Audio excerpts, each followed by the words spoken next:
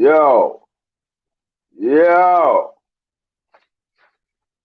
how are the blood clots are going around here? Come on, Gazavel's in the place. It's G Blockery. Yeah, man, shut up, man. Shut up, you get me? Yeah? Just shut up, man. You hear me? No man can't tell me nothing about gravity. No man can't tell me nothing about relativity. Yo, come on, it's Doppy season right there, man. I was just remixing another Doppy. Yeah, yeah. You hear me?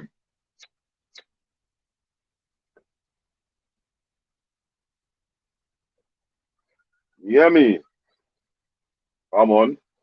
These YouTube hoes ain't loyal.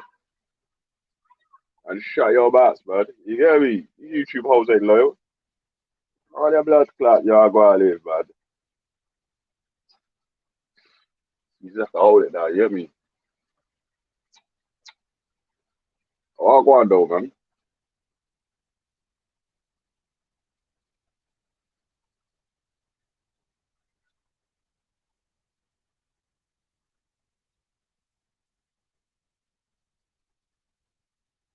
Mm,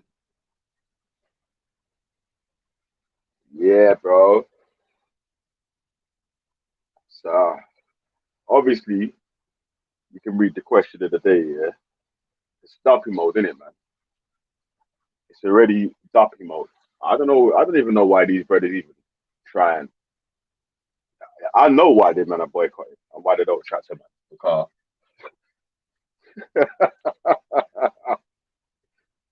yo, because it's organic.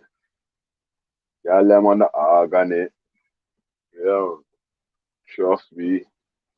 They feel the pain in the heart like a slug to the chest. These man are washed, man. Yeah, all right. Big up A under, old type 92 dread, old type King Yazuki, old type fake African stop claiming the girls. Yeah, old type born rich. You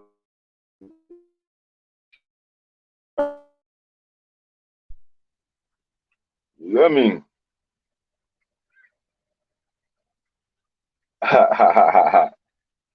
Saudi Arabia has less crime. Everyone knows if you steal, you lose your hand. Mm. Mm. So how many people have had their head chopped off in Saudi? Mm?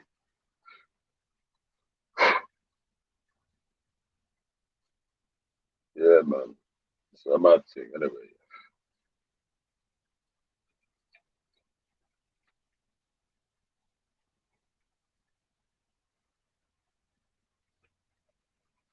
Yes, really, you can read and count the people convicted for grooming. Some people need to hear the facts about 264 times before it sinks in.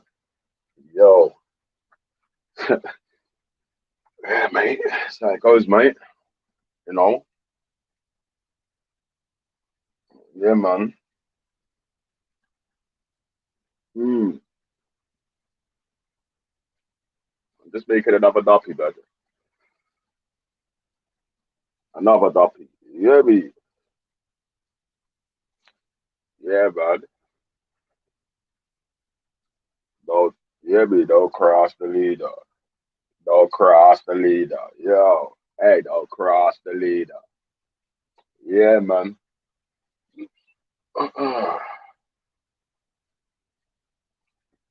Like we say, man. Like I'm saying, innit? Yeah. I'm on my laptop today and I got a little bit of time. Ain't got the whole day, but I got a bit of time, innit? So who wants it? Step up now so I can box you, innit? Mm. I'm box bad all over the gap. You get me? Yeah. Let me put the link in the chat. Yo, don't want it, Rahove. Yo, don't want it, Rahove. No. Yeah, me. It's G Black. We running this YouTube shit. Oh, mate. Yeah, man. So much pain, yeah. So much agony. Yeah, so much pain and so much agony. People had to run and hide. Yeah, just hide, man. You get me? Just hide when you see the Gaza boss about, man. And shut your beak,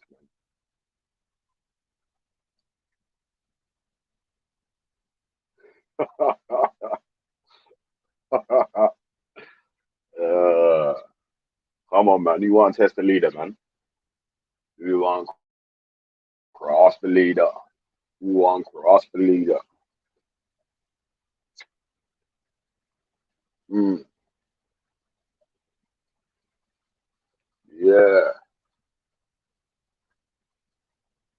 Well, go on. Yeah, we got urban analysis in the building.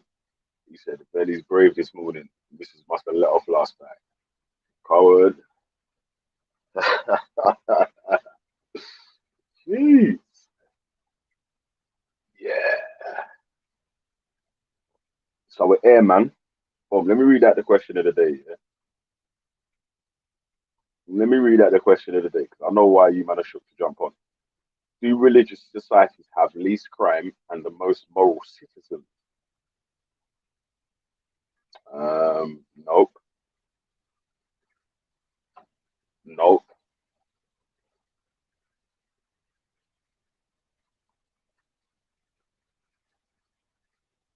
Mm,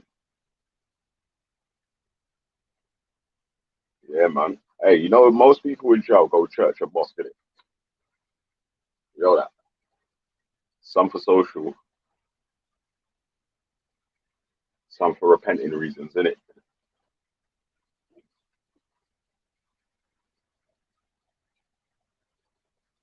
Anyway, man, let me big up my G Block team. Yeah, big up Ultra Funky. Yeah, get well soon. Yeah, sick motherfucker. Yeah, old type Jim Jones. Yeah, Jim Boo. You get me? Yeah, old type Renegade Rough. Carbon, carbon. It's the G Block. See, just as I said, man's name. Yeah, boom. Can we list religious societies? Israel. I don't know, man. We're gonna have to go through it, man. We're gonna have to go through it, man. Like, mm, obviously, the big dog, USA, United States of America.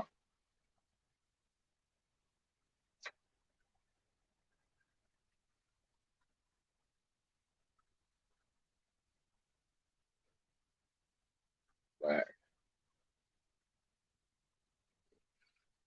yeah, people try to hide from that one, didn't it? Especially the Muslim guy was trying to hide from the United States of America being a religious country.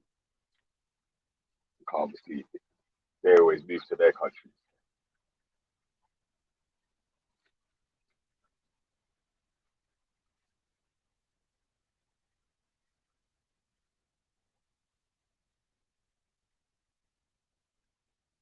Onset of a cold. I hope. Huh. I was just imagine where's Mecca? That's religious in Saudi Arabia.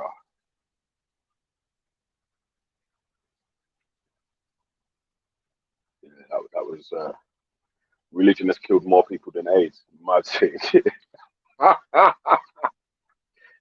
you. Man,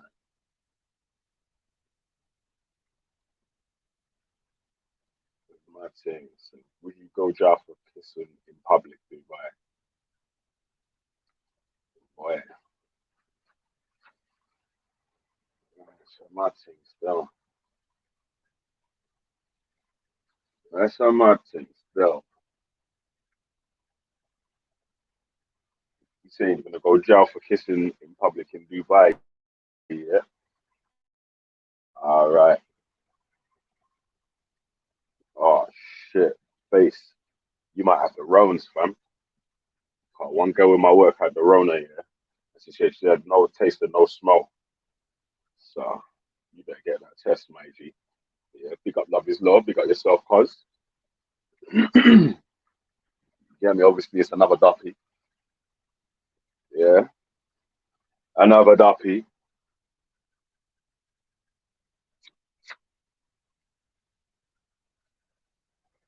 I mean, yeah, man. So we step on them. Yeah,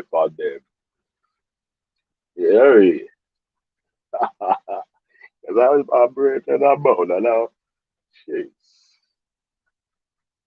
Man, that's a baby and I'm older now. Yeah, man. Trust me, you better send for the test ASAP, brother. Uh,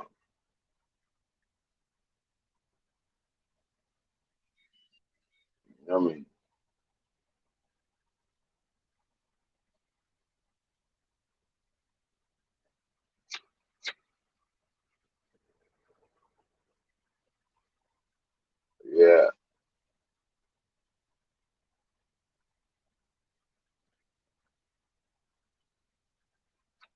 Yeah, yeah. I heard that one at Urban. That's true still. When you get that cardboard taste, and then it starts coming back, and you're like, oh, yeah. Yeah. Back in the game. Yeah, man.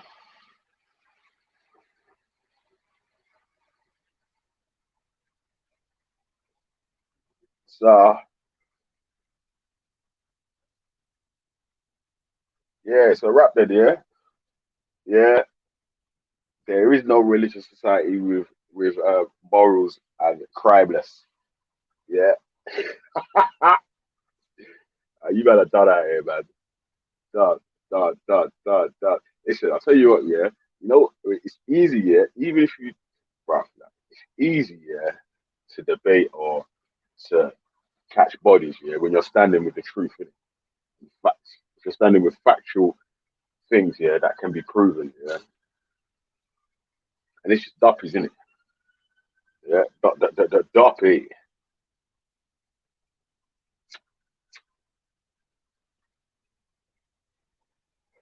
Yeah, man.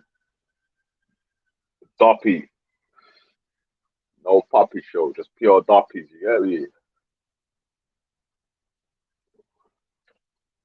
Oh, man. Oh, man. All right, yeah, man. Big up yourself. Shiva Jagadov. Yeah, man. Hey, bro, listen, man. I don't know if you got the Saturday school note notice this morning, Shiva Jagannath. Maybe you want to click on the video that I uploaded earlier.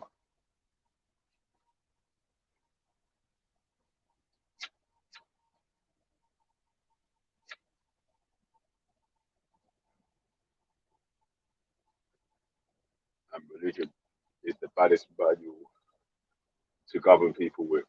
Religious people are prey to the governments. Oh, man. I said flat earth is dumber than Schiffer. Mad, mad. I said, Natty, how's Baphomet? Yeah, man. See, like, obviously, you feel like an atheist, yeah. You know, sort of believe in these weird things. Yeah. Who the fuck is Baphomet? Be?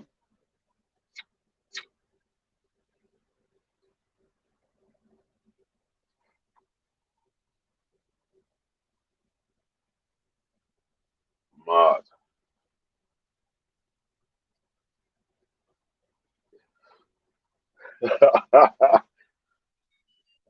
Yeah, man.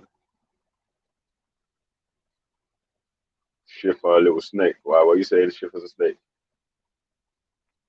Why you say that?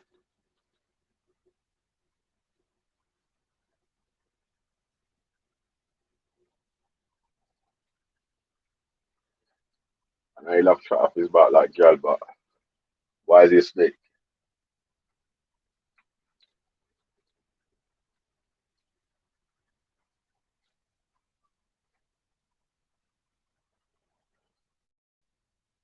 Mad, mad, mad.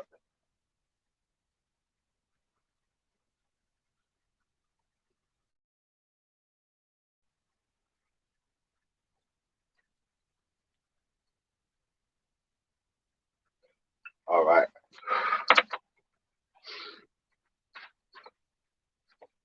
Yeah, man. So let's get busy, man.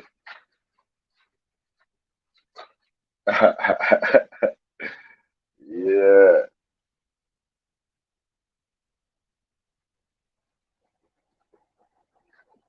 But man, let me tell you now, man. Most people are religious. I mean, most people in jail are religious, bro. Right now, they're praying. Like, God allow me and all them things there. You hear me?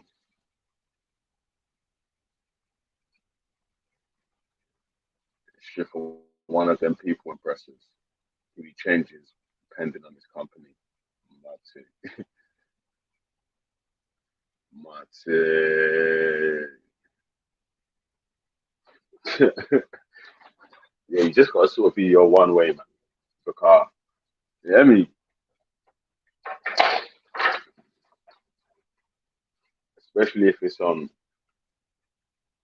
like this recorded platforms and so on and so on. Yeah. You know what I mean? Just stay your one way, man. Not bad with it. Yo.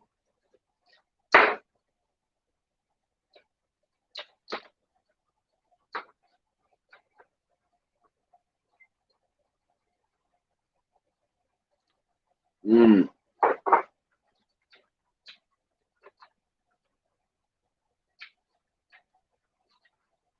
Hold on a sec, yeah. Just put my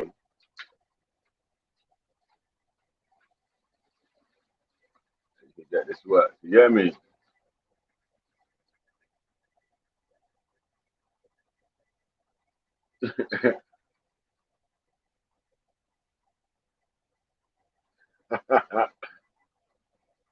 Do you put every belief system in the same boat? No. Where's your day? You've gone. Never had one. Nah, most people in jail tend to be religious. Once I hit the road, no more Juma. Facts, facts, facts. Yeah, trust me, trust me. What's wrong with this, brother?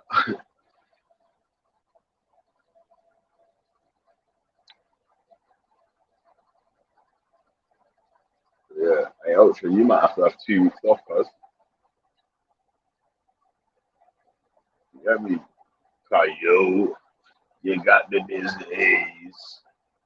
You gave it to my friend, and you won't have sex again. Yo, you got the disease. Yeah. You hear me? All right. So what? I tell you what, yeah.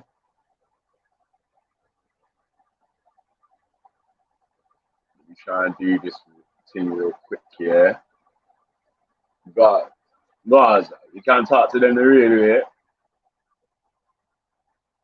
No boy can't take off this track, play them like game there. If anything you move, we not speak to this game there. Bloody washing machine. Like you got the washing machine. Bloody hell. There we go.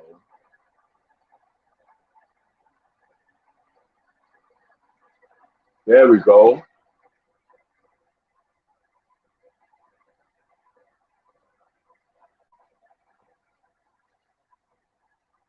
Some become religious 7 times.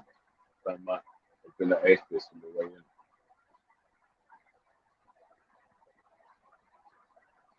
Some people are religious, some people use it for social. You might see people that are on different wings that you won't get to see usually. You know? Some people go to church and Juma. You know about that? Man go to church, man put his pussy on to go to Juma and take it off to go to church.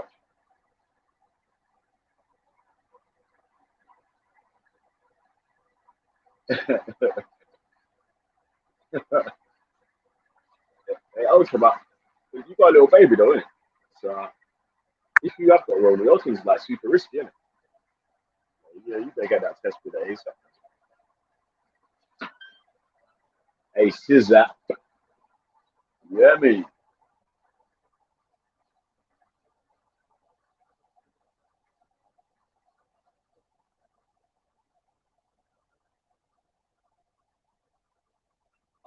See you.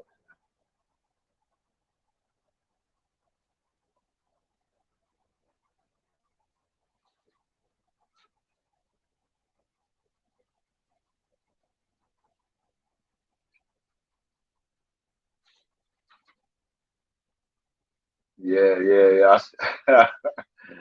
Yeah, man. Something different in this thing, cause man, it's church angel. Yeah, you get me? Mom. Yeah, yeah, yeah. I saw it, man. I'm just trying to finish editing up this little clip. Yeah, it's not. It's a. It's a little bit petty, but it's not full petty production. It's pettycation. Yeah, it's a little bit petty and a bit educational. You get me?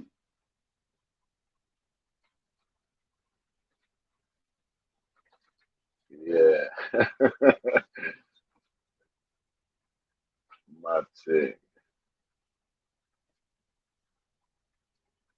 Wow, wow. Yeah, we got the Diwali massive.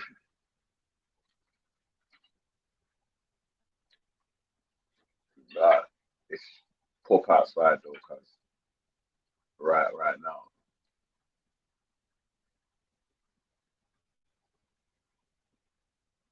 You get me?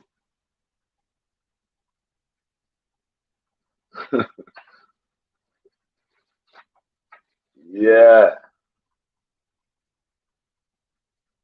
So come true though, man. Obviously, you wants to get this work, man. You wants to get this work. I don't know why you man are hiding from. Don't run, babe. Baba boy, don't run. So what was the stats were? Bring up some. What stats do you need?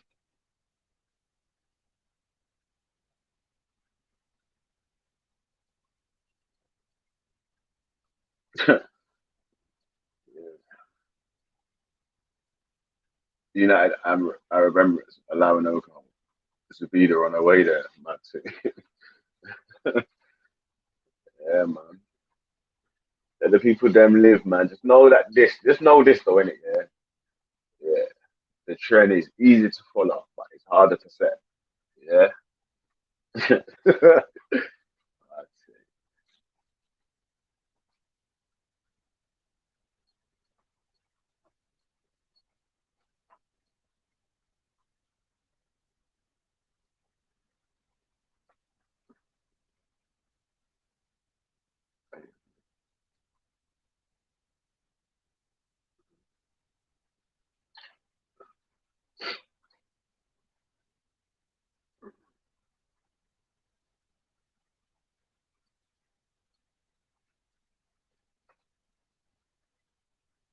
Mad.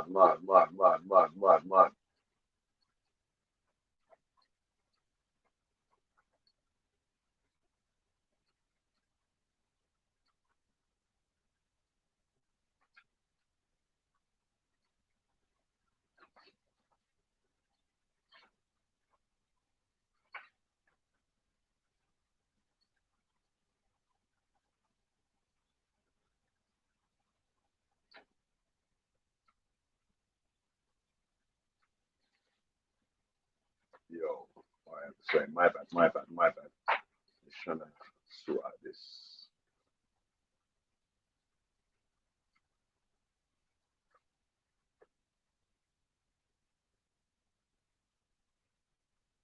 Mad. Yeah, man.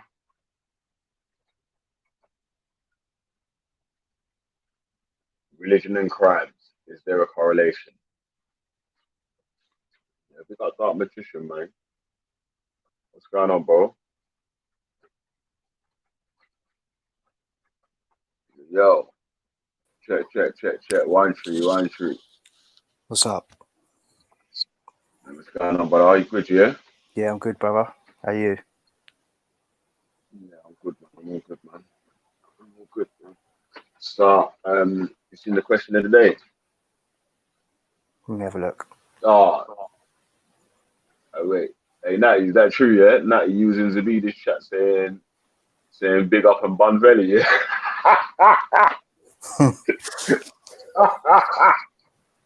Oh, my days.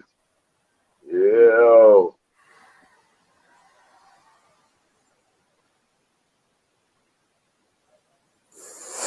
I don't know about the most moral citizens, but I think certainly there is definitely statistical analysis to show that secular societies are much more have less crime.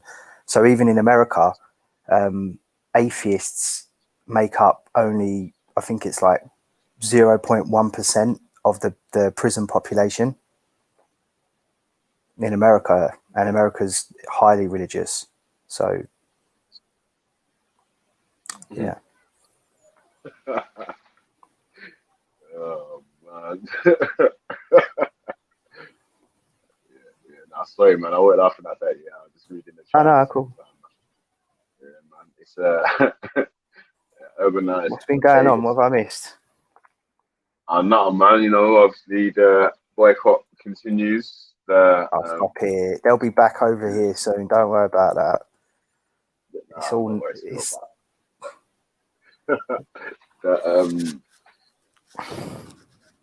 the false claims continue. Yeah. what claims are they making? Jeez. No, I don't think. I'm not talking about like claims that people were supposedly boycotting and making. Yeah, I'm talking about the false claims from dons that come on. Oh, okay. I see what you're saying. The dons that jump on the block and other panels, you know. So, jeez. Yeah. So what are you saying though, anyway, brother man? Nothing. I saw that no one was jumping on, so I thought I'd jump on and see if other people would jump on and start getting it kicked off.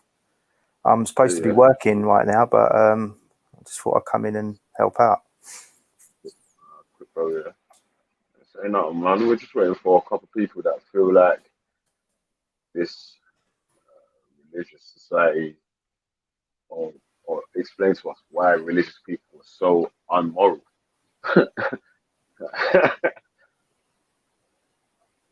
Yeah. All right. So the leading religious faiths of prison in the UK.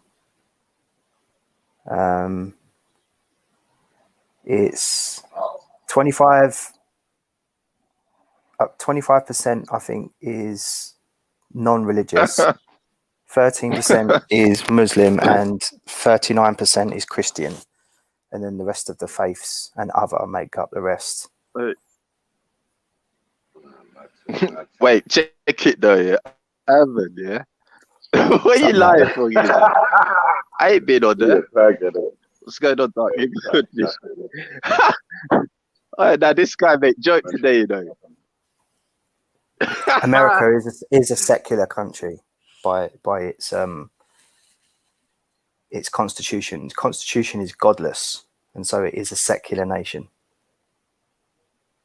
I would bring your attention to the First Amendment, Reggie.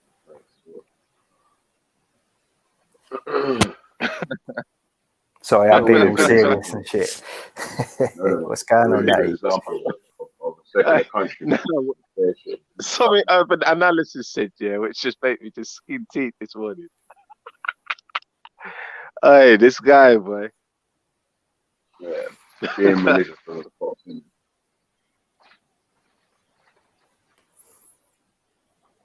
Being atheist doesn't necessarily stop you sinning either. So, exactly, man. I'm out here. Beautiful. Come on. So yeah, I think Dubai has less crime. Saudi Arabia has a lot of less crime.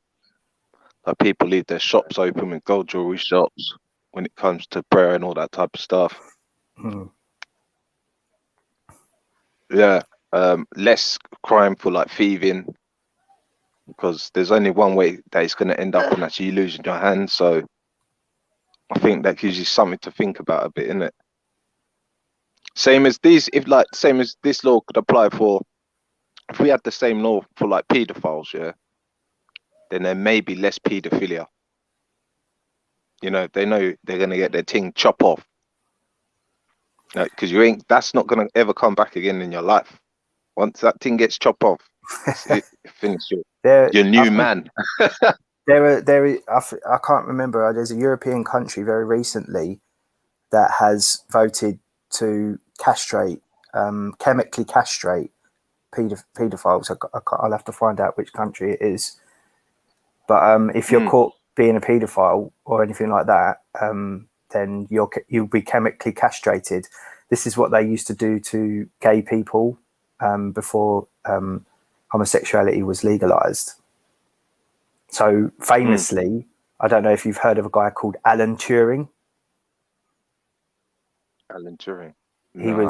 He was part of the Bletchley Circle, and he helped to break the Enigma code, the Nazi Enigma machine, and he's widely credited with creating the first ever computer program, because in order for him to break the code, he had to create like a kind of systematic computer program to follow the code and be able to break it. You must have heard of the Enigma machine. Oh yeah, I've heard of something like that. Yeah, that's how like computers come about as well, wasn't it? Yeah. So this guy called Alan Turing was a British mathematician, and he was gay, but he was also part of the team, the Bletchley Circle, who broke the Enigma code. And because of his work, we were able to have some of the technology that we have today, which are, you know, computer processors, etc. And he was arrested and put in prison for having sexual relations. And he also volunteered, instead of going back to prison, he volunteered to be chemically castrated. So he wouldn't be able to get it up any longer. Yeah. But yeah. Yeah, that's what they should do, man. I think.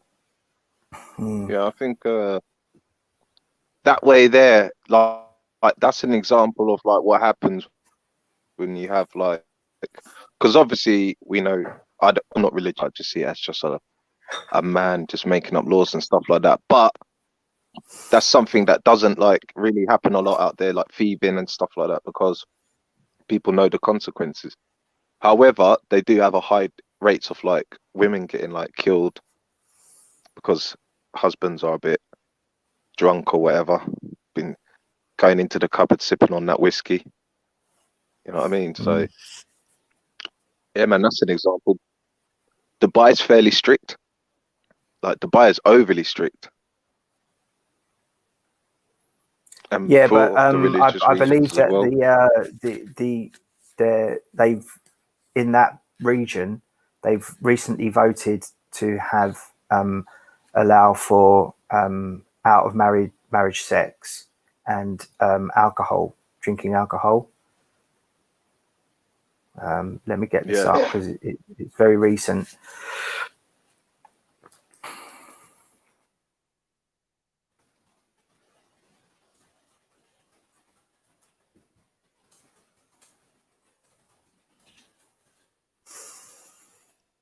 Here we go.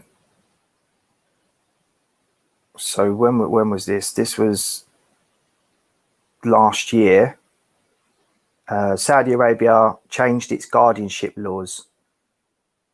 That was last year, but this is something that was very recent. It might be the Arab Emirates, the United Arab Emirates. Yeah, I've read that up.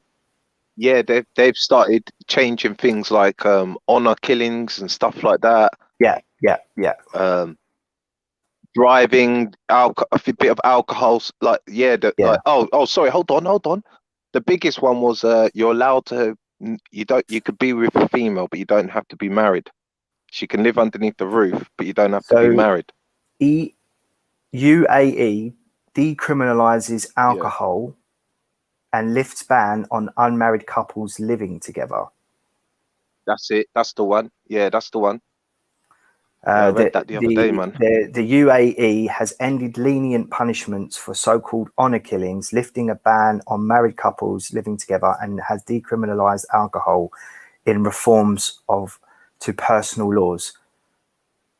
Foreigners living in they're not the God's laws now. So yeah, basically, carry on. That would, you know, you could make a very good argument that they are moving in a secular direction. Yeah, so they're going against Islam. So they must be Kafirs now, obviously, because obviously we've seen this online where you're not allowed to be, you know, without wedlock, for what Allah says and all that stuff, what the Prophet Muhammad says, etc., etc. So these guys now are changing like history, like was obviously written in the in the great book. Sorry, say again. I said these are the United Arab Emirates. They're obviously now going against what it was for Islam before. Well, I mean, that's a hard one because some people will say actually it doesn't go against Islam, because it's actually, they'll find something that will say it's actually not against Islam. But for me personally, it looks to me as if they're going in a secular direction, because they're moving away from theocracy and they're creating laws based on their own moral judgments, not on what the book is telling them. Yeah, which is a good thing, you know, because, you know, we should be able to say this is not working, this is not right, this is causing we've got more things in common. Harm. We've got more things in common. Yeah, but I can walk into a pub now and you don't have to frown at me and you don't have to look down on me.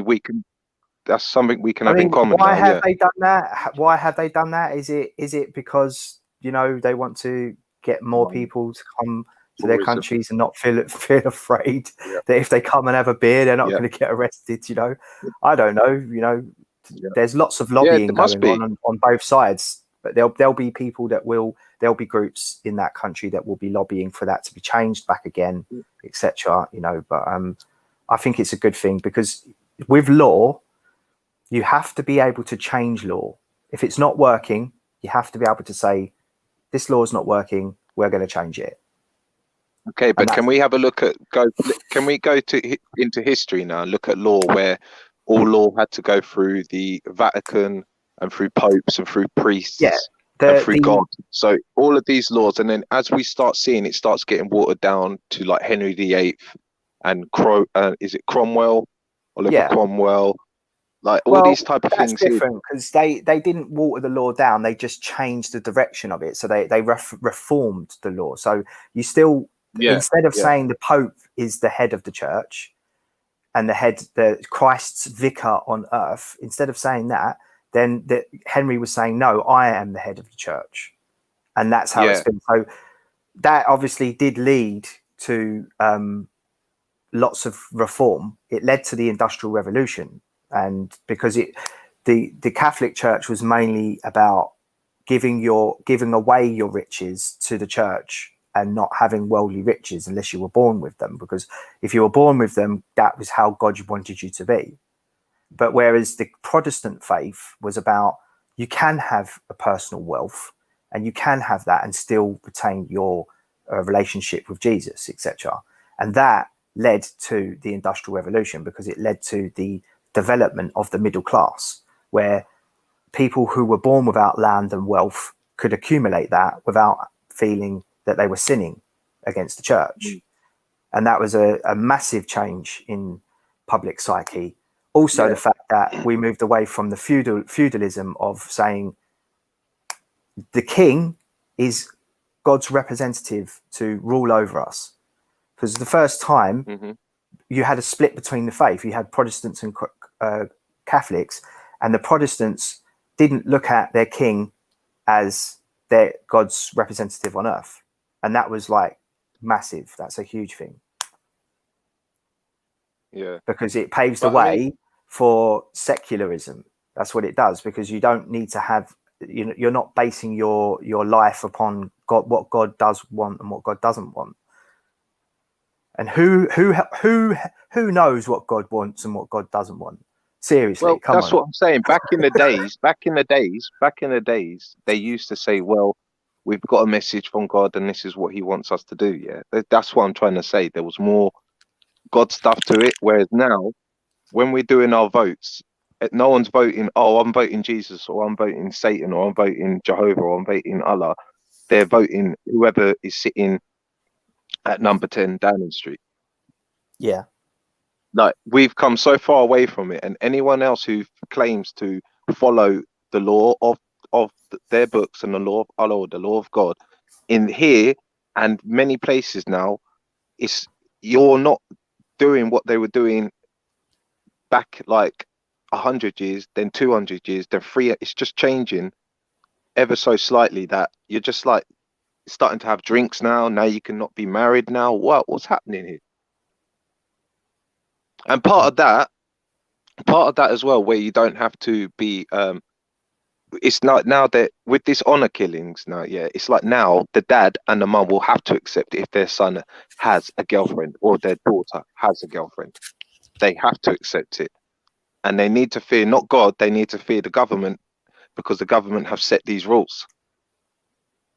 But before, these laws were, you had to have fear of it through God. You'd be disappointing God if you had a marriage out of sex.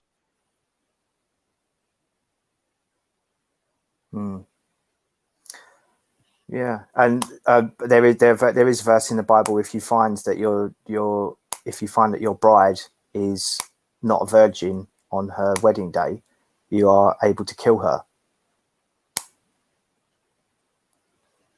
Is that what we should do? Should we continue to do that? Sorry, say that again. If you find that your bride is not a virgin on her wedding day, you are legally allowed to kill her. How they would know that she was a virgin or was not a virgin back in those days, I have no idea. But yeah,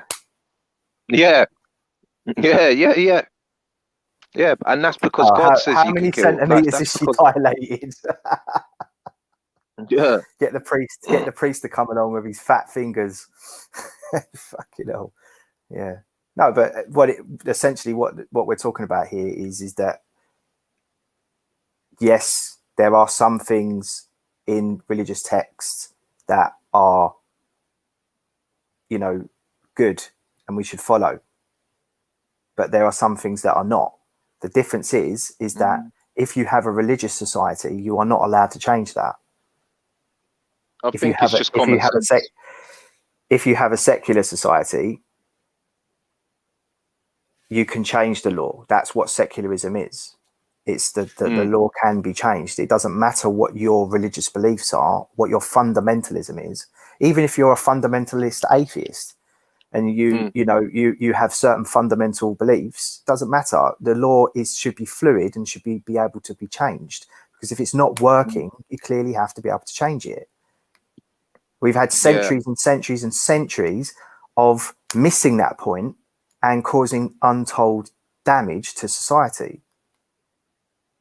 So do you think because in circular countries, do you think because of the vast difference people that exist that we then start having these like weird things like popping out, like people then making choices? And do you think that's what makes it more free? I think like free. Do you think it's more free? Because I'd look at someone praying in the park and he's doing it one way. I'd look at another person praying it in the park and they're side by side, but I'm free to do what I want to do. Whereas I think that's a good position to be in. It's a lot better than it was previously.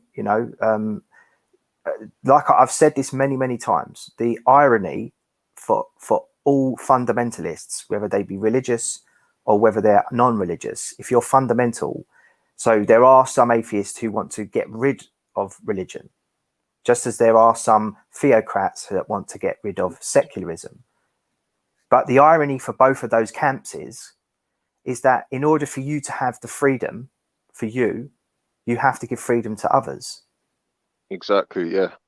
And there's no way around that, unless you are saying, I want to live in a totalitarian state where I can decide what you believe and what you don't believe, which is the essence of thought crime, the ultimate crime.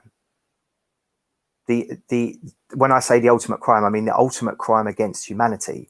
To criminalize somebody for thoughts that they are having is the ultimate desecration of a human right.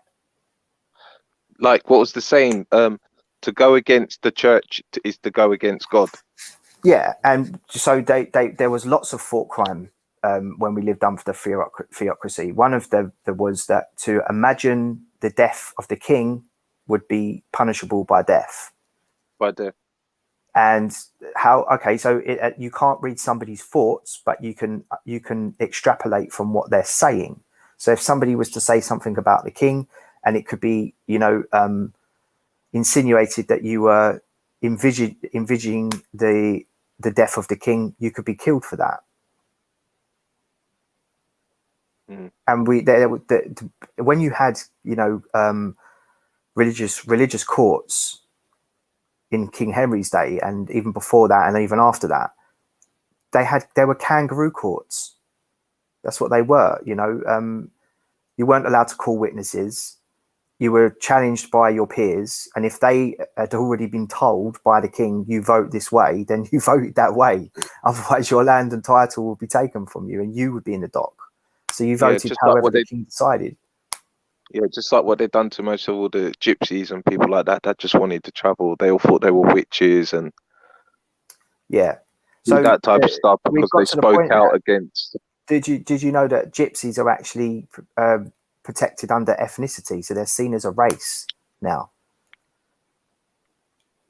Same as Jews, same as Hindus, travelers are now seen as an ethnicity, and they are protected under race relations legislation. So, another tool, isn't it?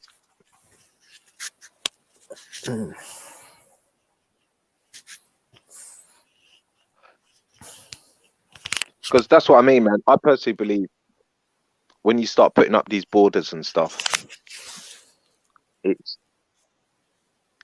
you just put up borders there, and then you could just control that bit of land and the bit of people inside that land so much easier than trying to control a whole continent where people are all on like the same wavelength. I mean, like China and North Korea. I mean, you can't deny, and like Russians and all that, you can't deny they are very self-loving people and very self-loving people of their country. Oh yeah, definitely. They've been through. I mean, I go over there. Go over there and say, I want to set up a business. They're like, well, let's have a look at your business. And if your business is going to have if it's going to generate good for us, then come over. But if it's going to affect our people, then you're going to end up paying a different pay packet. Because obviously it's underneath like the communist system where they were saying back in the days where everyone had to have equal money, but then you had foreigners coming over and earning like 72,000 a year, doing the same job as what the basic Chinese man was on the basic wage. So they were like, hold on a minute, we're giving away. We need to give to us, and we'll give you a percentage. So yeah, man. I mean, China and places like that are kind of an anomaly because they class themselves as a capitalistic communist country. So they've got there's a lot of stuff that they do. They're highly racist as well. They're very, very racist. But they've also got some really great things about them, So you look at what they're doing. You take. That's what I like about the Marxist dialect is that you look at two competing ideologies, and you take the best of them and you synthesize them to create a better synthesis. And that's the best way to do things with phenomena, with natural phenomena of how cultures spring up and develop. Yeah, and you understand them. I think, because I think like whereas like some of my Muslim friends, they'll go to the pub, but they won't drink alcohol, but they'll mingle. They'll mix, and people will start to. I've got Muslim friends that drink. I've got Muslim friends that bun it down. You know. That they like a line of Charlie now and again. You know what I'm saying? What? Yeah. They'll just go and do a couple of prayers. Yeah. Hey, you are snitching on the Muslims right now, bro. Bro, it's true though. They're coming to my packs, bruv. Seriously.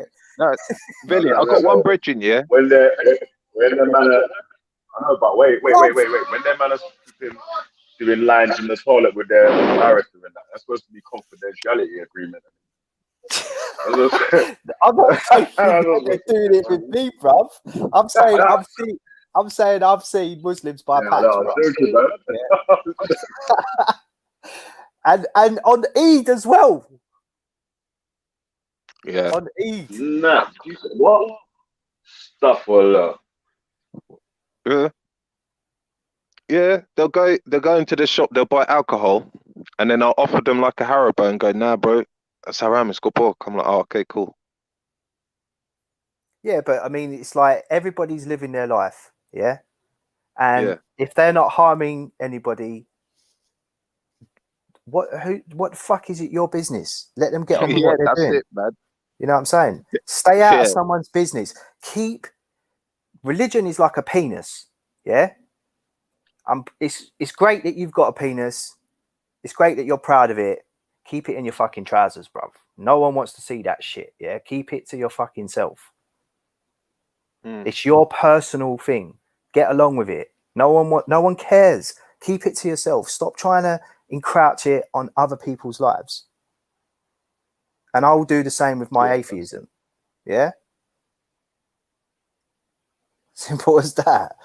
So, like I said, I don't believe that societies that are less religious are the most moral or the least moral. But certainly, there's definitely statistics to show that the more secular a country is, the least religious will be criminalistic.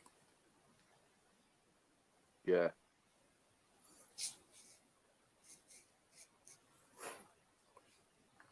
That's that done for the day. What's the next subject? Yeah, that's true, man. Everywhere's everywhere, man.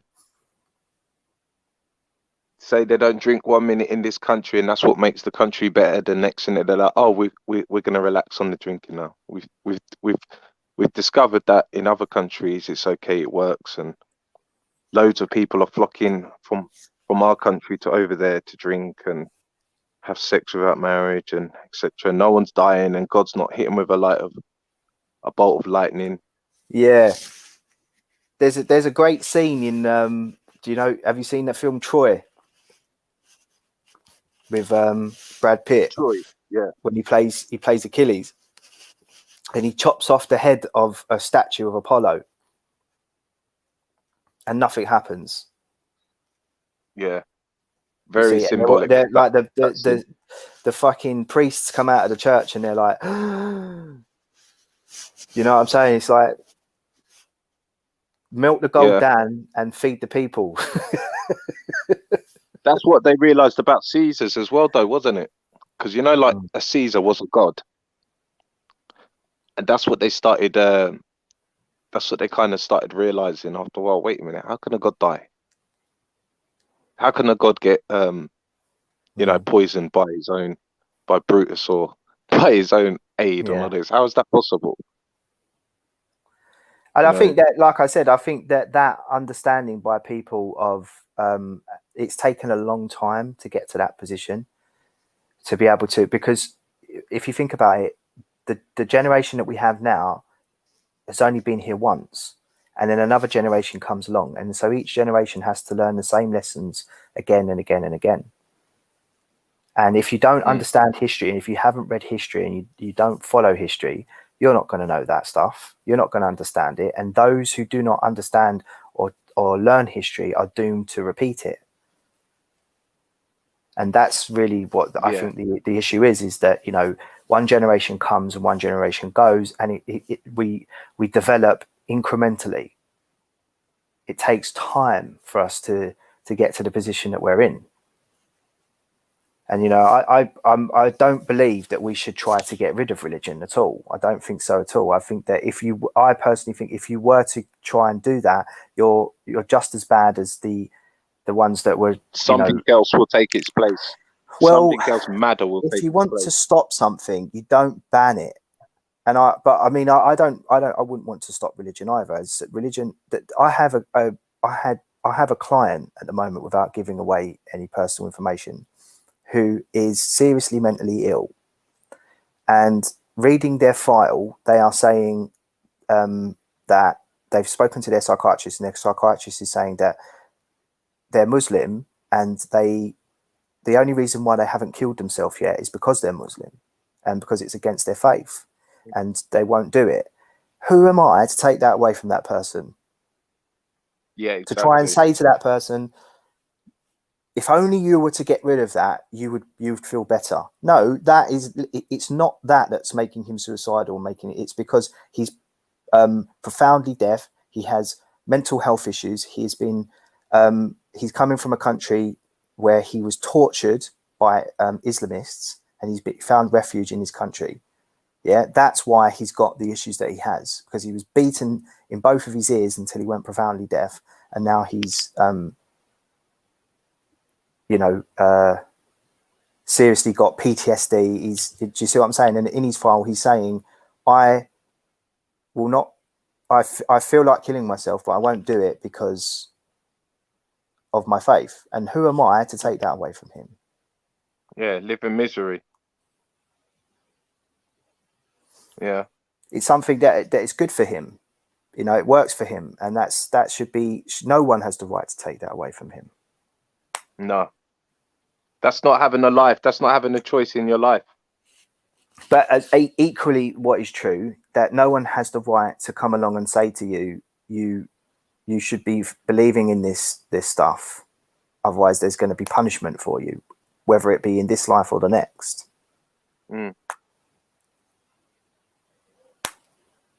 Yeah, you should be able to make that choice for yourself. That's right. Yeah, I think so. Because, you know, as we know, man, you're born and then you're dead. So in between there, man, if nothing's going good for you right now, or nothing's right for you, then you should be able to make that choice and just understand that, like, that is it. Like, you could, like, the funny thing is, how can someone tell me about a place where you're dead but never been there? Like, how can you go somewhere where you can't come back and tell somebody about that place? Well, that's one of the beauties and the dangers of death, is that we really don't know what's on the other side of death, and there's no evidence to suggest that your consciousness, which is electrical pulses in the brain, and your consciousness doesn't survive the death of your body. There's nothing to say that it goes anywhere else. And for me personally, that is comforting, because I know that, you know, that death is not going to be there's not going to be no torture. There's not going to be no endless praising, etc. and going on and on and on. Who wants to live forever? Only a coward wants to live forever. I wouldn't want to live forever. I mean, if there is a God, he fucked up, because really you should be given a little bit more time, I would suspect. You know, 70 to 80 years is not really long. And then by the time you get to 60, you know, if you've lived a good life, and you've had a good good bit of fun, your body's going to fail you because you haven't looked after yourself. You know what I mean? You're looking for, you probably might have dementia. You know, lots of people get dementia now. It runs in the families. Yeah, and you've got all but that I mean, to look forward to. don't forget, I mean, talking about having a good life and everything, but you have to work for it though. And that's what makes you like, I think that's what makes you like get old, like working and your brain always having to, like we're having to think about stupid little things. Just how nice would it be just waking up and thinking all I have to do is eat and then I could do whatever I want to do for the rest of the day. Yeah, I know. Age, like there'd be no aging on your skin. It would be so much just, there'd be no need to run because there'd be like food right in front of you, like that type of life. Do you know what I mean? But nah, I wouldn't want to live forever and having to keep going to work and having to keep worrying about this and worrying about that and worrying about money and worrying about money. Well, as a communist, I believe that work is one of the things that set you free. So I think work is actually something that's positive for a society. Idle hands and all of that. Yeah. So I do believe that work does help, but the fact you having to struggle in order to survive is not optimal. So better pay, better work conditions, etc. Those are the types of things that I would always argue for. But of course, you know, if you aren't able to work and support yourself, we should have a society where we do look after those types of people. And we don't. We think we do, and we don't. And especially this pandemic that's happening has shown that massively, because there is, you know, the charity that I personally work for is currently seeking to hold the Prime Minister and the government to account for failing to protect disabled and elderly people during this pandemic. And lots of disabled and elderly people have been completely left behind, and they have no help whatsoever.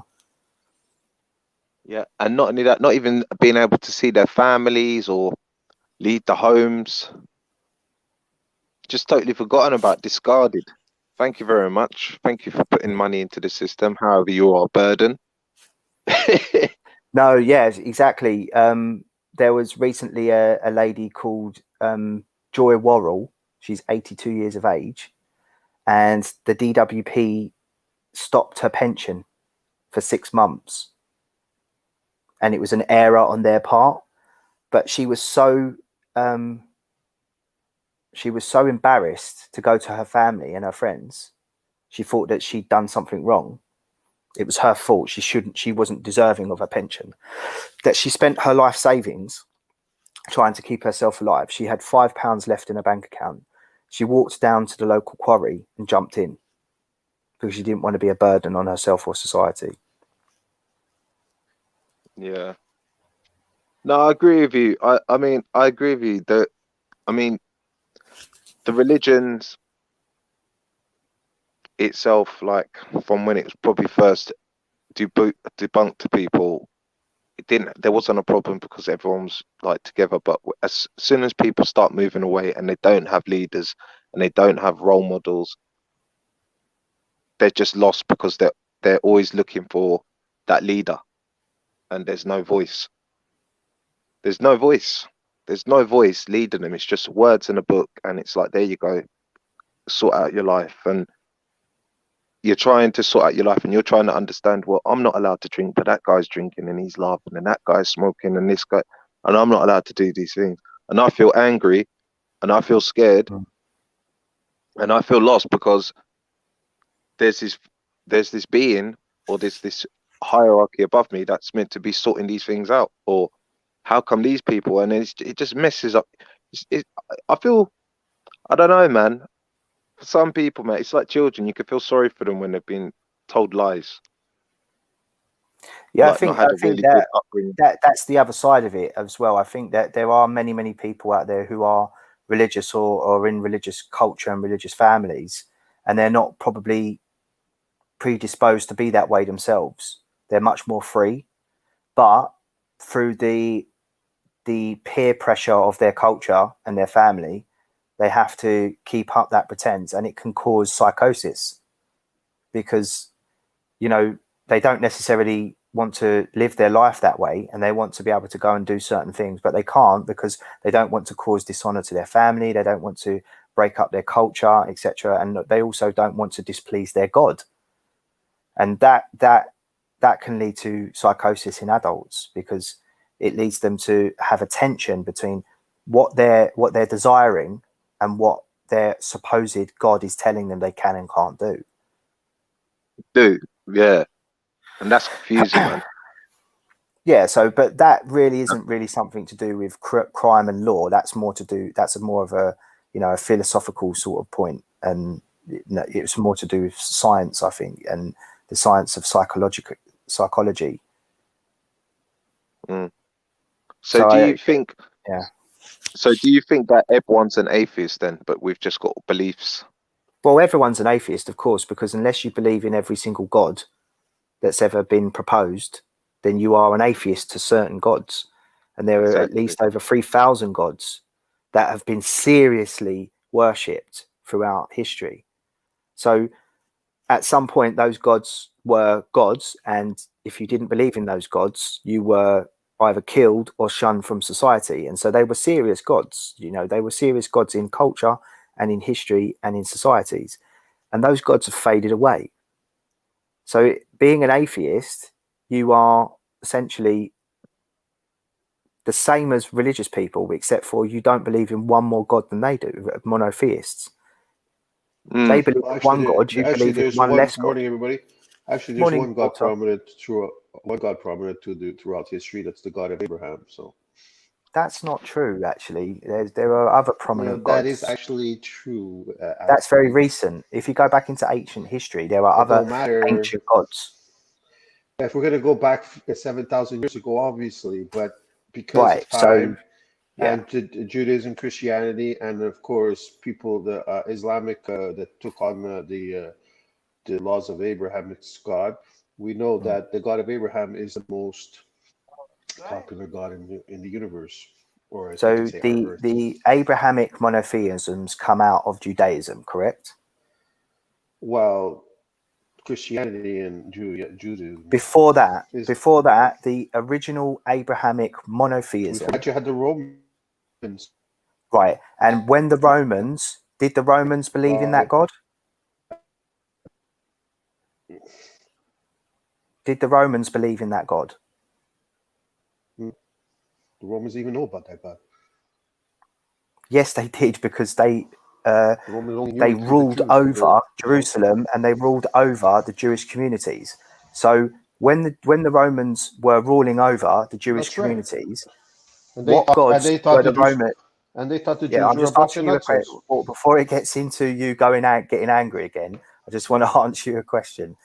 What gods did the Romans believe in? Did they believe in the monotheistic God, or did they have their own gods? Well, they had the Caesar was God to them, remember? And at one point, Caesar was like a god also to them. He was like part of that. So there's one god. Did they have any other gods? They had many types of make-believe gods. Exactly. So it's not true for you to say that throughout history the main god has been God of Abraham. Told you that's a recent thing over the last 2,000 years. But it don't matter. It's because the truth came out. Because it's estimated that human beings have been having. You can't go like, oh, the monkeys believed. Just because you believe something is God doesn't mean it was a god. Why not? To those people, that was their god. Obviously, those people all switched. All those people switched. No, they didn't. Believe they died. You notice that they died. Listen, they didn't don't switch. You know that they did not die. When Christianity started growing, the Sumerians didn't die out. The apostles went out into the world converting people to Christianity. So there's people that I'm sorry to break it to you, but history did not begin with Jesus. I'm sorry to break it to you that people. I'm sorry, Dark. I'm sorry to break it to you. I'm sorry to break it to you people chose God at the beginning, the Abrahamic God, over the fake gods that were in existence. No. Yes. There were societies before Abraham. What? No kidding. But they chose the Abrahamic God over time. They chose the real God. What is it that's so hard for you to understand? What is it so hard for you to understand? That do you see anybody believing in Zeus, Apollo today? God? All these gods you're talking about. Do you see any of them? Angry? Why are you so angry all the time? Because you're a liar. What am I lying about? I go to one site. People are lying. They're making up stories, and then other people believe this garbage that you preach. Then you go to another site, and then when you get to a society, you get a person like Nadi who has absolutely no clue what's going on because he's the new generation, and he absolutely has no idea what happened. Why come on and just Because guys that don't believe, because secular guys like you who have absolutely no clue about nothing start preaching, start destroying society, and we end up with garbage. People just walking around banging into walls. Let's say, for instance, that you're right, that we don't know anything about history and what we're saying is all lies. Why does that give you know anything right about God, that's for sure. Okay, but so why does that give you any right to come on here, be rude, be insulting, and be angry and start You are being insulting. Wait a minute. You're the one who said we're cowards. Didn't you just say that anybody who believes in eternal life is a coward? I thought that's pretty insulting. What have I said that's insulting? Anybody who believes in eternal life is a coward. That's pretty insulting. No, I said the only people that want to live forever are cowards. Are cowards. They're afraid to die. That's insulting, isn't it? Because they're afraid to die. It's not. That makes them a coward because they want to live. They want to live longer than the. Because you just want to become dust. You want to become dirt. Why am I not allowed to say that? Why am I not legitimately allowed to say that? Why is that? You can't say. So wait a minute. So you can't say something. Well, I believe that a person who just wants to live forever is wrong. There's a word. Or I don't agree with it. Or they are cowards. Now, last time I remember, coward is an insult. Yeah. It's not an insult. Oh, it's not an insult. I don't mean it's an insult. No, I don't. Maybe in English. The new English word. Yeah. Well, this is a perfect example. You guys keep on changing the English language every 2 weeks. You have a certain belief, and you're not going to be happy until I believe that belief. That makes you a bigot. I'm not happy. I don't care. I know that I know that society. You are showing what I know right now is that our society is crumbling. Our society is crumbling left, right, and center as we move away from God and continue on this path that we're on. Well, everybody sees that. You see America. You see America falling apart. They don't know what the hell they're believing in. You can't even talk to somebody. You can't even talk to somebody without somebody getting offended today. The world's going nutso, and you're thinking you got offended. What evidence do you have that the world is crumbling because they are moving away from God? Please explain that. The family is being corrupted. Why is that all broken up? To do with moving away from God? Because God said that the family to be married, to take care of your family, to love each other. Right. That's part of the Ten Commandments. Which country is that mainly happening in? That's happening everywhere. You just said that Dubai, countries that were religious. You just gave us a whole bunch of countries. Give us an example. America, Canada, England, France. Most of America are evangelical Christians. No, they're not evangelical because the divorce rate is 55 to 60%. So obviously, there's a lot of divorcing people. Moralistically, their country. Moralistically, their country is evangelical Christian. Where do you get that? Don't you see? Just because there's how many Christians in 90% of America is evangelical? Is that what you said? I'm saying that most of America is evangelical Christian. How much is most of America? How much are you going to give me? I don't know what the percentage is, but I would say 150 million out of the possible 300. I would say probably more than 80%. You're crazy. You don't believe that?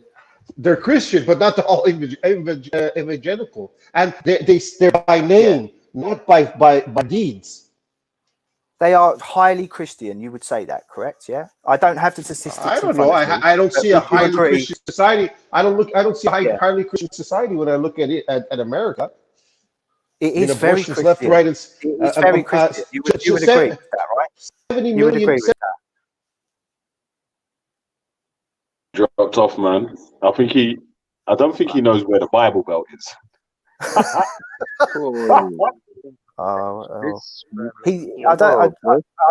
like Walter. I'd like to have a conversation with him, but you know, if you say a point against his point, he will become very angry, and he will say you're insulting him, and then he will say you're lying.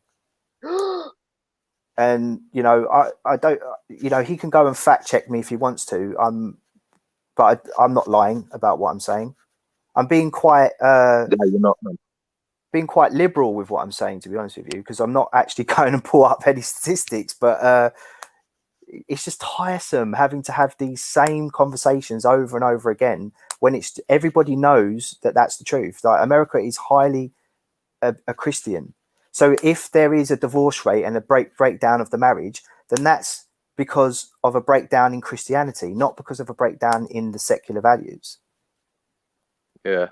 I mean, and there's no statistics to prove that anyway. That's Christianity is a philosophy that you choose.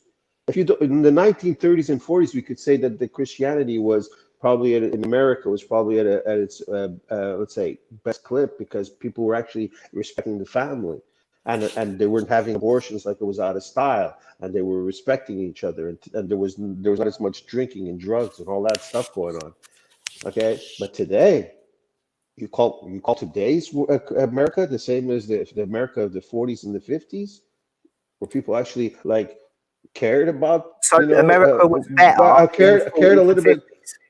America was better in a sense of philosophy, in the philosophy of Christianity, and in the 40s and 50s. Segregation was a good thing, was it? Segregation was not all prominent all over America, and it's because of the Christianity that segregation was broken. Segregation, but again, there you go again. Segregation was destroyed not because of secularism, but Dr. Magician, you know that segregation was not destroyed because of atheism. Why you get really upset? Dark Magician, stop lying and let me talk. You're talking all morning. Is it possible, Walter, that is the reason why you get so upset? The segregation again was destroyed because of the philosophy of Christianity, not because the philosophy of atheism. It's not because Martin Luther King went on a panel and started talking atheism that segregation and slavery stopped, or Zeus or Apollo for that matter. Bro, it wasn't Christianity. So Christianity in itself is always asking people to come to God and be respectful and honorable to each other. But you don't want to listen. What in Jim Crow to stop, and Christianity, there was flipping KKK chasing man down there as well. But again, here we go again. You guys have no atheist philosophy. Again, you guys have no atheistic philosophy. That's nothing to do with Christianity. You guys have no atheistic philosophy out there. Christianity, when you go into the New Testament, it automatically shows that people are all equal. Okay? And that's what stops a lot of things from happening. But there's a fine line there. Because what happens is people don't want to listen to the Bible, and people want to listen to the philosophy of the New Testament. So that's the society we live in right now. Christianity says that all people are equal. Of course. Yeah. St. Paul said there is neither Jew nor Gentile. Even if they're homosexual.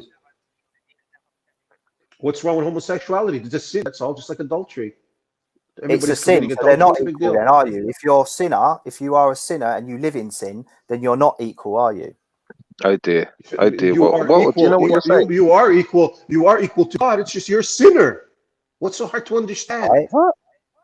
So would you allow your child to be homosexual and live as a homosexual? I cannot change who my child is. Would you have anything to do with if he's a sinner, he's a sinner. I can't do nothing about it.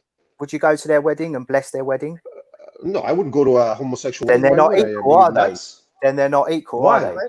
Be honest. Why are they not equal? Oh, so would you go to a thief's wedding? I don't understand. So I can't say that it's a. So listen. Why am I going to a marriage that's not even a marriage?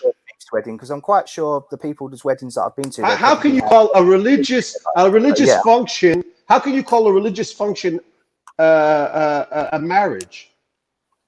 Why does it have to be a marriage? Why can't it be a civil partnership under the law?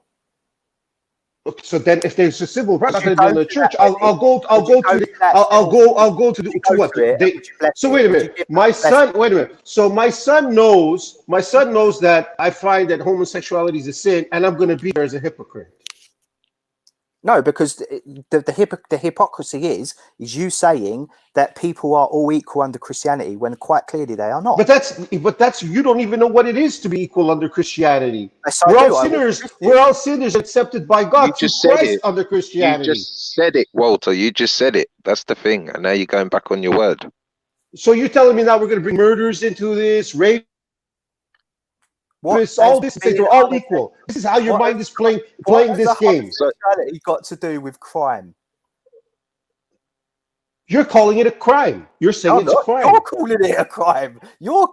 I'm calling it a sin. I'm saying it's a sin. And a murderer. Oh, we're gonna go to the weddings of murderers. This is how homosexual. This is how a guy. What? How do you win that? So your son is born, he's going around doing things that are against God's law, but you're going to accept it because he's your son. That's right, yeah. Or your daughter. And I don't believe that there is a God. But listen, in your mentality, I should accept. Am I equal to you? How are you equal? You're just equal in the sense of rights. You don't ever heard of right? You're allowed to go eat. You're allowed to go get a job. You're allowed to go get a job. Listen, you're allowed to go get a job. You're allowed to eat. Nobody's stopping you from being an atheist. Am I stopping you from being an atheist? Well, you're trying, absolutely. Of course you are. How? How am I did I put a law? Wait a minute. Did I put a law against you being an atheist? No, but if you had the opportunity, I'm quite sure that you would try to seek to have that place. Why would I would? We have the opportunity every day to vote what we want. Can you allow me to answer your question? It's the most stupid argument. You guys are here. You're in a free society, and now you're saying you're not free. One moment I'm stupid, then I'm a liar, then if but you listen, had power, dark magician, you are in a free society. You're allowed to do whatever you want, and then because I say it's a sin to do that. Oh, I'm not equal anymore. I'm not equal. Yeah. Wait a minute, you're going to get into my head now. You're getting into my head now, or God's head. What happens to people who break God's law back in the day? What happened to those people? What happened to those people? When those people probably a lot of them were probably considered criminals and atheists and went against God's law. What happened to them when we lived in a theocracy? What happened to those people? Yeah, a lot of them were considered criminals. Exactly, and when you were considered a criminal in that actual respect, what happened? That wasn't a religious law. That was the state who considered them. Isn't it? So the state, you can. And what changed those laws again? Philosophy of Christianity, not the philosophy of atheism. The progression of humanity. Atheism had nothing to do with anything. Atheism had nothing to do with nothing. No, it hasn't. It hasn't. It changed nothing. It changed nothing. Secularism didn't do nothing. Yes, it has. Oh, yes. No, it does not. It hasn't done anything. It hasn't done. It's not secular. There's no philosophy around. Somebody wrote a book about secularism and it's in a corner and everybody's reading it. Okay, it's because people were like, let's say you were going against the adultery. But when people realize, wait a minute, people are all sinners. We all sin under God. No, okay. Now, is this sin really that? Well, is that people? Yes, of course, that's true. It's common sense. There's no such thing as true. It is true. It's common sense. There is sin. Imaginary crime. It's an imaginary crime. There is sin. There's no such thing as sin. There's no such thing as sin. Point. This is why it's better to live in a there is sorry people, there is sin. Don't listen to the atheists that don't have any philosophy, just complain and bitch. That's all atheists do. The only way you can stop being a sinner is if you pray for forgiveness from my God. This is the atheist. This is no good. This is no good. This is no good. This is no good. Atheist. Oh, secularism. Okay, where's it? Oh, we make it up as we go along. You make it up as you go along. From where? Calm down, man. Calm down. You make it up where you go along. From where? Oh, we check history and we look at old scriptures. Let him speak. I don't know. All morning. Let him speak. I've literally just been on an hour or so. You know, I haven't been speaking all morning, to be honest with you. And to be honest with you, when Walter, I like you. You're an okay guy, but you're very angry, and you seem to be really upset. You seem to be. I don't know why you guys think you're evidently and manifestly quite an angry person. And when somebody has a different view to you, this is how they win. Oh, you're angry. You're a coward. You're this. You're that. You're always calling us names. If I offended you by saying that, okay, I apologize. I did not seek to offend you. Okay, all right. Let me put it in a better way for you. Anybody who wishes to live forever is extremely afraid to die. Yeah, it's not a question of afraid. If that offended you, if that's why you've come but that brings up the question. So now that makes more sense, because now that brings up the question. To just call a person a coward, close it there, it makes no sense. But now you're bringing up the question. You're saying that people that want to live forever, eternally. They want to live in this life, the life of suffering, where we're all suffering every day and getting older and all that. When it's Christianities, we want to live in a newer and a better society where it's like people don't have to starve to death, people don't have to hate each other, people can live with the ones who want to respect the rules of God, who choose to respect those laws. Then you're going to have a better society where people are not suffering, because most people in suffering are suffering mentally more than physically. No, that's not true. Physically, you can get away from the suffering, but mentally, it's always there. No, it's that's not true at all. People are suffering physically as well as mentally, but the two can compound each other actually, and they can go on to. So, for instance, if you are having, for instance, you're suffering from hunger and not eating correctly, it has a link to your mental health, of course. You could feed your stomach and you'll be better. You can't just minimize it like that. Yeah, and how can you minimize? First of all, I told you already. If I could speak, please. If I could speak, okay, all right. Just allow me to land, and then you can go on a rant. When I say about living forever, I don't just mean in this realm, okay? Because there are implications for both. Living in this realm, in this reality, physically existing, imagine there is real consequences for living forever. And a lot of them have been borne out in philosophical arguments. Now, living forever in heaven, as you would call it, there's also implications for that. And the both combined, for me, anybody who wishes to have either or both is somebody who is extremely afraid to die, and I think there is an element of cowardice there. But usually people who have eternal life are not afraid to die. They actually die for the philosophy. So what are you talking about? A lot of so there are people who will die for their philosophy. Of course they are. Yeah. But the majority of people are still afraid to die, even though they feel that they're going to go to heaven and live forever. Now, I don't think that most Christians, you say they believe, Muslims, that a lot of them they know. Can I finish, please? I don't just believe talking. You for 10 minutes, and I said one sentence, and you went go. You don't let me talk. Right. I'm going to go because it's impossible to have a conversation with you. Basically, the conversation is you talk for 5 minutes, I talk for 10 seconds. Okay, continue. No, that's not it. I think everybody can see that you are not open to have a to and fro conversation. I was trying to make my point and you interrupted me. Okay, I didn't interrupt you. I waited for you to finish, and then I came in. That's exactly what happened. And I'm not going to waste my Saturday having an argument with a very angry Christian like you, who doesn't want to hear other people's points of view, and he's insulted when somebody else makes a comment about something. It's really, I'm not going to waste my time on this. It's pathetic. You are better than me. Continue. I'm not saying that I'm better than you. I don't think that I'm better than you at all. You're wasting time. You're here.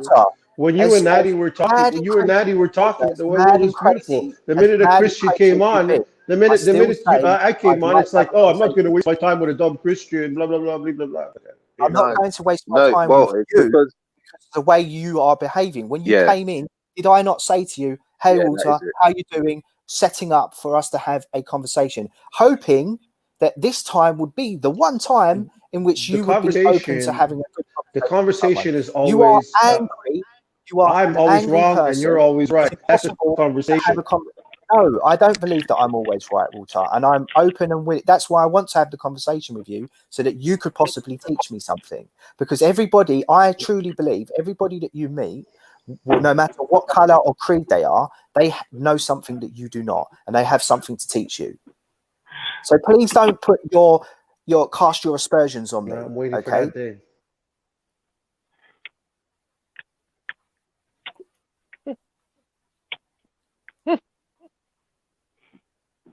Oh boy. It's too early in the morning to be getting angry, man. Exactly. I just want to come on and have a good conversation, and it's the conversation. I should know. As soon as Walter comes on, I should just jump off because it's not. There's no point whatsoever. But the thing is, I don't want to upset. It's always a good conversation. It's always a good conversation when we're three guys and all doing is bashing religion. That's always a good conversation in the morning. I don't know if you've noticed, Walter, but I've had some really good conversations with other people before who are, I've had good conversations with Shifa, I've had good conversations with Ralph, and I fundamentally disagree with them on huge amounts of topics.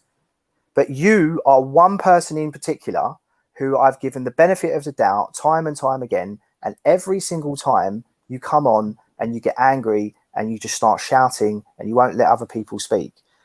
We do disagree on a lot of things, Walter, but I'm sure, if we tried, we could come to, some ground of common, agreement. Common ground on something, but we're not going to be able to get to that position if you're just constantly shouting all the time.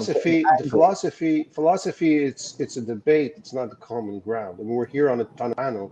We're not supposed to be like you have your philosophy, which is against mine. I'm not trying to debate. So it's obviously we're not going to be in the same plane because you've totally denied our philosophy as an atheist. You call me constantly saying it's bull.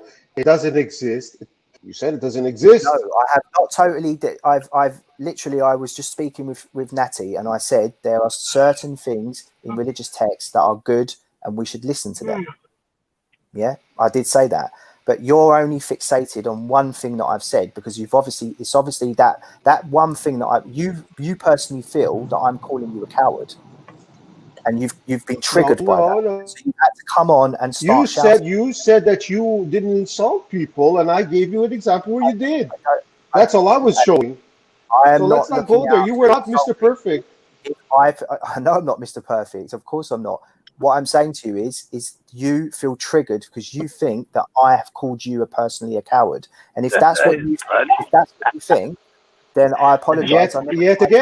Yet again, this is what atheists do. You gave me an example that you said you were in the thing, you were being beautiful, you were being such a nice guy, and I told you, no, you were insulting people. No, I wasn't. I gave you an example. Now you say I'm true because that was the only insult. There's plenty of insults. You say that our God doesn't exist.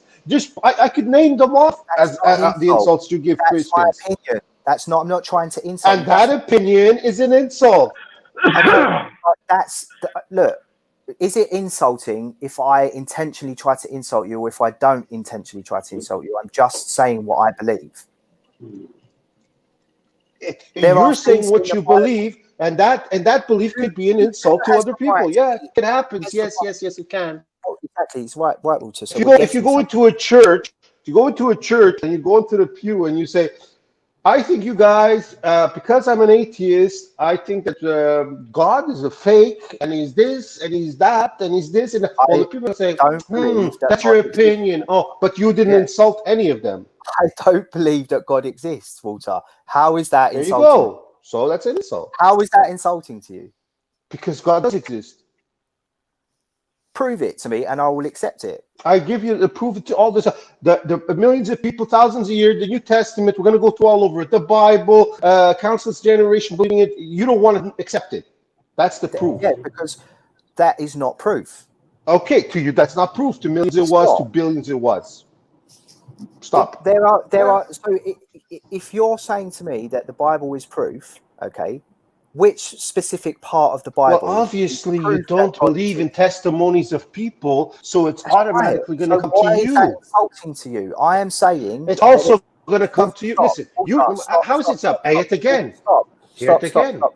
You've got to allow. He goes again somewhere else. You've got to allow me to speak, Walter.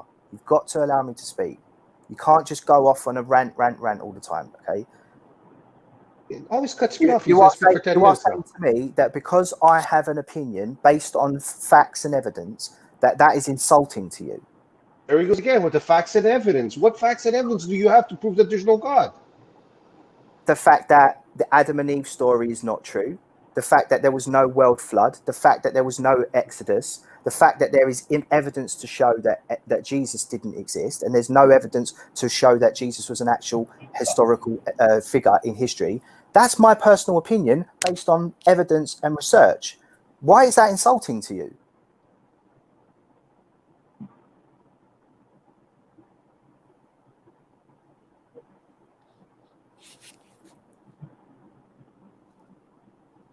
Has he dropped off?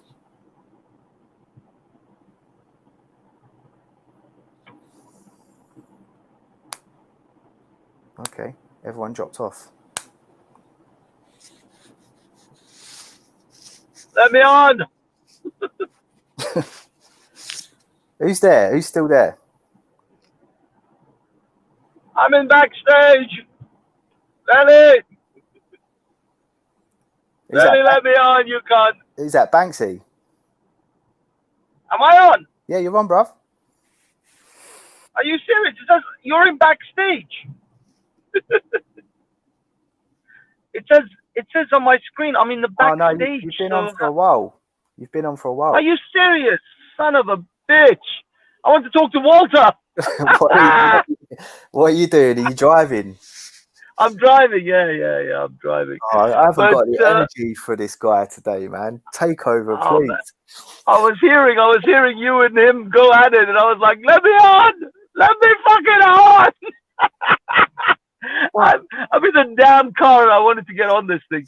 But the thing is, I don't know what exactly transpired because the screen I'm looking at, it keeps saying I'm in backstage. I don't know, maybe it's because I dropped out and I went back in, or I don't know, some shit went wrong with this thing. But either way, yeah, it was kind of, the thing is, when he talks about Christian philosophy is what made society what it is today, is the biggest crock of shit ever. It was in fact the founding parents of the United States who said they would separate church from state. Right, it was by that statement, the fact that they rejected Christian ideology and they separated their politics from Christian ideology is why they progressed the way they have. If America became so great by Christian philosophy, then they would have literally made it into a theocracy. Go and look at Iran. Iran is a theocracy. That's what theocracies look like. Oh, shit. There's a whole history of the Christians of Danbury, Connecticut, who wrote to I why can I not remember his name? He was a founding father, wrote to him asking for protection from the Senate, saying, you know, we are being persecuted by other Christians for our faith, our denomination. And so that's why the First Amendment was put in place, because the founding fathers realized that in order to have written the way it was. A free society, you have to have freedom from religion as well as freedom of religion. And that's exactly why they created the First Amendment, because they realized that you've got two Christian groups willing to kill each other for their own denomination. So under one God, one Jesus, but they are willing to kill each other because they say our religion is the best one and our religion is the only one that should be believed. Exactly the same as the Shia and the Sunnis in Islam. They're exactly the same, except they haven't had a First Amendment, hence they're still killing each other today. They never had a scenario. So every single religious denomination has secular tribalism, sectarianism. Yeah. Sorry, that's the word. Sectarianism, yeah. Sunnis and Shiites, Protestants and Catholics, and those divisions are even deeper. So there's even more denominations that fight against each other and argue. Even the Buddhists. Even the fucking Buddhists have segregations, and they've got the the Shintos and all the other stuff. I didn't know. Even the Buddhists have schisms within them. They're not all Buddhists are the same. So this is the thing. It's a human condition. You see, for me, these things, these schisms, these separations in these different religions, it's like the fingerprints of human beings. This is not the work of a god. These are works of human beings because they express and they show the follies of human beings. They have the faults of human beings as well as the good things. This is the problem. When religious people claim divinity over these religious doctrines, and then you see the blatant human follies within it, how can you say this is divine? How can you say this comes from an omnipotent, omniscient creature? Because an omnipotent, omniscient creature would do far better than these things, these books. I have a much higher standard for God than the Christians and the Muslims do. The Christians and the Muslims, I swear, if there was a true omnipotent, omniscient creature, he would be pissed at these laws. He would be fucking furious as how incredibly shallow and faulty they created this or represented this entity.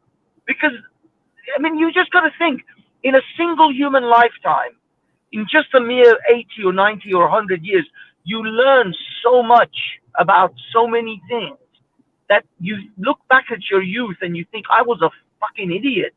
Why did I do those things? Why did I say those things? I was a narcissistic moron. Why did I behave that way? And that's in a single human lifetime. Now imagine 1,000 human lifetimes. How much you would have learned, how many things you would have done, and then go ahead and read the Quran or the Bible, of even the New Testament, not even the Old Testament. The Old Testament is narcissistic as fuck, but the New Testament, yeah. And go and read that character. Just go and analyze that character and see, is this truly some creature that has lived thousands, if not millions of years, that has learned from its own mistakes? Because it hasn't. It is an incredibly self-centered, incredibly narcissistic creature. It wants you to worship it. And if you don't, it'll burn you in some pit of fire for eternity. What kind of sick, demented fuck does that to a creature that he considers less important than a virus? This is the thing. You got to realize, it's like me being vindictive and wanting to burn a bacteria for eternity. Why would I have any kind of vindictive nature towards a bacteria? Why would I give a shit about what a bacteria does? We are even less than that as far as this creature is concerned, if this creature exists at all. and it has existed for billions, for eons, for eternity. In fact, it's timeless. But imagine a creature that old that has existed for that long and has learned nothing.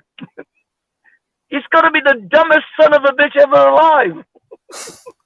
Well, I certainly don't disagree with that, and I mean, there's no evidence that there is a creator or such a being of this power, and I'm quite glad to report that that's the truth, and that's what we observe and what we find. Because if we were to find any evidence whatsoever to lean us towards that there is an intentional mind behind the creation of the universe, no one is able to show whether that being is benevolent at all, and whether it has our best interests at heart.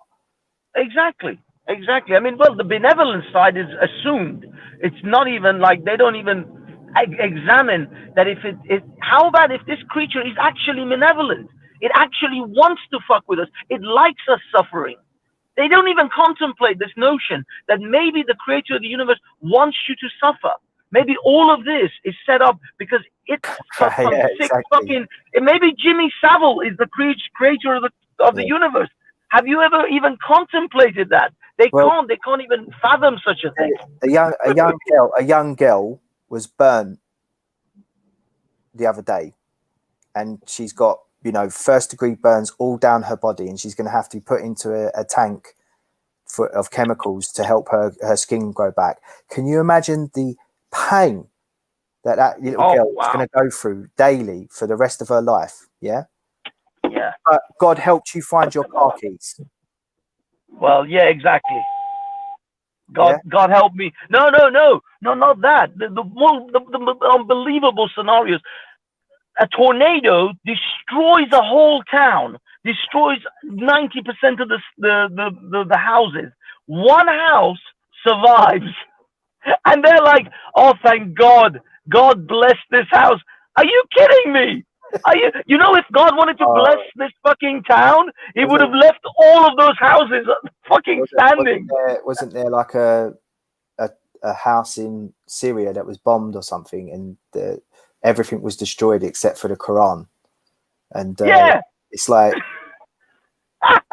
so everybody died in that house. All the but the book was saved. God was like, nah, man, the fucking Quran needs to be saved. Oh my God, these people are insane. If they think, if you were on any level, it's moral teaching. This is moral. This is ethical. Come on, man. I'm sorry. I'm insulting you because I think that's not like, I have a completely different view on that. If I pull out, us recognizing how ridiculous that is and how backward that is, that's insulting, and we're not allowed. That's how you're shut down. You're shut down by you're insulting me. If I was to insult you back in the day and talk my truth, I would be fucking burnt at the fucking stake. I'd have been drowned. I'd have been burned alive. Yeah. But this is the thing. If you take that Quran example down to a human level, if I had a bomb and I said I'm gonna kill everyone in this house with this bomb, but I'm gonna save that Spider-Man comic. They would put you in a padded cell. You're a fucking monster if you were to do such a thing. You were gonna kill babies, women, children, fucking innocent people, but you're gonna save a fucking comic book. Don't you realize that God moves in mysterious ways? We can't understand why God does these things. That's what it is. Question these things. We should just accept them. God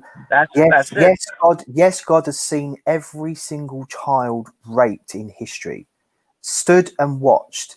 But the reason why God didn't intervene is up to God, and we just have to. No. They come up with this other bullshit. Oh, it's your free will. It's your free will. God won't interfere with your free will. If God doesn't interfere with free will, then why did he stop the sun in the sky to give Joshua more time to beat the Amalekites? There you go. Or why did he part the seas? and let the Jews cross the Nile. Why did he part the Red Sea? Yeah, exactly. Yes.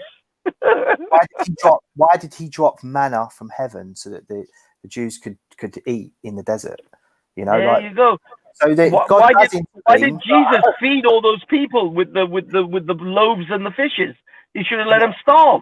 It's their free will, right? There is intervention, but we don't question those interventions. Ours is not the reason why. Ours is to do or die. Yeah, but here's another thing about the holiness himself. He was really fucking active around 4,000 years ago, then around 2,000 years ago. He was doing all sorts of shit. He was parting seas. He was splitting moons. He was making, walking on water. But suddenly, at the advent of television, recording devices, and photographs, he hasn't done shit. He hasn't done dick. There isn't one single decent evidence. I mean, he hasn't parted the sea in like 4,000 years. I think that's just a coincidence. That's just a coincidence. That you don't know what you're talking about. You don't understand how mysterious God is. Yes. God is a mysterious ninja trickster. He always agrees with my position.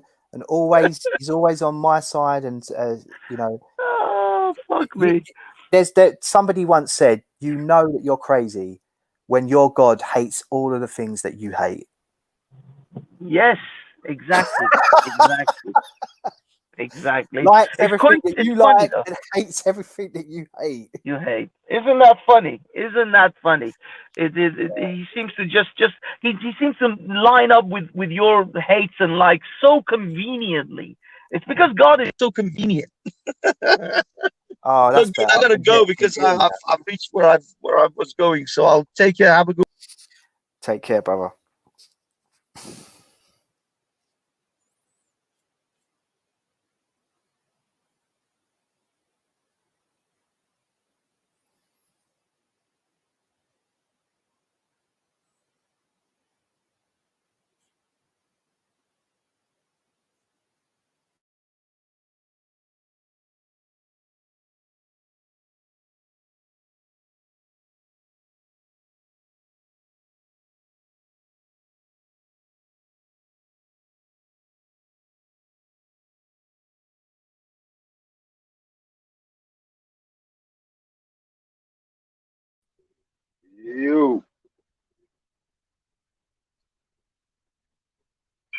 I want to ask you a couple questions, mate. Go on, Veli. You know when a baby is conceived, and the egg splits into two, and then goes back into one. Does that mean the soul splits into two, and then the soul splits into one?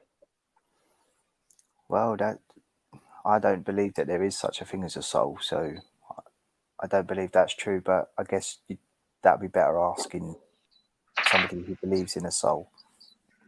What about if you're like a Siamese twin? Do you have like a Siamese soul?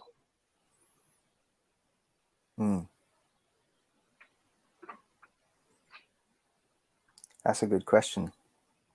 Are they the same soul, or are they separate souls?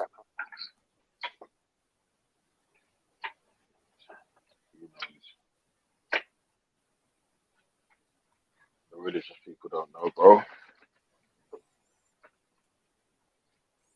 They don't know shit.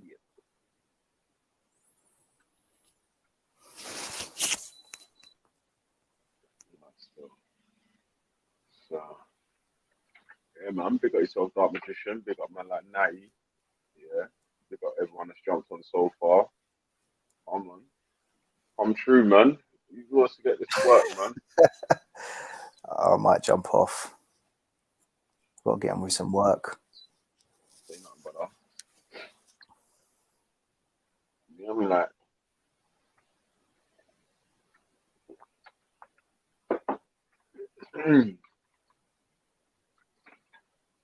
you know what I mean? You men are just typing in the chat. Wah, crying in the chat. Look at all the boycotts crying in the chat. Wah, chat.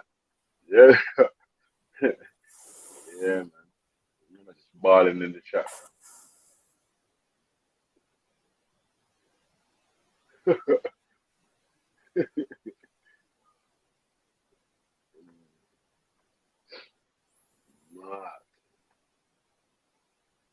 on. I think it's safe to say because of the Torah, Bible, and Quran doesn't exist. Yeah, because their attributes that they've given them are like contradictory. Yeah, I think that's a really good, solid statement to make. It's safe to say that these gods don't exist. I don't see how that's insulting to someone. And if you feel insulted by somebody saying that, then it's more to do with you and the insecurities that you have around your particular belief. Because if you do believe that to be true and you know that to be true, then it doesn't matter what other people say. It wouldn't bother you whatsoever. I think it's the fact that you do have an insecurity about your position and you don't actually believe it to be 100% true, and you have a lot of doubt. And when somebody brings that forward, it sparks the doubt in your mind and in your heart. And, you know, that's where you're insulted. You're more insulted about how you feel and how somebody saying that is triggering those feelings. Does it hurt, baby? That's why it's the house of pain, because, you know, it's not that what we're saying is to incite any kind of embarrassment to you or insult to you. We're talking about how we feel about things, and you're being triggered by that. And instead of internalizing that and looking at that and saying, why do I feel this way when I have the gospel, the good news? If somebody had the gospel, surely they would be happy for the rest of their life. No, they're not happy until you believe what they believe. And then everybody can live in that delusion. But there are some of us, atheists, who have broken away from that at the risk of our lives to say, we're not going to live in this delusion anymore. We have different ideals. We have different ideas. We have different morals. We have different ethics. We are going to put them out there. And you're not going to say to us any longer, shut us down by saying, we're insulted. You can't talk like that. No, I'm sorry. If you want to live in a free and open society, you have to risk being insulted. I'm insulted.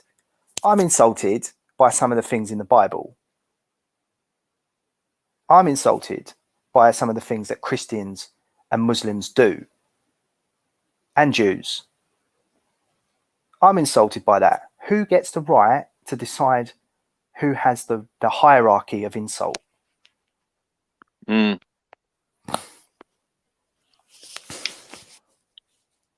See, that's the point, Diana.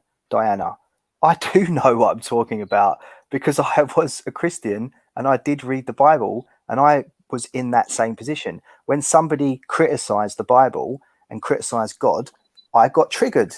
But the difference is I internalized that and I asked myself, why am I feeling like that? And why am I protecting God when he's supposed to be protecting me? It was more to do with how my feelings were being hurt, not God's. And my beliefs were being challenged. And the ground upon which my beliefs were situated was very, very shaky. It was the insult was with me, not with the person saying those things. That's the truth of the matter. Hey, DJ, one thing. Yo, DJ, jump on, man. Jump on, man. You got bad the other day still, man, but you know, jiggling sewer ginger. Giggling sewer ginger. Sorry. So what? Yeah, I'm sure. Yeah, sorry if I messed up your name there, mate. Big up yourself, man. Big up yourself, man. Water, jump on, man. Everyone Big on up the yourself, panel. Mel. Hey Mel, how's it going? I was cracking up at you and Walter. Nice. You and Vinny, boy. When he get upset, they turn on that mafioso accent of his. It's funny. Vinny Bulgari. Funny. I don't know why, but I actually like Walter. I just don't know. There's something about him that I do actually like him, but it's hard for me to have a conversation with him because he just flies off the handle. I mean, doesn't he realize that we disagree on this? It's like, it doesn't matter how much he shouts at me, I'm not going to change my mind, and I'm not going to change his mind. So if we agree that that's the position that we both hold, why can't we have you can say what you want to say and I can say what I want to say. We know we're not going to change each other's minds, but at least we've given each other the opportunity to get it out there. I'm not going to be shouted down by someone. Well, he doesn't want you to spread your atheism philosophy. So that's why he's going to talk over you. But be honest about that. Say, I want to challenge you because I feel that you are a bad person and what you're doing is spreading the opposite to Christianity, and I want to stop you from doing that. Be honest. He pretty much said that. He said he came on here to debate. He comes on here and says, under Christianity, we're all equal. We're not all equal. We're obviously not.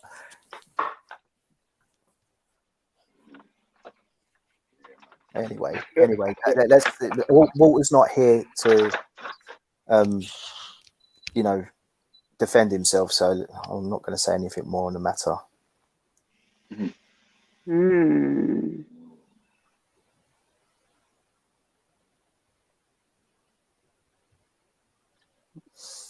Bukhari said the Bible is a. What's crack-a-lacking? How's it going? What you been up to? Nothing, man. For a while. You know, dealing with my God, the God of the U.S., the mighty dollar. You know. Yeah. The God of the U.S. Capitalism. You know how it goes. Capitalism, baby. Ultra Funky, what going? D-Dot. Is that Ultra? Big up, mate. The one and only. Come on, white magician. Let's go.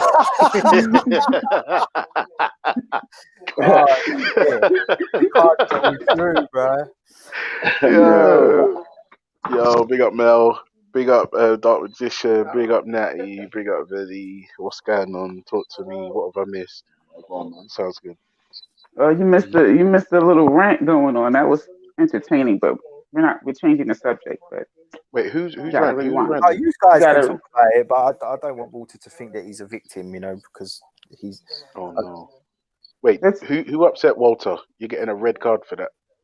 I just think anybody. Dark Magician was speaking his Dark Magician stuff, and if you're not a Christian, but Walter, you're upset. You're going to upset him. It's going to be upsetting. Yeah, Walter's like, bless his heart. He's like moist. Yeah, fully. Moist like the morning dew. Talking about being moist. I'm unwell. Right? I don't know if it's got anything to do with the fact that I got an alert saying that I've got possibly been exposed to COVID. I was in the vicinity of someone. I don't know what you're talking about, Atticus. And my throat is. I don't even know what Ebonics was said. I don't know what you're talking about, but that's what DC Brad does. What, speak Ebonics? Mm-hmm. I don't even know what Ebonics is. Okay, listen, just quickly. Dark Magician, did you use any Ebonics? Because I'm being told that I'm allowing a white man to speak Ebonics or something. I don't know. Who's saying that? Do you speak Ebonics? I have no idea what that is. Okay. I don't even know the word is an Ebonics word. Did anyone answer the question of the day? Because my knee-jerk reaction is just to give it a resounding no, and then end the conversation, sort of thing. but someone Yeah, asks well, you that's to what I'm saying. expand. That's what happened. That's what Huh? happened. Sorry, Ultra. Yeah, when I first started the show, yeah, I answered the question of the day. I said Mm. no. I asked if anyone wants to jump on. No one wanted to jump on for like 15 minutes. All right, I'm gonna wrap the show up. Ebonics Obviously. is me saying the word crack-a-lacking. Why are you allowed? Oh, my bad. Yeah. I mean, yo, Atticus, feel free to jump on and do you, right? Correct everyone for everything they say, but yeah, that's really not my lane, you know. Especially when I peep you up in here bigging up Jupes and saying good morning, Jupes, and all that kind of stuff. I think you need to fall back, Uh-oh. No. like for real. Uh-oh. I'm just saying. I mean, people want to select which white people they want to talk to, so I select which white people I talk to. You know. Wait a minute. When was this rule written that you're not allowed to talk to white people? When did that come out? And who said I agreed to it? White people shouldn't be allowed to. I guess because he's a man, I'm pandering for white penis or something. I don't even know. Like this is crazy. It's too early. It's 8 o'clock in the morning, man. Listen, he needs my to go coffee away. is It's brewing. actually not. It's 1 o'clock in the afternoon. Just saying. No, my coffee is brewing. I haven't had my morning coffee, so you know it's straight grumpiness. Straight grumpiness. Listen, just quickly, yeah. I won't lie to you. If we use all the religious people that we interact with that are related to the Speakers Corner scene, majority of them are scumbags. Especially the loud ones. And I would say if you look at some of the intensely religious societies, all manner of debauchery and immorality is going on there. Like for instance, if you step out of line, if you don't toe the line, in Pakistan, for instance, you're gonna go to jail. You're gonna have your house burnt down. You're gonna be lynched by an angry mob. Your freedoms, your liberties will be taken. A young mum and a 4-year-old child was raped raped again and again and again very recently for blasphemy. I bet. For blasphemy. I don't know the actual reason why it happened, but by a gang of people raped the 4-year-old and their mum over and over and over again. I won't lie to you. Wait. See, where did that happen? Wait. Dark Magician. The problem is, we can't pretend that the RAPE doesn't happen all over the world. Where I think we should make the differentiation is when we say, wait a minute, the rapists, were they of a particular religious persuasion? I think that is something that needs to be investigated, because if you're telling me that these people who profess outwardly to believe in an all-powerful being that they can't prove, that they're still doing things like rape and murder and theft, and then it's not really working, is it? And I mean, I'll tell you, one of the problems I have with specifically the Christian doctrine, in fact, mostly the Abrahamics, is you can be the biggest cunt in the world, repent on your deathbed, and get into heaven. And for me, that's insane, because the same person will say to me, "Oh, but in your worldview, there is no cosmic justice." Well, I'll be like, "No, I understand what you mean, Bob. Please, I understand what you mean, but it's nonsense." Yes, even the baby saying it's nonsense. Is it nonsense? Yes. Speak up. Let them know your truth. You know, she's 5 months and she already knows it's nonsense. And also as well, just another thing, religious people, telling your infants that if they step out of line or don't toe the line, they're going to burn permanently forever is an absolute disgrace. Child abuse. Is that the same thing like telling your child if they masturbate, their hair is going to grow on their palm and stuff like that? It's probably like the same thing. To be fair, I'm not sure. I knew in high school that was a lie. I won't tell you how, but you knew that in high school, but you didn't know that when you were like 8. Yeah, you don't get Yeah, hairy but if palms, you're like definitely. 8 years old and you tell a kid that, they might be like, hair is gonna grow, or I don't know. Though. I don't know. Telling an 8-year-old about masturbation. I don't know if that's the right age for that.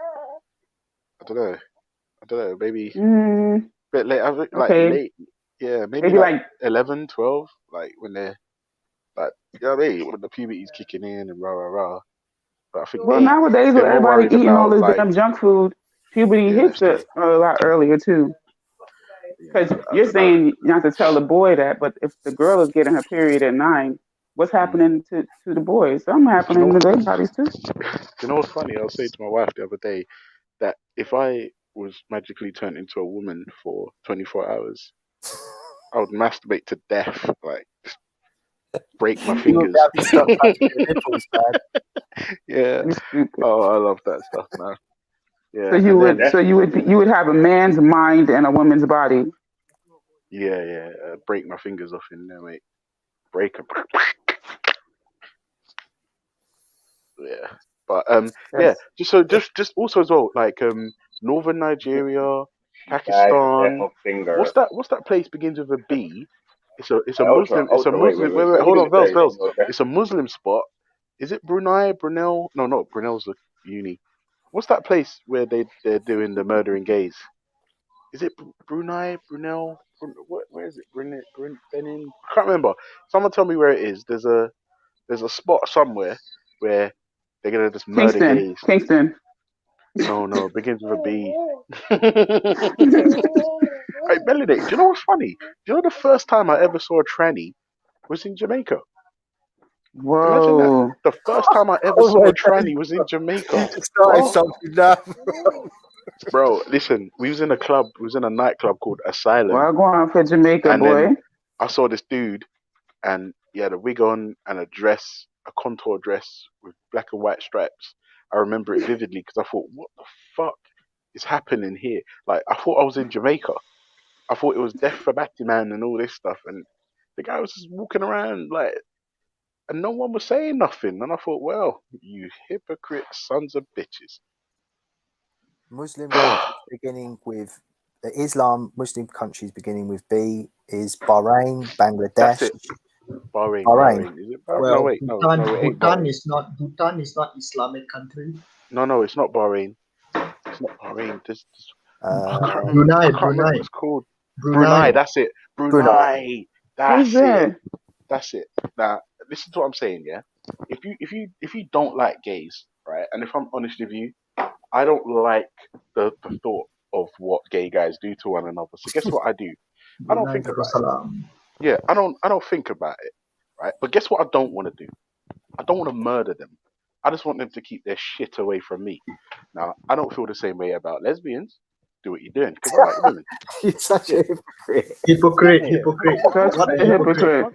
Hypocrite, man. But this is the thing, yeah? This is the thing. I don't want them to be dead. Yeah. You know what I'm saying? I don't want, I can understand that you don't want to be involved in what they're involved in, and neither do I, to be fair. I just don't want to kill them. I don't have those murderous, homicidal feelings. Brunei implements stoning to death of LGBT. But people are not upset about that, though. People are upset the fact that Santa Claus is banned in Brunei. I'm not gonna lie to you. Is it really? But I think banning Santa, no Santa Claus. No Santa Claus. Yeah, we don't need no daggone Santa Claus, man. Santa Claus is banned. Hey, we need to Santa Claus. I was on the verge of forgiving you for the Oxtail thing, and then you go and say something. Bun like Santa Claus, yo. Bun Santa Claus. No, you're making it difficult. No, salute. Big up to the panel. Big up to the chat. Big up Santa Claus. Big up Santa. You big up Santa Claus. What's wrong with y'all people? Yo, what going on? Yes, what going, brother? We said you got good. Natty, what going? You good? Yeah. Come on. What is this? Life? I can't. Life lover. Playing in the background, though, you know. See, when I was younger, right, I think it's Born Rich. about Brunei was how rich the soul was. No, I still hear it. I can just hear bare noise. What going? It's somebody got their YouTube playing. Life It's me. It's life level. It's me, yeah. Gone. I was wondering what that noise was about. There you go. sound like the Matrix. But the funny thing is, Brunei, a lot of their money come from the United Kingdom. Is it really? How's that? Yeah. See, the royal United family, Kingdom said bun Santa Claus too. Bun him. The royal family has business and hotel owned in central London. Yeah, which hotel is that? I can't remember. I will find out. But yeah, Brunei is rich in oil. We used to talk about how rich the Sultan of Brunei was and how he had. He's rich. Yeah, and how he has the Mufti has gold seats in his private jet. Yeah, he used to have gold plated whips and all that and everything. Yeah, one of his cars used to have gold plated. Yeah. And all that. He sits on a throne, yeah. He sits on a gold throne. Yeah. It's you Google the country. You can see a gold looking palace. Swear to God, didn't the Sultan of Brunei want to buy Liverpool at one time? I don't know about that. I don't know if he wanted to buy Liverpool. I just know that Santa Claus is banned in Brunei. Santa Claus and you must pray on Friday. That is the irony of all ironies. What do you mean you must pray? Shops in Brunei must close on Friday. Friday's prayers. If not, you'll be whipped. Oh. The thing is, for that though, the Sultan, from when I was younger, that country, he used to do a lot for the people, so they had no tax and those kind of things, didn't they? For a long, I don't know how it is now, but I know back in the day they didn't have tax and those things. So, in terms of him asking for that from his population, it's a lot easier when you're running a country that you look after the population. So the population will turn and say, okay, we don't have to work on Friday because the Sultan looks after us, and etc., etc. It's a way of, it can be a way of gaining control without actually using force. Do you get what I'm saying? The whip part, I don't think I've heard of any, over my time living, I don't think I've heard of any human rights acts in Brunei as to say that he's carrying out those things that are threats to say, oh, if you don't do this, you're going to get whipped. Because I'm sure we'd hear about it if that was the case. But I'm reading an article right now saying that Brunei has introduced strict new laws that make anal sex and adultery offences punishable by stoning to death. Okay, and that just goes to their beliefs. That's it. Wait, what if it's like a man and a woman? They still can't do it? Adultery, yeah. So adultery. It doesn't matter whether it's that's adultery, which is with your wife. What the rest? No, sorry, that's not adultery. That's fornication. If you're that's sodomy. It's called sodomy. It's called sodomy. So, but they're saying adultery, as in outside of your marriage or outside of marriage. As well. Right. If you're you can't fornicate with your wife. Fornication is like it's unlawful sexual actions, but if you're married, then it's what y'all do should be lawful. So there's nothing wrong with fornicating. I think it's nothing wrong with fornicating with someone that's not your wife. It's nothing wrong with it. I ain't got an issue with it. I ain't got an issue with it. It's someone else's wife. Born rich, shut up. But what I'm saying is like, how could that is where offences such as rape, adultery, sodomy, robbery, and insult or defamation of the Prophet will carry a maximum penalty of death. Lesbians carry a penalty of 40 strokes of the cane, or a maximum of 10 years in prison. Punishment for theft is wait a minute. hands. And those who persuade or tell or encourage Muslim children under the age of 18 to accept the teachings of religions other than Islam are liable to a fine or jail. Individuals who have not reached puberty but are convicted of certain offences may instead be subjected to whipping. Damn. I don't know. Listen, that would be tough. Those would be tough laws for me to live up under, but I love the code. I love it. I was gonna say, brother, can we go through each of them one by one? Yeah, can we go through each of them one by one and let's get the panel's views on each one of them? Because there's one. Because for me, the lesbian thing, it's a big discrepancy from everything else. Like not everything else, but from anything to do sexual immorality, what they want to call it. It seems a big discrepancy. You could just see the bias. You could just see the bias. Like, okay, we're gonna let you off a little bit more with that. Sodomy is death, but lesbianism is only 40 strokes. That's what I'm saying. That's crazy. That shows like the bias of the person. That cannot come from God. clearly. But Like, it's a good argument against the feminists, though. You get far to strokes. Shit, the feminists are done. feminists are like, oh, like we get to be lesbian. Like, the fuck? Brunei is the most feminist country in the world, bro. It's no feminism. It's no feminism inside of this country. Who cares? Who cares about Brunei, man? Brunei is a small country. It's Man, insignificant. who cares? People live there. We're talking. I want to know who cares. No one cares. I think apart from I know which Brunei. hotel it is. It's the Dorchester Collection. Yeah. Dorchester. And also, he owns the Beverly Hills Hotel in Los Angeles. Yes. But this country's been sold off to the Arabs for a long to get time. into hoteliers. They sold Canary Wharf to the Qataris. We can be a brew. Yes, I can be a sultan too if I own a Do you know what's funny? Yeah, can someone? I tell you what, because we're arguing over trivial points. Can anyone point me towards a religious society that is amoral and where there is less crime than your, run-of-the-mill secular society? If anyone could point me towards that. Bhutan has no crime. Where? Bhutan. Bhutan. It's a Buddhist state. That's why there's no crime. Wait, a Buddhist state. Now that's believable. Yeah, Buddhist state where there's no crime. If I'm honest with you, it's not even a stretch. It's not even a stretch. What I'd like you to do though is to just post up an article that we can read, because obviously being an atheist, I have to question everything. I can't just take your word for it because I'm not a zombie. Shots fired. Shots fired. If you just post up an article that can confirm this. However, I won't lie to you, it's not a stretch to believe that a Buddhist society has little to no crime. That isn't a stretch. The thing I agree with that as well. All I'm gonna say on that aspect is, I don't know if you can have if there are any religious societies. I just think religion is part of the societies we live in. Because even a lot of countries that we have done as Muslim countries, they've got a huge amount of Christians and other faiths as well. No, but even if it is like a mix of religions, that's besides the point. You know what I'm saying? It's like, just show me any spot that's mostly religious or is desperately trying to be, which is like a great place to live.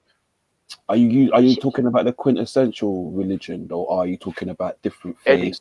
Any kind of faith. So, like, for instance, I'm not sure who just said there's a Buddhist spot. I can't see my phone at the minute. But that for me is because it's Buddhism is not a stretch. But before I'm gonna bend over and take that, I need to see some sort of that I can confirm it. I agree with you. You don't want to just take someone's word for it. You want to see the article, see the proof, and see what I've got. But from my who is that? Is that Life Love? Or Life? Life. Shit, big up, bro. What's going on? Let's hope the family's safe and well and all the rest of it. Come on, man. Love. I just thought. Listen, I need to go on mute real quick. Sorry, bro. 1 second. Go on, do you think? Hey, did you have coronavirus? Ultra. Ultra. Coronavirus. What's he saying? Did he catch coronavirus? Oh. Who's that? Yami Chow. Wait, Yami. He's been in contact with or near somebody who's been. Yeah, so okay. Whether that's traceable, I don't know. Okay. No, they said everyone. So let me cut in quickly, yeah. Big up yourself for me. I wanted to quickly shout out everyone on the panel, give everyone space to talk who's not spoken. So big up Bormrich, big up Nines, big up yourself, big up Damo. Yeah, that's Life Lover. Yeah, big up Yan. Yeah, big up Yanni. Big up yourself, Cause Ultra, Melanated Goddess. Big up yourself, Dark Magician, Natty. Yes, big up yourself, Nines, man. Jump in when you're ready, still, man. So, because I got to quickly jump off, man. I got to do some bits and pieces as well, man. Yeah, bless up still, Big Eats. Bless up yourself, man. Still like what, like sleep? Bless you. I know them ones. When you're not even at work, when you're still working, bless you, Ganga Valley. Answer this, man. Yo, man. come on, Gangavalli. Yeah. Instead of What's Gangali. happening? You What's get me? happening? What's happening in You Ethiopia? get me? Is it a religious war or an ethnic war? Listen, on this panel, we don't speak. Oh. That's one country we don't speak about, right? I don't want to hear you ever. Why? Never mention Ethiopia again. Nah, let him do it. Hold it down. Stay on cold. Stay on cold, nigga. Nigga, stay on cold. Stay on cold, nigga. Yeah, we don't speak about Ethiopia. Whatever what happens in Ethiopia stays in Ethiopia. Morocco, I see. Stays in Ethiopia. Did you say? What did you say? Did you say that? I'm talking about some other places. I don't know if you were talking about where Eritrea. You say? I thought that's it. All right. See now, anyway, man. What did you say? I didn't. The reception. Battle of Injera. The reception.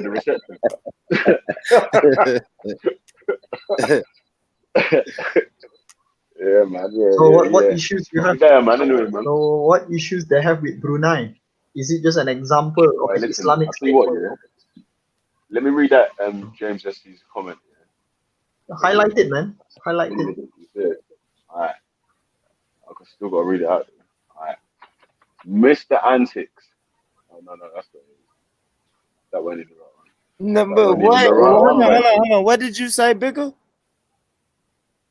Let me read this. I said, Mr. Antics. Most Muslim countries are shitty though.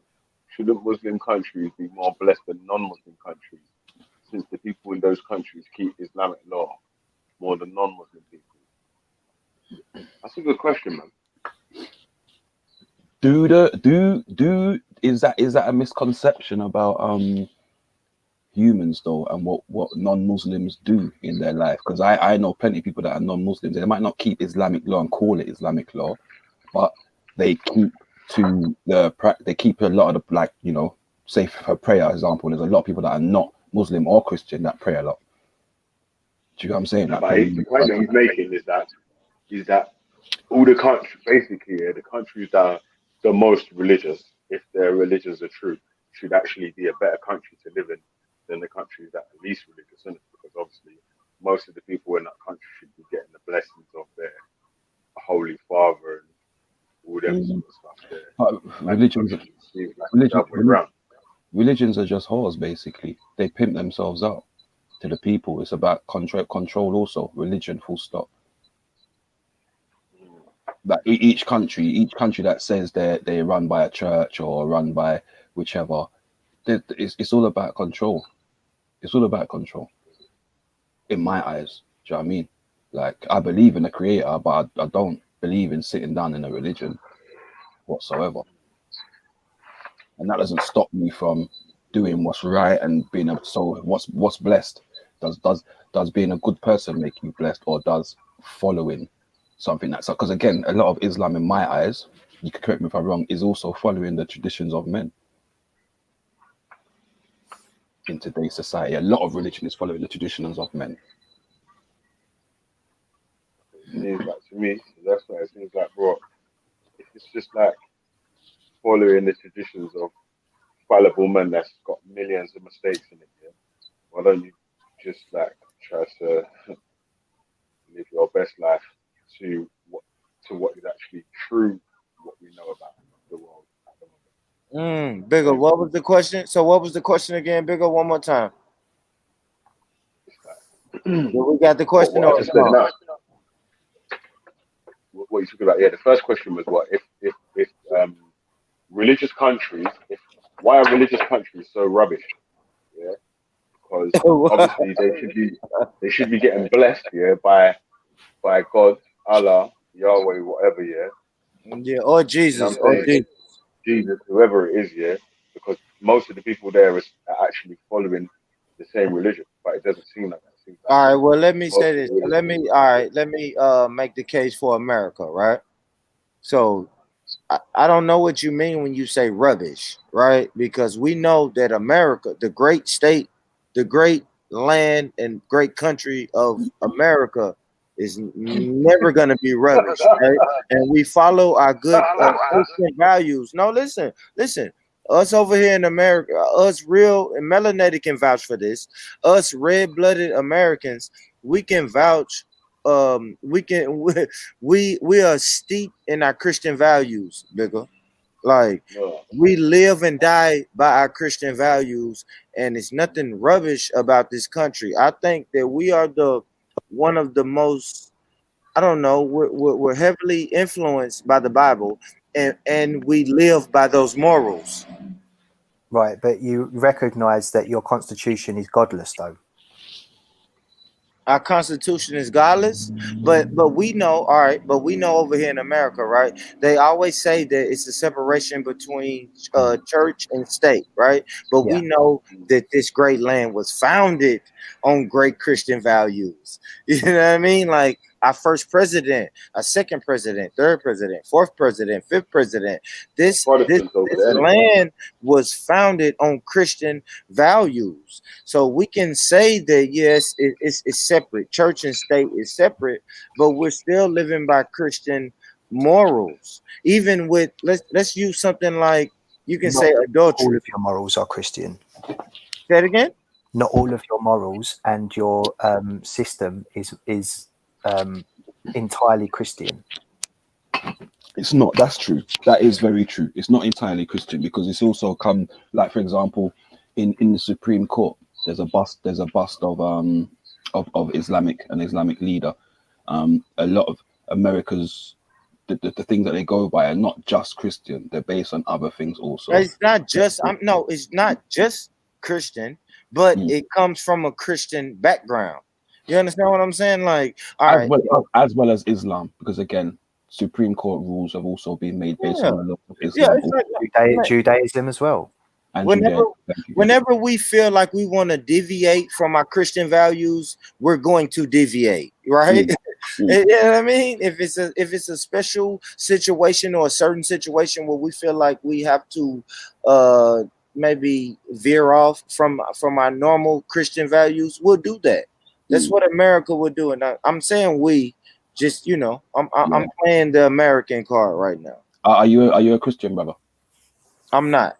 You know? Okay, cool. Yeah. So I'm not. But I was raised, if I'm honest, you know, my parents were, I like to say my parents were fake Christians, right? Right? Fake. Let me be 100. Fake.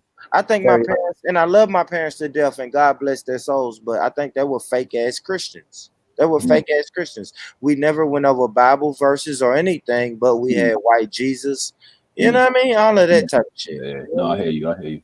And that's real, man. That's real. I respect that, bro. I respect that because we have to also be real to ourselves about our upbringings and what we were taught as well, and the misteachings and stuff like that. You're saying it's not based on Islam or Judaism. So why is there images of Islamic scholars then? I'm saying, like, unless you research that and look for it, you won't know. Go check the Supreme Court and see if there's not a bust in there of Islamic scholars and stuff like that, because Islamic law was also incorporated into American law. That's a fact. Okay, you can go and check it out. Before you deny it, at least go check it out. You know, simple. That's to you, Diana. Okay, just check it out. Simple. But either way, when we're talking about should religious societies and the countries be blessed, again, the churches and the societies are run by the states, and the countries, they're not run by the people. And if the same 5% of people are dictating what's being taught to the masses ain't going to be blessed. The masses ain't going to be blessed. To say that they're better countries, I know people that live in Qatar and Dubai that I went to school with that grew up in London, and they live in life and they love it over there. So to say, and some of them ain't Muslims, some of them ain't religious, but they live in life and they're finding that they're living a better quality of life in those countries than they would in these countries. So it's all literally down to each individual person. Are you living a better life where you are? You know, I lived in London most of my life. I came out and moved to the country. Do you know what I'm saying? I don't have half the things that I had in London, but here what? I'm a much better and happier person being out in the country around nature. Do you know what I'm saying? I just took myself out of a rat race. So it depends. It's all relative to each different person, whether or not you're blessed. Do you feel what I'm saying? I don't need to have millions to be blessed. I can be blessed just walking down the street and seeing the hawks and the stuff that I find beautiful.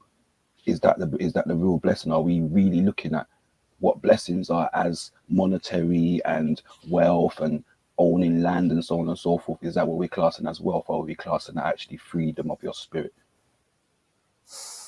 And one could then say that if you are in that position, you're less likely to commit crime.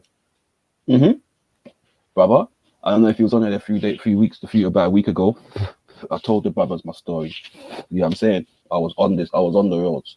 You see what I'm saying? I was doing my thing. I was going through certain things. And so, again, moving out here and to the country, like I said, I found peace, brother. You know what I'm saying?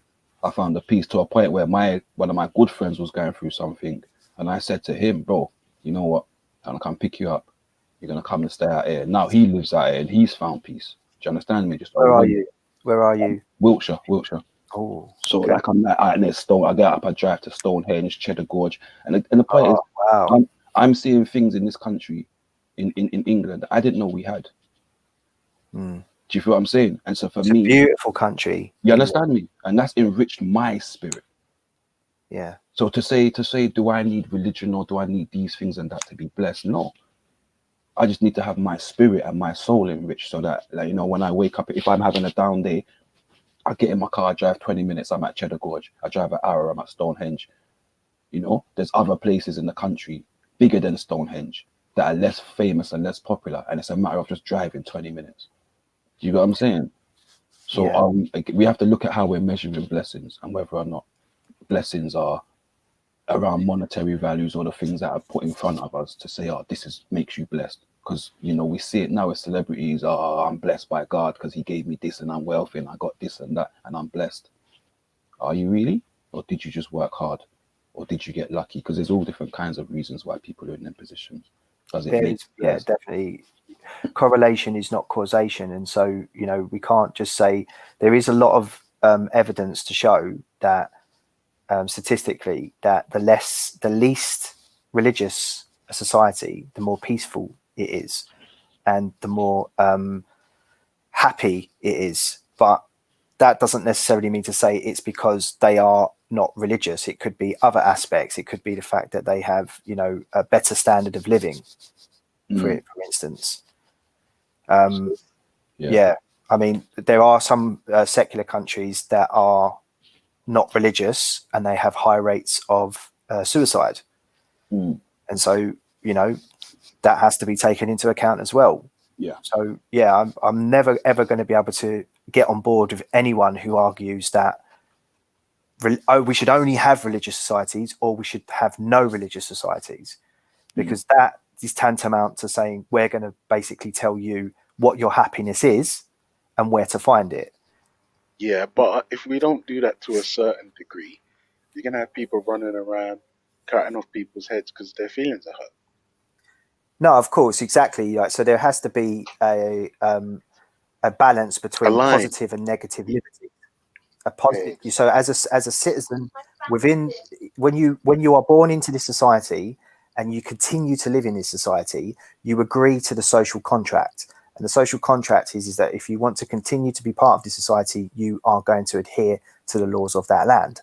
And I mean, even the religious texts say that you should do that.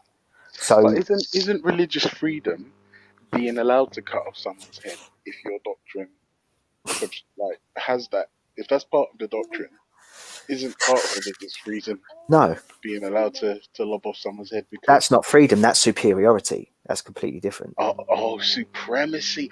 I see now. Right, so religious supremacy is something that should be stamped out. Yeah, that's something that should be stamped out. I hear what you're saying. That makes sense. Again, the litmus paper is this. If you feel that you should be free to manifest your consciousness, your religion, as to say, or non-religion, if you feel that you should be free to do that, you also have to give people the freedom to be free from it too. Otherwise, you're nothing more than just a bigot. Wait, would you say bigot or religious fascist? Well, yeah, there's definitely a separation from being a bigot and a fascist, but certainly if you are a bigot, you're on the road to fascism. Yeah, I know. Look, all of my bloody kids are just saying this religious stuff is nonsense. Do you know what I mean? How do babies know this and the adults are still adhering to nonsense? Do you know what I mean? It's big up the adults, innit? Because if I'm honest with you, what I realized with our species is that we all need a security blanket. Some of us have like actual blankets or teddy bears. Some of us have gods, goddesses, you know, like, and it's just like, guys, listen, ladies, listen. We live in the information age. We're too grown for this nonsense now. Just stop it. Stop it. Stop it. You know what I mean? Like, this God, really, like, talk to me about any God, right? They're obviously thousands of years old. And you think to yourself, well, hang on a second. Like, you've been in heaven or energy, boundless, you know, and for thousands of years, you just fucking sat by where we were getting fucked up by dinosaurs and earthquakes. Like, really? And then all of a sudden, coronavirus, corrupt governments, it's really, Are you going to take the isn't it time to vaccine? sort of say, like, God, listen, tell you what, look, billions of adherents wasting their lives praising you. Are you going to step in at some point and do something? I mean, just creating the universe, yeah, that was great and all that, but you can't live on past victories forever. Do you know what I'm saying? Like, do something. Do something. Are you going to take the vaccine when it comes out, Ultra? Do you know what? Bro, it's funny you say that, right? Because the problem that I have is, you know, my son's a footballer, right? So I think for vulnerable people, sportsmen and women, I think the vaccine might be one of those sort of mandatory things. And I believe, if I'm not mistaken, for whoever lives in the household might be obliged to take the vaccine as well. Now, with that said, I'm not an anti-vaxxer. However, before I put that particular chemical in my body, I would like the research to be done. I mean, obviously they're saying human trials, 90%, 90% success rate. But for me, I also read another article that says some of the UK volunteers have developed brain damage from taking during COVID trials, and I'm just like I've only got like 8 IQ points left. I can't afford to get any more brain damage. Just what I'm saying.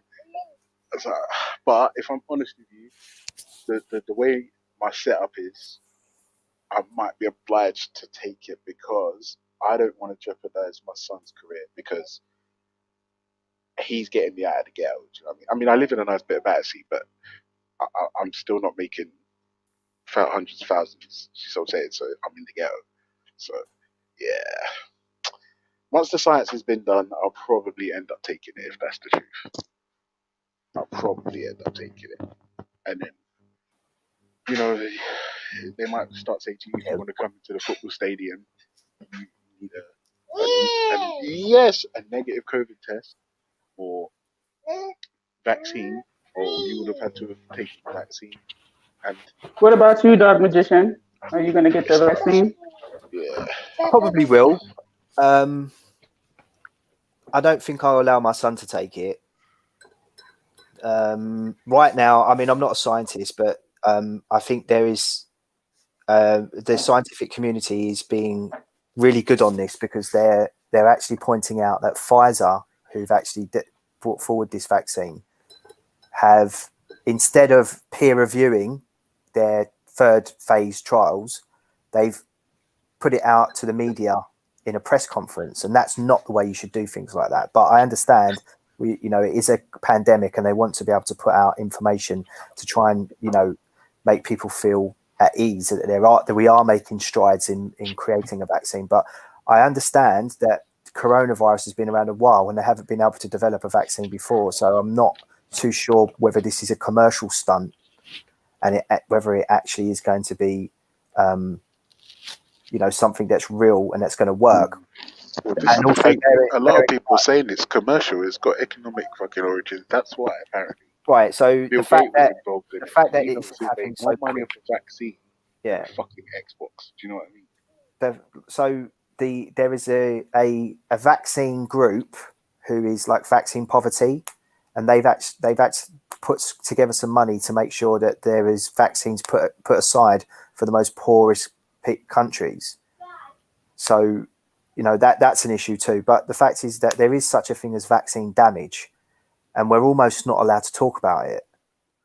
You know, even people in the scientific community would call me an anti-vaxxer for talking about vaccine damage. But vaccine damage. No. Wait. Whoa. You can't be an anti-vaxxer for discussing the vaccine in its entirety. Like, no, but you'll be put in that bracket. I have in some scientific groups where I've brought it up. I've been removed from the group because they just absolutely will not accept anybody saying that vaccines are bad at all. And the fact is that some people, some people will say that, you know, vaccines don't harm you at all. There was one guy in particular in America who said he would take 100 vaccines. Yeah, but he probably voted for Trump as well. That's what I'm saying. No, I won't do it. Yeah, because, you know, obviously the amount of people who have vaccines compared to the population is an astonishing low level. But simply those people, there are a few people that will have serious adverse reactions to a vaccine, and they will have damage. And the way in which we go about compensating those people and helping those people is quite disgusting, in my view. Wait, is there a compensation scheme for vaccine damage? There in England, there is a court that you can petition. You can't. So in normal tort law, if you were to be damaged, you could bring a tort against that company. But with vaccines in the UK, you can't do that, and you can't do that in America either. You have to petition to a closed court where you would receive a nominal value, and they would never. So you're not actually taking the actual pharmaceutical company to court. You're going to a court which you can petition for damages. So there's a separation there of actually holding them accountable for damaging your child or damaging you. All right, listen to this, right? Obviously, like, I've got private healthcare. Like, I use the NHS.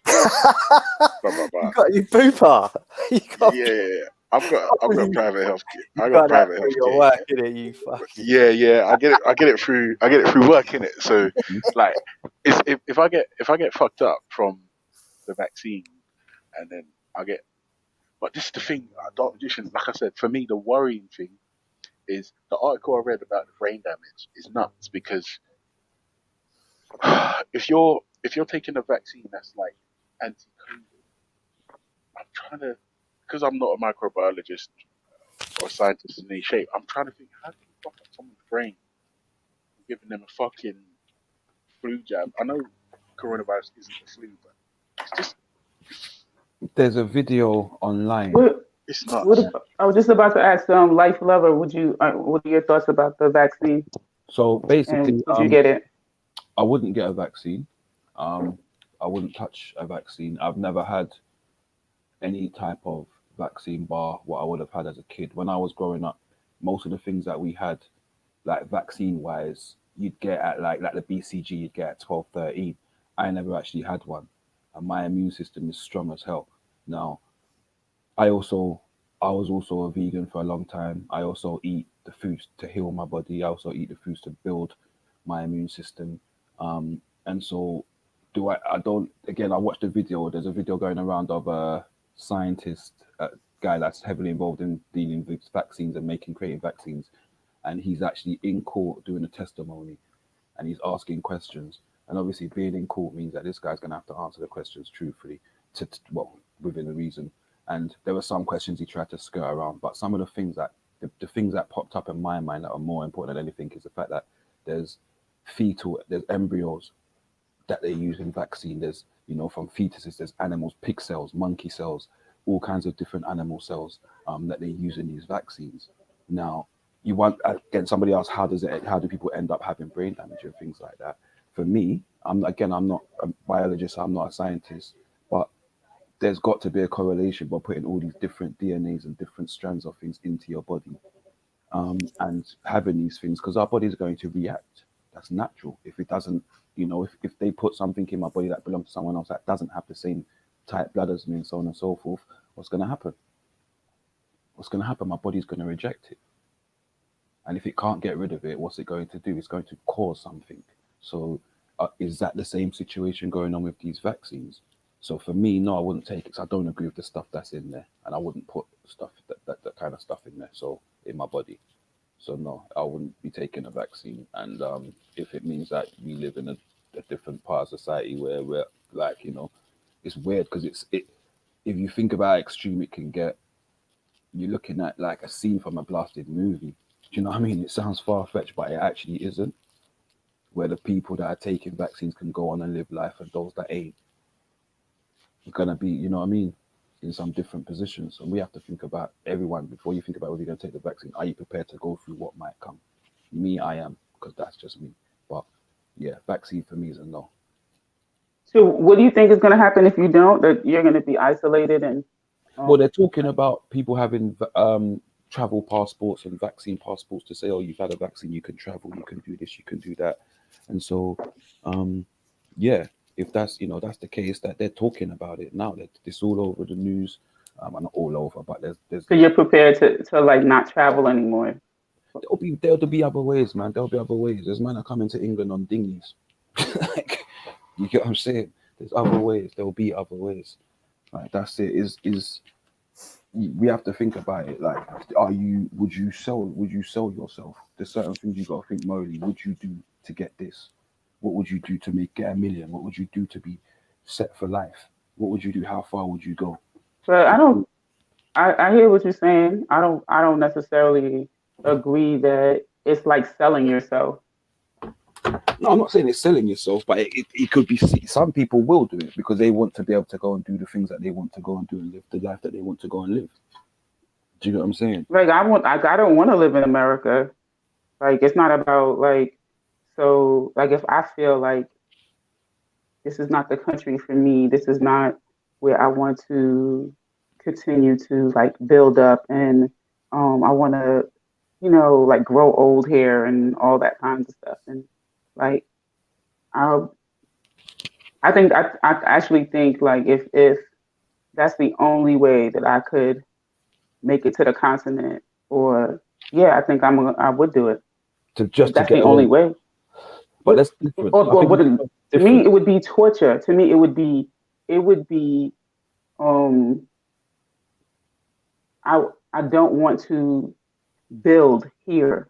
You understand what I'm saying? Like I don't want to build up this, like Born Rich said, this great nation of America. Like I don't want to do that. So what if they were to come and say, if you don't have a vaccine, you must leave America? I would love for them to do that because then I won't have to get the vaccine and I'll just be able to leave. I would love for them to do that. You don't understand? I want to go. Because the only thing for me, I look at right now I have all of my paperwork situated. So when I'm able to fly international, my plan is to get my my citizenship in the country where my parents were born. I would love to. I can go there. I can buy land. I can, you know, create a legacy that my parents never even dreamed of. They were not in a position to even do that in their own country, which is why they came to America. But I can go there in a better position, and you see what I'm saying? Like, I agree with you in that sense. But for me, I'm just against what's in the vaccine. So no, I understand. I'm against it too. Like I just was checking my work email just now because you know sometimes you get notifications and you can't resist looking at the damn notifications, even though it's the weekend. But they're talking about where is it? Get your flu vaccine during COVID. What? No, like employee flu shots.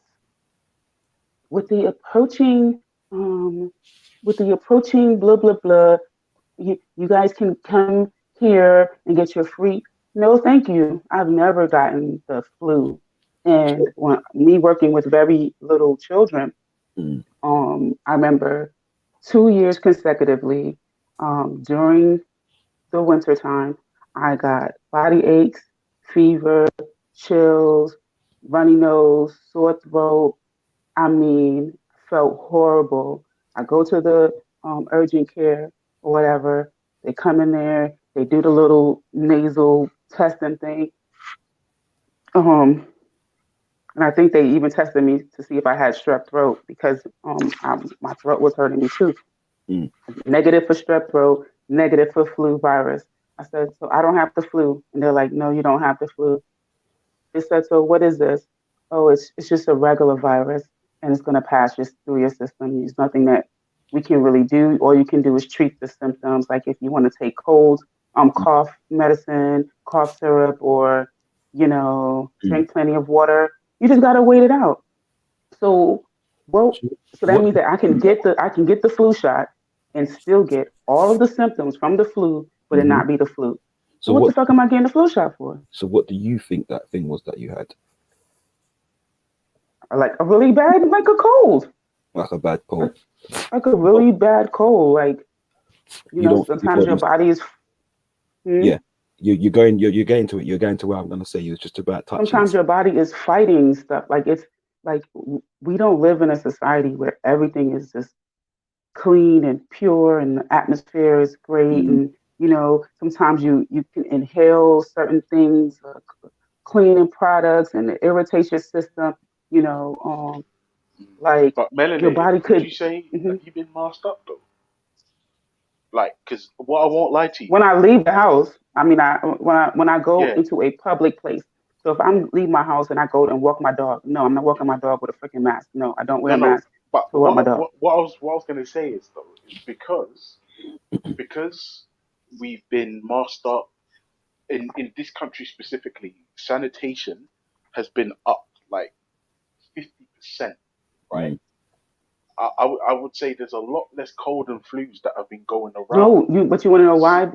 Listen, we are more susceptible to getting colds now because when your body is accustomed to interacting with things and fighting it. Like we fight things so much so often and we don't even feel it. Like our body just get it out. But because we're wearing a mask, we're not exposing ourselves to any kinds of germs. We're hand sanitizing like crazy, washing our hands, wiping things down. The minute that we encounter a real, germ or something, we're gonna get sick. But you know what? One thing I will say is I disagree with that. You disagree? Yeah, just ever so slightly. Hear me out. Don't get too upset. It's because it's not like our immune systems are new. We're not infants. So the fact that we're currently what's it been, almost a year, we've not been exposed to these the regular viruses as much. It's not going to cripple us because we've had them before. You see what I'm saying? No, I disagree. I think your immune system is like your ab muscles, and if you don't work them out, you're gonna get a big fat belly. That's just that. And if you don't utilize your immune system, it gets weak. That's the reason why they say people autoimmune or your immune system can be weak. There's a strong immune system and a weak one, and if you don't exercise it, meaning if your immune system isn't practicing these fighting skills, they can be overrun by a very strong virus. They can be overrun by Mel, but what this is the thing. The reason why I'm disagreeing with that is because cold and flu and all these other viruses are not new to our immune system. We've been fighting them off for, I'm gonna assume you're like 25, you sound 25, so I'm gonna say you personally have been fighting these viruses for 25 years because you're 25 years old. If I'm not wrong, don't say a word. If I'm wrong, don't say a word. You see what I'm saying? I'm actually 26. Thank you very much. Say no more. So what I'm saying is because we've had the experience of our immune systems are used to fighting these viruses. Just because we haven't fought these viruses off for a period of 8 to 12 months doesn't mean that when we do finally catch these viruses or it gets us, we're not going to just fucking fall apart. I disagree with that because we had the experience. It's like riding a bike, I assume, right? Where once you got it, you got it. You might not ride a bike for like a year and a half, but you know, with a little garlic and lemon and ginger, you'll be all right, man. Can I say something? Yeah. COVID, 95% of the population will get COVID, but will not have any. Well, they won't. They'll be asymptomatic. They might get some symptoms, but it will be just like a flu. Yeah, like a mild sore flu. throat. Is sore throat one of the symptoms, Dark Magician? No. Because right now I've got a sore throat. It's I'm a starting cough, to feel a bit weak. fever, shortness of breath, fatigue, sore throat, runny nose, muscular pains, aches. And Wait, what's that? What is that you're detailing right now? What is that? this is the CDC similarities between flu and COVID-19. So they share these symptoms. Yo, Vel, you got someone in the background, brother. Yeah, because I had that's what I had when I was working with the little kids. The little snot-nosed kids get you sick. There's also, do you know that there's a hospital in London, I can't remember which hospital it is, but there's a group of people there that they're lobbying for another symptom to be part of there's the symptom group, and it's hives. So, you know, when you get hives break out on your hands and that's post-COVID though. That is that's more post-COVID. So basically, my fiance, she had it, and she's part of a group and study that they were doing at Oxford in terms of like the long-term and mid-term effects and stuff like that. And people that have had what they've classed as long COVID, okay, which is basically people's lungs and heart are down there. How much they're using is actually down significantly, but it's only in about, it's in about 25%, probably a little bit less. And hives breaking out in rashes just randomly is one of the things that is coming with the long, what they call the long-termers group, the long haulers group. That is something that's becoming more and more apparent. They're campaigning and lobbying it that now. And also don't forget the loss of taste and smell is another big one. That's one. In COVID. And so it is, to be fair, look, like I said, my fiance, she had it, and she had it quite bad. Okay.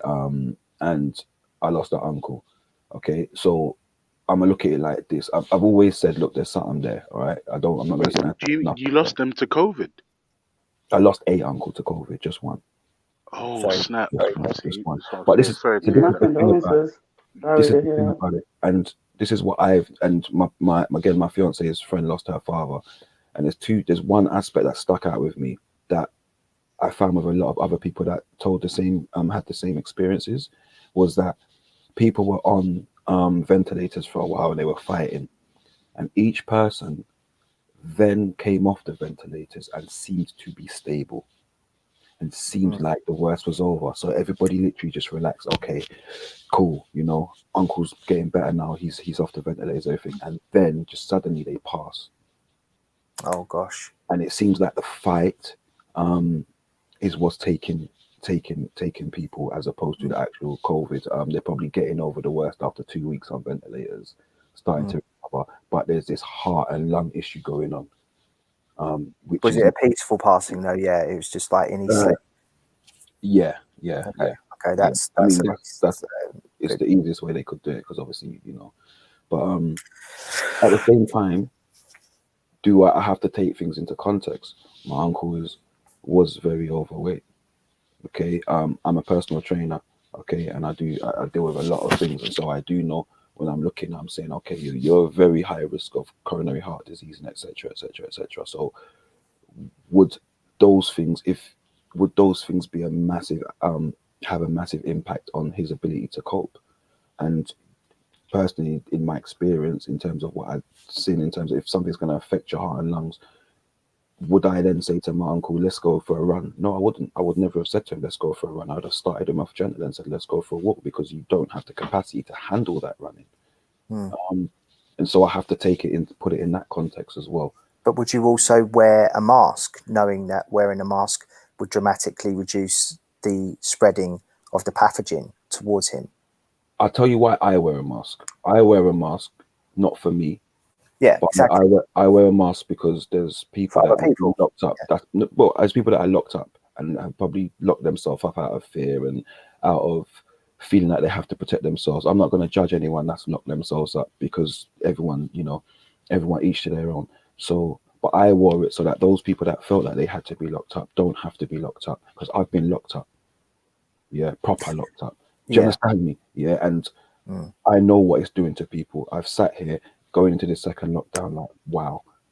You know, the last lockdown, I was like, wow, it was deep. Do you understand me? So I'm not going to sit down there and jump and say, oh, you shouldn't lock yourself down if you feel a bit, And this is the other thing as well. People forget this. This is the first time in our lifetimes, yeah? And we've had war. But when you're a patriotic country, you believe your country is going to win the war. Do you understand me? But this is the first time in our lifetimes that people feel their mortality at risk. Do you understand me? An actual risk to their mortality, to theirs, their families, their friends. And so the reactions we're getting are always going to be extreme. You're going to get some people that are sitting there like, yeah, I don't believe it. And then you're going to get some people that be like, no, we've got to be careful because, our mortality is at risk and our family, and things like that. And people think like that. And so we have to, personally, I wear a mask when I go into a shop. Do you know what I mean? Not because it's the rules, but I just think, you know what? If someone don't you think that it's because of the law? Nah. Wear the mask. It's a subliminal thing that you just don't want to offend. Nah, because it's not offending. It's not offending. Listen, if I don't wear a mask, for instance, if they say that you can't go into the train station without a mask, are you going to go there and not wear a mask, or are you going to feel that, you know what, because everyone else is wearing a mask, I'm going to put a mask on? To be fair, it's got to be relevant to me because I got a bike and a car. And so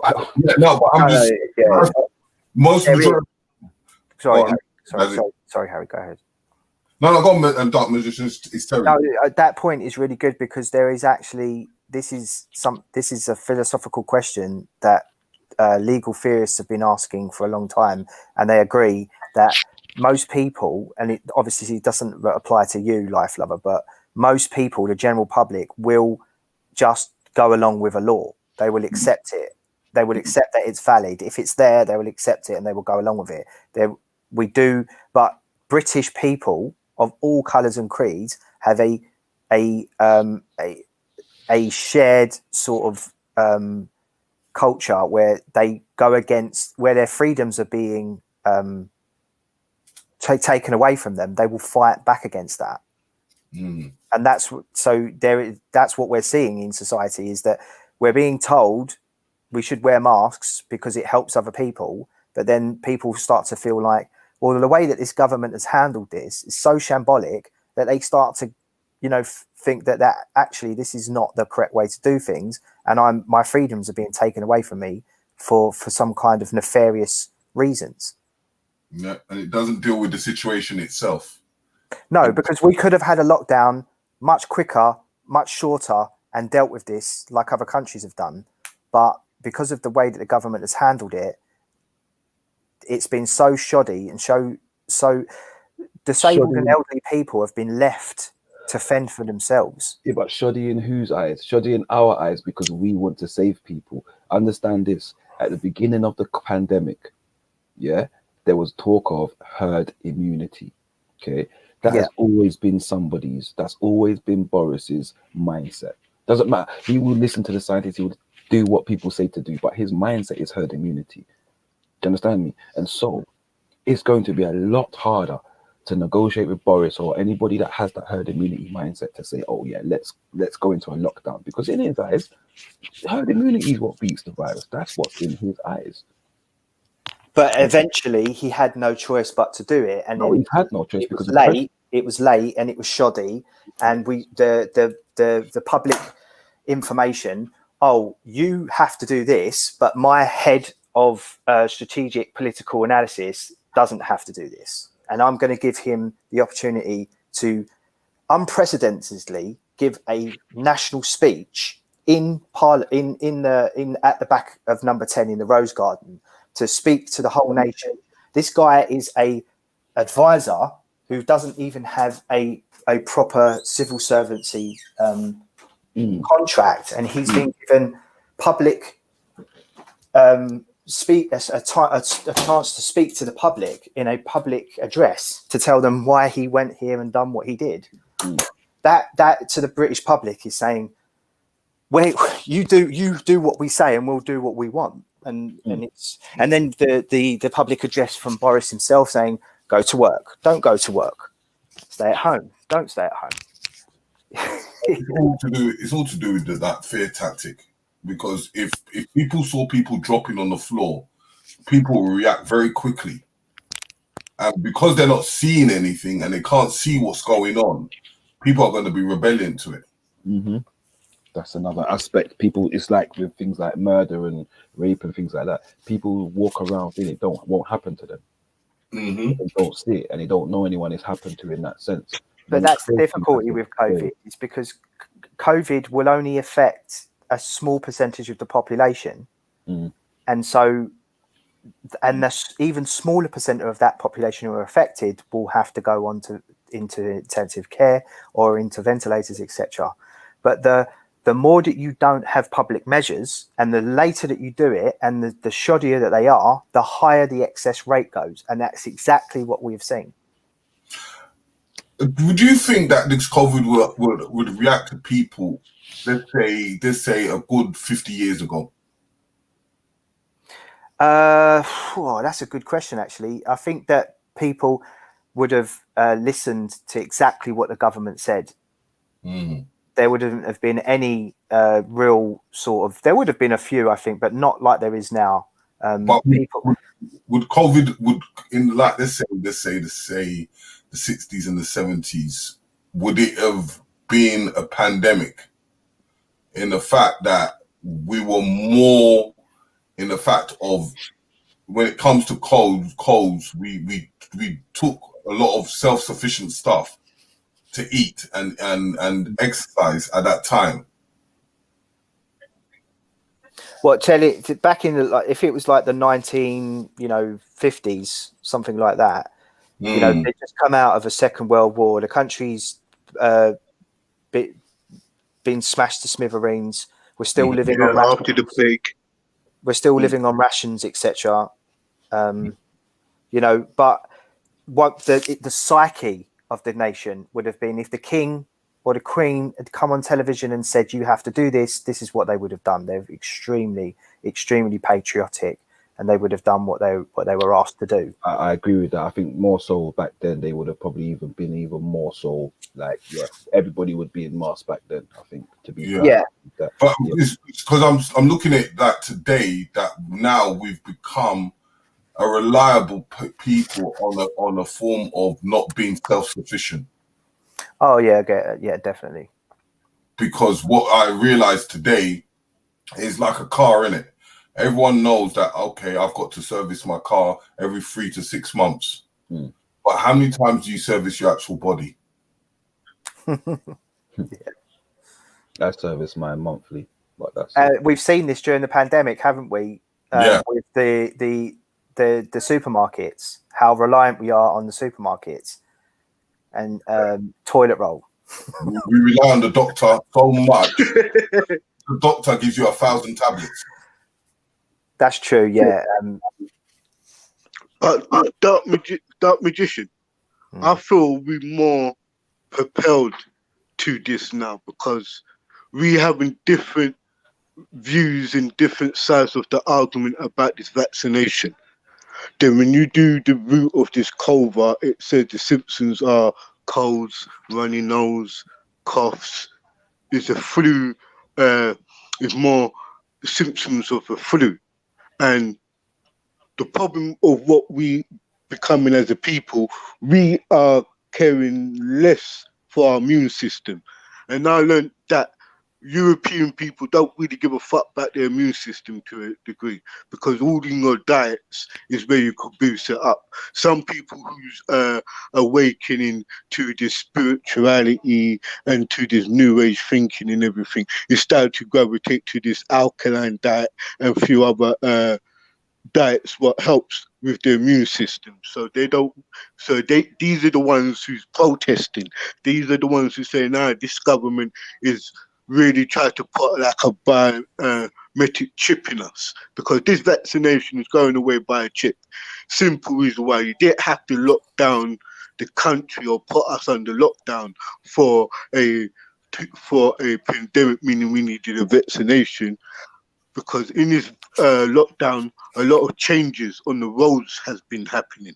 A lot of the roads now is becoming dead ends. There's a lot of Rambo, other stuff what's going on within this lockdown, why this vaccination is just holding up things. I think a lot of people. But Rambo, let me ask you this though. How do you repair a ripped tire? Ripped tire, they got a thing called a puncture kit. yeah. Throw away, change it for a new one. Throw away. No, I'm just being real, really. Some people don't have the money. Yeah, so you ain't gonna throw away your puncture. Yeah, if you got a rip rule, you try to do your best. Go on. I said it's ripped, but it will always be damaged, wouldn't it? No matter how much you fix it. Yeah, well, you got to throw it away, and don't forget, we always had flus. Let's stick to the subject. We always had flus. That's what I'm trying to say is, so if your body's already been damaged, how does it fight a flu? It can't. That's why and even you have a vaccination, it doesn't mean you free from it. You'll still catch it if you got a weak immune system, bro. You can even die through having a weak immune system. Can I just say something? Flu, continue, bro. Influenza and COVID, they have similarities. They are not the same thing. They are not the same. They are not. They are virus. They are viruses, and they have differences, massive differences. They are the main different. The main similarity that they have is that they are respiratory illnesses, but they are different in their the way the pathogen is made up. And one of those main differences is that the coronavirus is 3 times more contagious and more dangerous than the flu, influenza. Belly, somebody's in the back. Belly, somebody's in the back. So it's very important to separate, because they have similar symptoms does not make them the same and does not make them as deadly as each other. Because that's why, as I was saying, it's like if your master gland is damaged, it's vulnerable for many other things to come in. Yeah. But I think what your analogy to the tire is a little bit. You can't. I don't think you can put it in that sense, because even science has shown you that certain parts of the body, like organs, with like if you quit smoking, you can see your lungs start to get. You know what I mean? The damage. It will never be the same as it was before. No, it never be the same as before in some aspects. Again, that's down to. You have to understand that's down to extremities, though. Yeah, that's down to extremities. You can't take the extremities and say, oh yeah, that's just that because of the extremities. You have to look at it and say, okay, cool. Yeah. There are people when you're overweight, you know, like for instance, if you're overweight, you can never go back to how you was originally yourself was. In which way? There's always going to be extra skin. There's going to be all different types of things. So what I'm saying is because we haven't serviced or maintained or looked after our bodies, it's very vulnerable for anything to come in, because your body is not as strong as how it used to be. So you could be vulnerable to anything that comes along. Again, that is also down to extremities. That is also down to it's relative to each person, because you can't, if you get somebody that's 60 that's abused their body all their life, then yes, that's different. But if you get someone that's abused their body for 5 years, and is not extremely overweight, then yes, in fact that person could be better because they're also entering the physical prime of their life. Do you understand me? So yes, they could be better than they was before. So you will always have the most people that will be affected by COVID or even flu itself will be people who have underlying issues. And so whether what extremities why those extremities have appeared, whether it be because they treated themselves badly, they've not ate right, they've not looked after their body, they've not treated themselves well, they've serviced their car as it were, what Harry was saying. But there will also be people most likely who have underlying issues like COPD or an autoimmune disease, etc., who will be extremely vulnerable to this virus, because it's 3 times more contagious And when they do get it, as you said, it will cause, it will compound the underlying issues that they already have, especially if somebody has a lung illness, like COPD, for instance. It's going to rapidly reduce their lung capacity, and obviously the symptoms that they're having are going to cause them to have to fight and fight and fight. And then when they do seem to get better, you're saying that there's evidence that, you know, people just pass away because they've had to fight so hard to get through that their body just gives way, and then they pass away. Yeah, that's their immune system. One quick question to the panel. We get this vaccination, then what? Do we still get flu? What is this vaccination for? Like, we don't know how long the vaccination is going to last for either, so we don't know how many top-ups we're going to need to have. The thing is, this is a stat that I've heard. No, I don't know how true it is, but the flu vaccine is 40% successful. And 67%. 67, okay. So basically two-thirds successful, right? And they've been going on for years. They've been going on for years. So how successful do we expect the COVID vaccine to be? Well, they say it's 90%, but we don't know how long. Yeah, 90% and tested on how many people? Because 90% of 100 people is only still 100 people. Do you know what I mean? Statistically, you can still, if you do it with 1,000 people or 200 people, you can still work out statistical analysis from that. But of course, in application, there's always going to be, you know, anomalies and the discrepancies and difficulties. People have adverse reactions. It won't work on some people. How long is it going to last, etc., etc.? This is going to take a long time, and a lot of people are going to make a lot of money out of this. Right. So again, do you feel like you need a vaccine, knowing everything that you said? Because if you know that it's people are making money out of it and so on and so forth, and it's a big thing, like, is it not reason enough to say, well, actually, knowing that I'm not going to go and put this money in the pockets of these people, is that not a moral question, or where you stand morally? I think it's more than just a moral question. I think it's also an ethical one as well. And right now, I am honest to be honest, I don't know.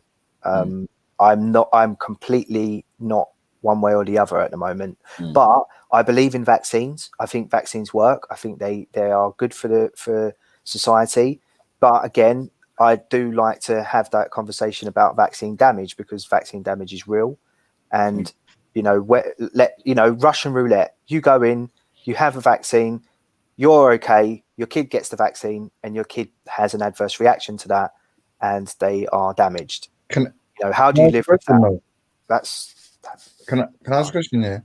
For everyone that's saying they wouldn't get a vaccine, yeah, you know, like if you had to travel somewhere like Africa or somewhere that requires like some kind of proof or certificate of vaccination, yeah, would you not go to the country? Like, let's say you needed to go for whatever reason to visit family, would you not go to the country, or would you get a vaccine?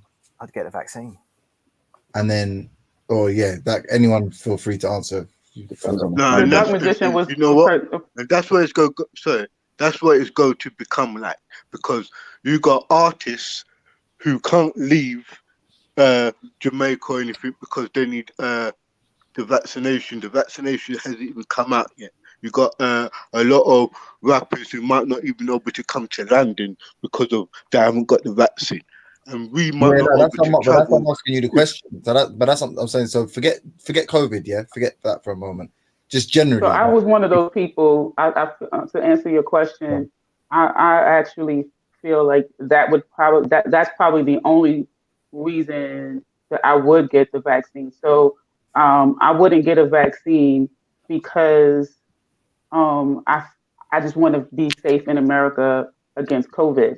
You know, I'm at the point where if I have to wear, like, let's say they said in order to come back to work, you have to get the vaccine, or you have to wear your mask and a shield every day. I'll just go to work on a mask and a shield every day, but I wouldn't get the vaccine. Like, I'm not just going to say shoot me up, so I could just go mask free because I don't want to. Well, that's actually a good position to take, because if you know that only 95% of the population are going to be affected, you can quite safely say, I'm okay with getting COVID, but I don't necessarily want to pass it on to anybody else. And so you're taking measures to reduce that from happening. Yeah. Right. Yeah. However, Yeah, you just I'm just saying that become I don't want to inject COVID into my body, to prevent myself from getting COVID in a more severe way when,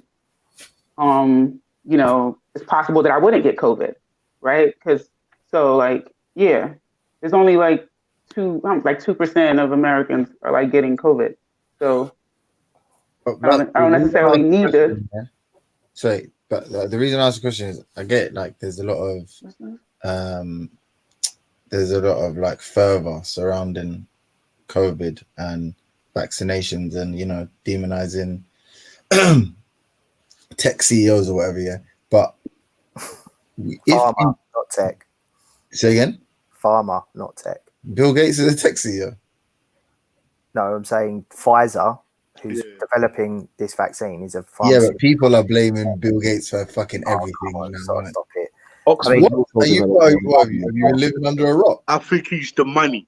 Me? No, I don't know about it. I just said. Don't know Bill Gates invented COVID. What? You don't know that. A computer virus. You tell me no, bro. That's what what your problem is. You don't listen to Respect enough. That's your problem. You need to change that about yourself. I'm happy to take that L. What I'm saying is obviously, but and I get it. I understand, how it's disconcerting. But if I needed to go to Africa, or a country in Africa, I don't think I'd have any issue with taking whatever I have before. It's like I wouldn't have any issue taking the vaccinations, or like I don't know, like if you cut yourself and you go to the hospital and they're like, when was your last tetanus shot? They are not vaccines. They are different. There's a difference between those and vaccines. Yeah, that's for malaria and all of that, ain't it? No, hold on, wait. It's literally called vaccinations when you go there. That's what they do. Tetanus vaccination. No. So I might be wrong about tetanus, but I mean, as in when you go to, whenever there's something that's required, generally speaking. Please don't get me wrong. Please, everybody, take your vaccinations. Get behind this vaccination. But right now, like, we should promote you, boy. But because I'm not the same as you, Captain. I don't believe that they're trying to put microchips in these vaccinations. Okay, all right. I'm not on that level. I'm not saying. Get me straight, right? Let's put away so-called conspiracies, right? Yeah. Put that aside. Forget this chip. If they want information, surely they got your IP number on your phone, yeah?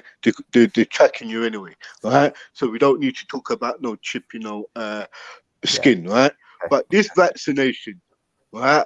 As I'm saying is this, look, the majority of the people problem is that their immune system, through everyday diet, what they're eating, regardless if it's a cup of coffee and a bloody donut and maybe chips and that in the night, boom, your whole immune system is really low right now. And this is the problem. When this first lockdown happened in June, it was mostly in the spring, coming to the summer. Now we're in the winter months where people could get cold and allergies and stuff. I believe it's just another fear-mongering tactic they're using. Because right about now, they're using this fear on you to say you could catch COVID. You've got thousands of people dying every day. They're saying 29,000 people has died through COVID. I'm not telling you to argue. I'm not arguing against it. I'm just saying I just believe that this vaccination is just a hype. It's not going to cure you from fucking AIDS, fucking pneumonia, or what any other common colds you get or symptoms. It's just a scapegoat for something else. That's what I believe of. If you need to get it, innit? I'm just going to be honest with you. I mean, I know a lot of people have these weird theories about Everyone's going to get COVID. No, I know. I mean, if you need, if you need to get a COVID is steady like Coca-Cola. if you need to get a vaccination for something, yeah, get it. I doubt it's some microchip, or because that would be obviously probably more expensive than whatever you think they are doing, yeah, whatever nefarious plots they have. Also, the sort of 5G, where they're gonna kill us all, the 1% one up to die. It's very unlikely, right? So there's a low probability of that happening. So if you need it like for work, or if you need it to leave the country and start a new life, then I would advise you to just get it in it. And if you don't need to get it for any reason, I'm gonna get the vaccine. So would you say you believe in chemical warfare? What do you mean believe in it? If I were to destroy a society, I'll use a certain virus or a disease to destroy that society. What do you mean, like clouds? No, let's say I want to kill a nation. I would put something there to kill off that nation, whether it's a disease. Yeah, I'm saying. You mean like clouds? I mean, like like when America does it, when America does it, the greatest military power, the planet has ever seen. When they decide to do it, generally speaking, they fly planes over the countries or drones and they just bomb the shit out of people. So I would assume that when it's our time, we're probably gonna that's probably what's gonna happen for us too. I doubt chemtrails are real, even the one chemtrails does the weather. Years. What about on land? Huh? On land. In that land. All I have to do is like what happened to that Russian guy. What, Novichok? Yeah, and they put something in the system. Radiation poisoning. Yeah, I mean, it's possible. Yeah, there's chemicals that will have adverse deleterious effects on the human body. That is true. There are chemical weapons conventions, which mean that it's difficult for countries to utilize them en masse. So I doubt, I'm not saying it's fact, I know, but I doubt that the COVID pandemic is a plan to fucking kill biological warfare. I'm not saying that. What I'm saying to you, do you remember Hanlon's razor? Exactly, yes, Hanlon's razor. But you're still open to anything that is that can be possible. Yeah, what I'm saying to you is, yes, I don't think this is some great pretext to exterminate. This one is. I don't think that's to usher in a new world order. And if it was, it's most likely find out. Like, what we should really be looking at is where's all the money? Where's all the money going? Where's all the money for? Like, how are they funding this? And also, how are they covering the supposed losses that they're taking as well? These are the interesting questions. For money. No, I'm saying, but these are the interesting questions. Don't fucking don't work yourself up with thoughts of this being an attempt to kill you. Because I think that is probably the misdirection that, if there is some grand conspiracy, that's the misdirection they'll probably be hoping for, the conspirators. That's what they would probably want you to think. Definitely. And then you squint, like you close your eyes, and then the injection goes in, and then you open your eyes. You're like, what? You start touching yourself. I'm still here. Like that's the kind of state they want you to be in. They don't want you to be in the hold on a minute. How are you just wiping out all this debt for this company and that company? That's probably what you. Well, that's the zombie effect, isn't it? But you'll never know. Isn't that the woke agenda, though? The government wants to keep us in a state of perpetual fear. Exactly. Yeah, that's what they're doing. That's a fact, isn't it? We know that's a fact. What did you say? They want to create a new world order, yeah? First of all, they need chaos, isn't it? Out of chaos, like you got all of this shit going on in the world. Yeah, this is the chaos. This is the right time to bring in a new world order. Right about now, we're all locked down. No one ain't going out too tough. No parties, no clubbing, no nothing like that again. Yeah, but do you know what the weird thing is, Captain? Come the 2nd of December, when this lockdown finishes, everyone's going to be partying and having the biggest Christmas they've ever had in their life. Yeah, but they could just turn around. You know what? This government could turn around and say, you know what? Like next week, come on the BBC and say, you know what, Boris Johnson will say, well, I just think that we should extend this lockdown for another few months because we have not find the right solution to our problems right now. So what we think we should do is extend this lockdown. How about that, bruv? Because they're paying, they're doing it already. Yeah, but there's the limit to this. Like, do you know what? Yeah, let's be really, really, really honest here. Yeah, it goes both ways. There is something very strange about this period, isn't it? It's very strange. No one really knows exactly what's going on. I would imagine most members of parliament don't know precisely what's going on.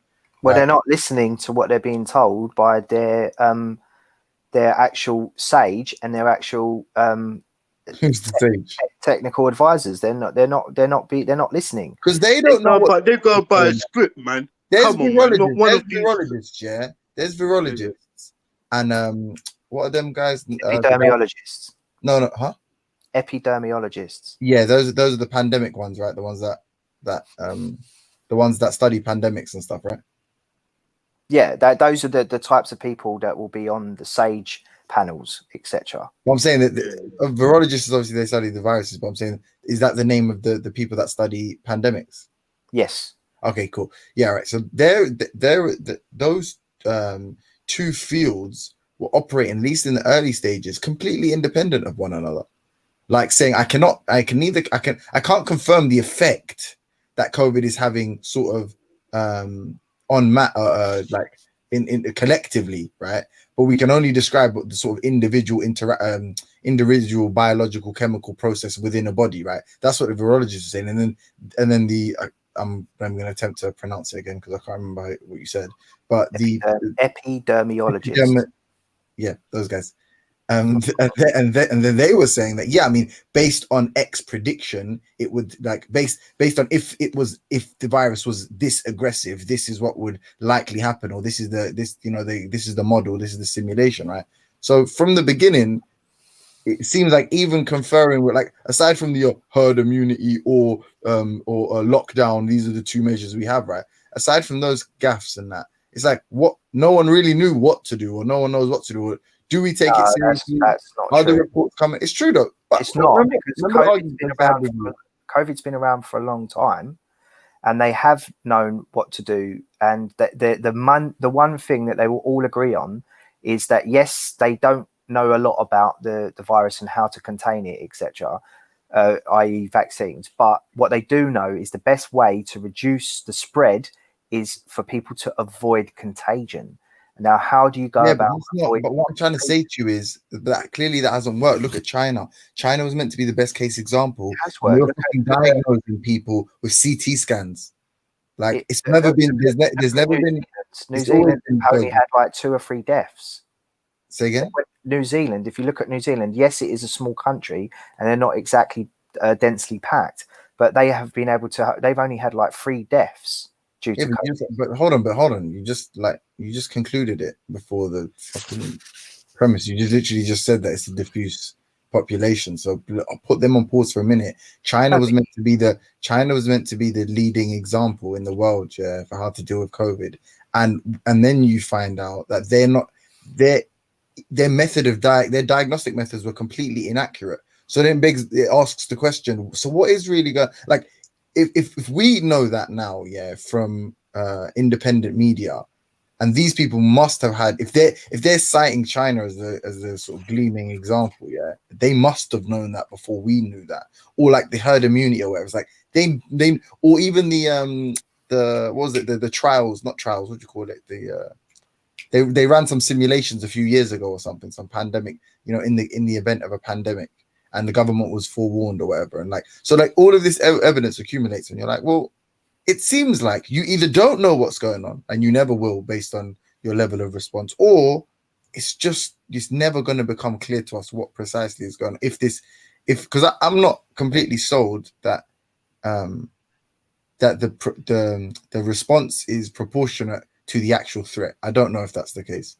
When people argue about flu, this, that, and the third, I don't necessarily argue with them anymore, because I think you're right. I think there is definitely an argument for what you're saying, and the fact is that if we are going to accept that there's probably no way of being able to completely contain this, I honestly believe that we're not going to accept another lockdown, especially in the UK. I think that we're just not going to accept it. We're going to the argument is be getting stronger and stronger and stronger, especially on the right, that yes, there will be people that will die of this, but we can't risk our society and people's mental health and schooling, etc., etc. Those people. That's the right argument. Or that's just a humanity argument. Well, those people I'm not on the right, and I believe that. No, but it's mainly people on the right that are forwarding those arguments. They are saying, yes, there will be people, there will be elderly people's deaths, there will be disabled people's deaths, there will be vulnerable people's deaths, but we can't risk people's mental health, we can't risk people, children's educations, we can't risk our economy, etc., etc. We're just going to have to take this on the chin. And that was the original argument that Boris Johnson tried to make on this morning. That didn't work out. Then we went into a lockdown. Then we come back out again. Now we've gone into a mini lockdown. I just don't think that the UK public are going to accept another lockdown for much longer. They're just going to say, you know, yes, we're going to just have to accept that there's going to be excess deaths, and that's the way it is. That's my personal view on how I think the society is going to react to this. I'm not saying whether it's right or wrong. I'm just saying I think that's what's going to happen. Mm-hmm. They'll probably react in New Year. Well, look, Chris, we're going to come out of this mini lockdown on December the 2nd, okay? And I think it's just going to be a free-for-all. Everybody's just going to be partying and behind the scenes. So already we don't have those daily updates telling us about how many people have got COVID and how many excess deaths there's been. And, you know, behind the scenes, they've been getting worse and worse and worse. But we don't see the impact of that because it's not something that we're seeing initially every day on the TV screen. And so, yeah, but the impact of other things, from it seems like the impact of flu has decreased. We're not in the flu season yet, though, are we? That's what they're saying is where they're also concerned about that happening simultaneously with COVID as well. Because one of the reasons why we've gone into this mini lockdown is that NHS services are at critical mass. Are they? Yes, they are. There's lots of. You work in the NHS? No, I don't work in the NHS. Wait, November is not the flu season? My partner does. That was one of the reasons that we were given. My partner does, and my partner has been all through the pandemic. So I'm not. Right, I'm not entertaining. I'm not going to entertain her. I've sat in hospital. I took my father to the hospital with diabetes. Yeah, and I'm telling you, I sat there and watched people and listened to staff tell me. We've seen 4 people all day, and our ICU, can I chime in really quickly? Yeah, can I chime in really quickly? Yeah, for the first time in about fucking 6 or 7 years, I had to go to the hospital the other day. Yeah, and like first of all, it was empty. Got seen really quickly. Secondly, like the whole operation, because I don't want to be specific, but the whole operation was like shocking to me given what we've been told about COVID. And it made me think while I was there, honestly, yeah, because me and you, we've had this discussion, Dark Magician, about the ONS statistics on mortality rates, and it made me think like, and listen, I'm not a conspiracy theorist, right? But an alternative theory is if you put if you put pressures on the NHS, or if there were pressures that the public were not necessarily made aware of. For instance, if you're talking about budget cuts and you work in a hospital in fucking Camberwell, yeah, you won't necessarily know what's going on in a hospital in Barnet, right? Like you wouldn't necessarily know. If there was enough cuts and if there was enough pressure placed on the NHS, then maybe what we're seeing as a mortality rate that we're ascribing to COVID is just sort of the fruition of what's taken place with regards to the government's cuts for the NHS, or the pressure they're applying, or the sort of the media almost coercing the public into being reluctant to use the NHS, and therefore, as a result, more people end up dying, so on and so on. Or let's say, you know, when you call up the NHS now and they're like, well, if you got this symptom, please stay at home, please wait another 24 hours. Maybe those 24 hours is killing motherfuckers. Maybe that's literally what's happening. That's why we're seeing the excess deaths. Or people are coming now to the hospital, right, after that 24-hour period, or because they're being rejected at the hospital, saying, well, it's only a cold, you shouldn't use right now, you know, ventilators. Well, maybe that reason, that those fine margins, right, just tip the scales maybe an extra 20, 30,000 people die a year. Maybe that's what happens. Maybe we're just seeing that. I mean, all I'm gonna say is, on that, yeah, I'm not gonna. It's easy for people to brush it aside and say it might be a conspiracy theory because of that, but you have to understand. Like I said to you, like I know that during the height of the pandemic, at some point they were talking about there was 2 people in an 11-bed ICU. Do you understand me? And things like that. And one of the people was known. So one of the people was known. What area was that? We were talking about Bristol. Okay. But at the same time, you have to understand that to the public, they was being told the hospitals were overrun. Do you understand me? And they was being told. And it's only when you go into the hospitals and actually have to go in, yeah, that you understand. Like, I not long had an operation on the 21st of August, yeah, for knee repair, yeah. So I had to go through it, and I see how the hospital was running. Do you feel what I'm saying? And I'm sitting there and I'm like, you know, in my experience of having to go in there, I'm like, hang on a minute, this don't make no sense. Given, you know, like they told my dad when he went in, they told him they're going to let him go home with a catheter, yeah, and said to him he's more likely to get COVID in the hospital than out on the roadside. Yeah, that's true. Wait, Yeah, they let you stay with your dad? That is true, but that's the Say that again?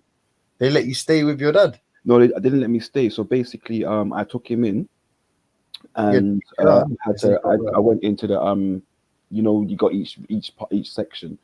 So when he went through to be seen, I had to wait outside in the outside section. Yeah, but I seen in the hospital the other day, they're not even letting people stay in the waiting room with their family. But that's what I'm saying. This is what I'm saying. But then again, they were letting people in. No, they've been letting like people in the wards and midwife for childbirth and stuff like that here and there. No, okay, hold on. I swear Ultra the other day said when he Ultra, you're there, isn't it? When he said when he took his missus for something, they wouldn't even let him in the hospital. They had to let her go in by herself. Word in St. Michael's in Bristol. They've been doing it, and in Southmead they've been doing it in Bristol as well. That's what I'm saying. I'm looking at the Bristol .gov UK website, and they're talking about the R numbers in Bristol and Southwest, and they're saying that the R number, which is the number that they use to place you in a geographical tier 1, 2, or 3. They're saying it's relatively low in Bristol. Mm-hmm. And the West Country in general, apparently. This is particularly one of the places where you probably would find ICU units, etc., where they wouldn't have many patients, but there are some other. What I'm saying was that the rhetoric that was given, the rhetoric that was given was saying that it was jam and that it was busy and so on and so. Do you understand? Nationwide, yes. So when you take no. Listen to what I'm saying to you. The rhetoric that was given in the West Country. I'm not talking about. This is what I'm saying to you. I'm not going to talk about London because I don't live in London. So I'm not going to turn around and say to you what London hospitals were like. But what I can tell you is my experience of 3 different hospitals in Bristol. One I took my father to, one my partner works in, and one I went to for my operation. That's all I can give you. I can't tell you about the rest of the country. Do you understand? Okay. Yeah, so I can tell you the rhetoric that the country had.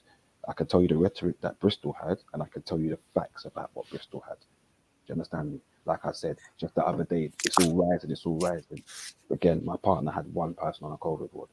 1 person. Right, so there's a disconnect there between what the news is stating and what the data that they're actually giving out. Because the data that I'm looking at here on their Gov website is showing that the R rate is relatively low. So to me, that would suggest that, you know, yes, you would go into a hospital in Bristol and find low levels of COVID rates and not overrunning. No, he's not saying now, right? You're not saying right now, are you? No, You're saying that's what I'm saying. I'm talking about during the first lockdown. Yeah, again, my operation was August 21st. Look at that. Yeah, I'm talking about the rhetoric that was spoken at the time. Yeah, was we must all lock down, so on and so forth. The NHS is at brimming point, and so on and so forth. There's X amount of deaths every day. They opened up the council building around the corner from me and used that and said there was shipping bodies. But the doc, yeah. Do you understand me? That's what they were saying. They were shipping bodies to this council place around the corner. Yeah. Yeah, they did that in America as well. Yeah, 100 meters away from me. But hear the joke. you know how much traffic was going through there? Zilch. But this place was open to be shipping all these dead bodies. The ICU, again, had 2 people in. That's the point I'm saying to you. The rhetoric was saying it was jam-packed, they're shipping all these bodies. The ICU should have had every single bed filled up. Bro, the reality is, man, like, do you know what? Like, I remember when I first started speaking about this, yeah, it was fishy, innit? Like, the Italian statistics, the China, the information coming out of Italy with the coding for deaths, the diagnostic methods in China, it just was way too confusing, yeah? Or there was too many contradictions. At this stage now, because I've seen increase in the mortality rates, yeah, it's either they're lying, like we can just say, all right, they're just lying about everything, or there's some truth to them, but at present, it is not completely explainable, yeah? I think that's where everybody needs to fall on this. I think there's no need to be a dogmatist on either side and say, I know it can't be a conspiracy, and then on the flip side say it's clearly evidence of a new world order. Like, there isn't enough information. What you do is you apply a hand-on's razor. That's what you do. No, but there is enough contradiction to say there isn't a simple explanation to what's happening here. No way. Like, there isn't, because just take the most simple something like what happened in Italy. Yeah, like, no, because they are saying, oh my god, COVID, and there's literally a health secretary saying we don't actually know why people are dying. We don't know if it's COVID. We're just saying everyone that dies is COVID.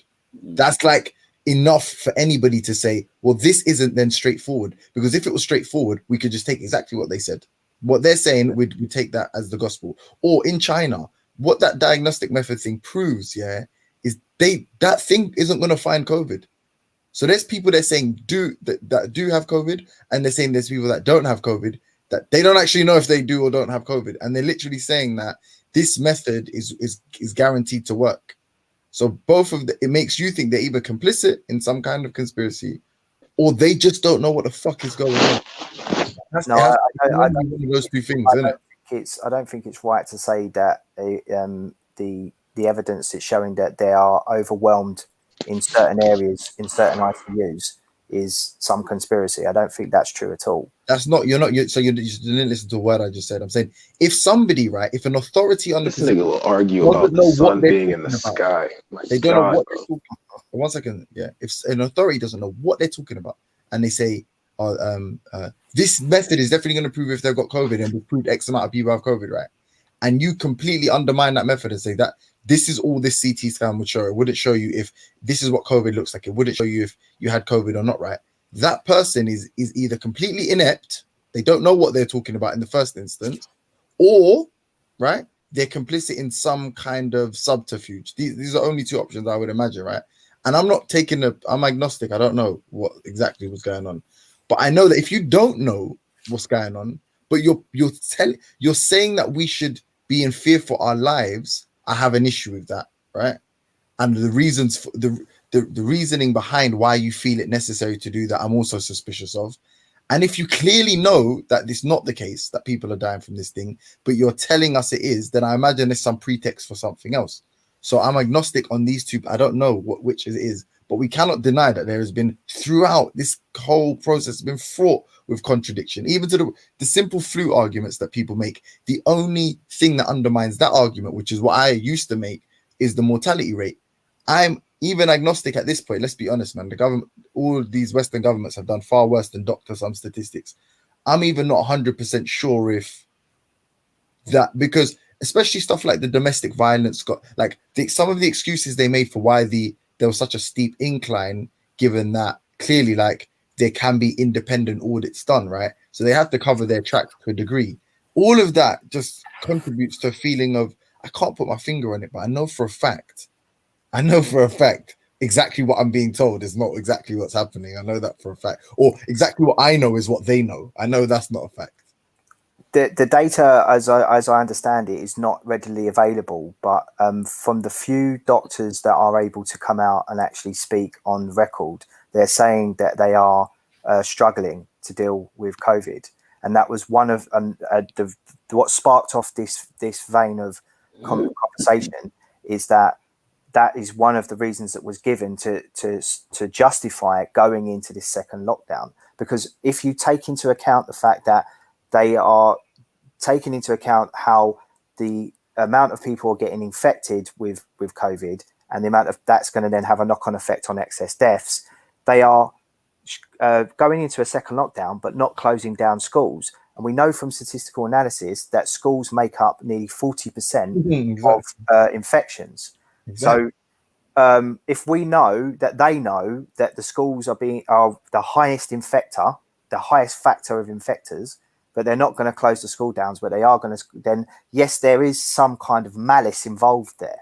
So there's a mix between ineptitude and malice here, and taking advantage of a vulnerable situation. Of course there is. You say malice, but let's be honest, Jay, you say malice, and this is where intention. Okay.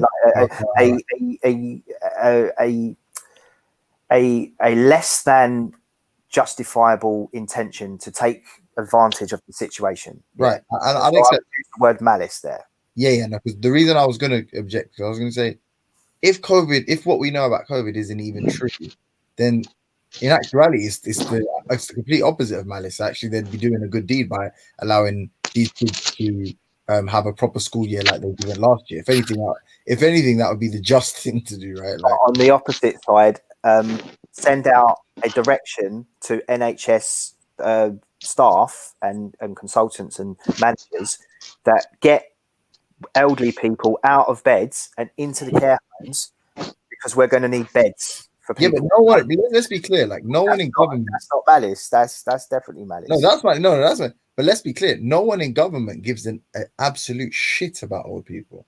If anything, like this COVID thing is a godsend to some people, and that's another conspiracy theory, which again I'm agnostic on. Is this some mass cull of the elderly? I don't know. I'd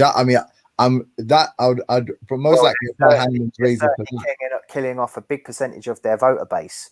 So who would? Conservatives? Yeah, most people that vote Conservative are elderly people.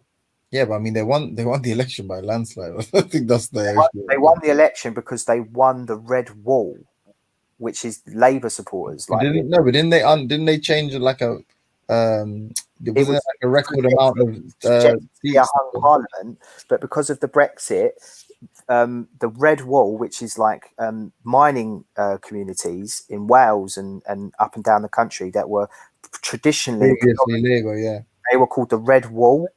They broke the Red Wall, and those people voted for Tories in order to get Brexit over the line, because Labour had a conference just before the election in which parts of the Labour Party, Keir Starmer in particular, said we need to have a Brexit ballot, a people's vote. Do you remember this people's vote shit? We need to have a people's vote on a Brexit ballot, meaning if Labour got into power, they were going to try and have a second referendum, but they were going to put it out. 1 second. DC Brad's in the back.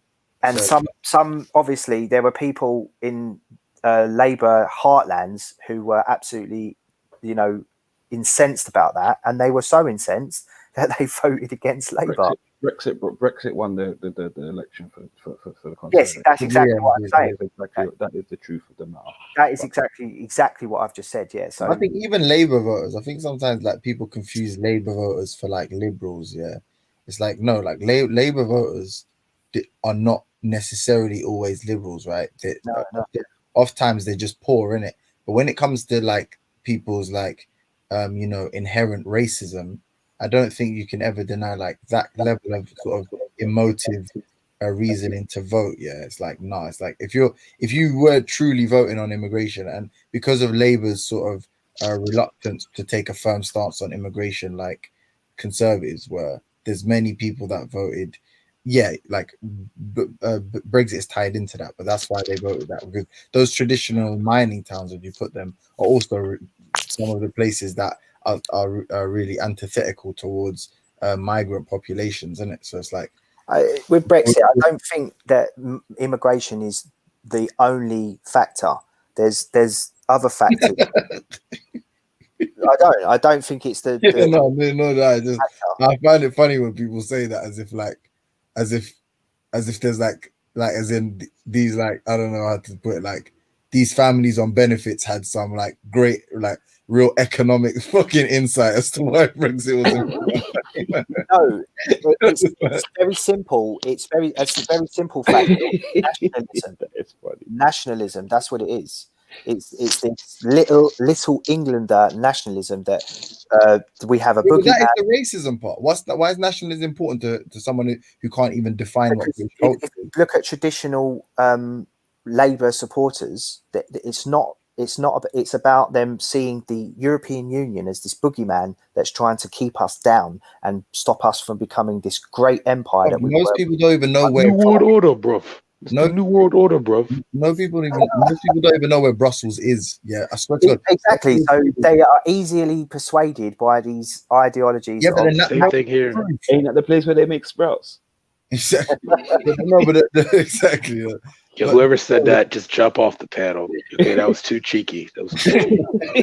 Man, are you using cheeky, Brad? Is that something you can use? It?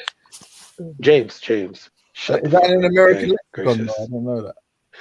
Oh no, you use my words, cuz I mean I don't know. I just God, you really make me feel uncomfortable when you say the N-word. So I just he does. He makes me so uncomfortable. It's like they're saying you're not allowed to use that word, bro. Yeah, because he's Tunisian, bro. I try to hear no. You're right, yeah. He's not trying to. He's trying to tell you he's Amazigh. He's half Amazigh. You said your word. Yeah, you said your word. You haven't. Listen, the day you picked up. Listen. They say you're not African. Listen, the day you picked up a lacrosse stick, yeah, you forfeited your right to ever say us or ours. How? James, you want to know why that's not funny? James, excuse me. One second. Okay, you know who Jim Brown is? One of the greatest football players from Cleveland Browns. I think so, yeah. He played lacrosse. Yeah, he played lacrosse for Syracuse. Javon Miller, Kyle Harrison, the 1970s Morgan State Bears. These are all black people who play lacrosse. Tell you nothing, man. You're a sportsman, bro. Can I just say one thing? Yeah, obviously, Jim Brown was famous for playing football, and he intentionally omitted that lacrosse thing, from his fucking. No, from his TV. It's only you. He literally played. It's only you. No, he literally had. There's literally pictures of him. Only you that knows this fact. There's literally pictures of him playing. I mean, what are you talking about? That's exclusively your information. It's not. You can literally type in Jim Brown plus your coach. Your coach handed all of you like some dossier for your eyes only. In the UK. I'm sorry. Everybody, can everyone unmute? And James really needs these laughs, so go ahead and laugh at his jokes real quick. I guarantee you, on the kitchen counter, there's the shotgun right there. So go ahead. I am unmuting to say when you are done chatting forever, can someone else have a go? No. Mute back up. No, sorry, sir. No, sir. No. We're in trouble now. My brethren, man. No, we ain't doing this. He always does this. Cool. What are you saying? Schiffer's your guy, yeah? Yeah, man, that's my boy, man. Come on. Okay. What you saying, Schiffer? You say you brought back up? That's no, come on, man. Shut up, man. Don't try. Did you say did man bring back up? Let me show you something. I don't do back up. I hold my own corner. I hold my own corner. You see you, James Jones. Yeah. Let me show you something. You're a brother, you know, so you need to act like one. Go on, say again. You're a brother still, so you need to act like one. I got some questions for the Dark Magician, though, when you're done. No, you go, Chu. Yo, Dark Magician. Hey, Schiffer, how you doing?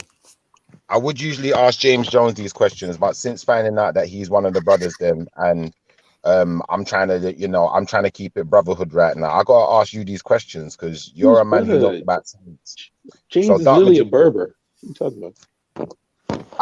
Boy, from what I heard, he's Ethiopian, so he's a brother still. So Dark Magician. Bro, Ethiopian is a Greek term for dark skin, bro. That don't mean he's actually black, bro. You can look that up, bro. Cool. He's not. James ain't black. James ain't black. My first question for you is, has any human being ever been into outer space? Oh God, no! Here we go. It's too early, bro. No. Wait, Love Life. Are you sure? Are you sure you're claiming Schiffer? Yeah, man, he's my boy, man. He's my boy. Wait, did you hear, bro? Did you hear what he just asked? You see what happens when I ask a question?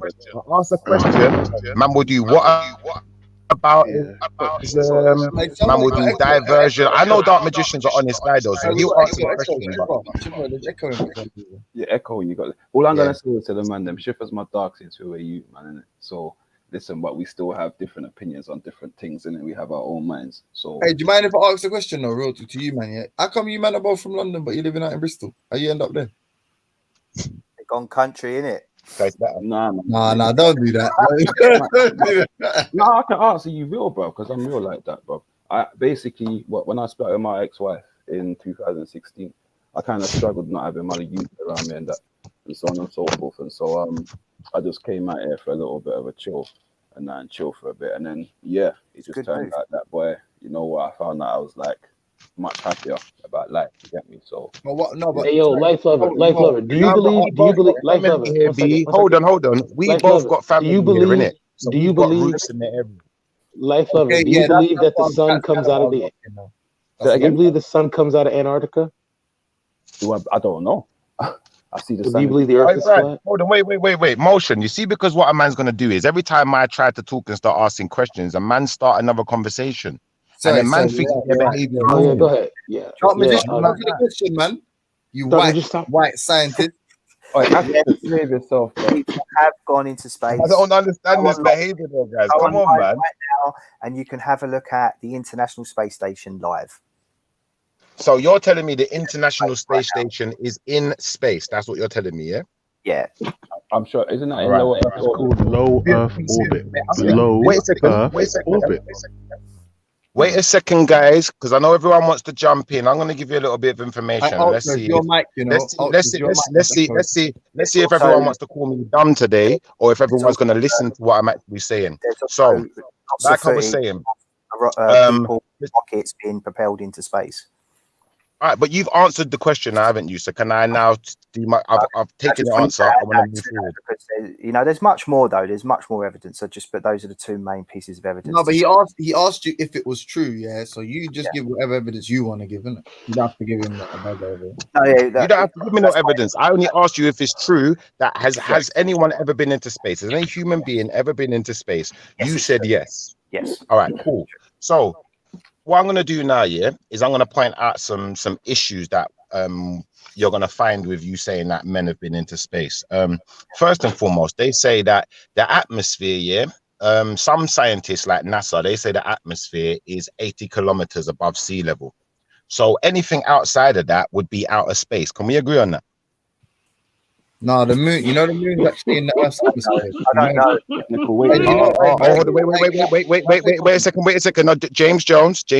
This isn't for you. I'm gonna give you some information though. Can I just? Is that but I'm not talking about magician first, because like I said, you're a brother in it. So I'm not trying to tear down no brother. I'm not trying to shit on you. Want to tear that? If you and some of the other brothers are happy to tear down your own brothers and sisters out here and want to, brothers and sisters and try and make them look bad, I'm gonna leave it at that. But now I know that you're a brother, I'm not even going there.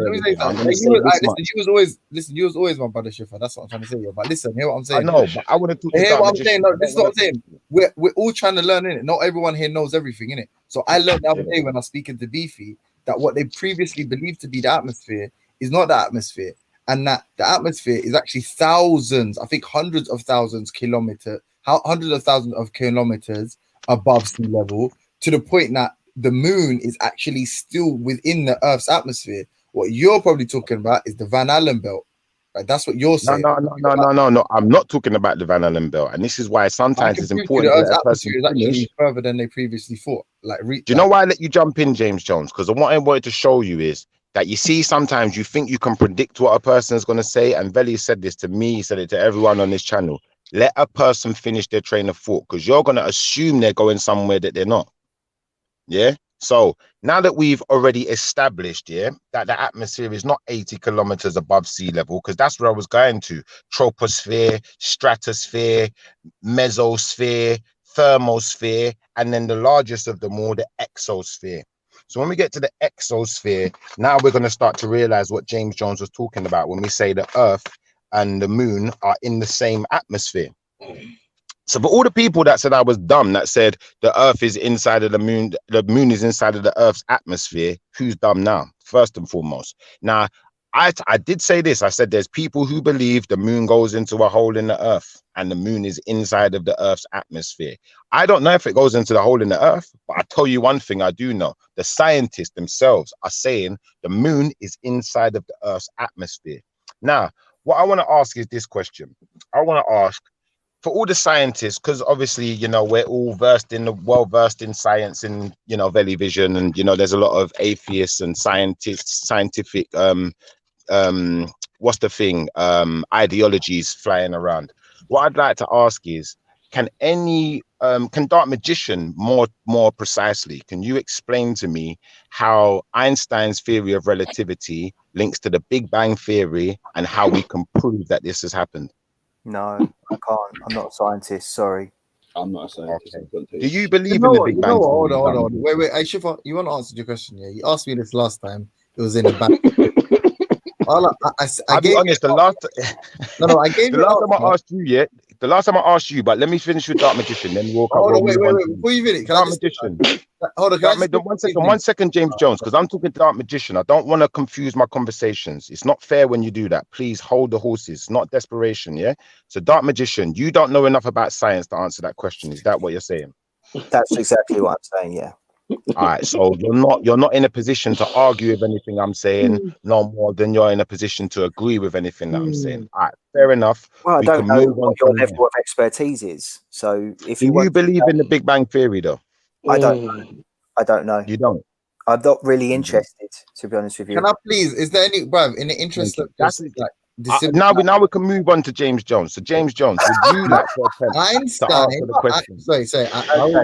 Einstein. Can we also agree that you're not in any position to be able to talk? No, we can't agree that. You ain't gonna listen. Let everyone speak for themselves. Did I tell you what to say? Okay. No. So please don't tell me what to say. I'm having a conversation about it. You said that you're not qualified to answer questions on it, but now you're still talking. James Jones, can you please take your go? Now you're not going to be honest. No. James Jones, please take your chance to answer the question. I don't know what Dark Magician is trying to do. I was going to say that was a poorly formed or poorly composed question, because Einstein is not responsible for the Big Bang theory. Einstein's relativity, is responsible for the erroneous prediction of a singularity, which most mainstream scientists move away from. In fact, I think the most contemporary theory is quantum loop cosmology, which actually suggests that the Big Bang didn't happen, but there was more of a big bounce, and that was a result of a previous big crunch, and that the universe is eternal. This is the most using augmented equations, right? So not what general relativity. The actual prediction of what is the Big Bang, which is the universe was once. So if the universe is expanding now, the theory about it expanding from a point, that was before Einstein's theory of relativity. Are you sure about that? Are you sure about that? Yeah, I'm sure. Where did it come from then, Jay? No, hold on. Because you've said it before, Einstein's theory of relativity, please show us where it comes from. I'm trying to find what your point is here. Dark Magician, please hold your horses. Don't be so desperate to talk. I'm talking to James Jones. James Jones, can you please demonstrate to us where this James Jones? I love how he assumes just because Dark Magician is white. Anyway, this is what I mean. Motion. Can you hear this behavior, bro? It's like you're asking a guy a question. Yeah, you're talking to one person, but there's three people talking. It's like some people don't have any manners, and then when I get upset there, or when I start telling people about themselves, or when I start playing the same game, what they're gonna do is they're gonna say, Shipper's just a crazy person. Shipper's a madman. Shipper's a that. But if you could shut your mouth long enough for James Jones to answer the question, that would be polite. Please, James Jones. Listen, I'll tell you what you do. Hold on a second. Belly, listen, for some reason, Schiffer thinks that this is his show and he can control the panel. Please make him understand, Belly, that Schiffer doesn't run this panel. And if he continues to this petulant, juvenile behavior, he'll be removed for a small period of time so he can reflect. Remove me, then, pussy. Remove me, pussy. Suck out, pussy. What? Remove me. I'll give you something to really remove me for. What? Whoa, my guy. Being a bitch. Start acting like a little bitch, Ultra. I'm trying to have a conversation with you. Over my conversation. Just got suck pussy. Hey, what the fuck happened to being brothers, man? I know. I'm talking to you. I'm not talking to brothers. Brothers, can you be quiet? You can suck pussy and eat pussy. Could you act like a pussy? Not Magician. Can you be quiet also? Yeah, I've got a habit of triggering people, but you ain't got a habit of triggering no one. You just act like a pussy, so I have to call you a pussy. I have to treat you like what you are. You're a bitch. You're a woman. You're making it even worse. You're a bitch. You don't run the panel. You're a bitch. I relax. Yo, who's echoing? Talk over each other, then fuck it. Let's just have it out, mate. Fuck you, suck out. You're a bitch. You act like a bitch. You talk like a bitch. Everything you do is bitch. You hide your face like a bitch. You hide the makeup like a bitch. Yeah, come on, bitch. I'm gonna be saying bitch if you shut up. I'm just gonna chat shit because you're chatting shit. And realistically, that's what Belly Vision's about. That's why Belly Vision is gonna lose a lot of viewers because man are trying to have a sensible conversation. And some dickhead wants to come and talk some nothing you said. You're echoing. You're echoing. No one cares. I'm not the one echoing. It's you lot echoing. You are. No, I'm not. You're not acting sensible. I don't fucking care. Don't tell me. I'm not listening. Okay. Listen, let me just finish what I'm saying, right? I'm not going to fucking listen to anything. Oh, you're echoing. You're echoing, mate. You're echoing. You're echoing. You're echoing, mate. You're echoing. You're echoing, mate. You're echoing. You're echoing, mate. We just fucking prick. You're echoing, mate. What the fuck happened, bro? You're echoing, mate. Bro, like one. Are you listening? You asked me the question, yeah. Two people. Is that James Jones? Yeah, you talk, Jones. You talk. Yeah, but I'm two not people listening to no one else. interrupted, and you just lost your shit, bro. Before that, cool. I don't care. Listen, James Jones, don't tell me that. Tell me the answer to my question. Otherwise, we're gonna have another outburst. Fucking hell, he's saying you got man, you're holding man hostage, yeah? I'm saying if you want to fuck up Veli's channel, I'll happily help you. Bro, what's wrong with you, bro? Relax. To be fair, the channel normally gets fucked up when you're about. To be fair, you got no respect for the man's channel. Why is Ultra still talking? No, it's me. Your voice is echoing. Your voice is echoing. Your voice is echoing. Hey, relax. Hear what I'm saying anyway. Yeah, you're echoing. Let's get back to let's just get back to the information. What is your point, Schiffer, about relativity? No, he asked. I'm a magician. Did I ask you a question, or did I say to be quiet long enough for someone to give me an answer? All right, I don't do what you tell me to. Okay. All right. Well, then don't talk to me, innit? Talk to someone else, innit? You came on and you asked me to talk to someone else. Listen, I don't talk to bitches. I don't talk to bitches. I don't talk to bitches. Please don't talk to me no more. You're acting like a little bitch. You're acting like a little bitch. Let me ask you a question, cuz. Yeah. Nah, fuck that. I ain't answering no question. I asked James Jones a question. Fuck that. Fuck that. No, you can't ask me a question. When you're on Jedi's channel, yeah, I've never heard you while out or spaz out or nothing. Every time he tells you to shut up and mute your mic, you just shut your mouth and mute your mic. Why don't you do that why come you do that over Jedi's channel? You don't do that over here? Huh? So I don't think he's gone the way that he wanted to, and he's now losing control. That's what I'm trying to say, bro. It's like you got to act the same everywhere else, fam. Like, and if you ask someone a question, then you know that you have to be quiet long enough for them to give you an answer. Did you know that? Let him finish his point, yeah. But also, I'm saying that, bro, you got to act the same everywhere, innit, man? So if you're gonna do this spazzy shit over here, but make sure you do it on everyone else's panel. Bro, you got to act the same everywhere. Make sure when you come onto other panels and man are talking to you, having a discussion, you don't run away. Yeah, because really and truthfully, when I come onto this panel, it's funny how I'm trying to talk to one person, but 5 voices are talking, but you don't address your chat room, you address me. Yeah, so you got a clear bias, bro, and I don't give a fuck. You're on the panel saying, oh, if you won't make a Rare and Vanish channel, round. I'm like, bro, hold on a second. How come you only say that when you're over here? I never hear you say that when you're on Jedi's channel. I never hear you say that when People you're on don't talk Kahiro. shit like this on Jedi's channel. On Jedi's channel, there's a little bit of order. Jedi actually makes sure that people get their fair say. Jedi ain't gonna make everyone talk over me on his channel. But because you got no respect for me, because you got no respect for me, what you want to do is make a little dickhead brethren come and talk over me, make a little dickhead brethren come and talk over me, and then come and tell me about it. Hey, hold on. Can I? You gotta be the same way both ways, bro. Hey, Bill, Hold on. Having a decent. Some of we disagreed with each Basic other. man. James. Basic man. You're motherfucking basic man. Points. Basic man.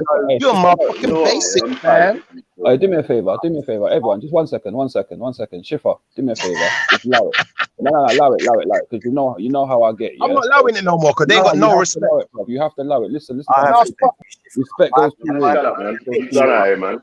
Yeah, Part of my man acting like a bait, bro. Listen, yeah. Hey, Damo, when my man's on Jedi's panel, yeah. Anytime my man tells him to shut his mic, bro. My man's straight silent straight away. Brother, listen. He's not spazzing out like that everywhere else, fam. I'm like, bro, why are you doing that why don't you do that everywhere, or just don't do that at all? Listen, you know what I'm saying? No disrespect to you, no disrespect to nobody on the panel. Yeah, you will got your entitlement to feel how you feel about that situation, innit? You understand me? I haven't been on this panel long enough. And I've never been on Jedi's channel to say I know anything else. Right? So you guys, I'm going from what anybody's telling me. Do you understand me? Yes, that's that. Apart from that, yeah, look, the way I see it is this, innit? Like, yeah, what he's saying is partially right. Man has to let a man speak and let a man finish, yeah? I understand it's a panel and there's not really any control. I did say that as well, though, you know, cuz. There is. I said, yo, let him finish his point. On the other aspect, on the other aspect, I will speak to my man differently because, like, the vibrations changed in it. Like the kind of like this was a good conversation and everyone's getting their point across. And so yeah, the reaction isn't justified. So I could speak to a man on that differently. Do you understand me? Apart from that, I would, because obviously he's still my brethren that I've known since we were teenagers, isn't it? So apart from that, yeah, it ain't personal. No, it's not personal. It's not real life, bro. It's just this panel thing, man. I'm here. That's what I'm trying to say to you. So for me, that's I can hear that's personal because a man, he's emotional enough to be able to call a man in that sense, yeah. And a man's well within his right to feel offended by that too. Do you understand what I'm saying? Okay, but I thought me and him were cool. You know, yeah, so it is. You are dark, man. He just gets, it's not serious, bro. Cool, but it's more like big arms being drunk. You can't take it too seriously. Can we just get back to the to the matter? Yeah, if we're not gonna. I got a question. Because I haven't been talking. Let me ask a question. I got a question for Dark Magician. Oh God. Since he's the only white guy here, and most likely he has all the scientific literacy. Yo, Dark Magician, explain to me. He literally just said we picked you out because you're white. He assumed you were the only person that was a scientist because you were white. Hey, you know what? My guy, yeah. I can't really. You know, I've said that time and time again. You know, I have some understanding of science, but I defer to the experts. I really do. I'm not a scientific expert. And when it comes to Einstein's theory of relativity, there are people who have dedicated their lives to the study of this. And for someone to just come along and say, you know, we're going to start questioning the theory of relativity and Einstein himself, I think that's a little bit dubious, and we should call that out, because at the end of the day, as my understanding is, the scientific consensus is from the people that actually study this and know this inside out, that he's continuously being shown to be right in his theory. And there's nothing. So I have a hard question here. Here's my hard question right here. I got a hard question. How does 5G make the sun hot? There you go. Wait, what? How does 5G make the sun hot? There you go. Combine it, scientists, atheists. Go ahead. Yeah. Oh my So goodness. that's why That was I asked hilarious. I was like, what is this? What is the point of? Because Schiffer can't say to me that he understands the theory of relativity or the Big Bang Theory. He can't tell me that. He hasn't studied it. So, and in any real sense, what's the point? So if we get to the point we can say, what? Yeah, okay. his question was wrong though. Like, and this is what I was trying to show him, that he believes Einstein came up with the theory of relativity, and then that's when we started believing in the Big Bang. But even the theory of relativity is about gravity. It's not about. Yeah, it's not. I mean, yeah, it's about. It's I mean, the main points it made is obviously that it replaced Newtonian mechanics, curvature of space time, and it also suggested, which was novel at the time, that that time and space were not fixed. Yeah, so that obviously they were relative, like that's the the name. But oh my God, Pavlov is in the chat. Bring him on, please. The actual what people refer to as the Big Bang, what contributed, what was a greater contributor to the theory, right?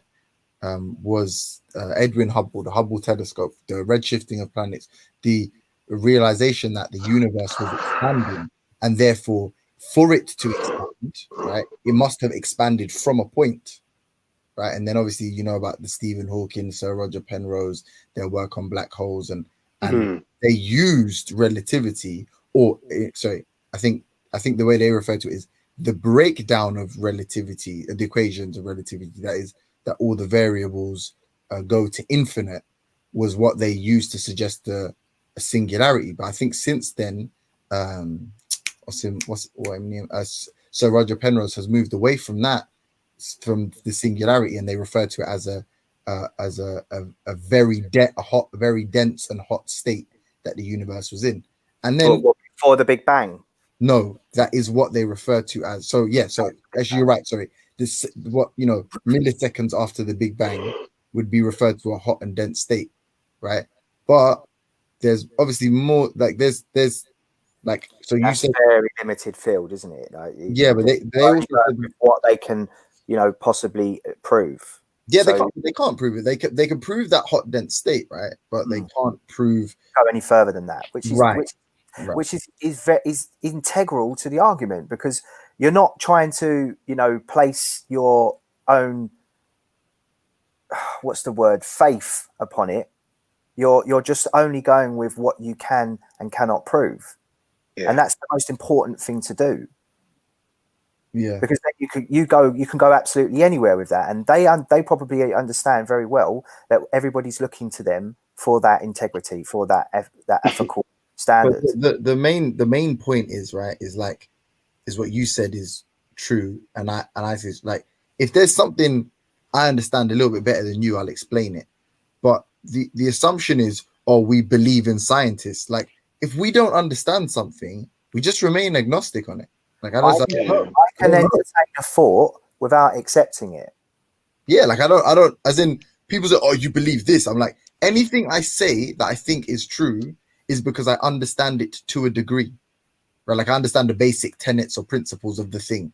If I don't, right, like if you ask me about dark matter or dark energy, I mean, I do actually understand why they believe there is dark energy, or why but the fact that they haven't proven it, and the fact that I don't, like, I understand, conservation of energy and that, but I don't know enough to say that I believe. Like, but there's someone who's got a simulation or a model of the universe that they believe in because they have worked on the equations, right? That person can tell you why they believe that's true, and they haven't sort of empiric or like demonstrated it. I'm not in a position to say that. I can't say that. But you lot are talking about God and these things that you have equally absolutely zero technical understanding of, right? You're saying that you believe it's true, and then you're trying to say that we're the same and that we believe in scientism. No, like I don't understand. I don't believe it. Just because I don't fully understand the theory of relativity or the theories around the Big Bang doesn't mean to say that all scientists shouldn't be believed. Just because I don't understand that theory doesn't reduce the substantiveness. Belly, we got people in the back, D. Yeah, bro. Do you know what actually came on? Facts are true, whether you believe them or not. That's the good thing about facts. Hey, Dr. can I ask you a question? Yeah. Have you got any sort of oblique theories, about movies? Because given that you're a white guy If you have, oh god, we're not doing this again. You're about to lose, bro. Oh if shit! you have any, I just saw James' screen name. if He's you have I any, just did representing for too, me. bro. can I just finish speaking to the white guy on the panel because more important. Yeah, we on this brother thing. We on this brother thing. Yeah, if you so because obviously if you got any controversial theories about films and considering that you're a white guy, Ultra is automatically going to believe what you say. So if you've got any, just bring them up now. Just bring them up now. I don't look at Hollywood and then superimpose that into reality because I know the difference between fiction and non-fiction. Hey, yo, Dark Magician, since you're a white guy with a basically, Japanese do you know what it is? cartoon- Yeah, I hurt James Jones. Yeah, I mullered him, and he can't let it go. Mullered him, like I literally put him in a body bag. Couldn't handle it. Do you know what's so crazy about that statement? You've run off the panel to not address it. No I don't know one. what you're talking about, mate. Do you know what that's like? That's like going. That's like. And I'll tell you what you do, James. Stop talking. Don't do a shifter and prove it.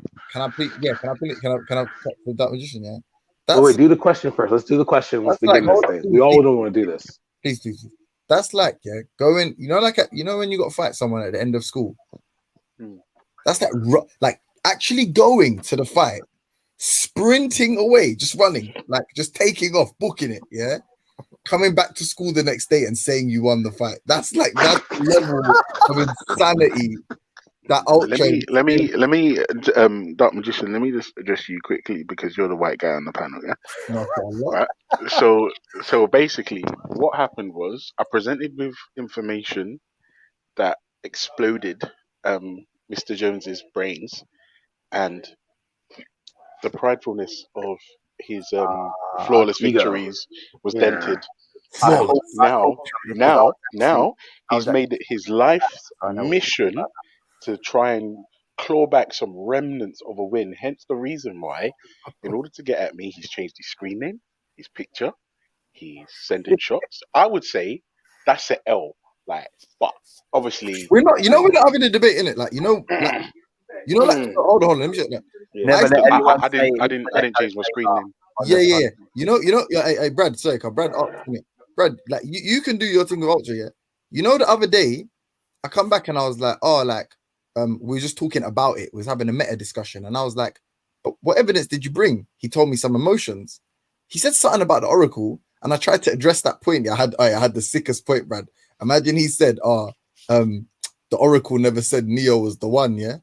And I said, oh, okay. I was like, but you know, like Morpheus said that the Oracle doesn't tell you what you need to know or some shit like that. Yeah. He was like, the Oracle didn't say it, so I don't believe it.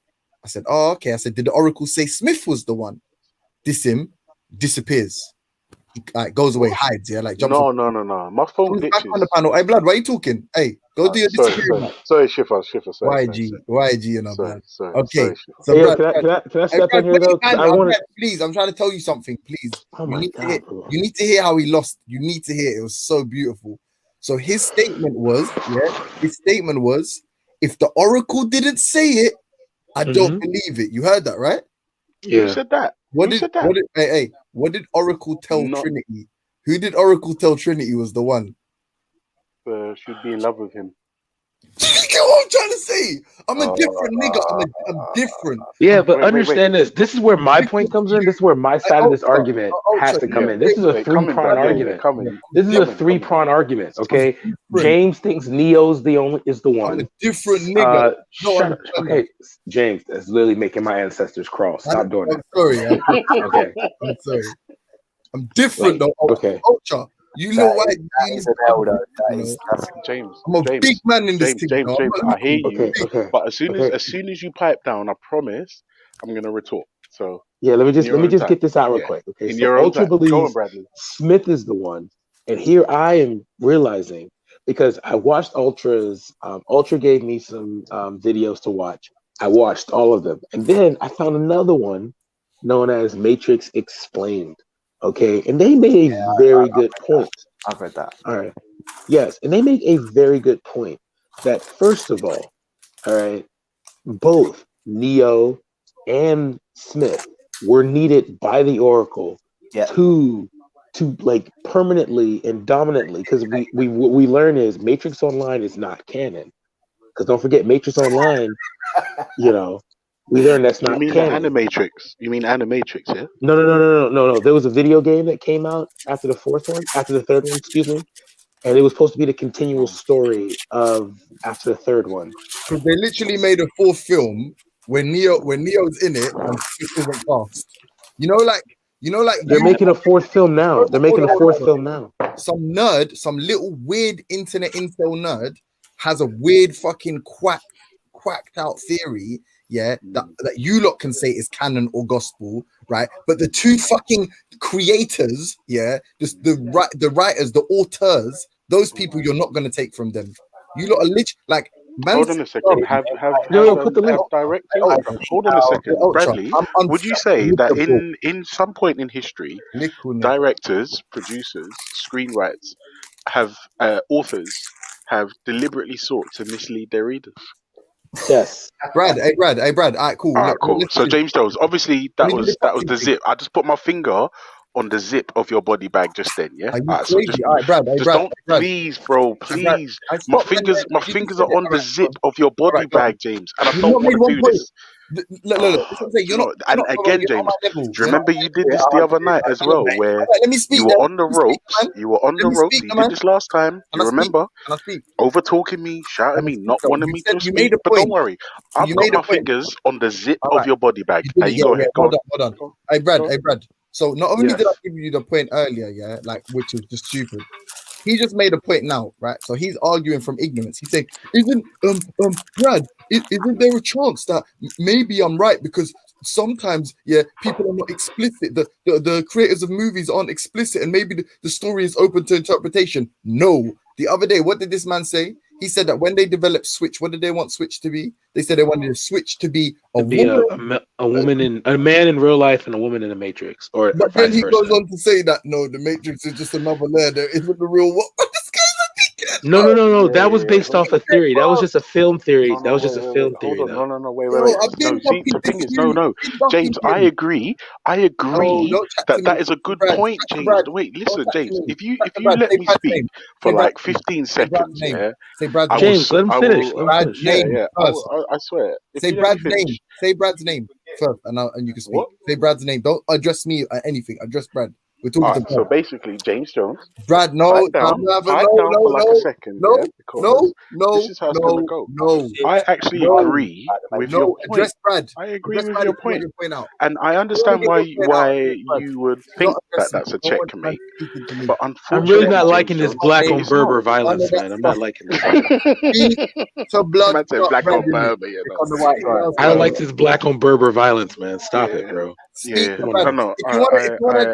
I agree. I agree with I just want everyone in the chat to know. I just want everyone in the chat to know that in this argument, I'm also in this argument, and I say that based on the line in the second fucking movie when you see Smith again, that the imprint of the one was put on Smith, and like they both needed each other. Like at that point, they became intangible. Okay. Don't bum our shit with no evidence. You got no fucking evidence for that. You just niggas just check. Literally. I'm here providing evidence, like having a real debate, and you dumbass people. This guy said body bag by saying this. Maybe, Brad. Maybe. Do you think? Maybe? Like, get the fuck out of here about debate. Okay. So here's the thing. This is where I come in as. This is where I come in. James, mute up, James, mute up. You're too emotional right now, bro. Put the Manny pad on. Yeah. Put your Berber pad on and Bradley, chill. You'll notice this. Whenever I've got James on the ropes, he pipes up. So yeah, I know he gets too high.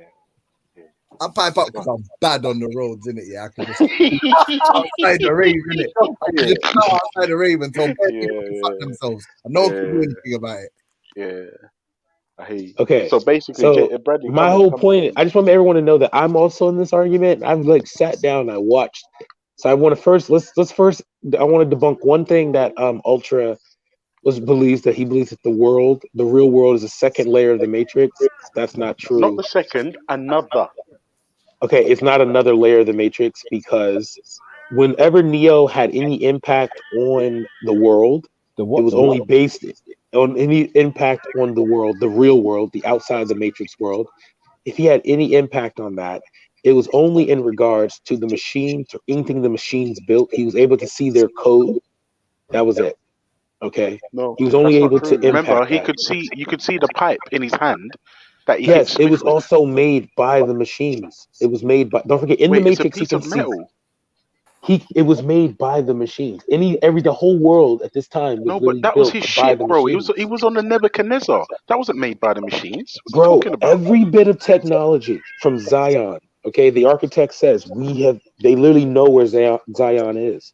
They built it. They know the world is literally made by them. Now, if you're using it in a metaphoric sense, where you're saying that the real world is another system of control like the Matrix, you win that. If that's what you mean. So I'm No, gonna throw that bone at you. Say, yeah. Shut up, James. Shut up, James. Oh, Shut the fuck up. sorry. Go ahead. Now throw it out. If you're saying metaphorically, that's what you mean. Got you. I'm gonna throw you that piece. Brad, of I've got Eat your that, argument, but Brad, like I've got your argument is done in two. Like there's 2 points. Go ahead. One, you can use his own video against him because his own video says that when the Wozniaks or Wojciechowskis or whatever went to Miramax, they went there and said, we this is the explanation we want for the real world, why the Matrix was created. And apparently they were like, no, people won't understand that. Let's just say the humans are batteries, right? So that's clear evidence of the Wojciechowskis, like recorded evidence of the Wojciechowskis. Is that what, I don't know what their name is, yeah? The transgender twins, yeah?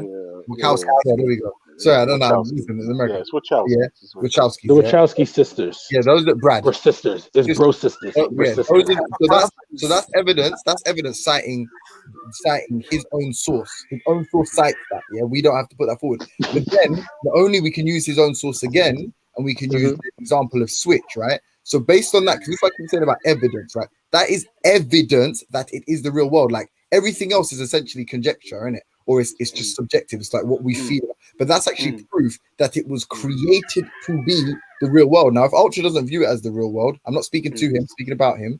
Fair enough. That's his opinion. Everyone can have their own opinion. But what was it created to be, right? Yes. And in the script, I'm talking to Brad, please. Sorry. In the script, sorry, my bad. Yeah, Sorry. in the script, there is multiple allusions. It's actually even referred to explicitly multiple times as the one, Neo, that being Neo, right? There is absolutely zero, references of Smith being the one, right? The architect, the person that designed the Matrix, right? That referred to him as the anomaly. As the one, right? Trinity, who was told by the Oracle, refers to the one. Morpheus, who was told by the Oracle he would find the one, is referred to as the one. There is like everything I've given you is hard evidence. Give me one piece of hard evidence to contradict what I've said, please. Okay, all right. Wait, but James, this is the point. Bradley, can you ask James if I'm allowed to respond, please? Yeah, you can. James, is he allowed to respond? No, if he speaks to me, I'm going to shout over him. If he speaks to you, I'm happy. Sorry, Shifa. Bradley, let me speak to you. Yeah, right. So basically, James puts forward a good case. The problem is it's fundamentally flawed. One, because I say so, and secondly, because the last bit of dialogue in Matrix Revolutions between the architect and the Oracle, right, is basically the architect didn't even know what the fuck the Oracle was doing. The Oracle knew that Smith was an existential threat to the entire. That she created too. She created him to do that. Exactly. She didn't create Smith. The reason why she does create the programs. That was her job. He's the architect, you donut. His name is the architect. Oh my god, bro! He literally. This is what I'm saying. He doesn't even know. Bradley. No. Bradley. Remember what I said about when I've got him on the ropes and how he behaves? Yeah, I know. Now he sounds fucking stupid. That's literally her job. Yeah. So basically, right, the last bit of dialogue suggested that not even the architect knew what the fuck was going on when he said, "Rah, clever game. You played that close to your chest." And the reason why is because what's his name, Smith, fucked up the Matrix in a way that the machines couldn't recover from. Now, when somebody, I can't remember who he's speaking to. Somebody said, I can't remember who it was, but the whole thing was you need to get the one's code into the source. That's right. Right. Okay. Hold on a second. If Neo was indeed the one or the only one, As soon as Okay, he so jacked whoa, in, James, as soon as wait, no, hold on, I'm sorry, Brads, wait, no, I'm sorry to cut you. I'm sorry. Listen to me, Ultra. Listen, Brad, I need to know. please let No, me because I finish. feel like we're confused here. Do you believe he is do you believe Smith is solely the one, or one of, like, a duality in a No, sense? I Because if that's believe the if case, I'm what is honest him? with you, if I'm honest Yeah, with go you, ahead. I Clear think that point up. I'm sorry. Neo being the one was a complete misdirection. Because the white guy told him. Being the exclusive. Wait. The reason Neo was why Neo being the one is a misdirect. Again, I'm leaning on the last bit of dialogue in the movie where the Oracle manipulated the settings so that Neo, unlike his predecessors, didn't do exactly what the others had done, developed an emotional attachment to his species, and then did something different because she knew if he did that, Smith was going to fuck everything. What they had to do was get Smith to copy or assimilate Neo, and because Neo was plugged into the source, then the machines had Smith's new code, because he was the one, and were able to reset the matrix that way. Right, cool. Brad, please, let me respond to you directly. Everything he said, I asked for evidence. He's provided nothing. We don't have to. I literally asked you he's to lean on the last bit of dialogue from the movie. The fact that the Oracle manipulated this current iteration of the one to make sure that he didn't do what his predecessor had done, because she saw that Smith was an existential threat. Oh my goodness me! You're talking about scripts and blah blah blah. I'm telling you dialogue from the movie. I'm giving you plot points. You're just giving me plot armor, bro. Okay, thank you. I'm giving you plot points. Yeah, thank you. Hey, Brad, you're welcome. You are welcome. Okay, he might get kicked out of the G Block for this level of stupidity. Like, if that constitutes hard evidence, I'm chatting to Veli, or I told you it's me or Ultra that's leaving G Block now, because I didn't know he was this dumb. Triggered on this, bro. Why? No. Listen, I didn't know he was this dumb. Like, he literally said, "This is what I think. This is what I think. Remember when that happened? Remember when this happened? This is what I feel about that." And that's never mentioned feelings. I never once mentioned my own feelings. Yeah, you're dumb. Yeah, he never did. He never. You're dumb. Can I ask a question? Hold on, wait, sorry. And remember, Bradley, all he's doing now is attacking me, because he knows he's not attacking the points. Yeah, he's not attacking the points. Attack the points, James. We don't do personalities. We do. Brad. One second, Doc, please. Yeah, please, Brad. Yeah, I can do that. I'm allowed to add home at this stage, because what did I say? I gave you quotes in the movie. The man even said, if I was really like, if I thought it was a valid debate, yeah, the man even said his predecessors. Whose predecessors? What predecessors? Shut up! I'm not talking to you. Who, Brad? Who does he mean? Who does he mean? The other people that were referred to as the one. It's a fucking joke. It's literally like saying, yeah, well, God couldn't exist without Satan. God couldn't exist without Satan. Satan's really God then. I mean, if God can't exist without Satan, then Satan is God. Like, it's the dumbest. I'm just not bothered. Like, he's a villain, yeah. Neo didn't save Trinity. Clear, like, it's clear what happened in the movie. He didn't save Trinity. He extended the Matrix where it should have ended, and therefore it gave the chance for Smith to proliferate. Could Smith stop bullets? Could Smith fly before he took over the Oracle? This is the important point now. The Oracle, yeah. What you just said. You said the Oracle created him. So if we go to her wiki page, yeah, what does it refer to as the Oracle? Because this is from the movie. Oh, wiki. We're using wiki page now. Okay, say no more. No one's talking to you. No, it's like the wiki page is like a Matrix version of it. Yeah. Go ahead. Man said her power of foresight, on the other hand, is probably not a foresight based on knowledge or of a predetermined future, but rather calculation. You know, because she couldn't see past people's decisions, like Neo's decision. The architect revealed the Oracle to be a program designed to investigate the human psyche. That's true. Yeah. How is she the creator of Smith? Blood, he called her mum. You guys say he's the creator. Look, that's feelings. What? Say the full line. Say the full line, James. Say the full line. Smith is Say the full line. Smith is not referred. Say the line Smith said to the Oracle in regards to mom. He said, "You made me this way, mom." Yeah, you made me this way, mom. Yeah, cool. Okay, then kiss. Yeah, so shut the fuck up now. You're done. What do you mean, Go ahead, Ultra. So So Go ahead, Ultra. He's done. Yeah. Done To be here. fair, like I said, all you Shut have up, to do is James. You're hang done. James, hand James enough rope, and he Let me hangs tell you. himself. All Now right, I Go ahead, James. understand James, that go to Surf James Fezes. is not James, go to used to Surf being Fezes. under Take your this kind Shahada. of Go to Surf pressure. Fezes.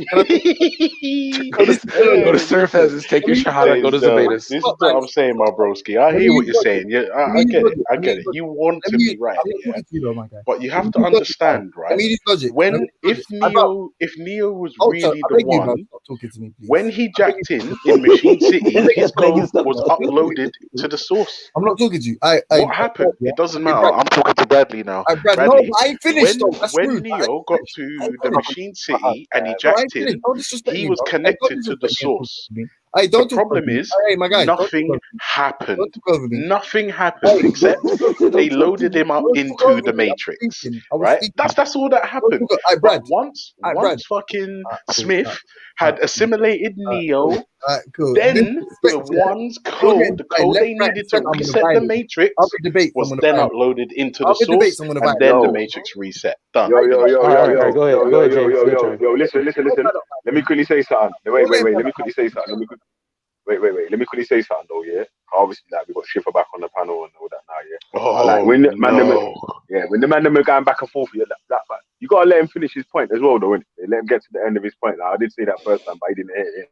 All right, really. But Wait, then Belly. What about if he's making loads of points and he's taking way too He's long talking about and Shifa, you tries idiot. to He's no, talking I about know, Shifa. James is so dummy, mad. and then He's tries to so dominate mad. the conversation and try like, yeah. What about if that's yeah, happening? obviously in the conversation there, it's got to be a little bit of back and forth in it. But still, if man's making 1 point, let him get to the end of his point in it. Like man's making another point. Now I don't try to say like, yo, you're making the next point now, innit? That's what answer that 1 point.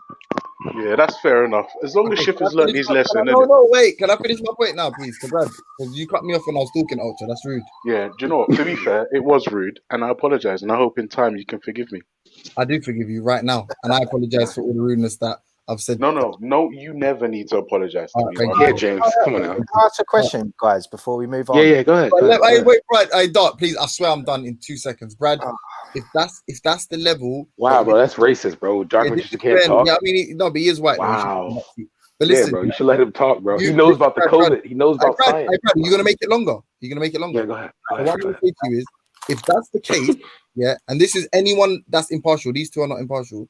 If that's the case, if we take what Brad said is true, so we accept that the Oracle made Smith because Smith said it in the movie, why do we not accept that Neo is the one because they've said it in the movie multiple times and no one's I agree. That's what, my point. Is you didn't let me finish. You didn't let me finish, and no one has said it to Smith. Watch the hypocrisy at work now. Watch how they rationalize. No, that's what I was trying to clear with Ultra, though. That's what I was trying to clear with Ultra. Does he James, believe Bradley was that trying Smith to is agree with you, exclusively bro. the one?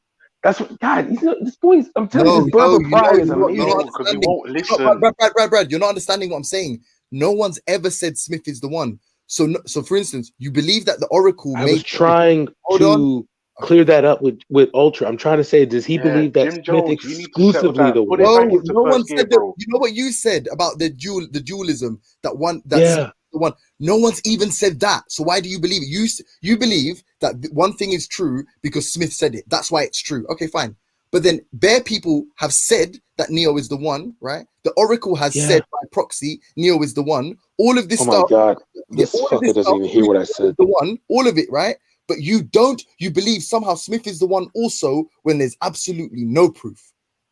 When Smith came back after the Oracle left with that Chinese dude, when Smith came back, he said, we're connected. He's the one. He said we're connected. I didn't, bro, that's literally what I was trying to ask Ultra. Did Ultra believe that because of the interaction in the first movie, is Smith now having the same code as Neo as the one? Don't forget, Neo is the anomaly. There's no one taking that away from him, James.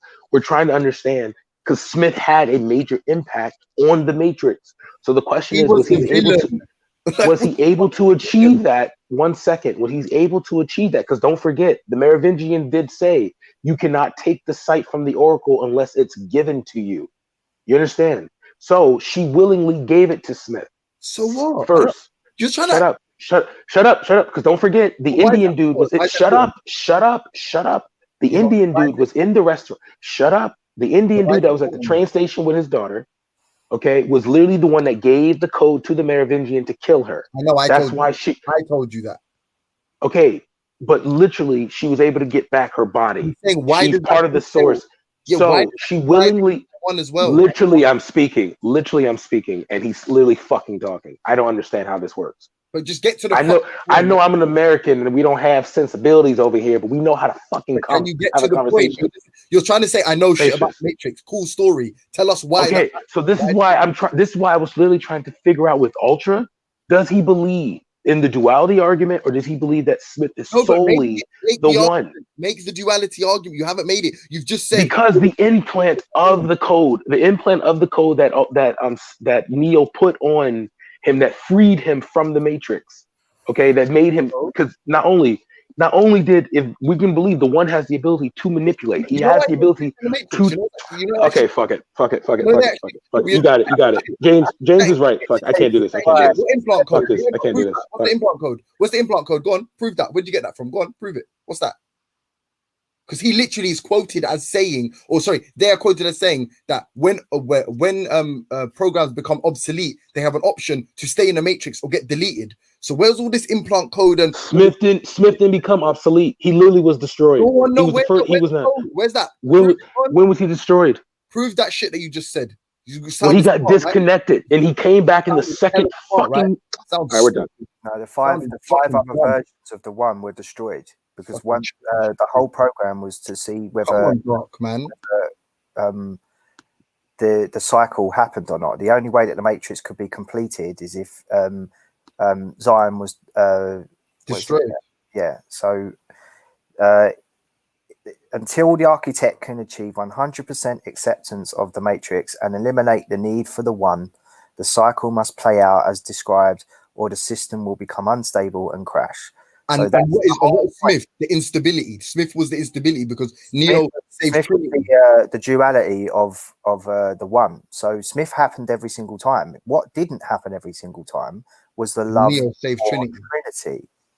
Come on, let's go, Dark Magician, man. Do you know what it is? These idiots have got some novel theory from some white guy, yeah, and they're like, "Oh, this the white magician." I want you to hear the bigotry, the bigotry coming from this. This African, bro. Gracious. That's what happened. Dark Magician. He might as well call you a cracker. That's how he's behaving. No. You know what I mean? My ancestors rolling in their grave. Ultra married a black woman because he hates white women. He actually told me that. James said, "I only married a black woman because I hate white people."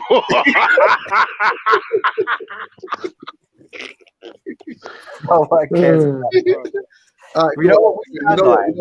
Sorry, arguing over the Trinity, whether it's the Trinity or whether Jesus is God or God is Jesus. That's what. Can I say one more thing though? One more disrespectful thing, yeah. Imagine this though, yeah. Imagine man said, yeah, he's the one, yeah, because he shares a connection with Neo. So what was Morpheus the one? Was Trinity the one because they shared a connection through the Oracle? Okay, so show me how there was a combination. Show me how they combined. Show me how. Okay, so in the first movie you see Neo combines his code into code. All right, fuck it. I'm done. His code. Where does it say that? Chatting shit. Fuck this listen to this half-breed Mesopotamian Somali piece of FGM camel piss bitch. Say Portuguese, bro. Fucking Portuguese Sri Lankan Hold on. Wait, Bradley, chill out. Hold on a second. Schiffer, listen, you took a small hiatus. I hope in your departure, in your absence, you reflected on your some otherwise poor behavior, and you come back to contribute something substantive. Yeah, so, I'm good, Ultra. You don't know me. He said Schiffer. No one cares about you, bro. Shut up. Yeah, I said Schiffer, bro. Oh my God, bro. You Montedishu. Did you say Montedishu? With an N? Did you say it with an N and a T? Yeah, I did. If it was Montedishu. Yeah. No, it's Montedishu with a G. Wait, hang on a second. Just quickly. The G Bradley, have you answered question of the day? The M is for me. No, what is the question of the day? I always just hop on. I never even look at it, bro. I just grab the link and hop on, bro. Are there any religious society? I can't remember what it is myself. Fuck, hold on. I'll read it. Does the most religious societies have the least? Do the most religious societies have the least crime and the most moral citizens? And if you watch a film theory from some random white guy, should you take it as gospel? Well, okay. So to answer the first question,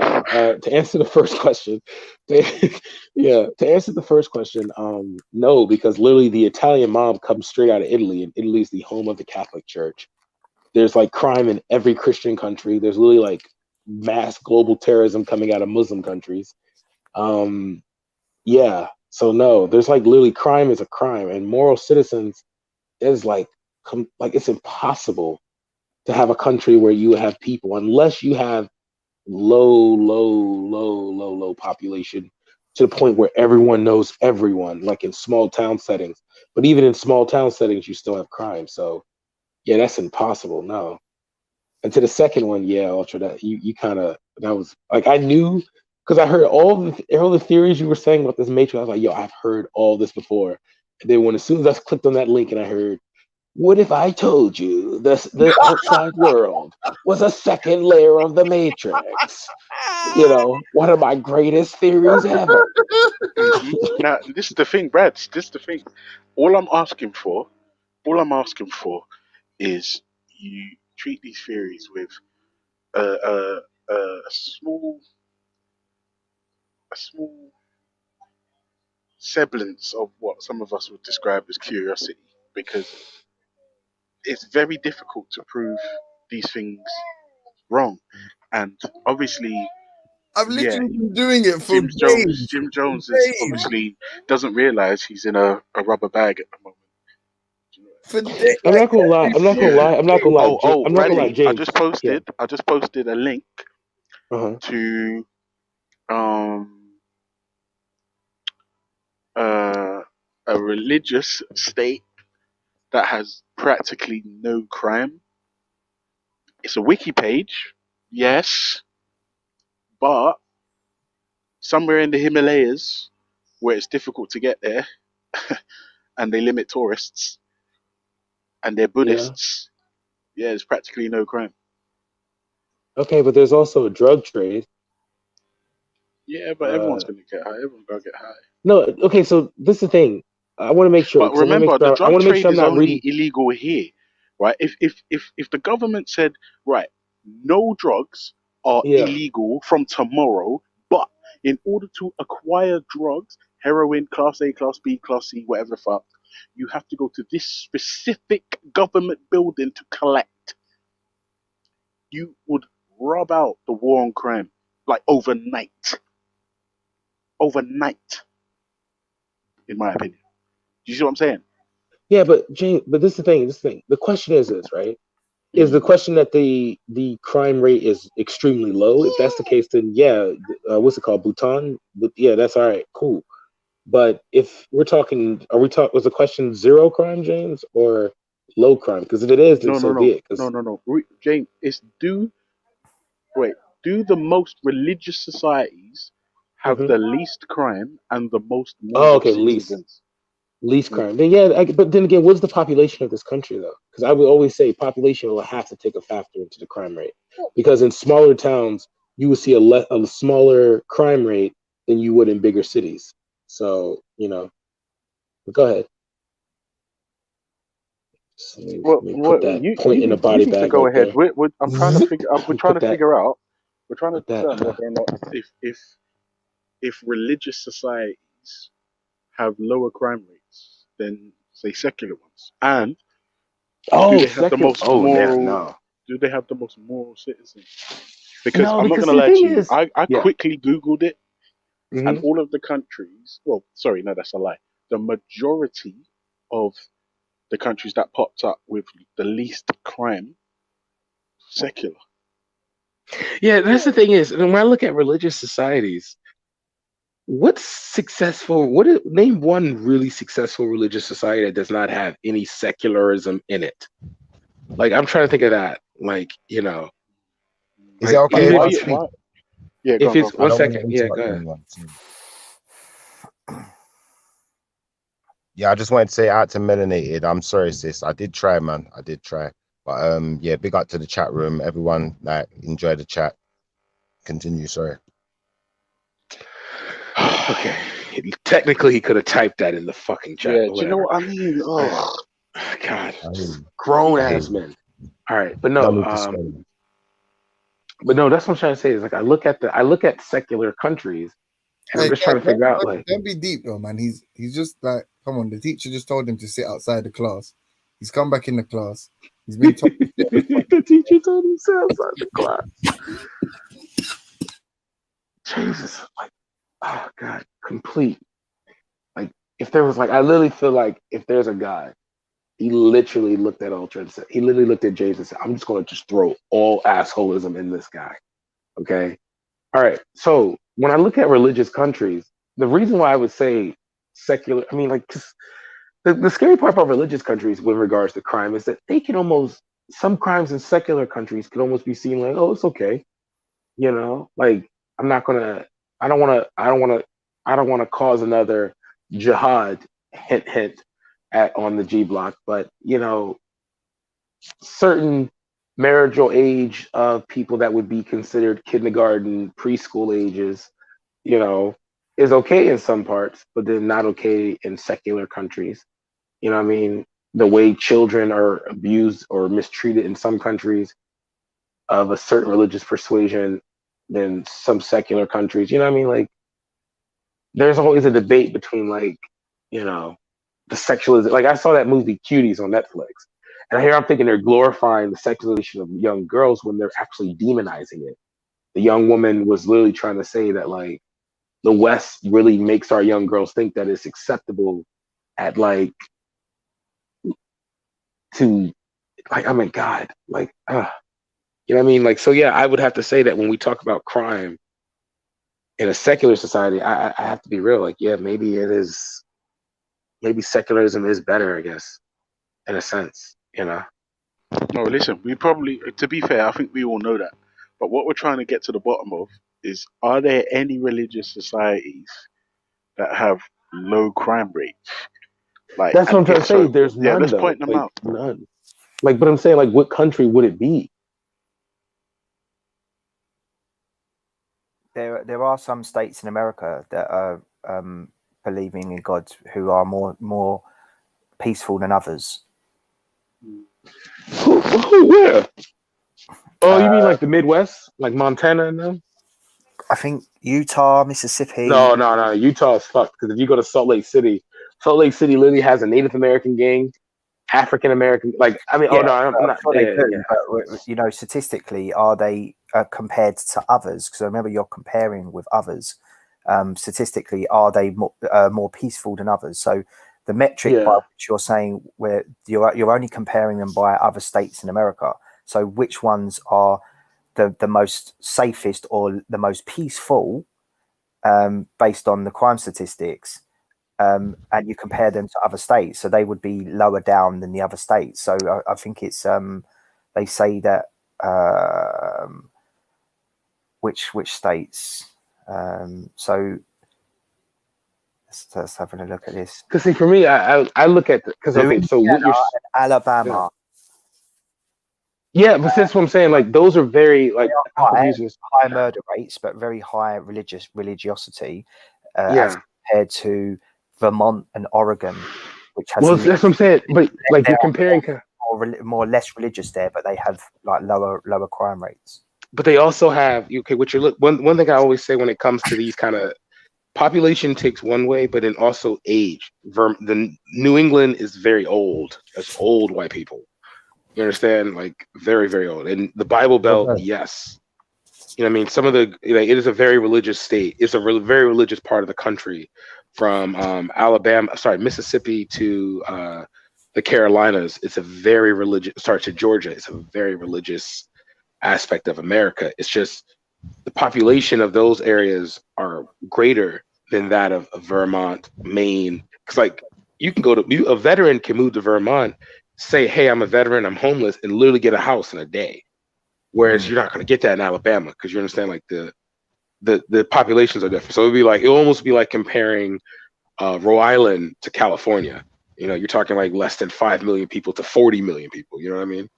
So, you know, so the crime rates will be massively different because of, you know, the age, the economic growth, or excuse me, the economic levels that are in California. Because like California has extreme levels of like wealth and poverty in the same city. Like I can show you tent cities literally outside of mansions in some cases. Like it is like really fucked there. Like real estate is hilarious in California. Okay. But whereas like Providence, Rhode Island, the closer you are to the water, all right, boom, it's more expensive. Obviously, the further you are away from the water, cheaper the housing there is, you know. So that's what I'm saying. Like it's just there's a lot of factors when it comes to crime, even for the states. Yeah. Well, did you see that? What I just put in the back chat. Oh, let me look. A study in 2009. A young man called Zach Zuckerman, I think his name is. Mm-hmm. He did a paper in which he looked at state by state. He looked at whether the correlations between non-religious and religious crimes, and this is what he concluded. This essay began with a well-known biblical quote stating that atheists are simply no good. Do the findings of contemporary social science support the biblical assertion? The clear answer is no. Atheism and secularism have many positive correlates, such as high levels of education and verbal ability, lower levels of prejudice, ethnocentrism, racism, homophobia, greater support of women's equality, child rearing, and that promotes independent thinking and the absence of corporal punishment, etc. And at the societal level, with the important exception of suicide, rates and nations with higher proportions of secular people fare markedly better than those with higher proportions of religious people. The essay has presented that social scientists currently know about atheists and secular people in relation to personal and societal well-being. The numerous studies cited above provide information about who tends to be irreligious, as well as the atheists and secular people tend to believe and do. In assembling this information, I have tried my best to provide a thorough, fair-minded summation and discussion of the available data. And while it is certainly possible for others to provide a more negative appraisal of atheists and secular people than perhaps I have presented here, I have done my best not to include inconvenient studies or facts that may refute or taint my general argument. That said, there may, of course, be studies or findings that I don't include because I am unaware of them, hence their non-inclusion was not because of my own deliberate omission, but rather because of my own ignorance. Also, we must remember that all social scientific conclusions are tentative and that statistics can be interpreted numerous different ways. But Robert Putnam, 2000, has so insightfully argued, we must make do with the imperfect evidence that we find, not merely lament its deficiencies. Furthermore, it is still far preferable and more rational to base our arguments upon findings of careful scholarship, flawed and debatable though it may be, than a mere anecdotal or personal prejudice. Finally, it's important to acknowledge that what is missing from the essay and what is clearly beyond its limits are satisfying explanations for the many important patterns that we find. Why are men more likely to be atheists than women? Why is education correlated with secularity? Why are rates of irreligion so high amongst Jews and Asian Americans? Why are secular people more supportive of homosexual rights than religious people? Why is violent crimes most heavily concentrated in the most religious regions in the USA? Why do the most secular nations on earth enjoy the highest levels of gender equality? Alas, such questions abound.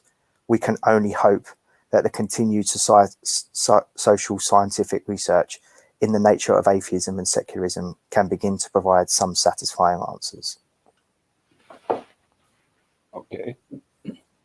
So he's pro-atheist, this guy, then, basically. Can I ask Brad a question now? Or are you not still talking? No, go ahead, Shifa. Yo, Brad, is that all right if I ask you a question? If you're still there. You have to realise, Shifa, that maybe people don't want to talk to you now after you called them a bitch and then walked off. I didn't ask you a question. I asked Brad a question. If Brad don't want to talk, you don't have to talk, innit? I didn't ask you a question about magician. So anyway, like these men are talking about statistics and stuff, and if Brad don't want to talk, I won't ask him the question because I come to the realization, yeah, I'm frustrated today because my questions are just too hard, innit? And people get upset when I ask a question or when I want to talk. So it's like these guys can monologue forever, you know, like that, like literally forever, talking about the Matrix and all sorts of dumb stuff that I don't want no part of your conversation, to be honest. So if you don't want to talk DC, Brad, like big up anyway, do your thing in it. Yeah. So what I want to talk about is this. What I was going to ask DC, Brad, about was about America, right? The situation in America with racism right now.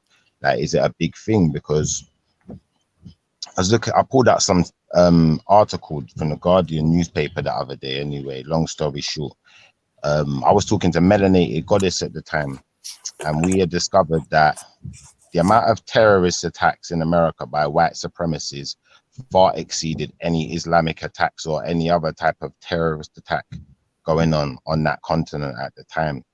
So I was quite worried for my brothers and my sisters over in the Americas, you know, that, you know, they're being treated right, and, you know, there's not this uprising of racism going on in their country. But obviously DC Brad don't want to talk about it, so we won't really go there too much. But if anyone wants to look at that article, I posted the link in the private chat. What was that other thing I want to do? I'm going to put it into the actual chat as well. So you guys who's in the chat, if you want to have a look at the link and just take a look at the article, tell me what your thoughts are on it. But yeah, that apparently is a big issue right now in the Americas, that, you know, white supremacism is kind of on the rise and there's a lot of attacks going on. I think, like, out to the people in the chat, in it, because like you don't have to be subjected to me and my argumentative self all the time, in it. But you see what it is, people like to argue with me, in it. They don't like to have conversation. They don't want to have a conversation furthermore. What they want to do is, like, they want to say things and they want to get away with it, but Shifa won't let them run, in it. That's all it is, in it. So I'm going to keep pulling them up because, you know, for instance, I'm not going to say any specific names because I'm not talking about a specific person. I'm just going to say, for the people who believe in science, and, you know, when we say to them it's a belief, they try to argue with us and say, no, it's not a belief. We know. You know,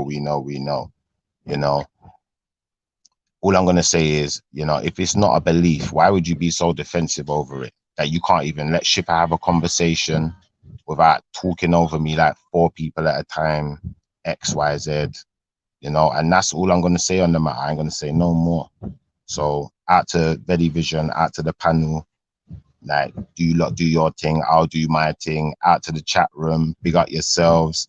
Hopefully the subject's going to change to something a little bit more interesting sometime soon. But I'll leave it to these guys, innit? Yeah, so big up yourselves, everyone in the chat. Yeah, done now.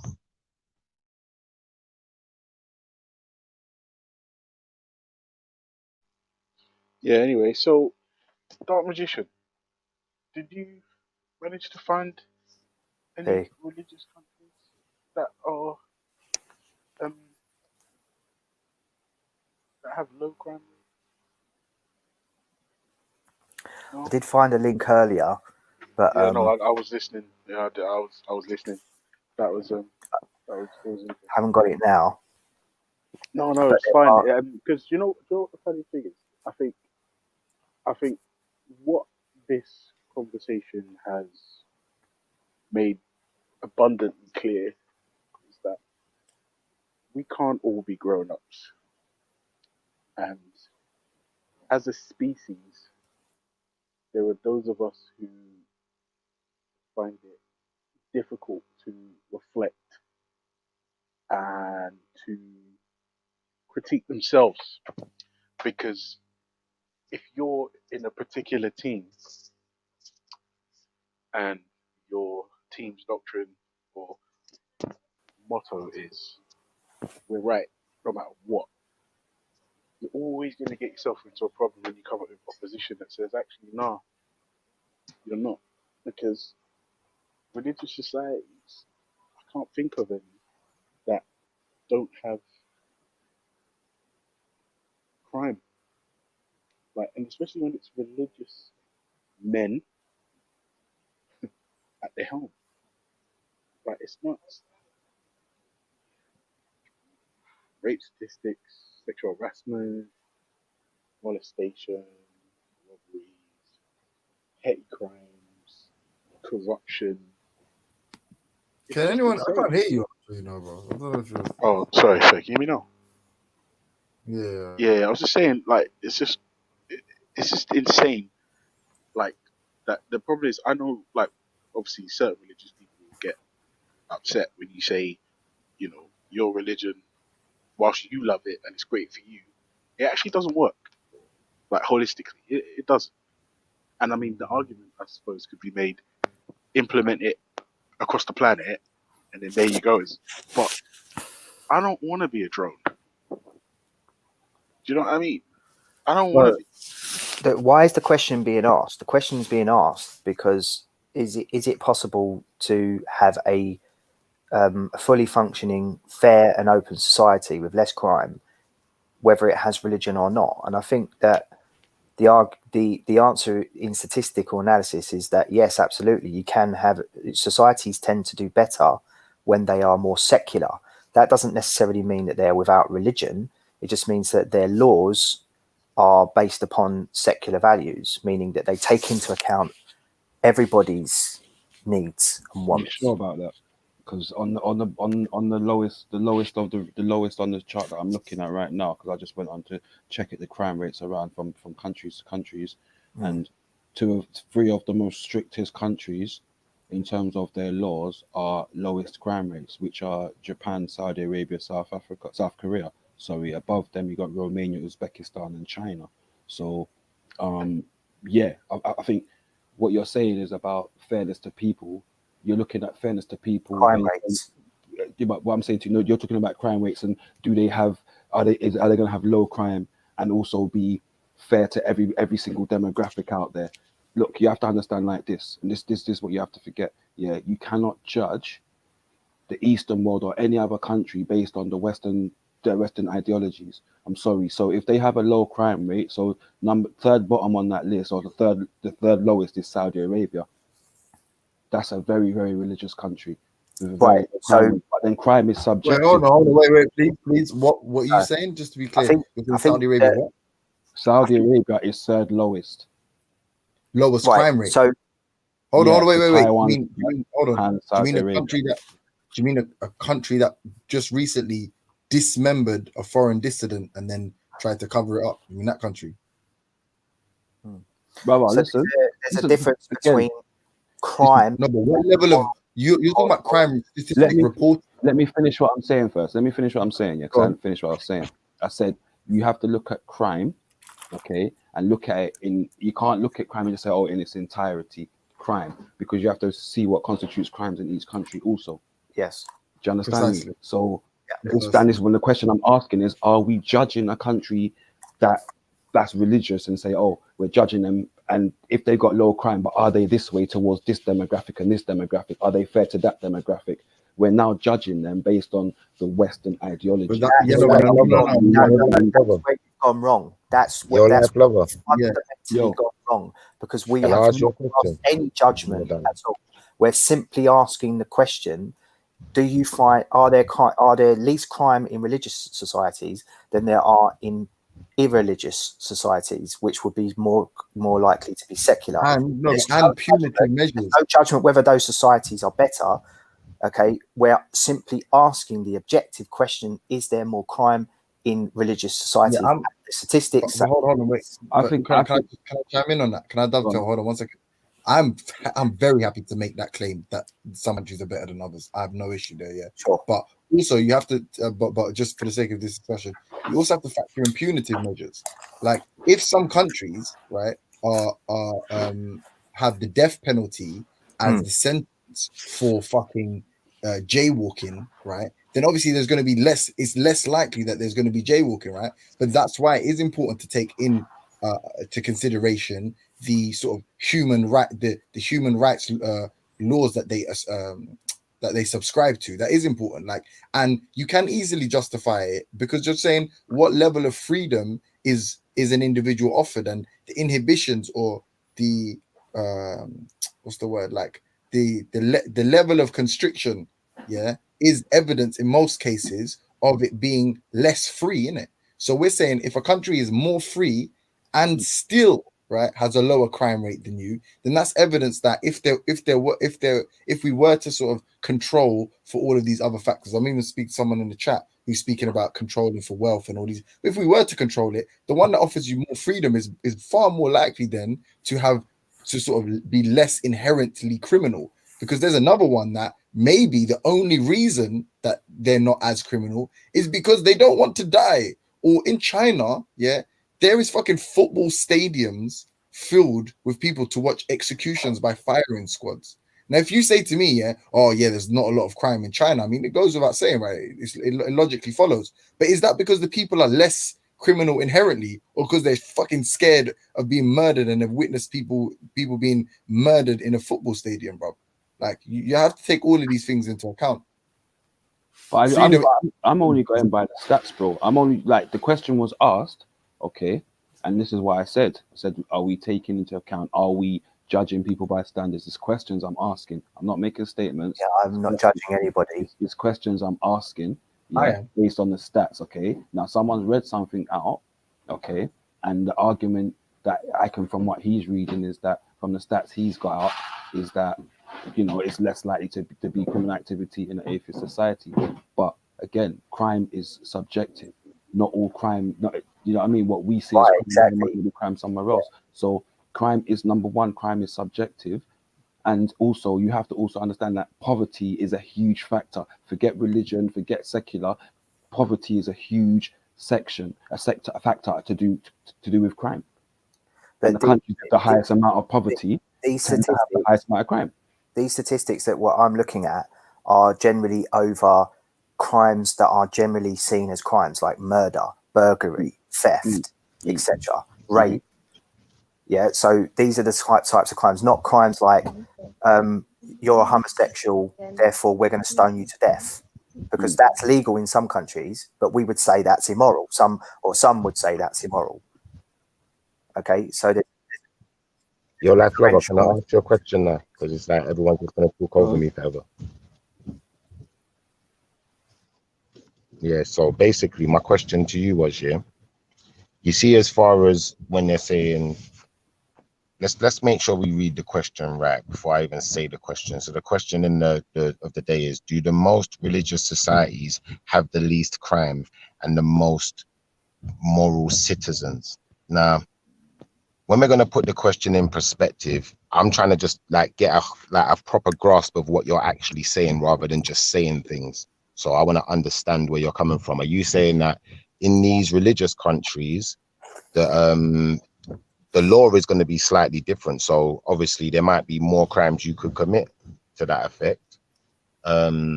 Secondly, you know, depending on the circumstances of the people, you know, that could dictate the level of crime in any given country or area also.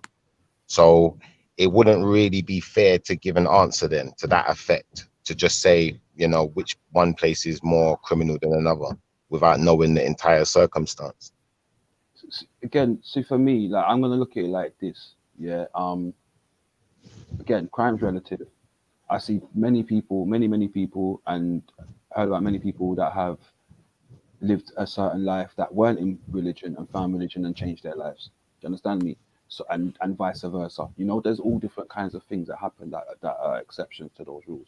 So for me, like I said, it's about, I'm just questioning, why are we talking about crime? But crime again is relative to each separate country. Now, yes, there is a fear aspect in a country like Saudi Arabia and so on and so forth, but also we're just putting it. Can we just put it down to fear, or are we also going to put it down to there are people that have developed a certain set of beliefs and morals based on their belief system, so they wouldn't do certain things? Because that is also a huge variable that has not been spoken about. There are people that genuinely believe in these things and genuinely believe in being a good person based on what they believe. Right, but that's the moral aspect, and I don't think that. So the second part of the question, the moral citizen, I don't think that you can even quantify that, because morals are very, subjective. So even if you were able to show statistic analysis, I wouldn't necessarily follow that, because who is to say who is moral and who is not moral? But the crime aspect, you can quantify that objectively, because we can all agree that murder is an objective crime. Yeah, we can agree on that. The law doesn't. I'll be honest. Not even the I'm law. not sure if Whatever country you go to, murder is wrong, right? I'm not sure I'm agree with the previous statement, but murder's wrong. So you don't agree that you can quantify, you can't quantify morals. You could. No, I don't. You're saying you could quantify them. So you do agree with both the things I'm saying then. I think that to some extent you can quantify morality. How would you go about doing that? How would you go about doing that? I'll be honest, like I think that most people go about doing that by utilizing something like religion, or some type of spiritual teaching, which is set out to explain, the way we're supposed to live and handle life situations and deal with each other. That's how I'd explain it. But obviously, each to their own, innit? I'm not telling anyone what to do. I'm just saying that that's something people do. You can't quantify morals then, because you're saying each to their own.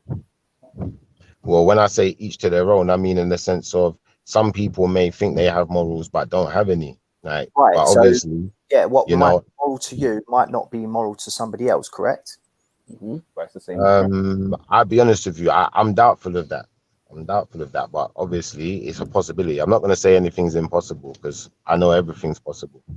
No, but there are really good examples of where some people would say this is a moral action and you would completely disagree with that. No, I don't really know many examples where a person would say this is homosexuality immoral? In what sense? Is it moral to you? In your personal perspective, is the act of homosexuality moral? When you say moral, in what sense of the word moral? Well, only you can answer that, because only you could say what you think morals are. Well, there might be some morality to it, but I'm not going to say if it's moral or if it's immoral, because it's not my decision to make. Right. So that's great. You yourself, you would agree that some people would say that homosexuality is immoral, correct? Why would someone say it's immoral? For what reason? Because they would have a belief that homosexuality is immoral. Are you saying that you've never found, or you could never conceive of somebody saying that homosexuality is immoral? Yeah, many. I'm not bringing the word moral into.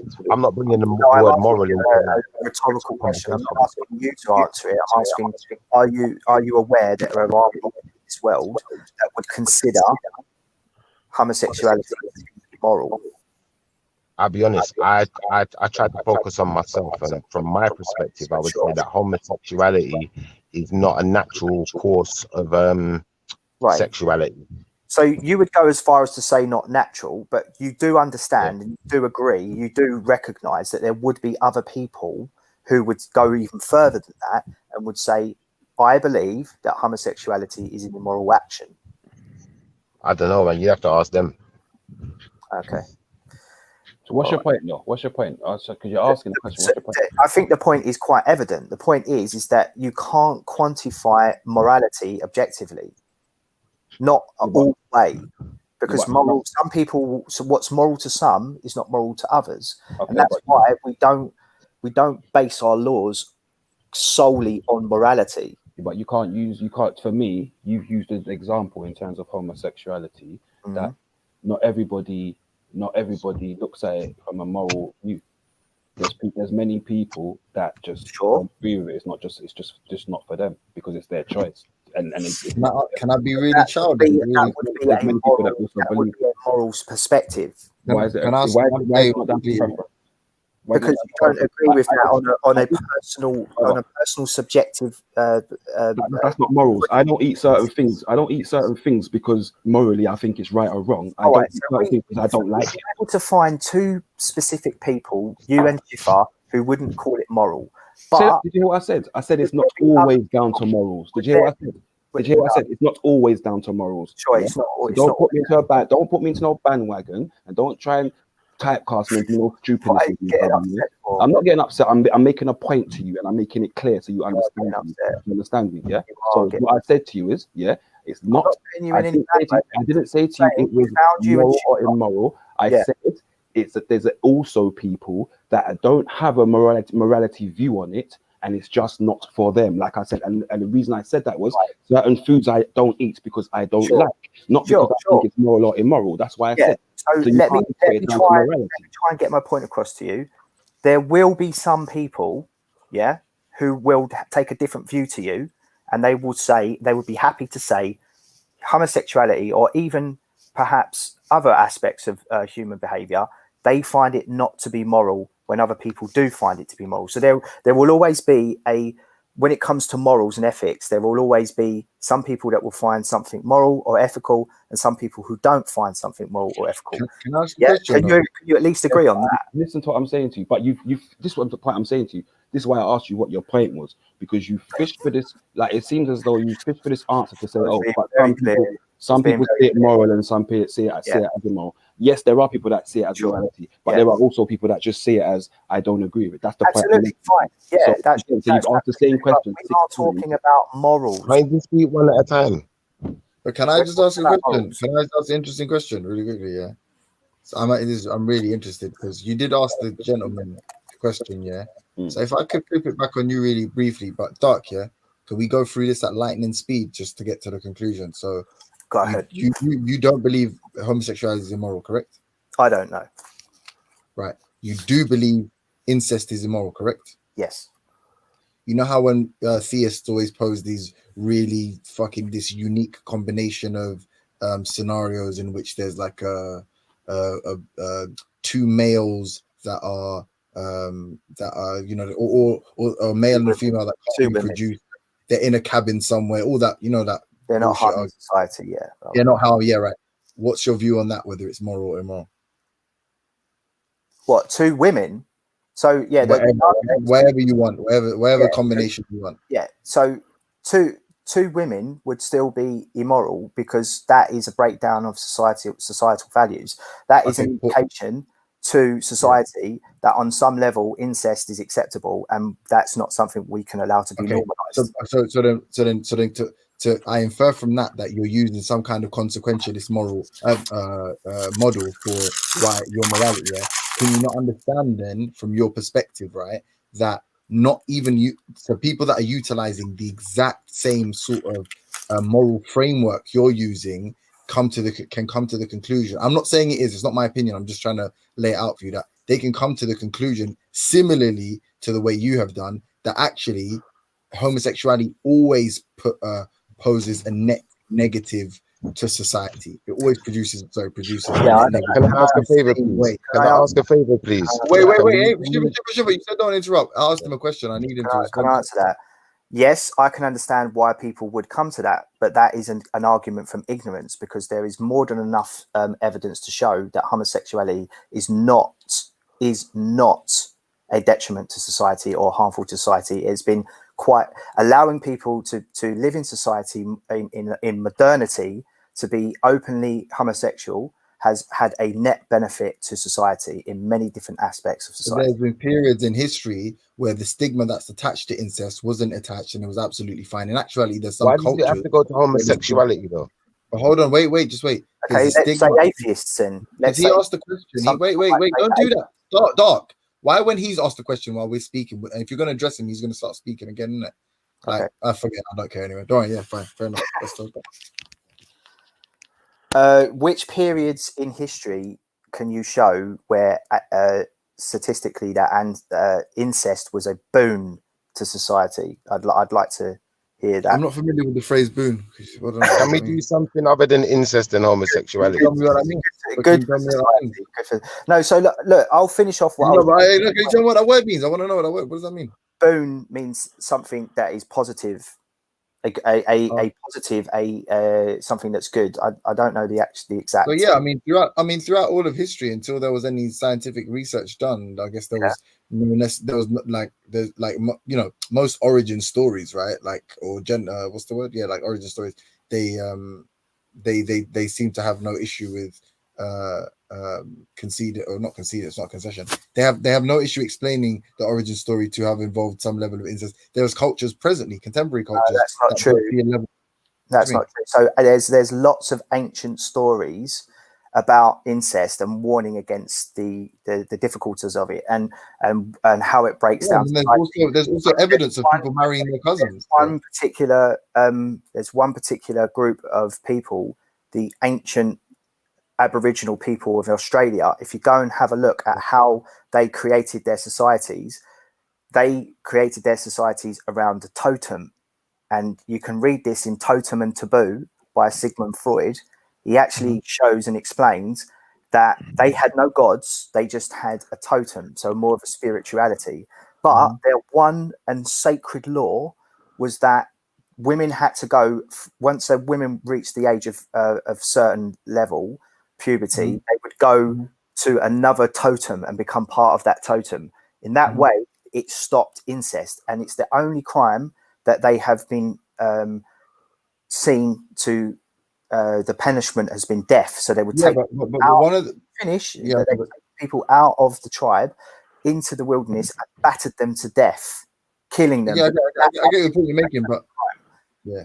So that is that evolutional sort of psychological level. Yeah, but can I show you where the argument will break down, though, right? Because one of the arguments for sort of a positive view of or a moral view of homosexuality is that it occurs within the natural world, therefore to a degree it's natural, right? Well, if there's a desire, we can look at instances in the animal kingdom or whatever, right? If there is a desire, so there is some siblings or whatever the dynamic is that do find some kind of attraction that they refer to as natural, and it occurs, it is naturally occurring phenomenon. Therefore, hold on, because whether or not it to say it's evolutionary, right? Like, or to say like there can be some negative effect but that kind of consequentialist morality, right, is also subject to the sort of but it's also subject to understand what consequential is. If it's I do.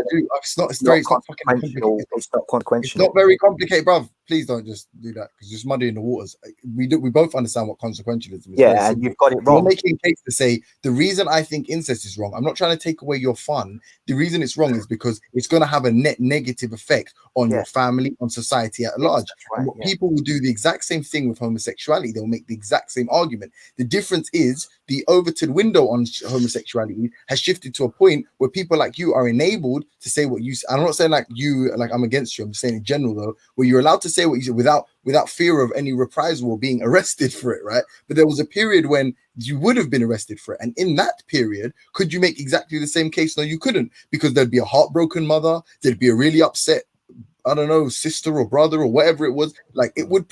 That person being a homosexual would provide a net negative for society or his immediate surroundings. So that same logic you're going to use for a couple or a brother or sister or husband, whatever, that not going to bear children, right? So it's not going to have that evolutionary effect you referred to. The exact same logic you're using, the person that is anti-homosexual or a homophobic, they can use the exact same moral value system to come to a different conclusion.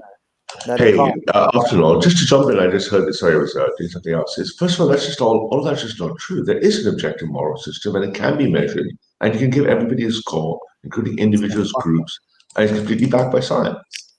So what on earth are you talking about? What's the system? It's called moral foundation theory, and it's used everywhere. Ralph, let me holler at you 1 second. Let me They use holler it. at you 1 second.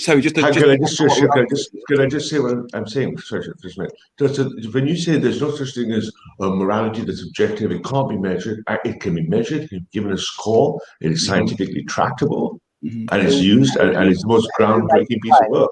Yeah, they use it in work. We had to do one at work just not long ago, to be fair. Yeah, absolutely. You can take it yourself. The Moral Foundation's test is backed by the largest scientific studies ever done, and it's groundbreaking work from Haiti, and it's about over a decade old. You would also agree, Ralph, that morals can be argued. So some people would seek to be moral, others would not see as moral.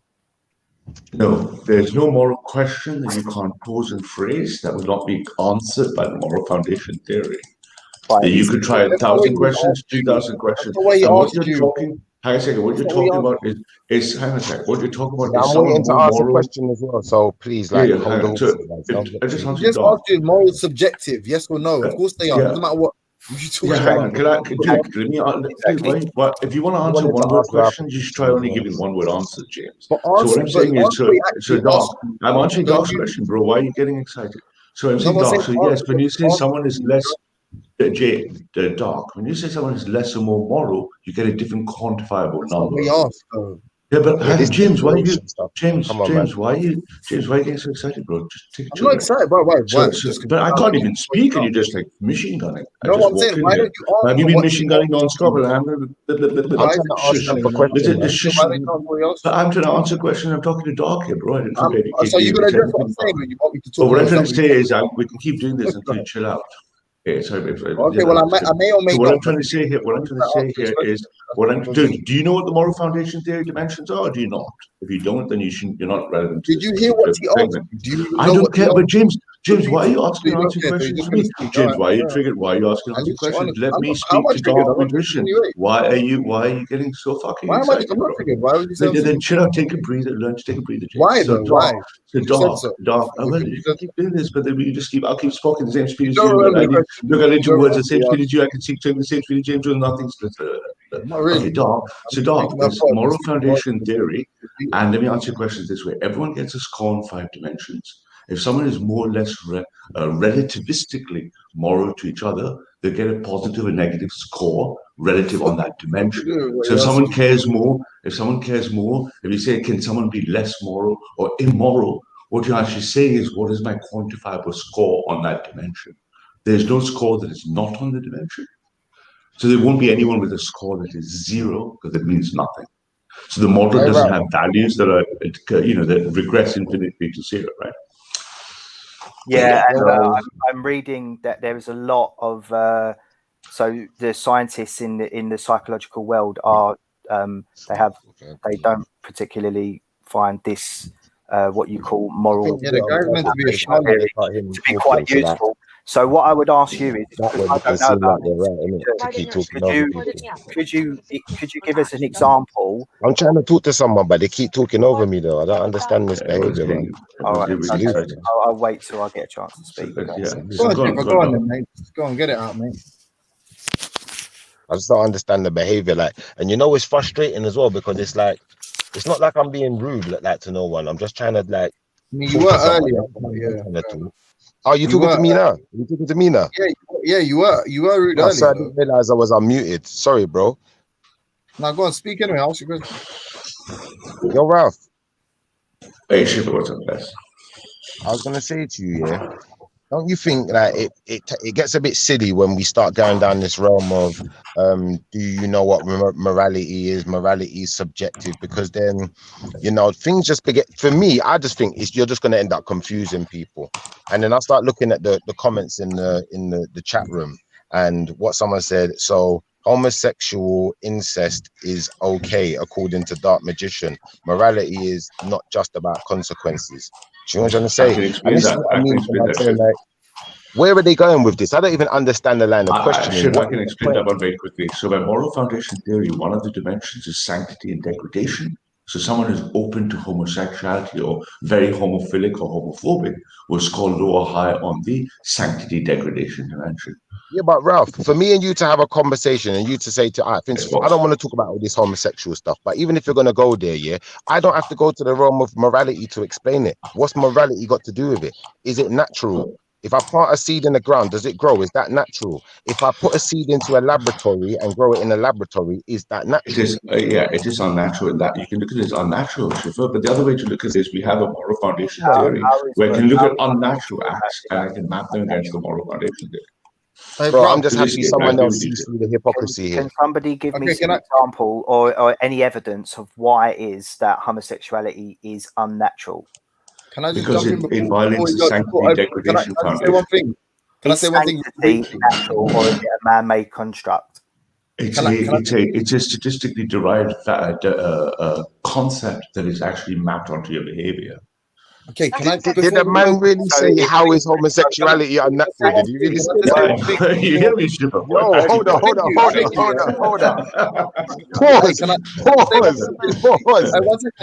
1 second. I just want to say one thing really quickly, yeah? Like, I hear, Ralph, me and you have spoken about this, the mapping theory, whatever. The point is, yeah, in what way is that standard, right? So what you consider to be your standard, right? In what way does it prescribe right and wrong, right? Like, so it prescribes it right and wrong by assigning a 5-dimensional score, or it's a 5-dimensional space. So what? So that's the actual answer to your question. So how does it prescribe something as right or wrong? Right or wrong? Ralph, was sex put on this world for sport, or was it put on this world for a purpose? Was it put on the purpose as a game? Please, wait. I'm trying to make a point here. So when Dark Magician asked you, but you can understand, right? Because this is what he said. He said, you can understand how, like, some things that I think is right and moral and some things that I think are immoral, right? People will have different opinions of it. And you went on different scores. Not opinions. It doesn't matter what your opinion is. I can solve this problem. But what problem did you solve? You literally, it's literally like a personality. No, James, it's quite easy. No, it's just easy. Who's talking over who? Who's talking over who? Okay, go on. I thought you finished. So what I'm saying is it's essentially a personality test, right? So you can see where you score, right, or how your morality appears. But where does it prescribe a sort of correct morality? How? Because if it doesn't, then you didn't answer Dark Magician's question at all. Okay, so let me answer this. So when you say, is it moral or not moral, or how moral is it? This thing is a quantifiable value. It's a quantifiable value in 5 dimensions. There's nothing subjective about it. When you say opinion, you say what I think is good and you think is bad. Is just a subjective interpretation of an objective structure. So, for example, if I said that looks blue and this one says it doesn't look so blue, that would be called a metaphor in physics of light. I could measure the wavelength of light, and your blue and his blue subjective is still mapped to the frequency of light. The same way, how moral you think is and something isn't, is just who's going to show up as a moral foundation. Yeah, but you know that wavelength just failed to answer the question. Does that wavelength say blue?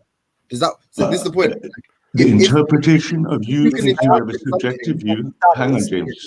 Found out what shade of blue. There's that 3 voices. No one knows. None of you guys are letting anyone else get a word in. Said whether the blue is right or wrong or not. You have. Yeah, which one is right? Who's right? Okay, but what I'm saying is, when you say what is right or wrong, what do you mean? What you're asking? There are some morals that can be seen objectively, be shown to be whether they are right or wrong or not. Okay, in that case, you have to define the word right and wrong.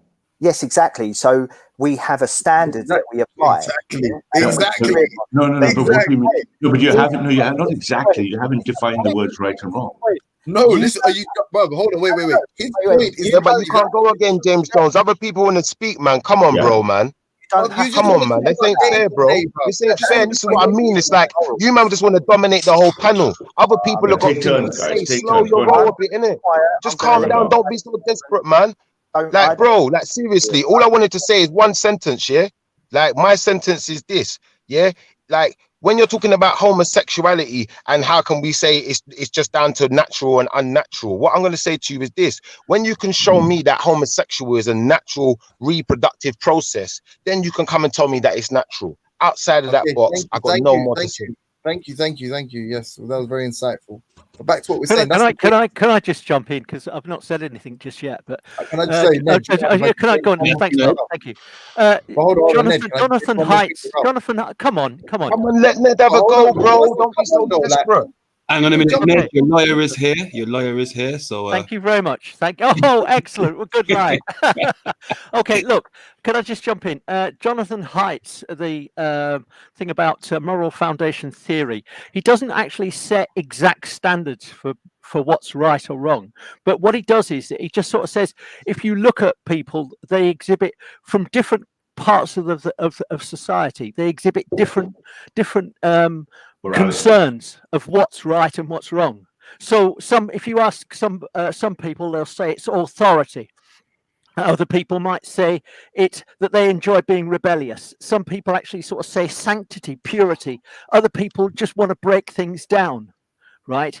Other people talk about loyalty. Other people don't like society and they betray it, and they seek to actually betray it. One of the things that Jonathan Haidt sets out in moral foundation theory is that he sets out a table of one side or the other, like positive and negative. He's not passing a value judgment on that, but you'd probably find that if you took his test, you would score very highly in some indices and you'd score very lowly in other, and that might indicate that you would tend to be, let's say, a conservative voter or a Republican voter, or it may tend to show that a Democrat, yes, a religious. That's my point. I'll shut up now. Yeah, and you're right, absolutely right, just to build on Ned's point, is because what it does is, and the amazing thing about this groundbreaking work is, there are no moral questions you can't pose, which will not give you a score relative to another score, but the framework in which it is being evaluated is moral, it is replicated, it is cross-cultural. But can you give me any pieces of work predating hate? But before you asked me a question, yeah, there's a. But Doc, please, you asked me a question before Ned and Schiffer spoke. Yeah, that is the point entirely. You just asked me to define right and wrong, and that is what fucking Dark Magician was saying. That if you're not going to do it, and if you find it difficult to do it, or if you do it and I have a differing opinion than you, I would hope, isn't it? By definition, it's I would hope that we've got to at least to a point where we could at least come to an agreement as human beings and say nobody has the right to say whether somebody else is moral or not. That's a complete subjective view.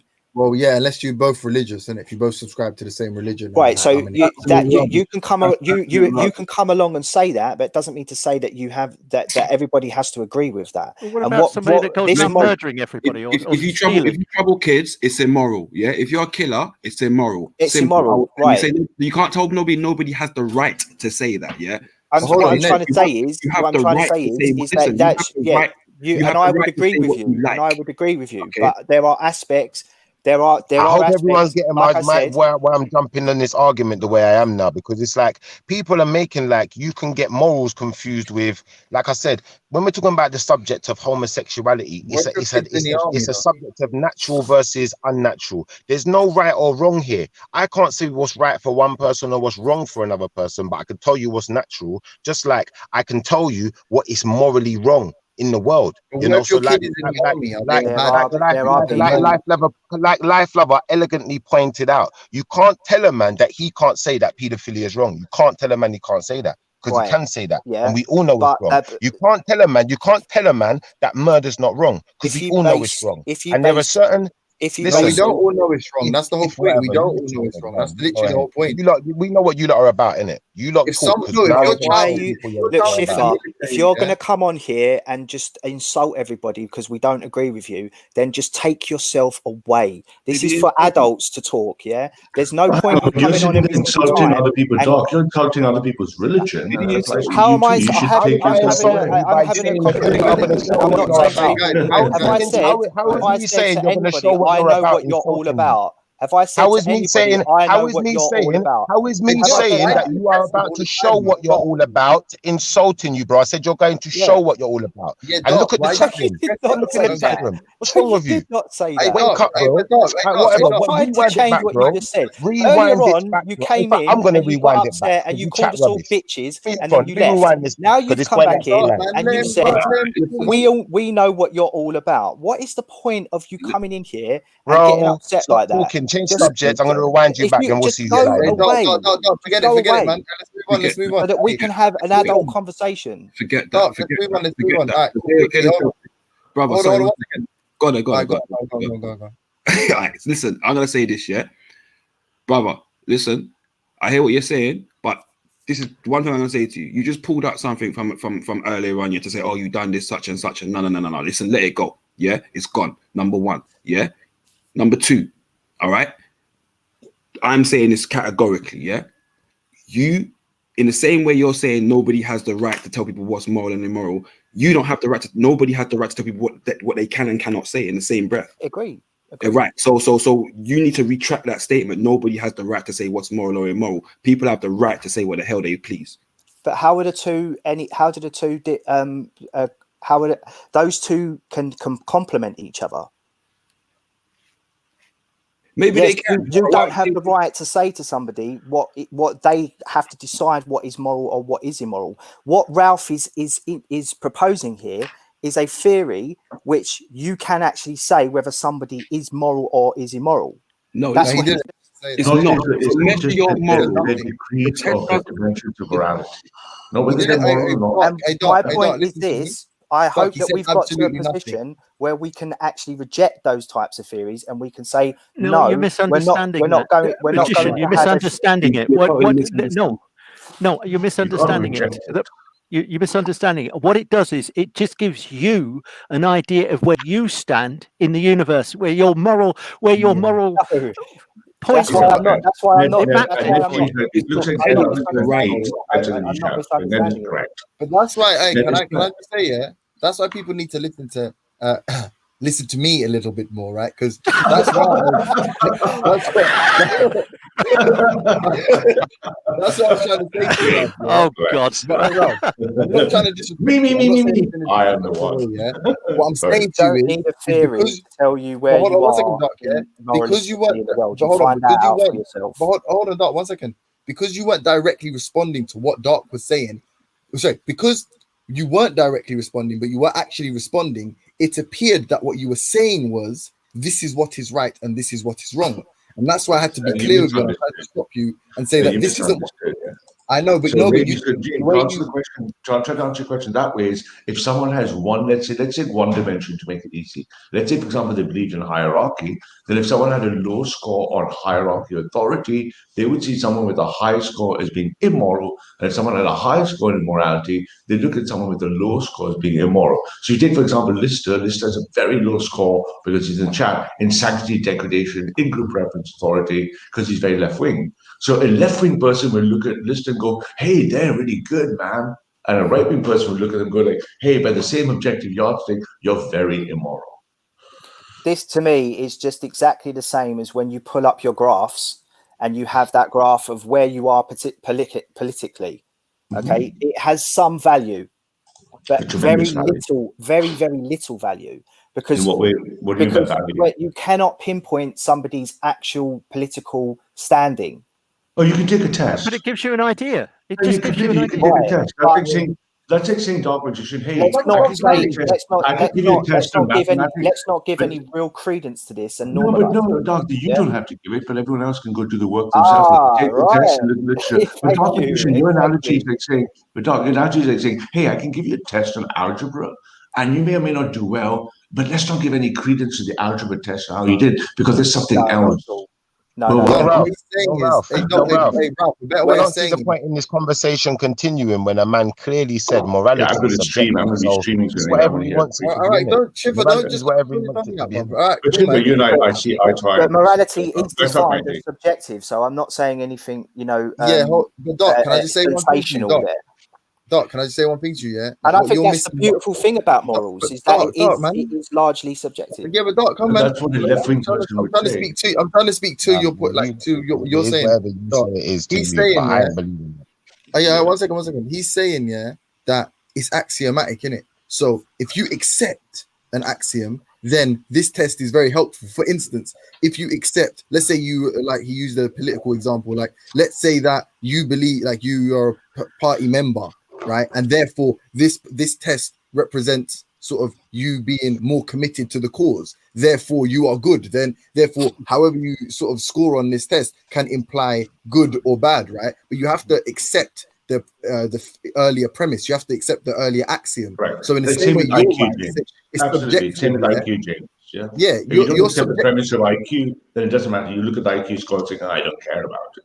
No, we No, do but care that's about that is IQ different. because in No, that certain, is, hold on, certain Ralph. spheres Don't that do it can that. be You it can just be muddied a the good whole argument. indicator of you know, like Yeah, I think what engineering really is happening mathematics, here, guys, etc. what's really happening is people are scared a little and understand why. Then morality can be quantified.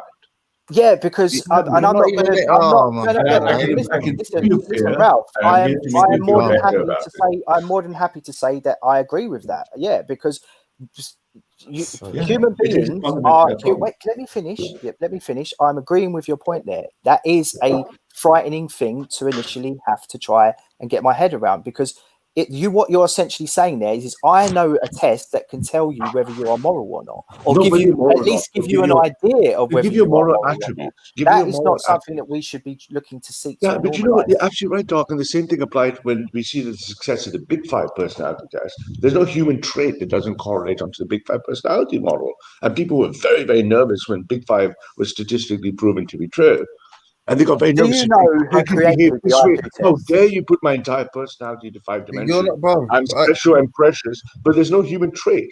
A single epigenetic trait. Hold on, but Ralph, you just leaped straight over the point I was making and made that weird false equivalence. No, I'm saying that to if you get a personality test and it tells you you're this way inclined, then the axioms that precede the results, i.e. what you value, that's going to decide whether you're good or bad. But those axioms, they are subjective.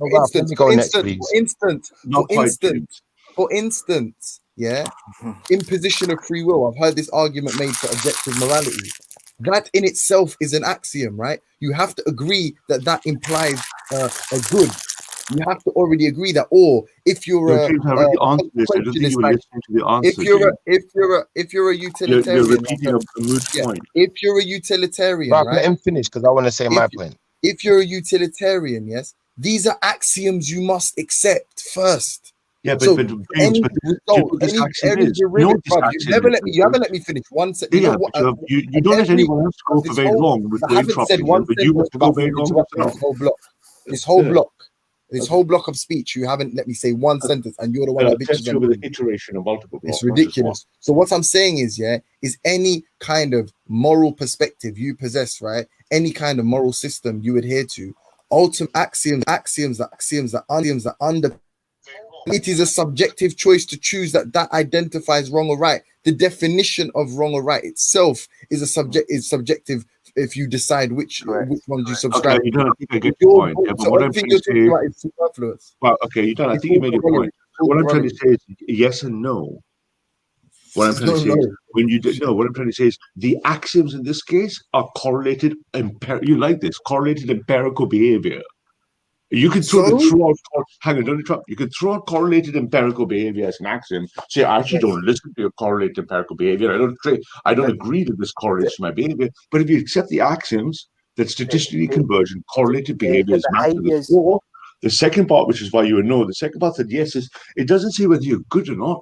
Good or bad is going to be your value score aligning to yourself or to another observer. Yeah. So the foundation. After Ralph, come on, Dark Magician, man. Come on, bro. What? Like everyone can't talk at the same time, innit? If everyone's so desperate, like not being funny, yeah. Like I was told earlier, I hear you, but James Jones, you can't be upset. You was just talking for like 2 minutes and 19 seconds. Say what you're saying. I got you, bro. I'm saying what I'm saying. I'm saying what I'm saying, and you're still talking. And this is the point I'm making. You will talk for like way over 2 minutes. But when someone else is talking, say your sentence, and you just can't say, bro. Don't speak about the conversation. No, Magician does these long monologues. Don't talk over him. DC Brad does these even longer monologues. Like you here to moan, bro. Save that for your girl, bro. We don't care, bro. When Schiffer's Fucking hell, man. talking, Just say what you're gonna say, or it's don't like, say anything at all, blood. I don't know Schiffer, what what it's have you doing got to to me. say? Schiffer, what have you got I'll to be say? honest, I ain't got anything to say until the panel is silent. So I'm just gonna point out the fact that every time Schiffer's got something to say, even when Ned come on and tried to like jumped on earlier Oh and tried my to speak, days, it's bro. like, What you come in here you to can't get a moan? word out Are you a edgeways. fucking There's only so much child or something, bro? desperation. Shut up, man. So much desperation. But anyway, I'll move on to my point now. So Fucking the hell, point I man. want to make is this: you know, if a man can say to me that there's in no way can morality be objective, to no effect is morality objective, that's not a man that I would trust. Because if morality cannot be objective, then, you know, a man can say things to me like, you can't say that pedophile's wrong, you can't say murder's wrong, you can't say this and that is wrong. Of course we can say it's wrong, because to an extent morality is objective. And if we're going to deal with the objective side of reality, if people want to disagree with me, feel free. I'm not going to go on a long monologue, James Jones, Dark Magician, Ultra Funky, DC Brad moment. I'm going to leave it there. And make your point, no, make your case. Look, you can get a chance to speak more. Make your case for objective morality, just so we know what you're talking about. Why is it objective? I've said that morality, I believe morality can also be objective as much as it can be subjective. If these men are saying that there's no way that morality can be objective, then, you know, for me, I think that they're lost. So do you guys think that there's no way that morality can be objective? Show us how. So show us how it is objective. I've already shown you how. I'm not explaining again. You haven't. Okay, then done. Mute a mic. You ain't showed us nothing. You ain't showed us anything at all about why it's subjective.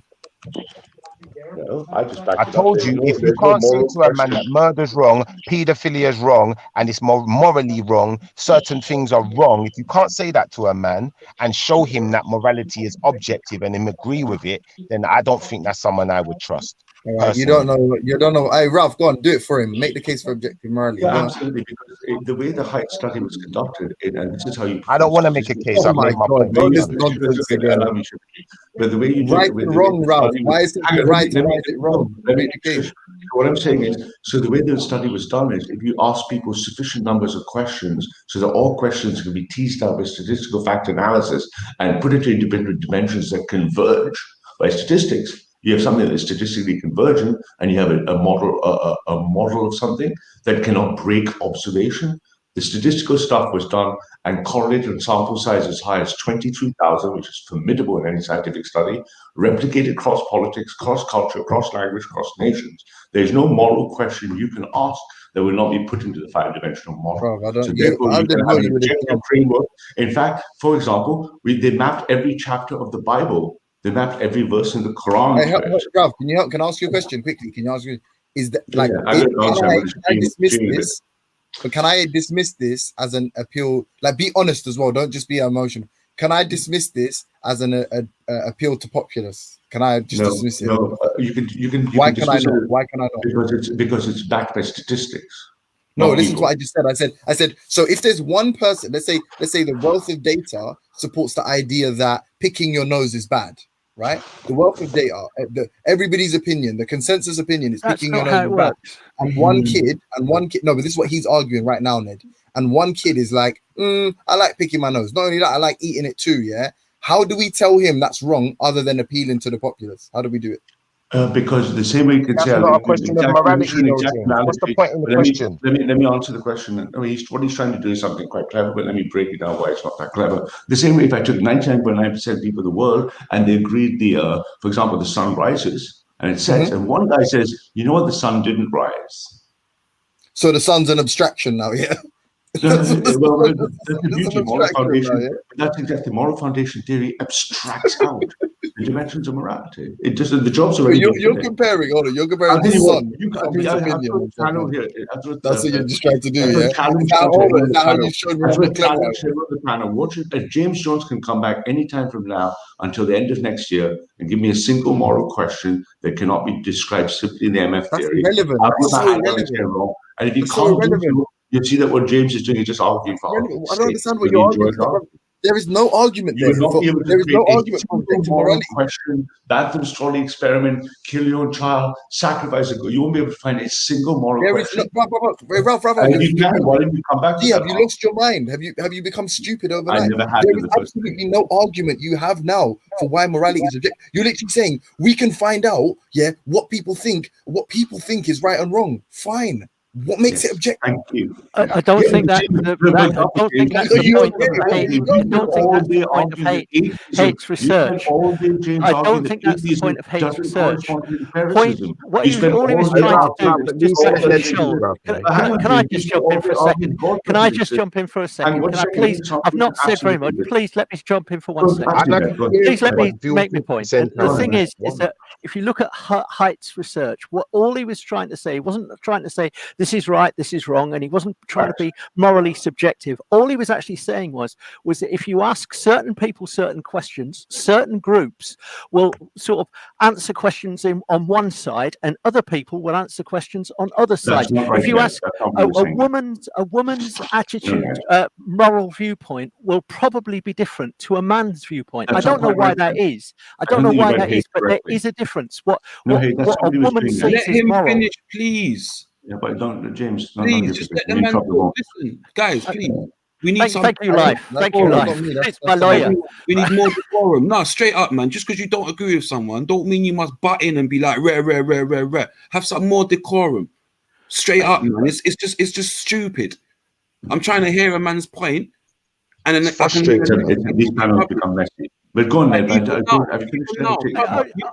of us must chill a little bit, man. I want to say something too. I'm sure there's other people too, but we must have better decorum than this. Because it's just making. I know, Ralph. I know it's what you're used to, but come on, man. If we all make an effort, then the people who's doing it, we're going to be able to pinpoint them. I hear you, Life. I tried to way to make a cup of tea, and we're all still arguing. The thing is, all I'm saying is that Jonathan Haidt wasn't actually trying to say this is right, this is wrong.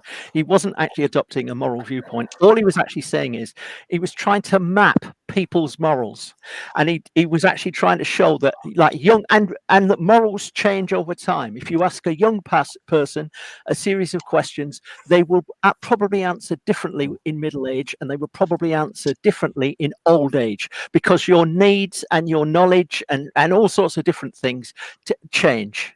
That's my sorry. You're almost completely right there, Ned. But no, you're right and wrong. He was saying absolutely. He was not trying to say what is good or bad, what is right or wrong. What he was saying is this is the model that correlates all such moral questions into this data set. And yes, you can change your views morally. You can act morally one way in one instance, one way or the other. But there's no morality you can demonstrate or exhibit which does not break the moral foundation theory. That isn't. When I said make the case to Schiffer, I gave you the thing about the child picking his nose. You said there was objective morality. Based on what Ned just said and what you just said, there is still no clear prescription or prohibition of any behavior, or prescription, of any behavior. No, but James Jones, this is right and this is wrong. One second, Ralph. 1 second. I'll be real quick. Ralph, one sentence. James Jones, I wasn't describing a behavior. What I was saying is, if I know someone does not see morals as being objective to any extent, then I find it hard to trust that person. It wasn't an attack on no one. It was just a statement. That was it. I'm not asking a question. I heard what you said, but I'm asking for objective. I don't feel like you bothered explaining it, and Ralph said I can. Ralph put forth this model, and as him and Ned have explained, mapping what people think, right, or people's behavior as it pertains to what they believe is good or bad, or what he can infer from it is what they believe is good or bad, has absolutely nothing to do with an objective standard with which to base, or that you can base all of humanity's behaviors on. Like none of that. James Jones, I will talk to you about objective morality. I will only talk to you about objective morality if we're going to have a conversation without all the jargon. Like, let's just have a serious conversation. I don't know what that means. I don't know what morality you mean. Be objective? Can morality be objective to any extent? I'm asking you the question. I believe that there can be objective derivatives, i.e., you can propose a system that is consistent to the point where you can know what a conclusion would be without necessarily knowing the specific scenario. For instance, imposition of free will is wrong, therefore rape is objectively wrong. That makes sense, right? but I don't think you can say that the thing that preceded it, right, the imposition of free will part, I don't believe you can objectively say that is objectively wrong. I don't believe so. What I'm saying is basically is all morality is subjective, but you can have objective derivatives, right? You can create systems, like, you know, you can create rules, and then within the rules, you know what follows a rule. Is But there before the Okay, rule is created, let me ask you one more question then, Josh Johns, because I did say like we want to just try and allow some of the jargon, but I'm going to ask you this very specific question. I'm looking for a very specific answer. You see, if the act of rape, is that morally wrong? It's subjectively morally wrong.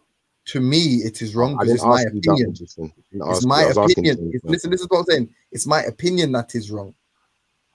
It's my opinion. And you know what opinion means, yeah?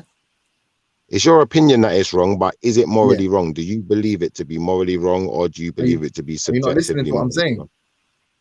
It's my opinion that it is wrong. So my moral compass, it faces south, heavy, but very south, bad, wrong, bad. Fair enough. Now, do you know what? I've heard your answer, and I'll accept your answer. I heard also Dark Magician say that it's subjectively wrong. You know, anyone who agrees with him on that, good luck to you. But I don't. I agree with what you said. It's morally wrong.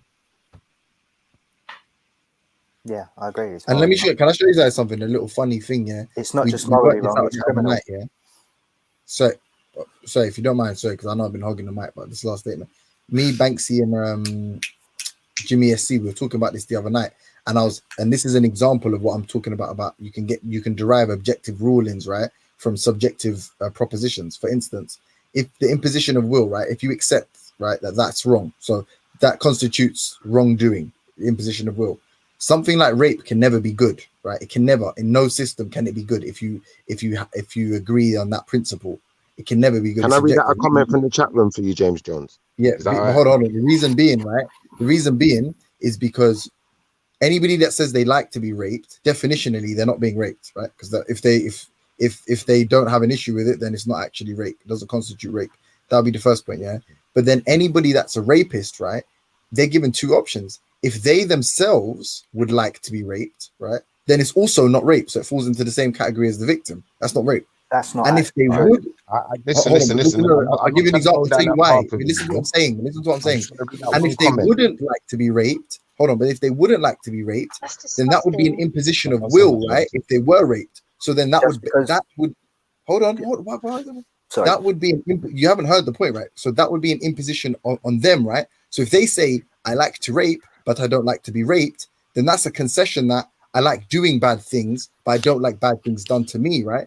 If the principle is imposition of will, and the reason that rape itself, right, is rape is not consensual sex, right? So if a person likes being raped, then rape's all right. But as long as they like being raped themselves, they're allowed to rape other people. You have such a thing as statutory rape, which doesn't Yes, mean, okay, but even I'm if giving you've you. given consent, you can. I don't even know why we're talking That about this isn't now. meant to- but that- no, the point is they're not. But hold on, the point is a child cannot give consent. That's why it's considered rape. That's Yeah. why it's We're not considered talking rape. about children. Child When cannot did give children consent. come into this? We But the can point- talk about. We can No also one talk went talking about about adults as children. well.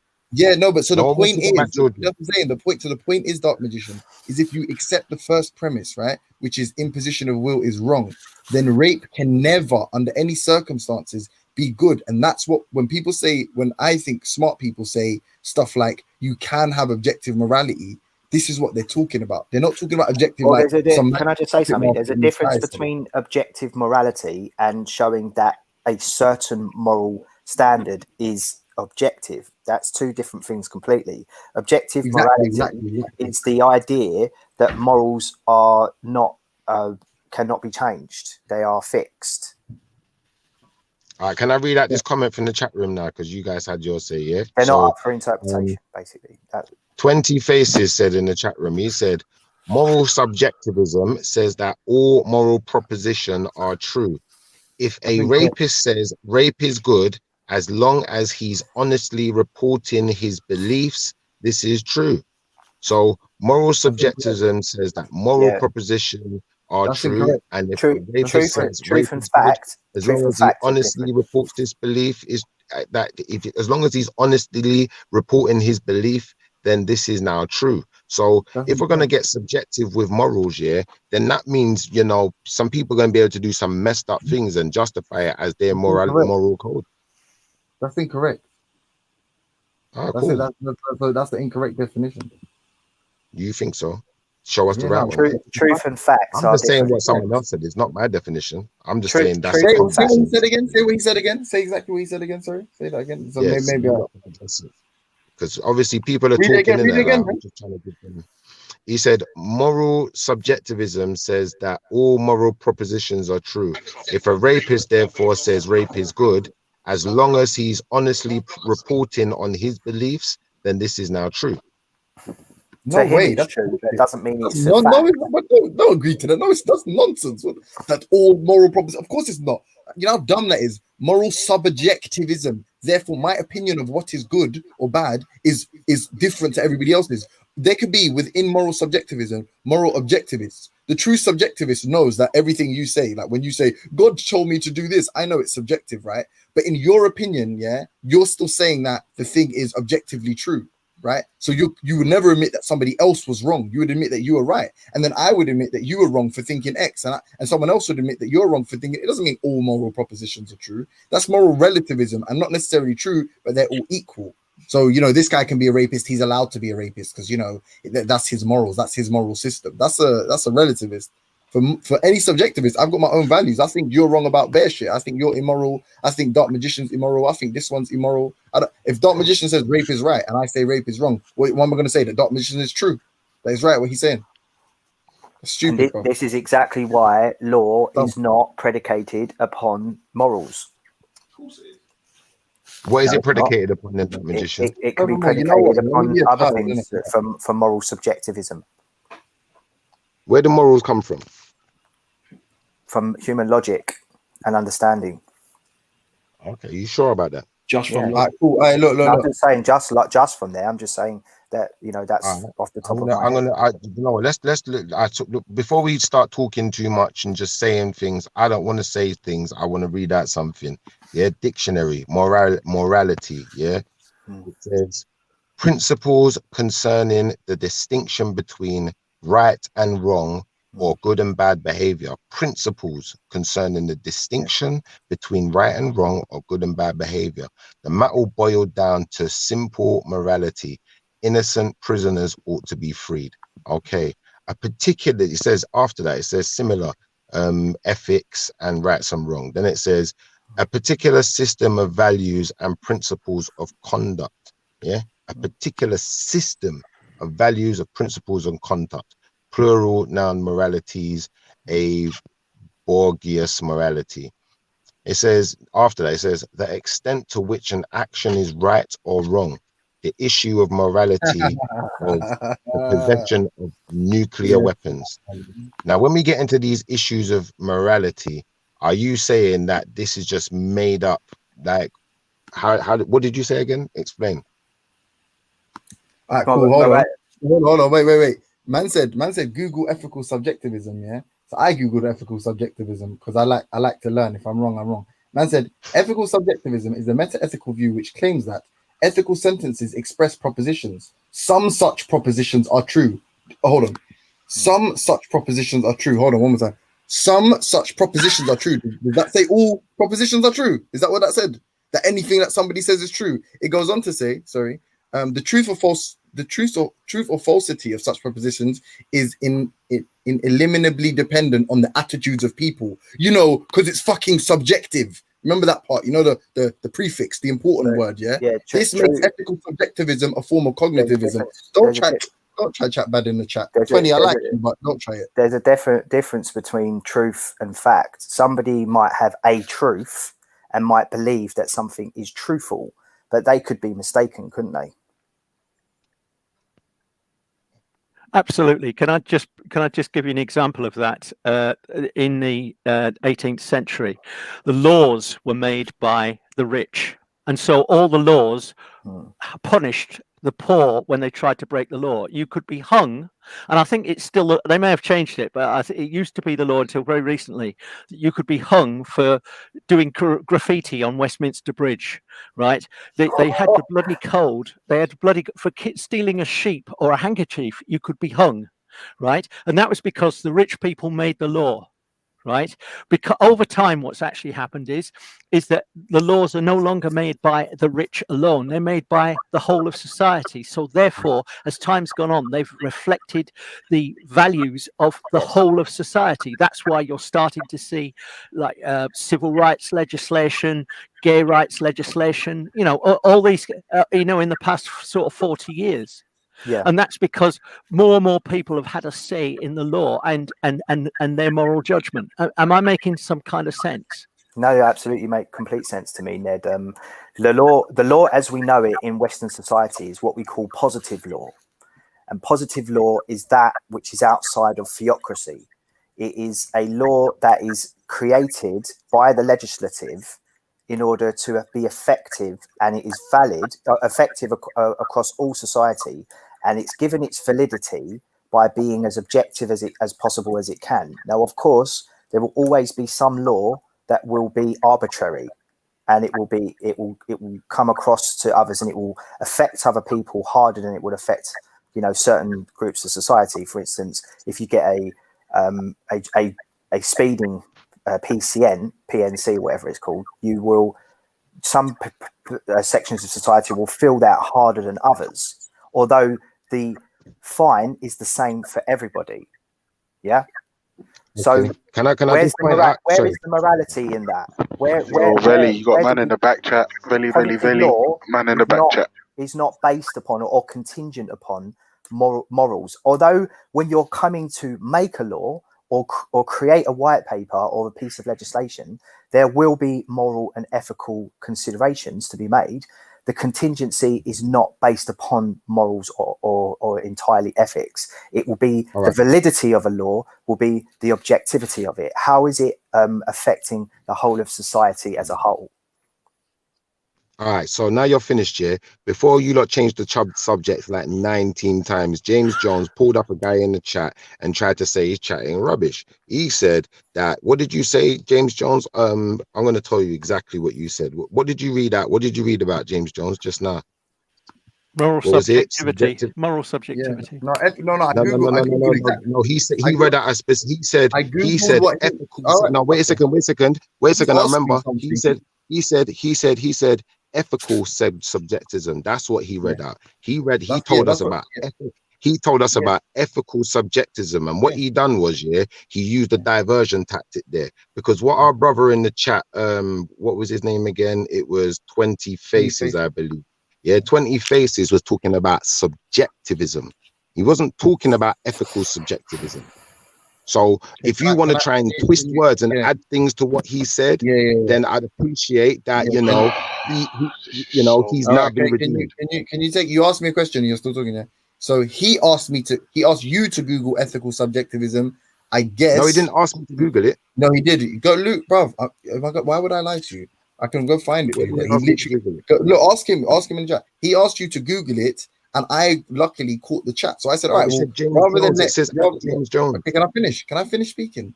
So rather than waste time like you Googling it, because I said if I'm wrong, I would have been happily said, all right, this is the definition, but this is why I think the definition is wrong, because I understand those words used in tandem. I understand the inflection that subjectivism puts on morality. So I would have been happy.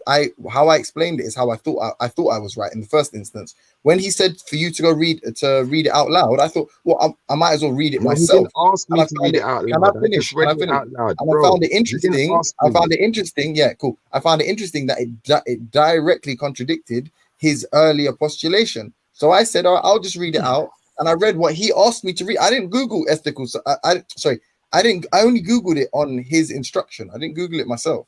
and he was wrong. What do you want me to do? No, bro. You guys need to learn how to lose, man. Be humble, man. Show some humility. Come on, bro. Let's Show stop some lying. humility. You know what I'm saying? I've been through the comments. I've been through the comments myself, and easy I've to already win all the seen time. what he It's hard. I work what hard he at it. specifically said. Some What credit. he specifically said. He's speaking to James Jones, and he was talking not James Jones. He was talking to you and Dark Magician, and he said basically what you're talking about with this subjectivism. Yeah, he explained that he had a problem with it. I can't remember exactly what it was. Yeah, Schiffer, I pointed it out Google to you. ethical subjectivism. You tried to Look come up the back with definition. ethical subjectivism. Google And now what you're ethical trying to do is subjectivism.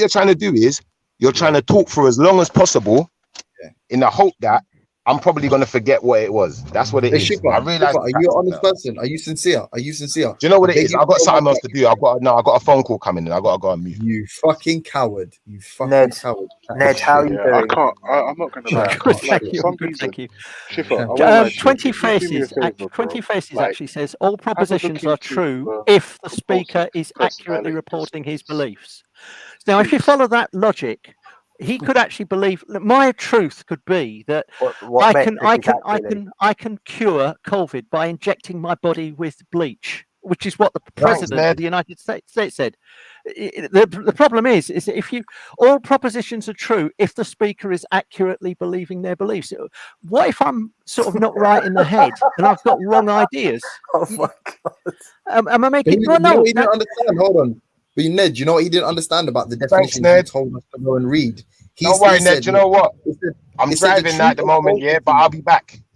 Yeah, cool. He said the truth. Life lover. Sorry, bless you. Right, sorry. Hold on, sorry, yeah. you were saying. He said the truth and falsity of such propositions is eliminably dependent on the attitudes of the people. Now, that doesn't mean, right, that it's true if somebody thinks it's true. That's not what that's saying. That's saying that the attitudes of the people, the individuals, yeah, they decide if they think something's true or not, as in they're not held to a standard above themselves or independent of themselves. It's making no value judgment on the truth, or let's say it's making no judgments on the truth, the truth of like respective individuals, right? So it's not saying, okay, well, if this guy believes it, then the second guy has to think that that's true, that both of their beliefs are true. No, it's literally saying that if you think it's true, it will really be dependent on what you feel or what your attitude is like. So it's making a rather what's the word, like a rather like arcane, yeah, a complicated case for what we all know subjectivism to mean. You and I would probably just say it's our opinion, right? It's trying to explain what opinion is, complexity, and this guy has interpreted that. He's trying to interpret some general I feel rules. like I'm having to revisit subjectivism and objectivism, and I know what these things are. I've done many, lots of training and understanding on this, and wrote papers on it and stuff like that. So it's just a semantics game. That's what it is. We can So all. if you go into your community with the pedophiles and they say that it's legal, how do you approach that situation? How do you approach that situation ethically then? Bro, like fucking increase well-being and decrease suffering. There it is. Boom. Case closed. Let's move on. So what would you say? What was your question, Ned? What you were sort of saying, people sort of know how do you cope with your training and your background with those people that think erroneously, that sort of think antisocial thoughts? And there are people out there that that if you say something about the color green or whatever, then you can attack me. You know what I'm saying? Yeah, I tend to get that pretty much every single time I come on here and have debates with people or speaking with people. They will use words that I don't think they quite understand the full definition of these and how they are supposed to be explained. Oh, and ain't that a fact? I'm not trying. Look, I don't want people to start saying, "Oh, you're insulting us," and etc., etc. But the fact of the matter is if you really understand what subjective and objective is, then that you don't mix up the two. The two are completely different. You know how to use them in a certain context. i.e., So subjectivism. we don't do it, Dark Magicians, is where your we're own all opinion. retarded, basically. No, that's what I thought you were going though. How many times have you left and come back? I said I was Well, going on mute. how do you go? How do you say to someone you need to look at this subject a bit further without getting their back up? You know, there are subjects that I'm gonna have to go away I'm just now. pointing out that you're saying that you're smarter than everyone else in it because you I'm know not the saying difference that. between objective and What I subjective. am saying is that I understand this cool. subject a bit more than other people. That's what I'm Yeah, saying. you're making you understand it more than other people. I get it. And that's now it's starting to sound like white supremacy or some kind of I don't know. I don't know. But you can continue down this train of thought if you want. You can continue. You know best, innit? You know best. No, I'm not saying I know best. That's the point. That's the absolute point. I'm not trying to say that I know best. I'm saying that, I would hope that you would at least take on face value that I'm trying to be honest. I mean, you usually come in and say things like, I know Dark Magician, he's a not honest guy. And now you're kind of retracting that. No, you are being honest. I never said you weren't being honest. Yeah. You said that. So you here's the point, honest. isn't it? Could I be mistaken? What do you mean, could you be mistaken? So I believe what I'm saying is true. Could I be mistaken? I believe so. Right. So there's a difference between being true and being factual. Exactly. I never said you was being truthful. We're getting there. Being truthful. You're being truthful from your own perspective. Yes, but I'm saying I disagree with your perspective. Exactly, you could be wrong. You could be wrong. But when you make a broad statement, like, you have a better understanding of, yes, I do, it doesn't, it's not very modest, is it? But well, at the end of the day, that's why we have law courts, isn't it? That's why we have law courts, because you disagree. Dark disagrees with Schiffer. And someone you go into court and you they're both going to tell argue. you. I've been to university and I've trained in these issues, and I've had to learn. Like when you have no idea. Like I'm speaking from my perspective, I have no idea about these subjects on a macro and micro level. I go in, I get given an assignment, I have to go away and learn this. And not only do I have to learn this, I have to get a really good mark in order to show my teacher that I understand this subject and I can argue on it sufficiently. Wouldn't you say that then says that I have a good understanding of this subject more than other people would? No, I'd say you'd have a systematic understanding of things, but I'm gonna let Ned go. Sorry, that's an argument from authority, isn't it? Can I just sort of say the question: do most religious societies have the least crime? Well, if you look at Saudi Arabia, it has a very low crime rate, and that's because it has very strict laws. If you looked at Soviet Russia and East Germany, very, very low crime rate because it had a large number of police, and they were on the streets. They were absolutely everywhere. If you were, the streets in East Germany were the safest streets in the world because it was a police state. So it's not always about religion. It's about how strong the police is and how strict the laws are, how excessive the laws are as well. And poverty, how much poverty is there? Absolutely. Poverty is a huge indicator of crime. Yeah, obviously. But Ned, quickly, can I just say, firstly, that was kind of harsh, bro. The appeal to authority part. No.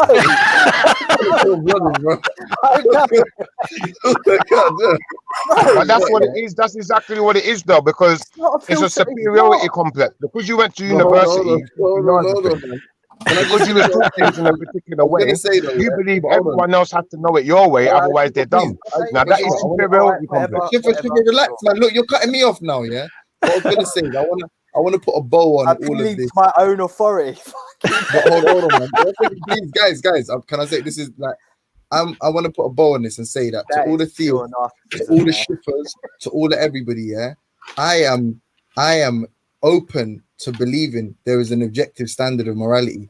I hope, with every fiber of my being, there is an objective standard, because what I believe to be true about moral, like what's right and wrong, I feel like you, I feel like everybody should believe it, right? But what the reality is, it hasn't been proven to me that these standards are objective. I proved why I feel like them, why I think them, why it's my opinion. So anyone that has a case, I'm open to believing in objective morality. If someone could show me how, why, maybe some natural, you know, some scientist finds, I don't know, something somewhere, I don't know. But I'm what willing about to the believe. social contract? What about the social contract, James? The thing is that we all live in a society where we basically agree with most of the laws. We may sort of moan about this and that, but basically that you know that crime is stopped, that there are, you know, we try and keep burglaries down, that we try to actually observe the law, and then everybody in society benefits. Yes? Yeah, because me and you subscribe, like me and you, Ned. But most people do, don't they? Yeah, and then it's subjective. I bet you, yeah, Ned. Like, there's some kind of rule that me and you don't know in society. Yeah, some kind of moray that, like, you'd be like, what do you think about this? And I'll be like, I don't think you should do it. And you'd be like, yeah, me too, right? Because we accept a lot of the rules that precede that rule, right? That's a corollary of the things we've already accepted. But there's some human beings that don't even accept the premises that we accept, or the axioms that we accept. So how can I justify why it's right to accept my axioms? I'll tell them because life's better. They'll tell me, no, my life's better. We have this culture clash all the time in with Sharia law, this, whatever it is, right? And like to say who's completely fundamentally right, we can't yet. But maybe we can in the future. When that time comes, I'm going to be the first guy to say I believe in objective morality. I just don't. No one's provided. Can I chime in? Can I chime in, please? Say. Yeah, go on. James, yeah. Just, and as you're saying it, it's come to my mind as I'm saying it, because I'm obviously you've just put it out there. And I'm gonna say in a lot of aspects you can, and I'll tell you why you can.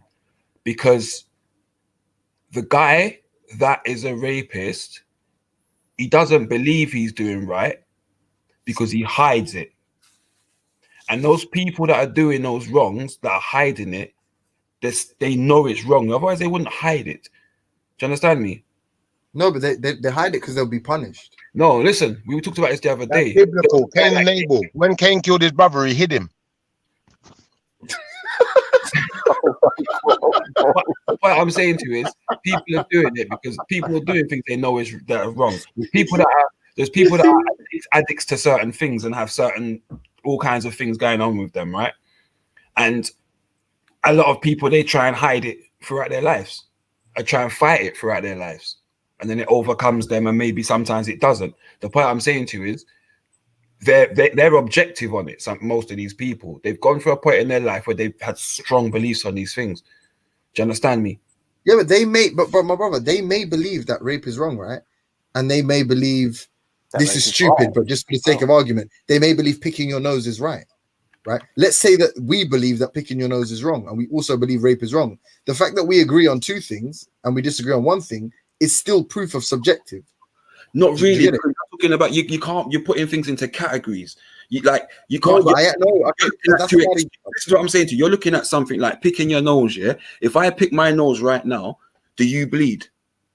Forget the art. Sorry, that was a stupid example. It's my. This is why we have to. No, but wait. You know, because don't focus on the minutiae. What about shoplifting?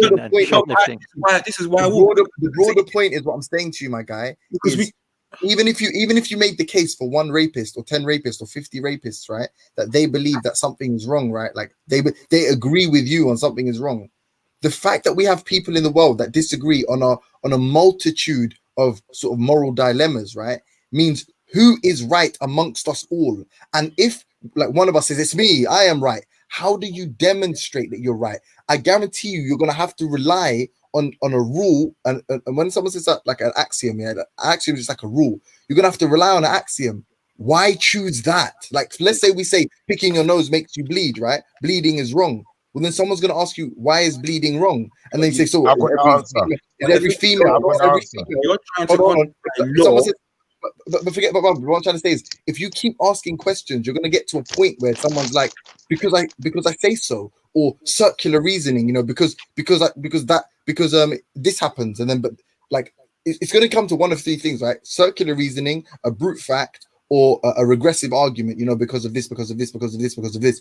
But the point is of all of those three, none of them takes any precedence over the other. So you get to a scenario where at the most fundamental sort of level, it is all still subjective anyway. Even how you choose what you define morality as is subjective. So I get what you're saying. like you can have objective rulings, yeah, but you have the axioms that the foundational principles, right, that you get these rules from, these ultimate rules from, yeah, they're subjective. You decide them. Like if I decide to go live in Britain, right, then I subscribe to all of Britain's rules. It doesn't mean Britain's rules are all right, because I could have gone to Saudi Arabia.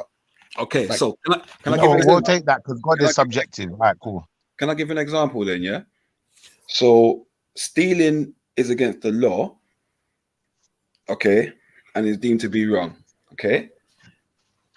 If you're hungry and you need to feed your children, etc., and you go and steal, are you doing an immoral act? No. but like you are to some people. Do you like? But Do you you're still understand? doing a crime. Do you understand? You're But breaking. you're still breaking the law, which is why we separate morals from law. But can you understand the argument is that, like, let's say all of us agree here that we're not breaking the law. Some people say that we're not. It's not immoral. Some people will argue that it is immoral. Like in Soviet Russia, they starved millions of Ukrainians, right? And those Ukrainians, right, that were starving, when those Ukrainians, when their crop yielded more than was like required to send back to the metropole, it was considered stealing. So they're growing their own crops, right? Sending the requisite amount back to Russia, and any extra they had was being requisitioned by Soviet Russia, and they were starving to death and eating their fucking children and shit. I think the question you really want to ask is it morally right? Is it morally right to watch a person starve? Is it morally right, knowing you can do something about it, to sit there and watch someone? You better ask God that. You don't seem to understand the argument here, guys. It doesn't matter what I tell you. Well, got nothing to do with this conversation either. So I'm asking you a question, and you're not answering again. So no, I'm saying, but do you understand that? Like, let's say I say yes, and someone says no. That's what we're talking about here. That's what we're saying is why. I know that's what we're talking about here, and I understand that. I'm asking you the question. Cool. You personally, I'm saying, is it morally right to watch a person starve to death? No, I think Stalin was responsible for the death of millions and so millions. If it's not morally right, if it's not morally right to watch a person starve to death, how have you been objective with that opinion? What? Because whether you're right or wrong, that person. I'm asking James. This is what I mean. Wait, hold on. What? What's the point in the conversation, man? Doc, did you understand what he actually said? Well, he's basically saying then if you don't understand the question, James Jones, just say you don't understand the question, innit? I don't want to talk to three people at once. I don't understand that question. All right, so let me ask you the question again. I'm asking your question. I'm going to ask you the first question again. We'll start again, yeah? I said, is it morally okay? Is it morally right? Yeah? Is it morally objective to know that a person is going to starve to death? You can do something about it, but you just don't. Is that morally objective? I think it's wrong. I don't think you understand what objective means. Objective means just independent of human, like independent of opinion. Outside of your own opinion. So it comports with reality, irrespective of whether or not. Bro, I'll ask you a question here, bro. No, but you used it. I'm asking the question, bro. Can you answer it? Like, this is what I mean. I answered it, brother. I answered it straight away. You know what? You didn't answer it. Do you know what? Fuck the question, man. Let me ask someone else the question. Let me ask the question. Can I have a go answering that question? Yes, please, Ned. Please, Ned. This guy just, I don't know what he's talking about. It's called the law that he's talking about. James is talking about. It's called the 7 ears law. And after a harvest, some of the ears of corn would actually fall to the side and onto the ground.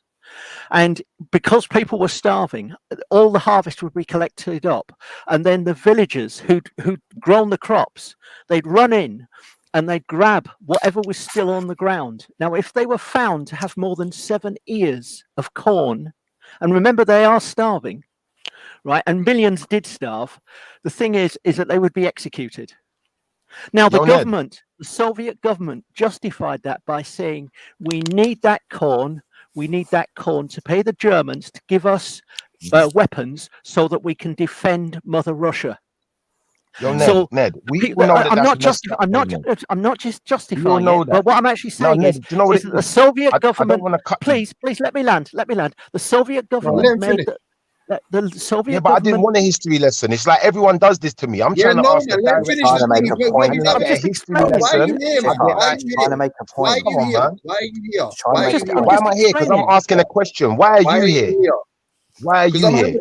I'm engaging in All right, so conversations with just your back up a brethren, second, innit? with I'm Ned, asking Ned a with question Ned. because I'm Hold saying, on, Ned, you're just I so think Ned, massive. got the wrong end of the stick. That's not what I Okay, was man, looking that for. I is the wasn't last looking for a time. I history guarantee lesson. this is the last Ned, time. All the right. question I was asking, Ned, is it morally objective to watch someone Benny, starve to right, though, death man. You should stay knowing on that you Jedi. can do Bro. something This about ain't it? for you, man. This ain't for you, blood. Your Jedi's is more your Yo, speed. Ned. This ain't for you, bro. Yo, I'll Ned. tell you what, Schiffer. Here's a. It depends on the content. This is not a get out, right? And but look, supposing I'm starving, my family's starving, and I have a little bit of food to keep my family, and it makes a difference between No, my Ned, children. You're changing Let the him finish. circumstance, Let him Ned. No, answer it, Ned, you're please. changing the circumstance. Ned, listen to the question Oh, again. God. I Damn, said, Ultra. is it morally objective to watch somebody starve to death knowing that you can do something about it, but you're just choosing not to?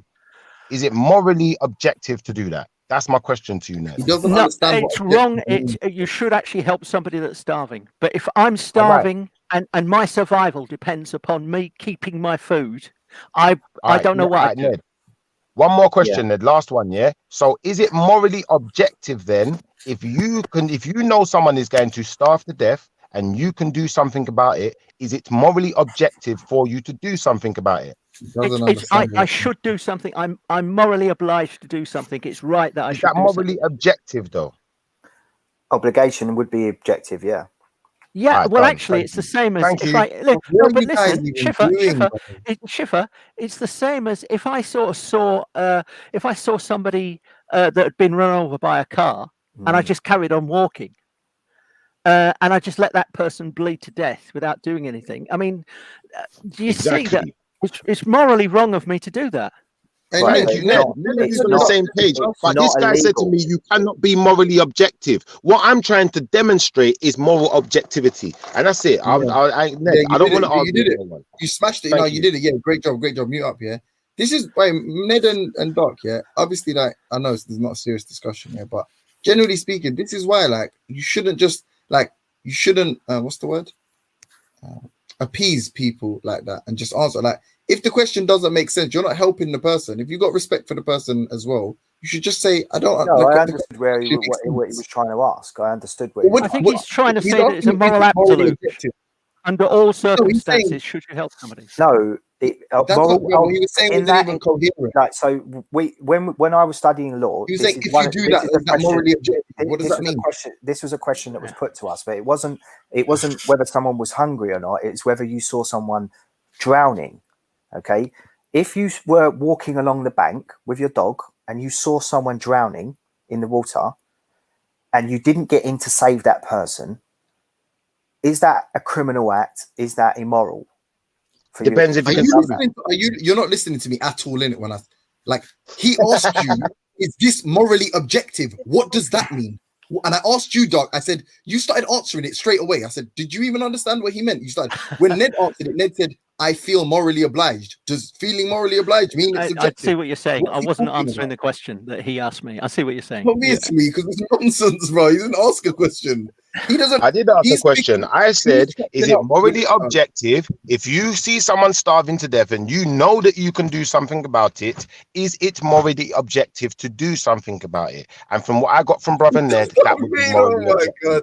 So we know what morally objective is. Some people don't know what it is. What does it mean? Go on, tell us. Go on, tell us. Go on, tell us. What it is that we know what it is, and if you don't know by now, I shouldn't have to explain. Your mum and dad should have done a better job. This is what I'm saying, bro. This is what I'm saying. But Schiffer, can I ask you the question? That look, supposing it was like there was a famine, and your family were just living literally on the breadline, close to starving yourself, and you had a little bit of food, and you saw somebody in a nearby, some of your neighbors. Would you actually give them food, even though it might actually put your own children and your own family at risk? Well, when you say my ifs, ands, and buts, I can't say what I do in any my if and or but situation. If I knew for a fact that if I give this person the food that I've got, my family's gonna die, then I'm not really solving a problem. I'm just making sacrifices, and I'm not in a position to make sacrifices. But if I know for a fact that I've got enough food here to suffice for me and my family, and you know what, if we all take off, 5 rice grains off of our plate and a tiny piece of chicken, this person might survive. I'm doing it all day. Yes. The trouble is, Schiffer, life isn't like that. Very often we don't know, do we? I mean, we don't know whether if we do A, then B is going to happen, do we? Sometimes we don't know enough to sort of say, I know for definite that my family isn't going to die. You did ask him whether for definite. So in this thought experiment, for definite that if you don't share your food with somebody else, that other person will die. Is it okay for you to withhold that food from them? So if I know the other person will die. If I know the other person will die, now what I'm asking you is, he said my family's involved in this. What are the implications for my family? Let's get everything ironed out before we start answering questions. He asked you, he said to you that you would have to share food with somebody else, which could lead to might lead to your family starving themselves. But for sure the other person will die. I know for sure the other person will die, and it's a might on my side. Then you know what? Unfortunately for my family, I'd say we have to make a sacrifice, guys. So it is subjective. We have to give up something. That's what I believe, because I believe that's morally objective. Life ain't just about me. No, that's subjective. You're making a subjective value there.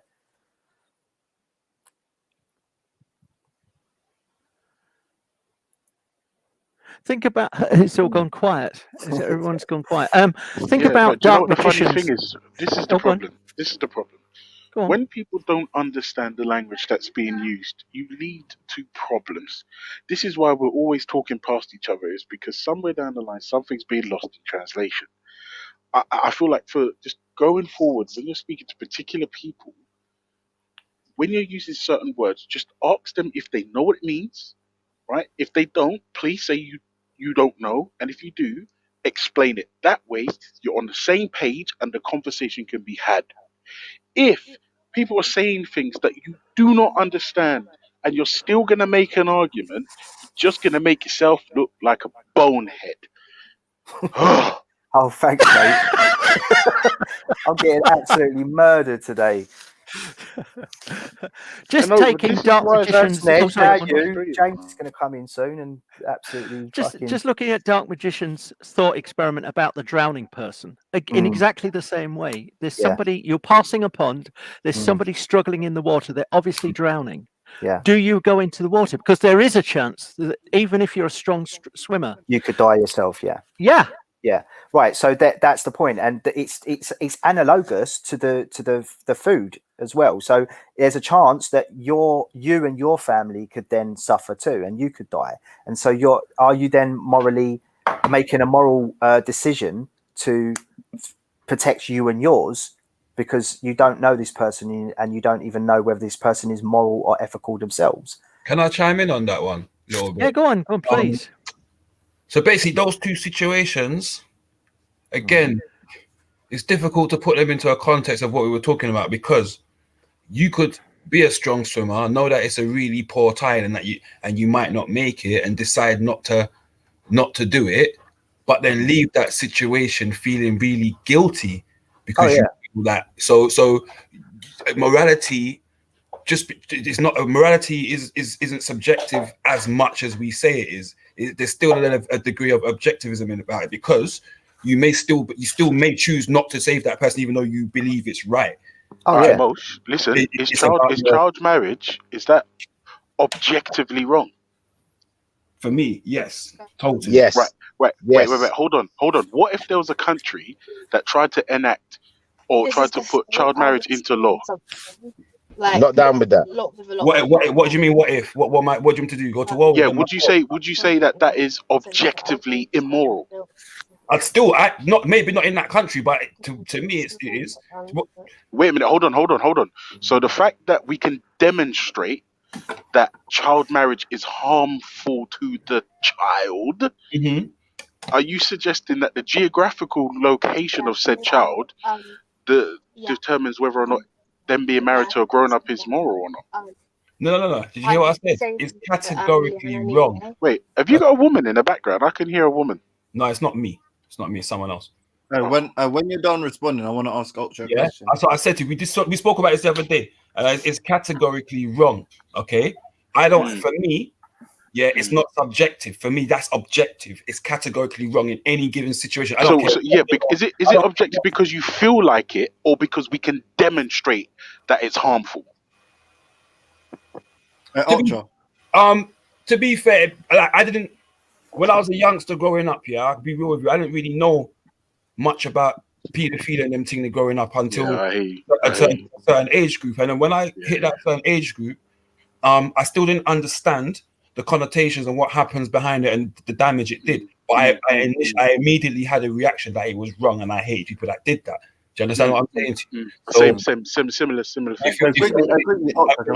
For me, that's an objective thing. There's no subjectivity to it. There's no, he was abused, so it's all right for him. No, there's no objectivity to it for me, and that's subjectivity to me in that sense. But in terms of saving someone, again, I still may believe it's morally right to do so, but choose not to because there are other factors. Can I just ask you a quick question? Etc. You know what I'm saying? Yeah. Okay. Can I just ask you a real quick question? Yeah. So, Ultra, you invoked the harm principle there, yeah. And while I don't necessarily completely disagree with you, if a woman, is gonna give birth to a child that may have a severe or non-severe disability, or the woman has been assessed to that has been assessed to, they've given her a likelihood of her sustaining some form of injury. Fatal injury if she goes. No, it doesn't have to be fatal. Some kind of fatal injury. Is it therefore then because it will cause either harm to her in the instance of it causing harm to herself, or it will cause harm to the baby, being born with some kind of defect? Is it immoral for her to go through with the birth knowing that there's going to be some kind of harm caused? That's a good question. Before you answer it, I don't want to knee jerk. No, to be honest with you, James, I'm not gonna knee jerk. I'm gonna contemplate an answer before I just splash one, because I need to think about that, because you have to understand the position I'm in as a father, a husband and a father. If I'm honest with you, I'm leaning towards the mortality, the health and well-being of my wife. Because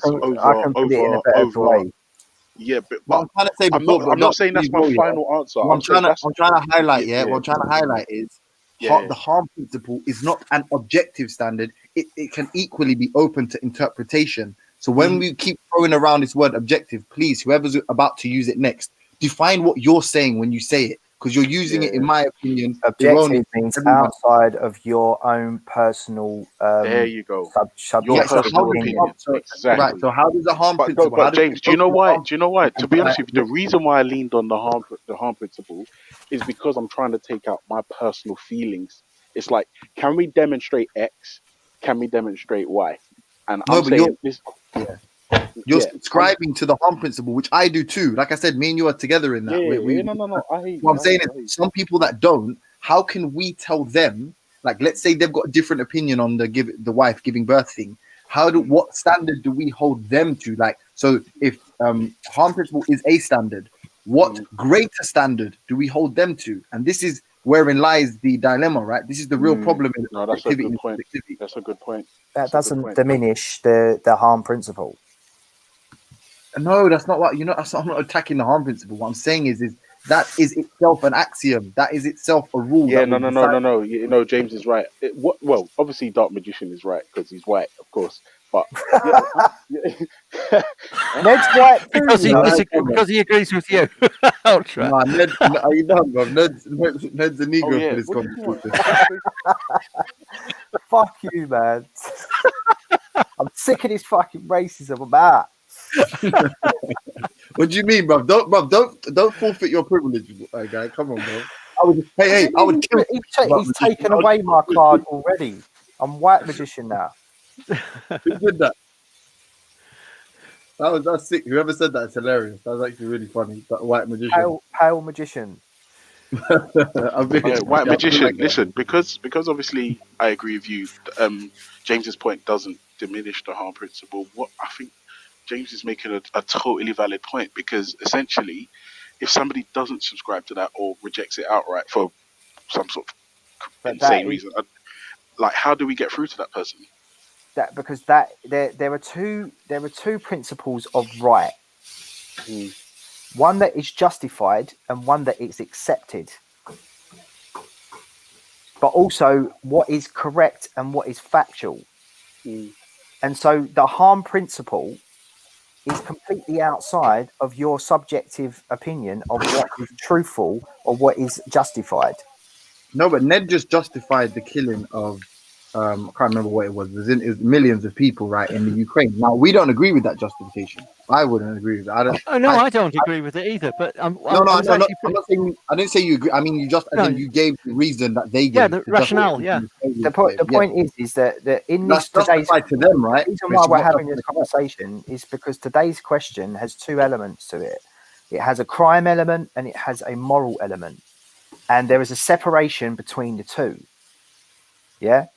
So when you are talking about crime, you're not necessarily making a value judgment. You're just talking about whether there is crime. We can go into that and speak about that. But then when you're talking about the moral issue, that is completely going to be a value judgment. It's going to be your subjective value judgment, i.e., if you're walking along the road and you see someone drowning and you decide not to do anything, it's completely acceptable or justifiable for someone to say, you were morally wrong for not getting in and helping them. But they are also justified in saying, why should I get in there and have hypothermia and die with them? And my kids starve. My kid, and then, wait, because I don't have a job, my kids starve and die. Let me just land. So herein lies the separation. In law, there is no duty for omissions. There's no criminal duty for omissions. So if you don't do something, you cannot be held criminally liable for it unless there is a relationship between you and that person, particularly or a contract. A contract, but let's say, for instance, you were a carer for a disabled person, yeah. Then it could be there could be a criminal tort which could arise because you had a standard. You fell below that standard, and there was damage. Therefore, you're saying that there's no consequences for neglect. So if I listen, this is an honest question. This is an honest question, right? Supposing you saw somebody bleeding to death on the side of the road. Yeah. Now you're not related to that person, and you just walked on. Yeah. Surely, if the CCTV cameras and that person died, because you couldn't even be bothered to sort of phone an ambulance for the police or whatever, there's no action could be taken against you. No. Now what though? What do you think? What do you think though? What do you think then? Unless I think we have a duty to do something. To try and help. What law would you? There's no legal duty for omissions. So, like I said, if you saw someone drown or you saw someone dying, if you didn't do anything legally, you cannot be held accountable for that unless they can establish a certain relationship, a duty towards that person. Or it's part of your job and you have a bad duty. But that is one of the duties. What would be a contract? Establish it. That is a contract. Yeah. So that would be under. No, I'm agreeing with you. I'm agreeing with you. Don't worry about it. I'm agreeing with you. No. I'm not saying it. Well, let's ask Ned though. What Ned? What are you suggesting? What? I know. I'm just surprised. because I know. Yeah, no, it is surprising. It is surprising because I thought that if somebody was dying by the side of the road, I thought I had a duty of care to try and do something, at least, let's say, phone an ambulance or phone the police. I thought I had a duty to do that by law, you know. What basically happens is, and over the years, because I used to train first aiders and stuff, and over years was legislation came in where people were getting sued. For example, people were doing resuscitation and stuff like that, and breaking ribs. And obviously, you got to get through the rib, the chest plate to get to the heart and stuff like that to do resuscitation. So people were breaking ribs, getting sued, etc., etc. And what was happening was people were not qualified in first aid and getting sued and having no leg to stand on. Okay, right. So it became unfavorable for people without the qualifications and stuff like that to do it. And again, it's this culture of suing and stuff like that. It did, because years and years ago, a lot of people did do first aid, and would, you know, there was a bigger sense of community back then as well, to be fair. And so yeah, I understand your surprise, but you cannot. It'll be difficult to put that into law without having to train the whole of. Well, I understand that in France. There is some kind of a law that you are. I may be wrong about this, but I understand that you are obliged to step in if you see some kind of malfeasance and you don't stop it. You can be prosecuted. I think in France. If you see, I mean, I understand that in this country, if you're walking down the road and across the road, a woman is being attacked by a man, right? You have every right, if she's in distress and she's being sort of slapped and hit and stuff, you have a right to step in, and the police, you have some kind of protection under law because you're stopping that woman from getting further harm. I don't know what the law is. Is it what they call civil duty or something like that? I don't know what it is, but I understand that in France, if you don't go across the road, they can prosecute you. You're complicit. Is that what you're about to say? Is that what you're about to say? I don't know. I don't know what the law is. It's called omissions, criminal omissions. That's what they're called. But in countries like Germany, Finland, Italy, Russia, Spain, they do have these things, and you're probably right. They have it in France as well. Yeah. Okay. Because France is so criminal. Like it's fucking. You know what I'm So saying? the UK is different in that aspect. We don't have omissions. But UK though, like you see it with all these like, you know, have a go heroes and that. Like the culture is to get involved, right? Okay, well, let me rephrase that. There is that sort of not phlegmatic. What's the word? Like people get in the way of people robbing. No, I'm saying dollars and stuff like that. It's basically something to do with the collective dynamic. It's like when something happens in broad daylight in front of a lot of people, there seems to always be a reaction. Well, at least nowadays, I guess the thing about British people, the sort of reserved nature of British people is more than likely when somebody's on their own or when Did you're you not. see that young girl that was filmed being abducted by a young bloke? It was shown on Valley. Yeah, it was all over. It was all over. Oh yeah, the black. Yeah, and then within hours there was videos of boys outside the guy's house because they found out who he was and he was on the run, and they were literally boys waiting outside his house waiting for him to come back. Yeah, you know that happens, and I'm gonna.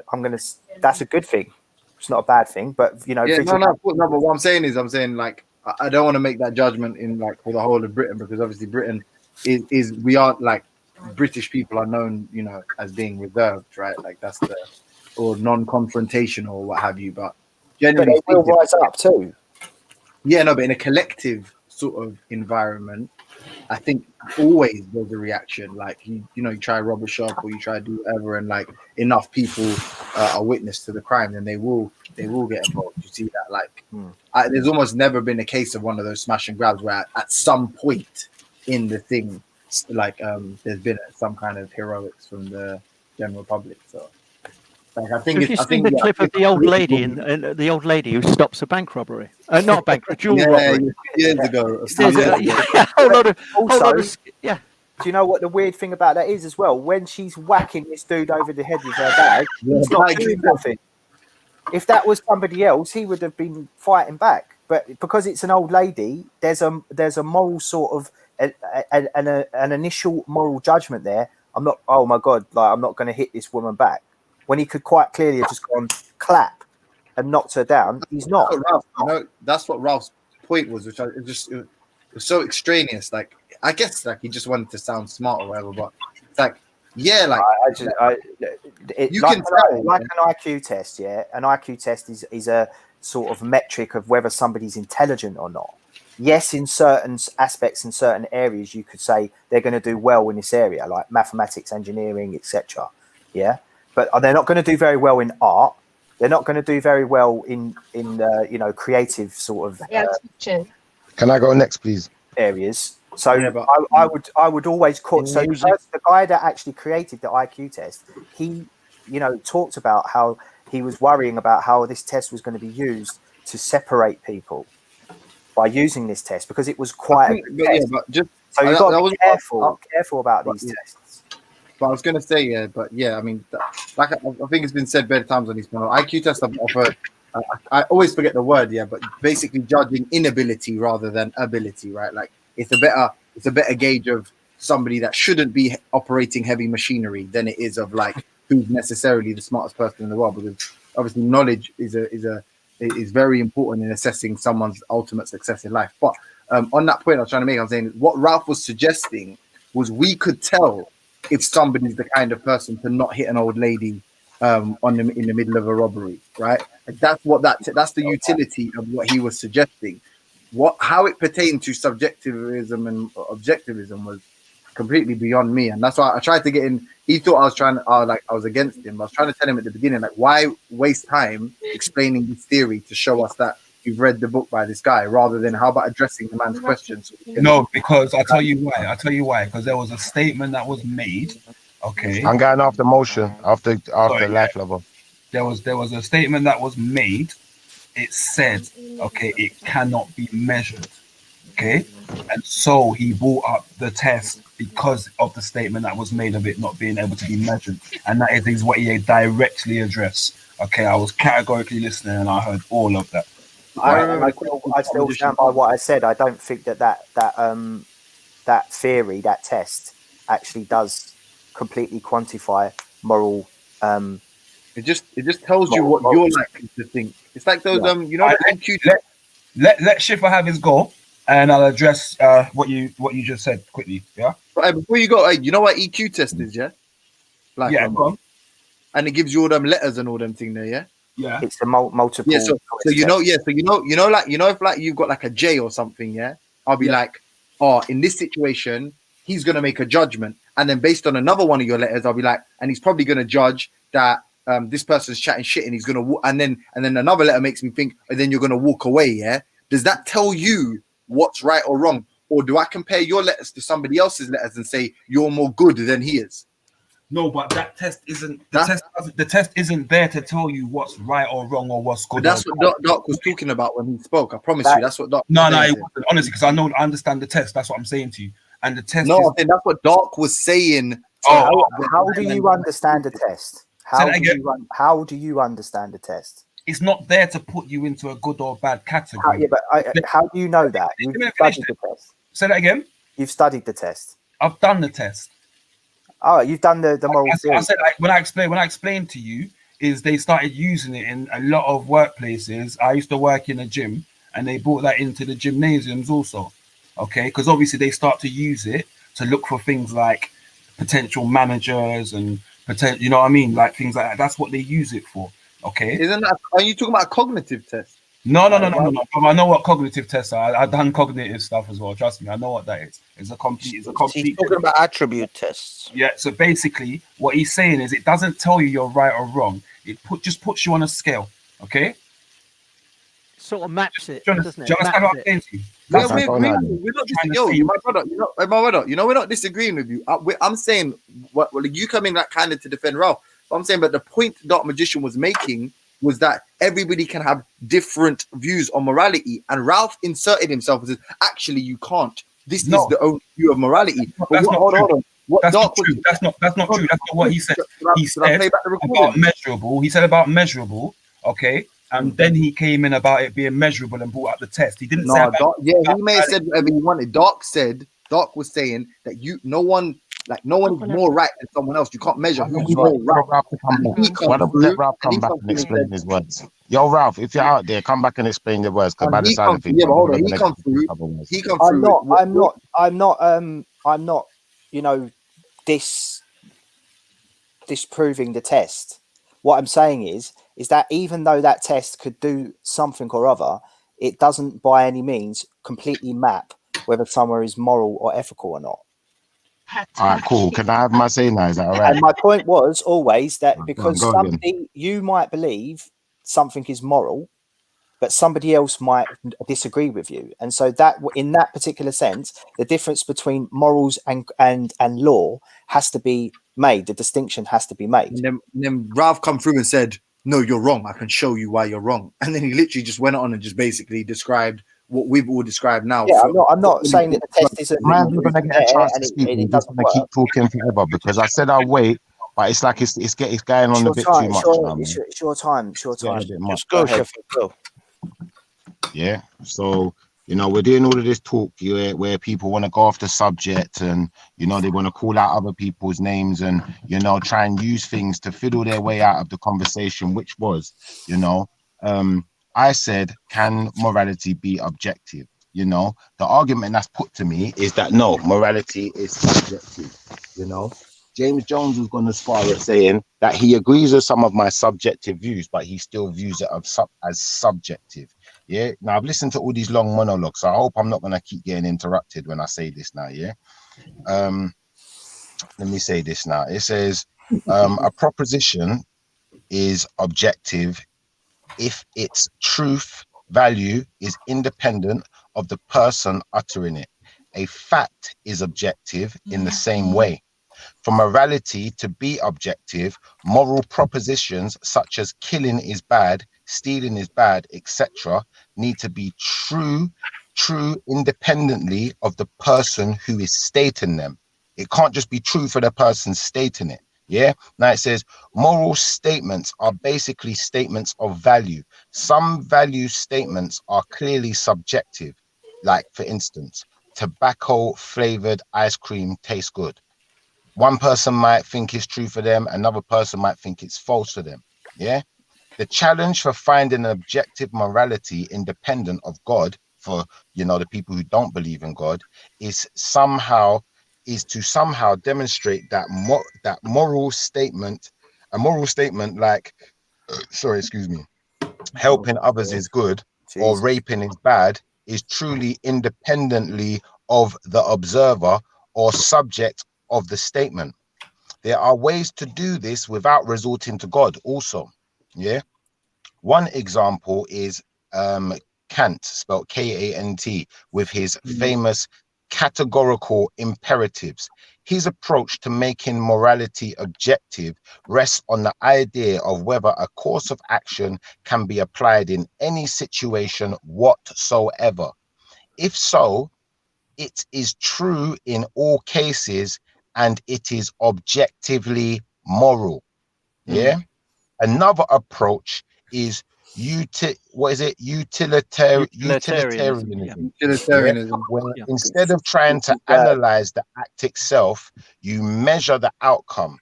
Which course of action leads to the greatest good for the greatest Can you get to a number? point? Can you make a point here, bro? I don't need to be. This is the point. Just relax yourself when you're talking. No one's doing this. Come on, bro. No one's getting bro. You've had your chance to talk in it. Please, you said what you want to say. Can I say what I want? James, I'm going on mute. I'm going on mute. You lot chat. James, let him finish. Let him have his moment. Finish what? What should he finish? Whatever he's reading. He reads that at the end, yeah, and then says something like this. Discuss. What the fuck did you say? I know, but I mean, you know, that's his thing. He has a point. Of course, he didn't have to go on a 20-minute rant. He could have posted a link for us all, and you would have been He has a point. Oh, Banksy. He has a point, right? I'm just saying, you have to put up with this, then just don't come here, isn't it? You know, like simple as that. If it's so bad for you to be here, and it's so, you know, why are you here? If we're so bad and it's so bad for you, why do you keep coming back? Why is it so bad? Well, you should. What was your point? If it's so bad for you when I'm talking that you have to interrupt me every single time I'm speaking. Every single time I'm speaking. You know what, bro? Ned, you know, brother Ned, I got respect for you, brother Ned. Respect, brother Ned. I got respect for Life Lover. I got even Banksy. I got a bit of respect for you, bro. Like even Ultra right now, you're being respectful, bro. I'm going on mute. That's all I got to say. Look, I like to hear his ending personally because I think he was building up. I don't think there is one, Banksy, you know. I really be honest with you. I'm not going to lie. I don't. And that's why I said, can we hear it? If there is one, can we hear roughly where it's going to conclude? How it's going to conclude? You don't have no. Listen, when you were talking, yeah, understand this. You don't want people to cut you. Earlier on, you was making people, telling people about cutting you. Yeah, I'm going to say it to you. Don't be a hypocrite. Let the man get to his point. Listen, My guy, I don't know you, yeah, but what? Hold on. Hold on. One second. And then Can I clear the whole floor? if you don't like being on there, brother, behave yourself. I didn't say that. I didn't say that. Behave yourself now. Still. Hear what I'm saying? I didn't say that. Allow it, fam. Yo, hear what I'm saying? Stop, man. Please, yeah. I'm life lover. Both of No, you life behave lover. yourself. I'm trying to say something to you, my guy. I'm trying to say something to you. I'm saying something to what I'm saying, innit? I wasn't saying something. One second. I'm not that You dude. man. Behave yourself. My guy, listen, yeah. You need to go as well, bruv. Bruv, I got, man. Stop doing it, bruv. I beg you, look. Listen to what I'm saying. If I cleared the floor now, yeah, when we're all engaging in a convo, Dark Magician chatting to you, you're chatting to Dark Magician. Imagine I wait for everyone to stop, yeah, and I go, hey, let me clear the floor, and I just read you a chapter from Harry Potter. Behave yourself. This is the adult conversation thing. He's dummy out. He's showing his dummy out every 2 minutes. If you want attention, bruv. You don't have to have that. Just read you a chapter from Harry Potter. No. Listen, though, we're having adult conversations. Yeah, a man's throwing his dummy out every 2 seconds because he's not getting enough attention. DC Brad's in the back chat. Yo, Belly. DC Brad's in the back chat. Just so you know. Sources. The man was reading a bloody study. Yeah, He's reading a Wikipedia page on fucking moral. Everyone else knows it. We don't know it. What names that you can go and search yourself? I know, but don't insult me. Don't insult my intelligence. He was actually right. He doesn't know nothing. No one here, everyone here has been speaking about consequentialism. Consequentialism is utilitarianism. All of the points we were addressed earlier, how do you think we know the arguments we know? We know because we know the people he's referring to. We know about Immanuel Kant, moral absolutism. I know about Jeremy Bentham, utilitarianism. He doesn't know what it means. So let him go. Life lover. Do you know what? I'm done.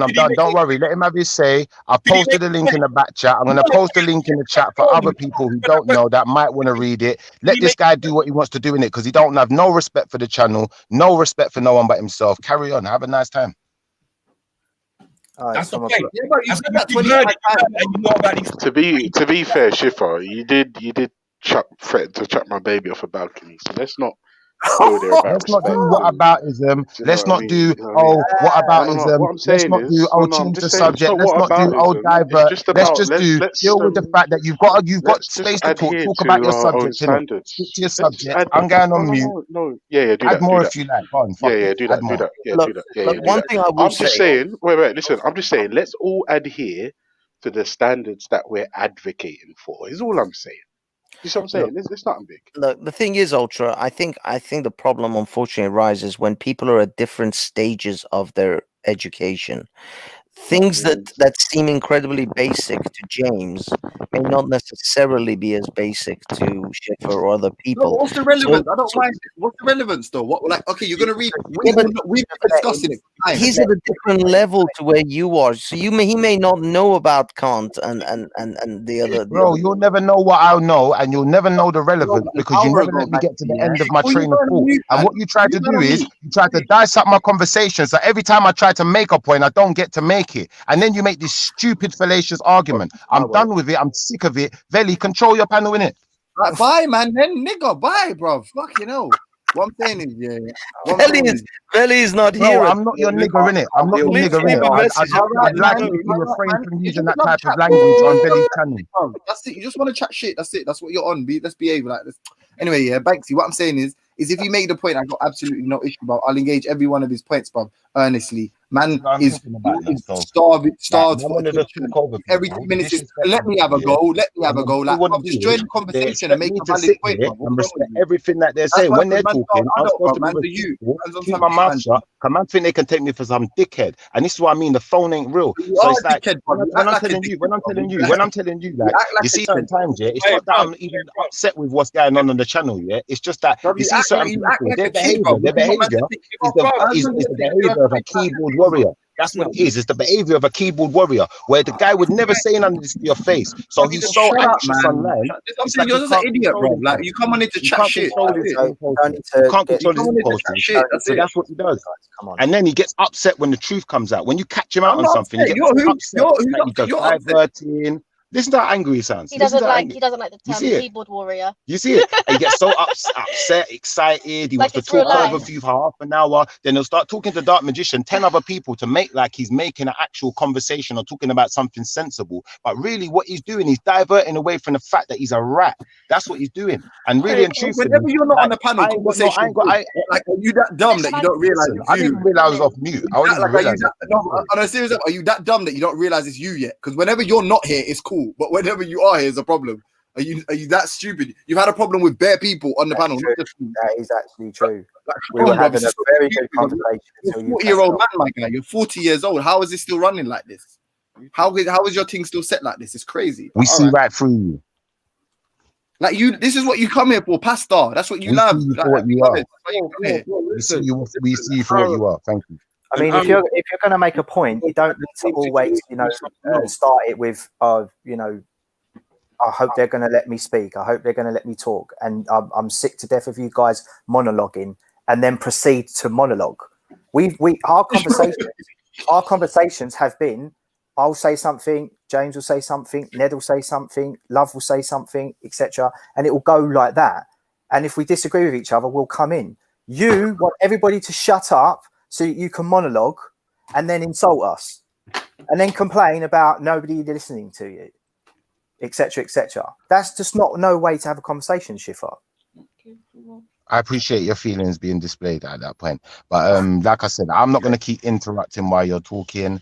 I don't care if you monologue. Thank you very much. I don't care if you've got something to read out. You read out something earlier. I heard nobody interrupt. There was no one about though. I was here on my own. Bro, do you know what? I'm going to go on mute again because this like, I can't talk in it. Do you know there's a country which has very strict laws, and I'd love to live there. Not because I like the laws, but because seriously, because it's a great. The quality of life is very high, right? If you litter, you get £1,000 fine. Selling gum. Singapore. Yes, that's right. Yes. He's talking about Singapore. Spitting in public, singing, not flushing the toilet, walking around naked in your own house. Flushing the toilet. Not flushing the toilet. If you leave a floater in the toilet, right? How do they know? Fine, or 3 months in prison, singing, connecting to another person's Wi-Fi. I hope you're noticing that, Banksy. Listening to somebody else, using somebody else's Wi-Fi, Banksy. Right, know who you are. Ned, let me tell you an interesting fact. Wait, James, 1 sec. It's gonna take like 8 seconds, I swear. My company. My company was branching out into Singapore. When they went out there, they found out if a bus driver, it doesn't matter how packed the bus is, if a bus driver doesn't stop at a bus stop, he faces prison. Prison. It's exactly the same with crossing the road. If you're at a traffic light and the road's absolutely empty, like 3 o'clock in the morning, if you walk across the road and the lights are red and they say don't walk, again you'll get $1,000 fine. Fuck's sake! Hey guys, how do they know you're I naked? heard you get fined if you chew chewing gum on the trains. You're not allowed to chew chewing gum on the trains and the tube. Smoking in public. Smoking in public. Hey, how do you have sex in your house, bro? What does that? What do you mean? Well, obviously, it's put your clothes on, bro. Don't piss me off. Just take your pajama bottoms the light, and leave the top on. It's the light. Are you saying it's the light? How do you shower? A word you're saying. How do you shower, bro? How do you shower in your house? But the thing is that is one of the most moral places on earth. It has one of the highest standards of living. Well, no, it does. You know, it has one of the lowest crime rates, right? Even though it has one of the lowest crime rates, people live, have one of the highest standards of living in the world. Wait, listen, man in the chat said, hey James, man in the chat said, Khan is the floater.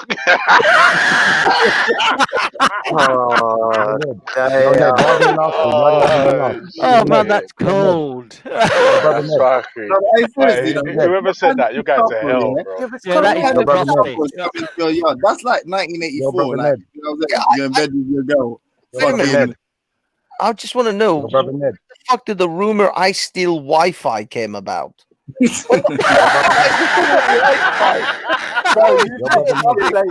You have Yo, Ned. Banksy, if the hat fits, wear it. Right? Yo, Ned. Yo, Ned, can you hear me? Ooh, thank Yo, you. Ned, can you hear me? Thank Yo, you. yo, Ned. Yo, Ned. Can you hear Yeah. me? Yeah. Yeah. I just wanted to say to you, brother, yeah, like, you see the thing that I was reading out before, yeah, that bit of research I was reading out, yeah, what I was actually trying to demonstrate is that as much as, you know, certain people have, you know, tried to explain science and tried to describe that morality is subjective, you know, it's just as much, there's just as much science, there's just as much science Didn't the and studies. conversation progress from that point? Bro, I'm talking to Ned. I don't know who you're talking to, but Ned. I'm talking to James Jones. Anyway, to like James I was Jones. saying, Ned, there's just as much evidence to show that morality is and can be objective, and that's all I was trying to show. And I think that, you know, when people listen back to the show, they'll realize that, you know, some people, like, what they'd like to do is come off of the subject because they realize they got found out. Like when, you know, a person said subjective, you know, subjectivism, yeah. And then they try to go to a particular area of subjectivism to try and divert X, Y, Z. So I'm just pointing out the hypocrisy in certain people's Cool. argument. Thanks for that. Yeah, I appreciate that. Nice. Schiffer, I would James actually Jones, just argue. quickly, yeah. James Jones, you know what a Go on, compulsive Ned. Go on, Ned. personality I'm disorder listening. is? Ned's talking, by the way. Go on, Ned. Yeah. Sorry, Ned. Just give me 2 seconds. 2 seconds, Ned. Go I on. apologize. Why does James, Ned do you only know get what 2 seconds? Do you know what a compulsive personality disorder is, James? Yeah. Cool. Say no more. Ned, come in. Yeah, Ned, your time now. Come through, bro. Hey, hold on. But Banksy said Ned, in don't Singapore, come anywhere, yeah? Ned. Just arrive with what you're saying, Ned. Banksy, man said chewing on the chewing gum on the train. Yeah, chewing. Oh, God. Oh, you yeah. just arrive with what you're saying. The only point I was actually making Is that right or wrong, by the way? Chewing gum is illegal in Singapore. Let's have a look. On the trains. Why is that Yeah, important? it's just selling chewing gum is illegal. Is that Singapore? Selling chewing gum. Is chewing gum illegal in Singapore? Yeah, and it's because it, you know, like they bouncing do the like bouncy leaving ball on the train the is lot, illegal. the like the bits. You know, when you finish the chewing gum, you sort of just throw it on the floor, and they don't want to leave. They don't want to those unsightly sort of blobs of chewing gum on the pavement. So chewing gum is illegal in Singapore. There's chewing gum dealers on street corners, yeah? BBC, so There's women sucking dick for chewing gum.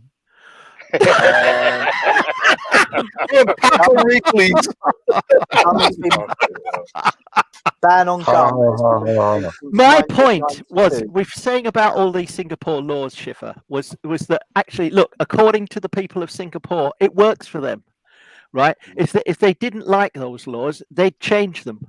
But you want to think Singapore is that free that the people can just change them? Yeah, I'm not gonna lie. This sounds a little bit just shy of North Korea, man. Fucking hell. Why can't it's one of them. It's one of them. Except they have food. They have food. That's the yeah. Fucking Why can't you not control your impulses, man? What's wrong? You make an absolute fortune if you live in Singapore, and life is really, really good if you live in Singapore. Yeah, sure. You can live in a gilded cage. I'm sure it'll be lovely, but it's a fucking cage. Ned, sorry, if my cage, I wouldn't want a gold cage because obviously gold's strong and shit, and I'd want it. Hey, to Ned, could you say what you said again, please? Because I didn't have the privilege I of want it to be hearing. made of like fucking bronze, no iron. Well, here's an interesting point in case. If you look at James and you look at Banksy, they're both much more intelligent than I am, and they've probably got the kind of intellect and skills where they can go anywhere they like in the world, and they can do any kinds of jobs, and they will be guaranteed a comfortable middle class lifestyle. I'm not as intelligent as either of these gentlemen, right? So but please let me land. Please let me land. Please let me land. I would love to go and live in Singapore, and I would accept all of their silly little laws if they gave me a really good, wonderful middle class lifestyle, which I expect Banksy and James are going to get because they're both highly intelligent and they're both going to be professional people earning vast sums of money, and they can go and work anywhere they like. Am I making sense? And Ned, have you got a PayPal? Because you cut me, James. You cut me. Let's PayPal in the link below, people. An article by the BBC explains why Singapore have made gum illegal since 1992. Why? They're basically making arguments along the lines of environment, health, and they kind of see gum as a type of graffiti. If you look at lots of floors in London and Europe and stuff like that, they're littered with gum, and they find that to be environmentally and unhygienic. So it's high, but they say that it's highly policed, of course. But it works. They live in a wonderful country, a wonderful place. Ned, do you know the statistics from like rebellions and stuff like that in opposition to the laws and stuff in Singapore? There's none. There is none. Yeah, there's £1,000 fine. My question to the panel. Question to the panel, and each one, is: does the Singapore, the lack of actual resistance to these laws, etc., does that signify an aspect of human nature where we need things to be set out for us and controlled for us in some aspect?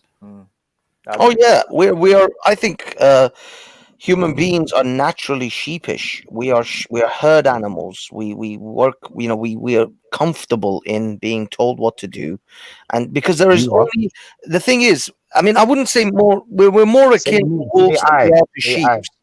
But the thing is that as far as wolves are concerned, there is only one alpha female, one alpha male. Not all wolves can be alphas. Otherwise, the wolf pack doesn't work. So human beings, I think, are very much akin to that. We look for our alphas, and as soon as we find one, we settle down very quickly. Okay, so who's your alpha, John? Who's your alpha?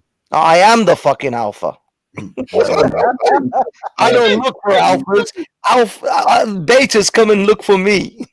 Bro, you just spent 5 minutes describing yourself and said it's not you.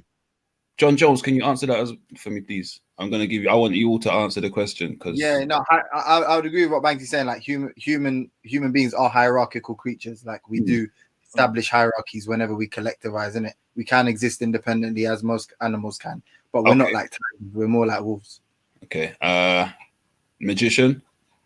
No, I agree. Yeah. So the idea of utilitarianism, and especially John Stuart Mill talked about this in I think it was in his book On Liberty, where he's talking about power and how humans limit their power, and they are predisposed to allowing power to limit their lives, and they do set up their societies in that manner. They are predisposed to allowing laws to be set upon them in order to have a society instead of chaos and anarchy. An ordered society. Night Moves. Is he on? Ultra funky. Ultra. Question to you, G. We'll come back to him. Shifa, your question to you. What's the question again? I said, does the situation in Singapore show a tendency for us as human beings to be controlled in some aspects? I don't know, man. I think that we're people, man. We can do whatever the hell we want, but some of us choose to be part of the collective. Some of us choose to do whatever the hell we want, innit? That's how it goes. But I'm talking about in Singapore, for example, like obviously in a country like America and in England, we have a lot more freedoms placed upon us so that we can be a little bit more rebellious, etc., etc. Whereas, but what I'm saying is we have high crime rate, we have all kinds of crimes going on. Whereas a country that is totally strict on their inhabitants, they seem to have a very low rate of crime, etc., etc., and a high rate of adherence. So that means, what my question is does that show? And don't get me wrong, I'm not one for that kind of thing, but I'm saying, does it show that in some capacities we as human beings need to be led? I wouldn't say need, because I wouldn't see necessity there.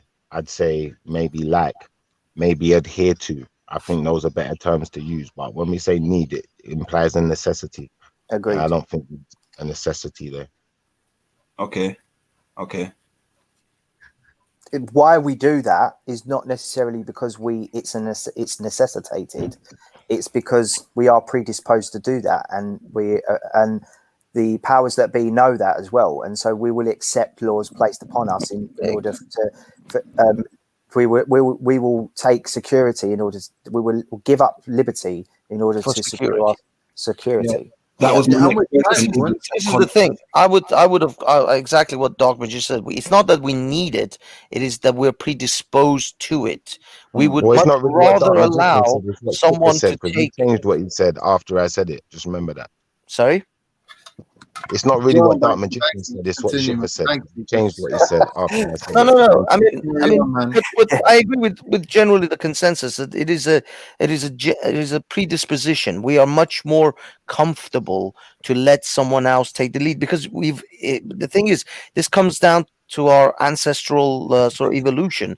Because the leaders, believe it or not, the alpha male, the alpha females, they're also the ones who face the rival wolf gang that comes into take over your pack. It's the alphas, it's the male lions that have to fight and die to protect the pride. So being an alpha isn't just being a leader, it is also sacrificing yourself. It comes with a great deal of responsibility. And so most people would rather not have that responsibility and not even have that risk of being killed in order to save the wolf pack or the pride or the village or etc. etc. So thank you. Go on. Sorry, can I say one more thing? Yeah, what I want to say is this year, like when we're getting into this conversation about people and laws and authority, like I don't see a necessity there. But when we was on the subject of morality is where I'm so like I'm hell bent that we have to address this because there's a necessity for objective morality. I'll stop there. Okay. I would say one thing though quickly on that though as well, yeah. But remember we're tribal as well, so in the same time, there's always going to be conflict within. There's always going to be a reshuffling, if that makes sense, right? Like that is. So I take your point about what you was asking about earlier. If there was no rebellion, but in countries like at least like Philippines and Singapore and that. I mean, these governments arm themselves, generally speaking, for the domestic population rather than any kind of foreign threat, innit? So that's the reason why there ain't that many rebellions, because these niggas will die by firing squad. That's what's gonna happen. True. We are extremely proud of the quality, balanced journalism that CBS 4 News produces. Mute up, Banksy. Mute that. Yeah, we can hear your porn channel, Banksy. We can hear Pornhub, Banksy. Sorry. I didn't realize I wasn't muted. Shit. You just need to use weather reporter porn, I think. No, it's an actual clip. Actually, I'm going to share it on Twitter. It's a clip where it shows all these different, because the news media, the local news media in the United States, is pretty much ran by almost one company now. It's become so monopolized, and these local news outlets, although they have different names and they seem like they're different news outlets, they all run the same script. And someone's managed to find all of these different news outlets who are owned by this one company, and they've clipped together the script that all of the anchors are told to read, and they're all reading off the same script. I've seen that. I've seen the collage. There's no true free press. I mean, that's what it's really indicating. Have you seen the collages of the montages of all these different, because there's so many networks in America, and they're literally saying exactly the same fucking thing. No, but they're not different networks. That's the thing. They are Their umbrella company is one. But if you don't know that, you think that KBCS News in fucking Kentucky is like independent. Yeah, it's local. I'll never say that. It is independent. It is independent. But they're saying exactly the same fucking headline than CNN is saying or Fox News is saying. Which is for sure Fox is owned by a Murdoch, but you don't know that KBSC in Kentucky is owned by Murdoch. You don't know that. So to question to what you said then, just a little question I want to put it out there. Does that give credence to Trump's accusations of the media? Yeah, Of course. obviously. Yeah, but to the point where, you know, if I you don't can, want your opinion on Trump. Just that. yeah, like, of course it does, but you know, we know that the media is, you know, Orwellian. We know that, but largely the media, a lot of the Murdoch media has been on the side of Trump and has, you know, run lots and lots of puff pieces and defense pieces of the stuff that he said. Now they've know that he's lost. They've completely abandoned him. No, you no, listen. They're going against him. Listen, one thing you got to give credit to that man is he literally rivaled all of that. Like he is a masterful propagandist. You may say like almost like accidentally or whatever, but he is a master, because even like something as simple as fake news, like look at the weight that one little phrase had, and in combating so much of what, some of which was true, like some of which was true criticism of him, and it just became weaponized and allowed people to dismiss some of the like the most sort of like very serious claims, right, that are made against him. You see Trump supporters just fake news. Like he smashed it, man, for the little job he did. Like for even when he was arguing with Biden, I think there was like some little point where he was like, he went on this little random rant about I'm not a politician, and I was like, that literally just subsumed everything that was said up until that point, and it just made you made you look at Biden in a completely different light, like right, like you're looking at him as the serious, more composed, a more assured candidate, and then just in that moment you're like, oh yeah, but he's a lying fucking politician, and whatever Trump is, he's like as much of a cunt as he is, he's not one of those. And I was like, that's whether he's practiced that shit or whether that's just his character or whether that's the fact that he's not a politician. He did well, man. He did well for himself. One thing Trump was very good at is that he would do something so outrageous that it would take the media's attention away from the other shit, which were actually the real things that he was fucking around with. And but he would just make one, you know, the media suddenly for the next week are covering some stupid tweet that he made, or if he made, I don't know, kafefi or some shit like that, and that's all running across the media, and he's actually doing other stuff which are far worse, but he's taking the attention away. with So he's the Jose Mourinho of politics, yeah. But you know them ones, you know the dark arts and that big dark arts. And that. Veli, people in the back chat, Veli.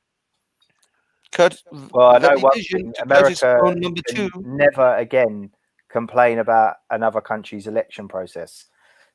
They can never complain ever again.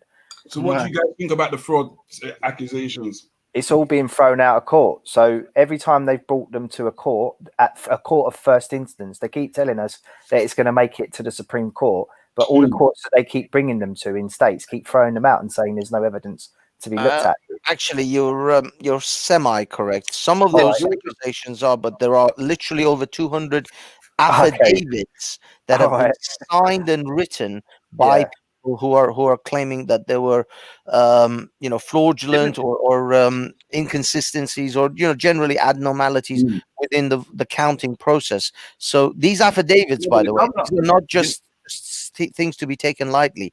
These are sworn statements. That means the people who made those statements, if they are lying, they will be taken to jail for it. Right. So the governor of Georgia, hold on. The governor of Georgia is on record saying that with the mail-in vote system, people can vote twice, and votes have been counted twice for a fact. He just said that whether or not that they will be recounted, but he's like, he highly doubts it will change the result. I think it's something like, I can't remember, it's over 12,000 or something. He's like, there will definitely be errors, like 100%. There always are with the mail-in system, but he's like, but it won't change the result in Georgia. So like Trump's like, obviously he's got to do his part. Pennsylvania is the biggest one, and as I understand it, they especially Mayor Giuliani was saying things like they were counting the votes of dead people, but these people that they've named, have come out and said, "I'm not dead, I'm alive."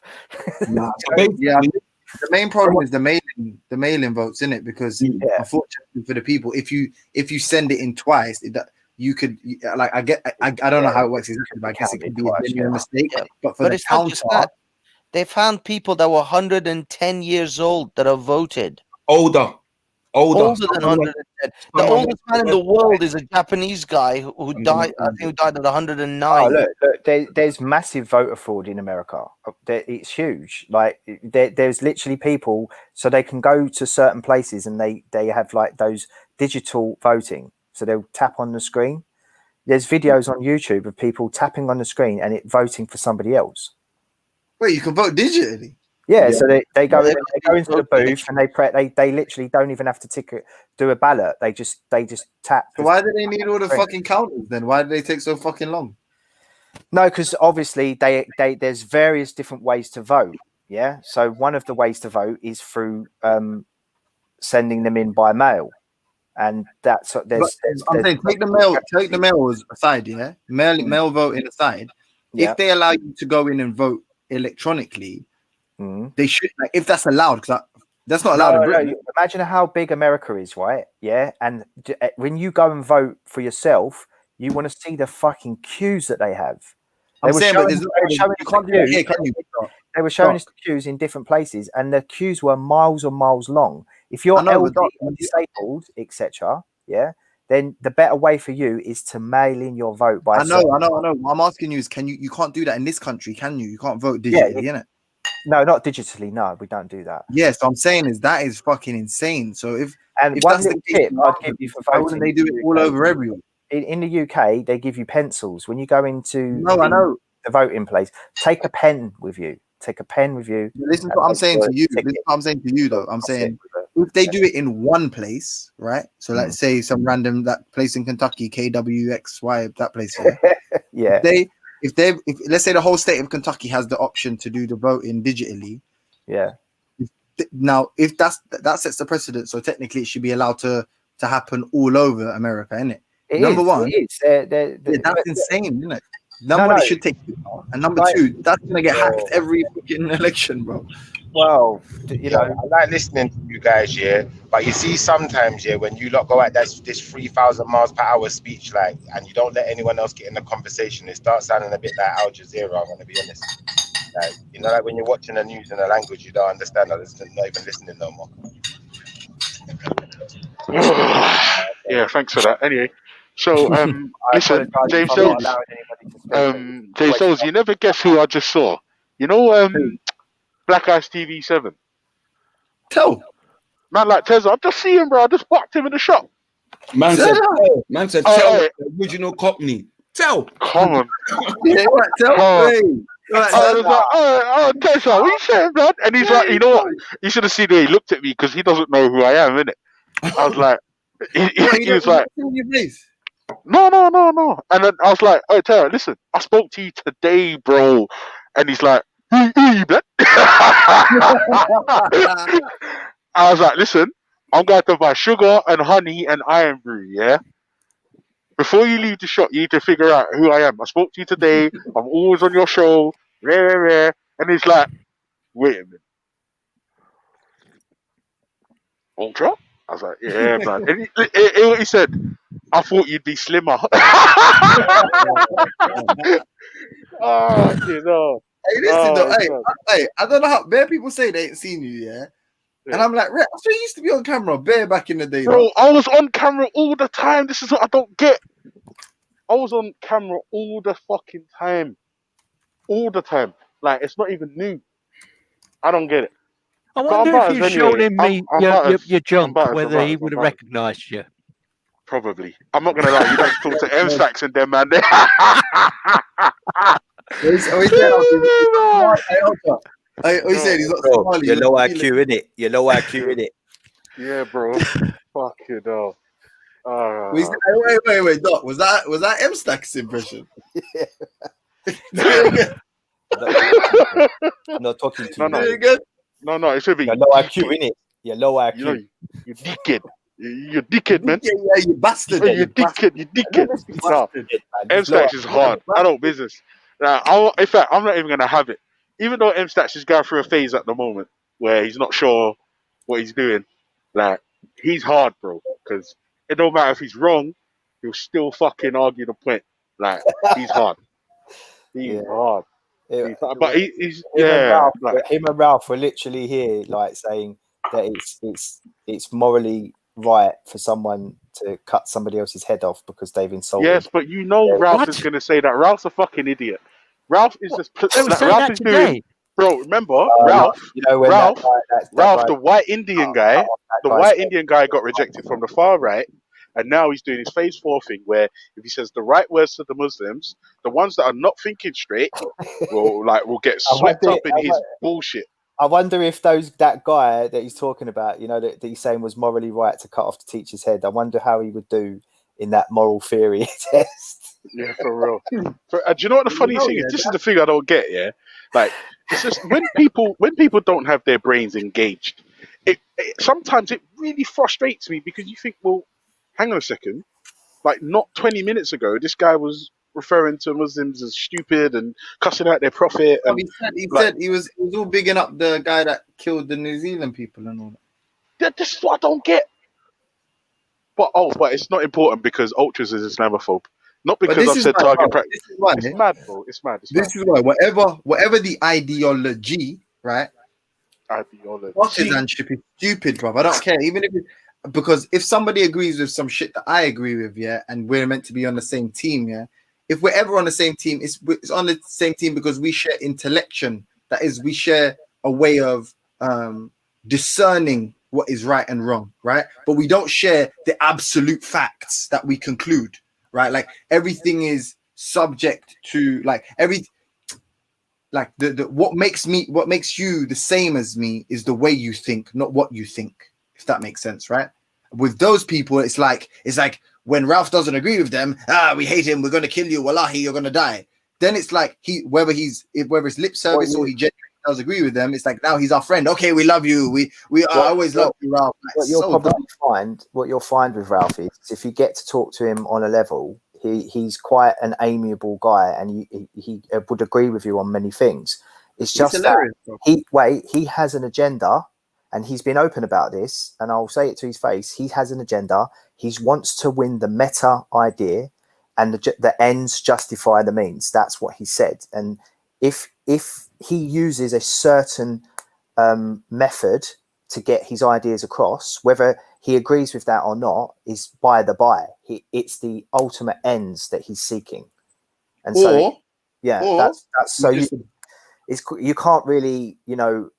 Doc. It's not honest. It's not honest. He's just a bored house husband that's catching jokes online, and other people are taking way too seriously. It's way more than that. I mean, you go on his channel. Say so. No, it's deep stuff. Like they actually do believe what they're doing. This isn't, you know, frivolous by any means. What you know what I've noticed? Yeah, bare people like List or whatever. Everyone says this stuff, yeah, and you know I'm not even getting into. Forget speaking about Ralph. Cool, fair enough. Everyone's got their opinion. I'm a Hanlon's razor kind of guy through and through. I don't really, like Ralph, I just feel like Hanlon's razor is pretty like. No, but you know at the end of the movie, yeah, you know when the villain tells the superhero every single thing he's gonna do, like his whole entire plan, right? And then like the superhero still manages to foil it somehow, you know what I mean? However unexpectedly. And then like you're left there thinking like why didn't you just not say the whole plan and just like kill him then, or do this or do that, right? And you're like, oh yeah, because it's a movie, right? It's not real life. Why do criminals? Jim Jones, you're never gonna believe this, bro. Do you know who I've got standing next to me right now? Man, like Kemo, you know. Oh my days. He's not from the UK, bro. He's standing right next to me, bro. Kemo, say hello. Kemo, don't take the piss. Come and say hello, please. If he barks, I'm gonna die laughing. No, I'm trolling. You know, funny if you put it on and it was like a white Labrador or something.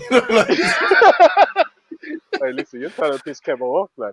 Listen, you know Kemo, you need to stay safe, man. Car Jamaica's landsliding all over the place right now, bro. Trust me. Let me not do that. Pray for Jamaica. White Labradors like that still. Can I just say, the film theory of the Matrix, I couldn't understand what you were saying. Just one thing, and that was I couldn't understand. You were talking about whether one side won or the other, whether the machines won or whether the humans won. No, go on. I thought that the whole point was that nobody wins. Listen, don't Nobody resurrect wins. James. Just leave him peacefully. Ned, He's great. I don't even think Ned, honestly, Ned, I don't think these guys even have come to an agreement of what they're actually disagreeing on. No, we know. Doc, you're all right, yeah, Doc. You're okay. You're a really smart guy, innit? Yeah. So don't worry. Yeah, you're white, on. innit? Yeah. Because you're white. Basically, Ned, there's two. Yeah, because he is. Yeah, why? Because he's the only white guy on the panel. Of course, he's the smartest. Yeah. But there's two. There's two. You're with us today, Ned. You're with us. You're down. Yeah.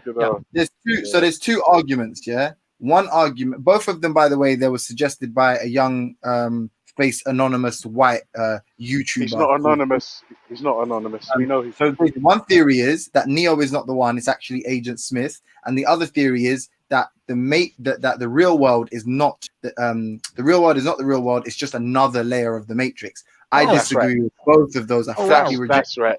That's and I've right. Can we go back? Can I talk about something right. about the Matrix when you lot are done? Is that all right? Is this going to take long? No, it's not, Schiffer. You're not. You know, Schiffer. You've been warned about this. Stop trying to dictate the conversation. If you're unhappy, come back later, bro. You do not dictate I the said when pace you're around done. here. I said Understand when that? you're done.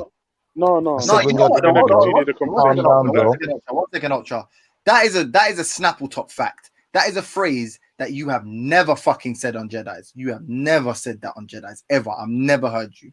And I'm so intrigued for you to say that on Jedi's when they're talking about homosexuals for 3 hours. I'm intrigued to see what someone said to you. I'm intrigued. I just said. Did you hear what I just said? What did I say? What would you like to talk about, Schiffer? What else? I mean, this was my request. This was my request. If you're tired of it, then request do something else. Let's talk about something Listen, not being funny yet. Not being funny yet. Begin a new topic. Not being funny yet, but it's like you want an argument, innit? You want an argument, innit? That it's not my fault. It's not my fault. Request denied. It's not my fault. You didn't even hear the request. Request you didn't even hear the denied. request. Doesn't matter what it So is. Denied. how can you deny something you didn't hear? It doesn't matter Well, what if it's it is. being Denied. denied, I'm Whatever denying your you request to talk is, then. denied. I'm denying you lot to talk about the Matrix again. Denied. Then I want to talk about Denied. something else. Yo, life lover. Look, I wanted to ask you a where's question. the guy? Life lover. You see what I'm saying? I wanted to ask you You a see what I'm saying? question. Who's jumping on panels and going, I'm here now, guys. Don't like what's being spoke about. Let's speak about this. Where? Like, what? You've had enough time to talk about the Matrix, bro. James Jones. James Jones. Remember, It's an interesting thing. I made a polite request. You wanted to trivialize it. You want to start arguments. So what we're going to do is I'm going to deny your request to talk about the Matrix. Then, someone else. Who are Does you, anyone Schiffer? else You're doing it again. You're doing it again, Schiffer. You don't run this place, bro. Behave yourself. I'm not gonna lie. I don't want to hear about the Matrix, but I just muted myself and started playing pool online and it till you. Simple. That's the grown-up thing to do. That's the grown-up thing to do. When it's finished, I'll mute myself and jump back. That's the grown-up thing to do, bro. Well, what this is I what I'm saying. You see, what I you, brother. actually said is when You're a real man out here. The conversation ain't fucking intriguing you. So you went on mute and you ducked out and did your thing. That's the adult thing to do. Let me finish. Let me finish. There is. I'm not gonna lie. There is an element at the minute, and it's based off earlier of intolerance when the man comes in. Yeah, like there is, and if we all look back and look at it and say and be honest, there is an element of intolerance when he comes in. All right, there is. Okay, and that's fact. Okay, I don't like. Oh wait, live. Let me respond to that one point. Wait. Do you know why? Let me respond to that one point quickly. Yeah. Who's intolerant? Hold on. Motion. God, wait. Motion. Let me respond to that point because I can't do this thing where you make loads of points. Huh? Ask him who's intolerant. No. Wait. Hold on. Before that, because he made a good point and he gave his opinion. I ain't gonna shoot it down because it's his opinion. All I would say to you is, bro, like the reason why there's intolerance is because who's intolerant? Who? Huh? Is it him or us? No. It doesn't. No, wait, bro. Hold on. I'm gonna assume. I'm just gonna work on the assumption that he feels that we or everyone but Schiffer is intolerant to Schiffer. That's what I'm gonna work on. If I'm wrong, no, wait. If I'm wrong, you can stop me. Yeah, he said wrong. This is what I'm saying to you. I said, listen. I said I don't know if it's from earlier, But when he comes in, for example, not just now, I'm not even just talking about now, because we're looking at this situation now. I'm talking about earlier on as well, also. Yeah, when the topic was a little bit more open and we weren't talking about the Matrix. What I'm saying is there were elements, yeah, when he came in to talk, when I say intolerance, impatience, whatever it is, yeah, okay, I'm saying there were elements there. From which side, though? From which side? From a couple of people. Against him, yeah? That's true. Against him. Yeah, that is true. Ultra, I'm sorry, Ultra. I'm sorry for cutting you off. You were right. I'm sorry. I told you, bro. I told you. I know what I'm talking about. But listen, Motion, brother Motion, listen. Just quickly, yeah. Just quickly. Let me be absolutely honest with you. I think you're right. And if I'm honest with you, I'm gonna affirm your suspicions. But let me explain to you the reason why.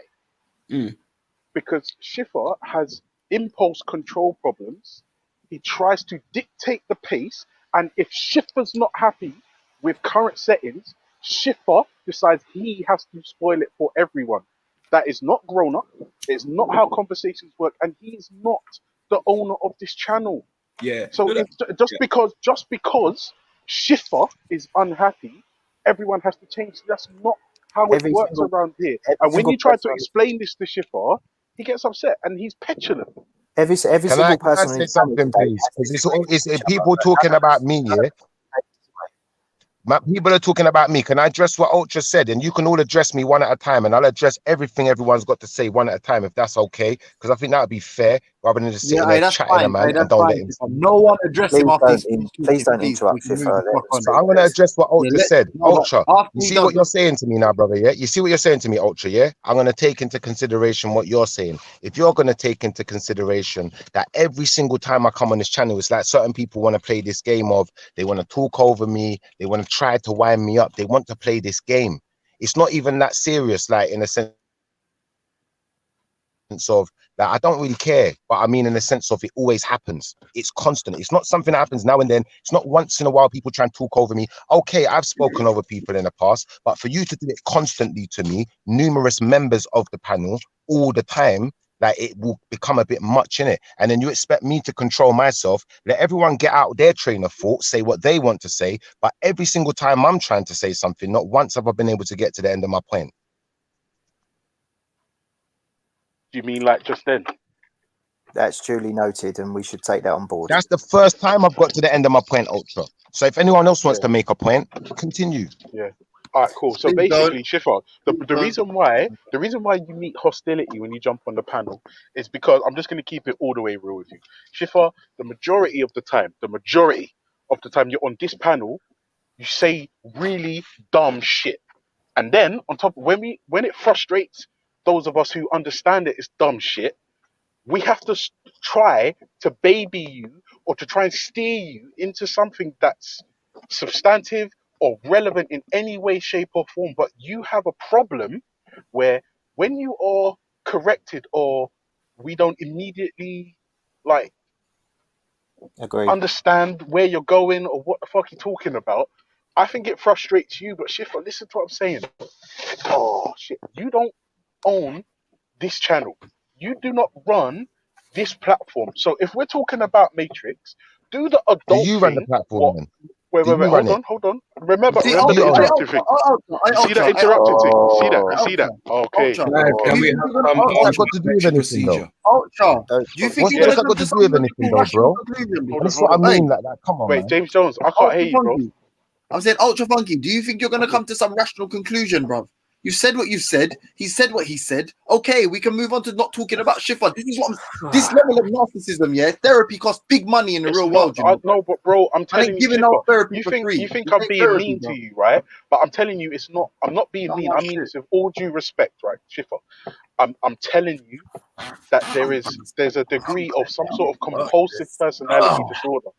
There has to be, because your need to go back to a conversation that happened 3 hours ago, just because you didn't get to finish, is indicative of something that is wrong, bro.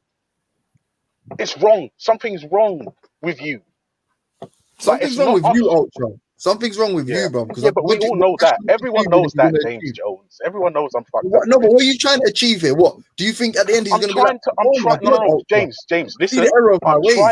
I'm trying to explain to Schiffer the reason why sometimes when he comes on the panel, and his friend noticed it, sometimes he comes up against a brick wall, or like he gets interrupted. James, if I'm No, saying you, brother, like you like Ultra, man. A big man thing. You like, come on, man. Real I'm talk. You trying, know James. what No, I mean? because I'm not. This I is don't the want to intention, abandon though. him. This is the I'm just intention. trying to Let's just move say. on, innit? I'm just Let's trying to just say. move Listen, on. Schiffer, just get it into your head that you do not run this panel, and from time to time, when you're in a heated conversation or a passionate conversation, sometimes, Schiffer, you may get interrupted. What the adult thing to do My is God. don't have a meltdown. Be an adult, yeah, and just handle it better. Handle yourself better. Read your audience, Schiffer. It's not difficult. Your friend was in on the panel. We was talking about something he is not fucking interested in. Do you know what he did? He went on mute and made a fucking cup of tea. Like, how hard is that? Why does that even need to be explained to you at this point in life? We've also disagreed on things, and it didn't escalate to anything. We just, And then found a way remember, around it. Dark Magician just earlier on, he got frustrated and was like, "Suck your girl, suck your mum, blah blah blah," and I'm just like, "But you're a grown up, bro." Do you think that's down? Do you think that is down to though? And again, don't take intolerance as the same exact word, but number one, first of all, let me quantify this. This situation should be done. This conversation really should be done via a Zoom meeting, etc., off of this panel for a start, yeah, so that these things can be aired out, yeah. That's my opinion on that. To be fair, I don't even think it's that deep. But I don't even think it's that deep. Yeah, man, listen. If someone feels aggrieved in it, yeah. Now, if I know that I'm sitting here, and this is what I'm trying to say. Like, if someone feels aggrieved, and for this to work properly, yeah, it needs. We still do need to be able to recognize these things, innit? Do you understand me? Some man are gonna get defensive because they don't like to hear it. That's up to you if you get defensive about it. That's totally up to you. Nobody's having a pop at no one. What I'm giving my observation. There's a man that vehemently disagreed with Schiffer, and that's felt maybe offended by some of the things he said. But even that same person can stand up and say, "Do you know what? I see where you're going, and I understand what you're saying." Okay, so we must be able to look at these things and be more introspective as well, guys. Yeah, that's that. So, on that, can you guys finish your talk? Brother, you're using enough psychology for you to understand that this is literally what man's intentions are. Like, it's just like ultra. It's just narcissism. Like, if it has to be about man in some capacity. That's why he's so comfortable to be quiet now, because he's happily listening to people talk about him. This is like, it's just like, right, cool. It's not a problem. I wouldn't mind it. Like Veli said when Veli jumped on, it's just, you don't do this on other panels. Like, don't think you're going to come around here and bad man up because you're like not scared of us in real life. Like Jedi, like you're scared of Jedi. Just allow it, man. Be an adult in it. Be mature in it. Like, just dead And not it. even Like, that. No, motion. To be fair, yeah. To be fair, the reason why I mentioned your name is because you're Schiffer's guy, and you plainly said, and this is, I'm not gonna lie to you, brother. I genuinely enjoy having you around, right? Because you're a G, bro. You're a G. Yeah, your balance is hard, bro. Because you literally said the conversation was not fucking titillating. It was not tantalizing. So you know what you did? You went on mute and you fucked off. And you know, bro, listen to what I'm saying.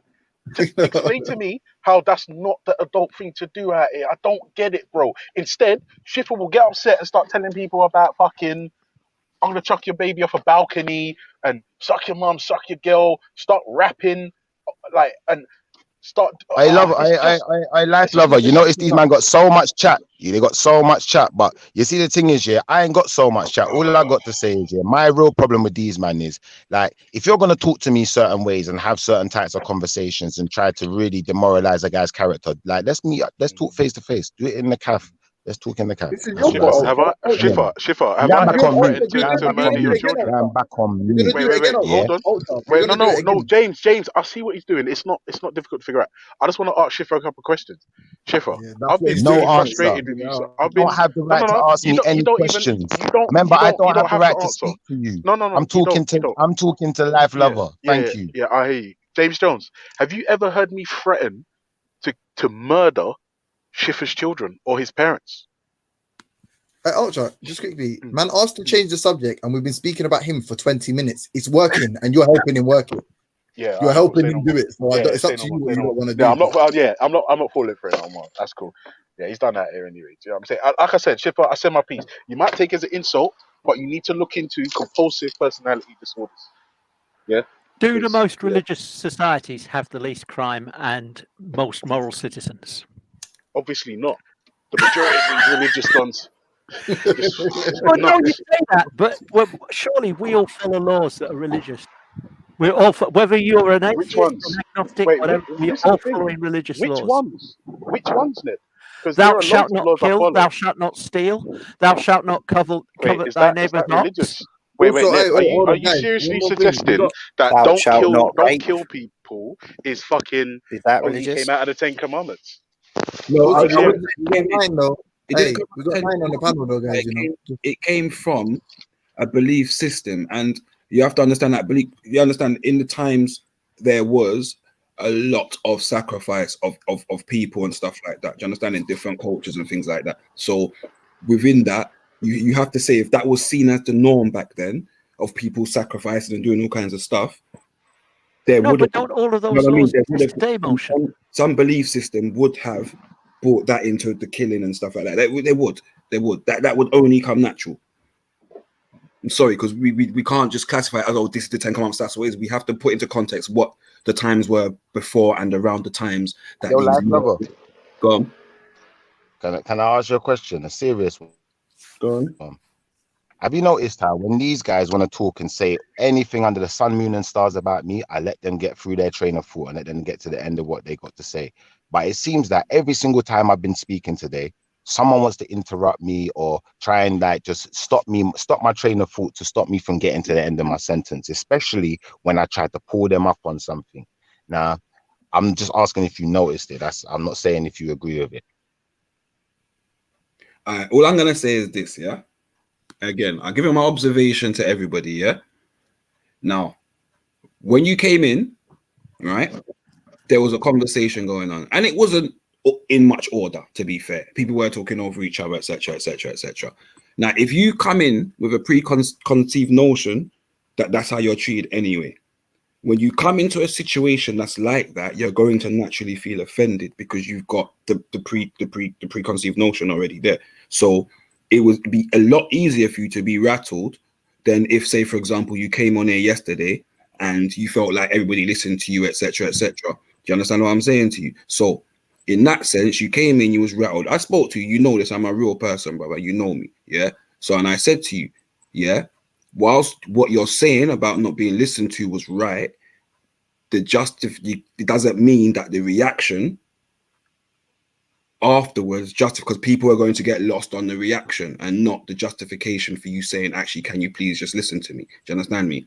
That's the point I'm making. So in that sense, yeah, again, that's why I said there needs to be another medium where a man can just literally put their point across, yeah, and we need to have some little bit more decorum where people can put their point across. And whether you think a man's just talking rubbish about a situation or don't understand the situation and you feel like you have to baby him, that's how it is sometimes. There's going to be aspects. There's aspects of I'm going to have to baby. You understand me? Go on. Yo, life lover, listen to what I'm going to say now, yeah? Now, would it be if it were the situation that I could say what I want to say, I would have no problem with these men saying what they want to say. If it was a situation where I could be respectful and let people speak, be quiet while they're speaking, and then they would honor me the same respect, then, you know, it would be cool. If there was any type of respect in here whatsoever, furthermore, it would be cool. But because these guys display a low level of respect, you know, they always want to throw insults around, and, you know, they just take everything for a joke. They don't take things seriously unless it's serious to them. So for that reason, what happens is the respect level drops in the room. Now, at that point, it's like I may be trying to address them on an issue that I believe is, you know, like, for instance, I'm asking them questions about this theory of evolution that they always try to tell people is fact and truth, and gravity and XYZ, where they're always trying to push it on people like it's fact. And when I try to address them on the facts, what they try to do is sing and dance, make an argument, start trying to assassinate my character, and just playing games in general. So to me, it's a game, innit? It's not serious. So I'm not taking them serious, innit? Like, so you see all of this, like, they may think that I'm annoyed, like, to the point where, like, I actually care. I don't care, innit? Like, I could get annoyed to the point where I do something, though, but I still don't care. And that's where it is. So when a man are talking to me and talking trash and just wanting to run their mouth, you know what it is, Mosh? It gets to that point where if you're just running your mouth, I don't care. I'll just tell you about your BC, your AC, your mum, your dad, your sister. Furthermore, come see me because the phone ain't real, innit? So please don't talk about respect then. If you're gonna, threaten people and then talk about their Well, mums come and dads. see me then, Dark Magician, innit? If you want my respect, come see me in Also, as well, person. Schiffer, nobody ran their mouth to you. No one was saying, suck your Yeah, mum, suck your it was dad, suck you your that dad. Always run run your your I'm going mouth. to kill your You children. run don't try and Your go there. pal, You run your your pal mouth was just bare talking times, bro. And you will never, bro. I told you, meet me at the cafe. I said, bring James Jones, bring your boys in it. I'll Listen, come on my own, Schiffer, innit? no one's I'll coming to arrive on my Schiffer, no own, one's innit? come to me. I will arrive on my Schiffer, no own. one's Come coming and to meet me. me, Do me innit? a Stop favor. talking trash. Give me an example I'm gonna of stop how I talking to ran you my now, mouth. innit? I'm gonna stop talking to you now because I'm gonna stop talking to you now because it's upsetting you, innit? I'll ask It's the upsetting question. you. Schiffer, you just shouldn't come on this panel because you don't get any, I don't come on the enjoyment. panel. I arrive on the panel. Right, exactly. So you shouldn't. I am arrive enjoying on it though. Yeah, but you You obviously shouldn't arrive. You You shouldn't don't. arrive. I get something out of it. I come in here, I have good conversations with people. No, you don't. What do don't. you get out of it? What, white supremacy? What do you get out of it? Talk to me. Right, okay. White Get out of here, bro. supremacy. Get out of it. When you can tell everyone that you know best. I need you Where to you stop know engaging best. with Schiffer for And like. because I you don't went to think- university, I everything they taught you was the Hey, best. can I say one So thing, you got Ultra? better than I'm not everyone else. apologise for being educated. Ultra, can I Bro, say one what thing you though? get Yeah? out of this? What you Can get I say out of one this, thing bro? really quickly? Can I just say one Why thing really don't quickly you though? just Yeah. go and then Yeah? you'll be in a better What you place? get out of this, bro? Can I What just you say get one out of thing? trying to tear down another black man? Can I You're say being- one Yeah? thing? I'm though, gonna allow please? you lot. I'm gonna allow you lot. Because otherwise, I'm gonna be just like you. I'm gonna be trying to tear down another black man. I'm gonna leave Dark Magician in this corner. I'm thinking of your Stop. Yeah. happiness. Speak for Ethiopia. Speak for Ethiopia. Hey, Go on. Dark Magician, can I say one thing though? Yeah. He is right about you being a white supremacist, though. Let's be like, Holy fuck. Yeah. All right, White Magician, we're on to you, man. Oh, mate, I've been fucking done. I've been done out here now. I heard Your you one science is time. better than everyone Before else's, your isn't it? mic was muted, Grand Wizard. Yeah, you see that? You see that, innit? Ultra. Dark Magician. What Grand Wizard? You see that? You see what he did there? Imperial Wizard, man. Fuck's sake. Jesus. So listen, just quickly, so we can move this conversation on because it's been dead. So Bless Up 9, are you there? Ninefa. Nine? Ninefa. Yeah, fun fact, guys. Ninefa's Jordan Henderson's biggest fan. Oh God. Listen, James, you're lucky that I wasn't on the panel earlier because you were talking out your ass about the statistics, mate. Jordan Henderson's statistics is much better than Pogba's statistics. Bro, hey, 384 appearances, yeah. Hey, 30 goals in 384 appearances, yeah. Paul Pogba's got 25 goals in 118. Are you fucking He's not smoking? a goal scorer. Pogba Are you is smoking? Yeah, and assists. What do you mean? And assists? Pogba is not a defensive holding midfielder. No, he's not. Yeah, But he played there a bit. Quite So you know what I'm saying? He plays the if you differentiate between the two types of that they are, you look at the defensive stats for Henderson, they are way higher than Pogba's attack stats. Paul Pogba is a generational talent. Actively in the chat. You pick the location, but I don't think none of them would turn up. He's fantastic. He's brilliant. But here's the difference, yeah? Pogba has he's talented to the eyeballs, but he doesn't have the discipline. The complete opposite to Henderson. Look, you see the white supremacy. Henderson doesn't have the talent. Did you just say he's talented to your eyeballs, suggesting that his outward appearance is attractive? Oh, there you go. Oh, Yeah, White yeah, Magician, that's is this what it is? Yeah, is that what we're dealing with? You have to put some clothes on that, though. Put some clothes on that, bro. All I'm Nah, saying, listen, Henderson. I never used to rate Henderson. Yeah, I'm not gonna lie. I never used to rate him, but No, I never rated him either. I'm a Liverpool supporter. yeah, he's a good player though. He's a good player. He makes it tick, and listen. He's just a player, and he's a football player, yeah. But he's not really that good compared to no, he's not. But he's decent at everything. Do you understand? That's what I love about him. That is the Liverpool way. It's obviously, yeah. He He's works the best. like Milner. He works really hard at one thing, and you know, get in the water for the team, innit? Get in the water for the team. If he was able to stay fit He's a lot the best longer, water boy in the Premier League. you have a different perception of him because I think, yeah, 100%. I think game out, he's there. I think with Pogba's issue is finding that consistency. To complement it. I don't think it's about because you're gonna have those games because he's that type of player. I just think that's in his nature. When he's on his day, he looks like a world beater, and then he'll have a day. But the point is, you need to. Man United are not playing him in a position where his off days are as damning to them. I love what you said. Hold on. Man's a World Cup winner, man. Don't stop it. These donut managers, yeah. Donut managers and donut teammates, in it, yeah. Man's playing the 6. Yeah, this is a generational talent, and you're playing him as a holding midfielder. Henderson is a glorified water boy. Don't talk to me about Henderson. If Man United have finished 2nd and 3rd, yeah, when they had no business anywhere near that side of the table because of Paul Pogba, he is the best player in that team. Jordan Henderson is the most he's not even top 4 best midfielders for Liverpool. Stop it. The point is, he doesn't need to be the top 4 midfielders. Like, was Nicky Butt top 4 midfielder for Man United? Was Ronnie Janssen top 4 midfielder for Man United? No, he was. No, they weren't. Motion. No, but Man United. Hold on. Motion. You have come alive. Listen, I'm a football man. Listen, I'm a football man. Don't ramp with me. Yes, please. Come on. Don't be silly. Now everyone's getting caught. Yeah, everyone's getting caught. He's improved, yeah. I won't lie. When the man they signed him, Andy Carroll and all of that, Dalglish signed him, it was a joke from Sunderland. Yes, he did his little thing with SAS with Suarez and them man there. He doesn't let the side down. I'll give him that. Like, he's not like a letdown on the pitch. Well, he is sometimes. That's why he plays second half and that.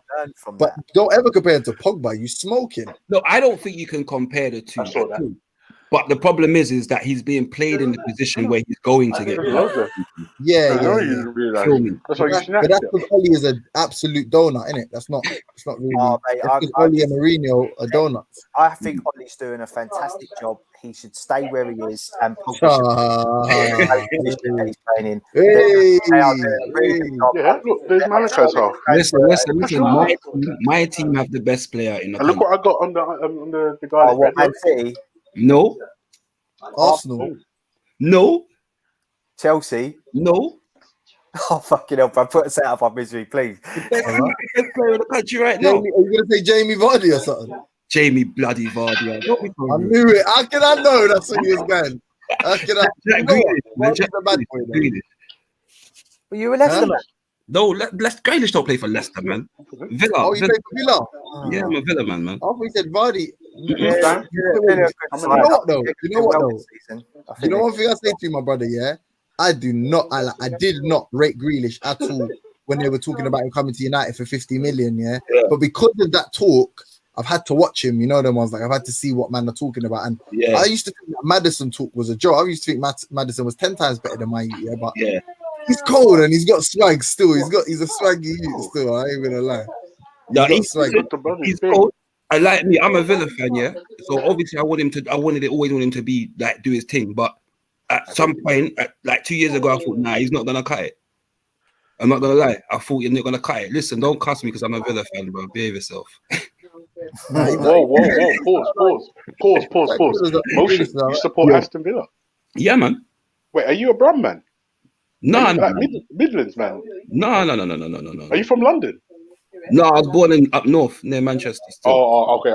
I'm gonna let you off. I was about to kick you off the panel, but I was like, what? How's London man supporting Aston Villa and them kind of I could quantify that as well. You know why? As a young man growing up, yeah. You see me, I used to be a footballer, innit, yeah. So when I was growing up, the teams that used to have man that looked like me, yeah, Aston Villa was one of them. So I supported a team that looked like I could get a chance to be a professional footballer. Do you understand me? Jeez, we say Nzogbia, Ashley Young, Agbong Lahore up front. I'm starting to remember them, man. Daly, Tony, I'm talking about Tony Daly, Dalen Atkinson. You see what I'm saying? You're talking about back in that. Yeah, I'm a big man, you know, brother. No. I'm just thinking of my generation. I'm like, them man had a dirty fucking all black front three back in them days, when I was young. You know what I'm saying? And my boy's mom used to play for him as well. Was a Villa player as well, wasn't he? Yeah, at one point. Cyril Regis. Daly Atkinson. These are types of players that I would bring up. Like, we must be in the same bracket then. Yeah, probably. they're all talking about this young guy. Me, yeah. I ain't gonna lie. When I just said that, I was like, actually, to be fair, I was a teenager when them men are playing, so that wasn't even that. Yeah, man. So that's all. That's what. Wait. Motion. Do we all agree that Arsenal's the best team in the Premiership? Do we agree? Move the plate from there. It's gonna fall. Move the plate from there. It's gonna fall. You mean what? The best at what? Letting the fans down? Yeah, them ones there. I'm not gonna lie. I that actually hurt. Like that actually hurt. Like, normally I could let insults go over my head. But that was a headshot, bro. That one hurt. That one hurt. Oh, wow. Is that what an insult feels like? Well, that's painful. Well, that's what we call a lobotomization, mate. Bro, that was painful. Right now we're sitting pretty in it. Like Liverpool got ton over. Yeah. We've got 6 of our top players injured. Plus not against us, you didn't though. Not against us. So yeah, Van Dijk was playing, bro. Against us, you had your man there. You won that game, fantastic. Let's see what you can do the rest of your season. Grealish looked like, brilliant. You've done really well. But you don't win the league by beating the top 4. You win the league by beating the top. Grealish, them men are not in the top 4 though, isn't it? Them men weren't in the top 4. That's the point. You've gone from relegation. I'm joking, man. Don't take me serious when I'm joking about that bit, man. Come on, man. We're not going to win the league, but I get. Listen to my point. Tell me if you think I'm wrong. Yeah. Yeah. Go on. I think you're going to do pretty well. I think Chelsea are going to do well. It will be down to which players are having those conditioning injuries. Like Liverpool are getting a lot. We're going to start seeing that a lot with other players as well. Liverpool at the moment have got 6 players out, plus Mo Salah's going to have to be isolated for the next 2 weeks. Because he's got. Yeah, I want Villa to go down though. He went to a wedding. No, you know why? I just want JT. I want John. Sorry, Doc. Go on. There's a lot of pits, so there's a lot of injuries for us. Every other team's going to get that too, I'm sure, because had no pre-season. To be fair, Man United, we got a little bit of depth now, but we just it's such a shambles. It doesn't even matter. Ollie's brilliant, Ollie's fantastic. He's gonna do really well. That's what I'm saying. Like, look, can someone call me an ambulance, please? See that Arsenal headshot I just got? I'm bleeding. Bro, what did you say? Arsenal are in a bad place right now, man. Seriously, you can't come in with love. No. Do you know what it is? I can't lie to you. That headshot was vicious, bro. I'm starting to feel like Sam Rooney, man. I reckon like people are hating on Arteta talking about defensive, but the problem with Arsenal was that you had no fucking defense for how many seasons, innit? And Unai Emery, to be fair to him, like he tried to shore up the defense, but I just don't think he had the backing. What's your next fixture? He had the, What's the next Arsenal fixture? Ultra don't know. He's a plastic. Drop me out. Like he's still recovering. He's got into a coma of the headshot. Yeah, I can't lie. That headshot was bro. I'm starting to feel like Sam Rooney. Like one more and I'm finished. Why are you gonna go there for though? Bro? Yeah, just send some low blows, bro. Car. Yeah, that weren't low, man. That was fucking beautiful. Starting to feel like Sam Rooney, you know. But yeah, no, hold on. I want Villa to go down, yeah, because number one, I'm trying to. But the boy Jack just signed a 5-year. So I'm trying to get that 50-60 mil clause, yeah, kind of clamp him for cheap. And I always want John Terry to lose. Always want him to lose in everything. Huh? Right. He's a racist. Oh yeah, there's that. Yeah, of course. Yeah. There's that. Do you know what's funny? I used to see him all the time. I used to actually chat to him and Ashley Cole when they was going towards Stamford Bridge. Yeah, Ashley Cole's a racist as well. He hates black people more than John Terry. Oh, you know. Do you know what? Just quickly, yeah, just to steer the conversation, just like ever so slightly.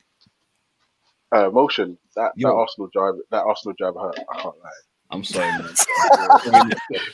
We need to have a wake.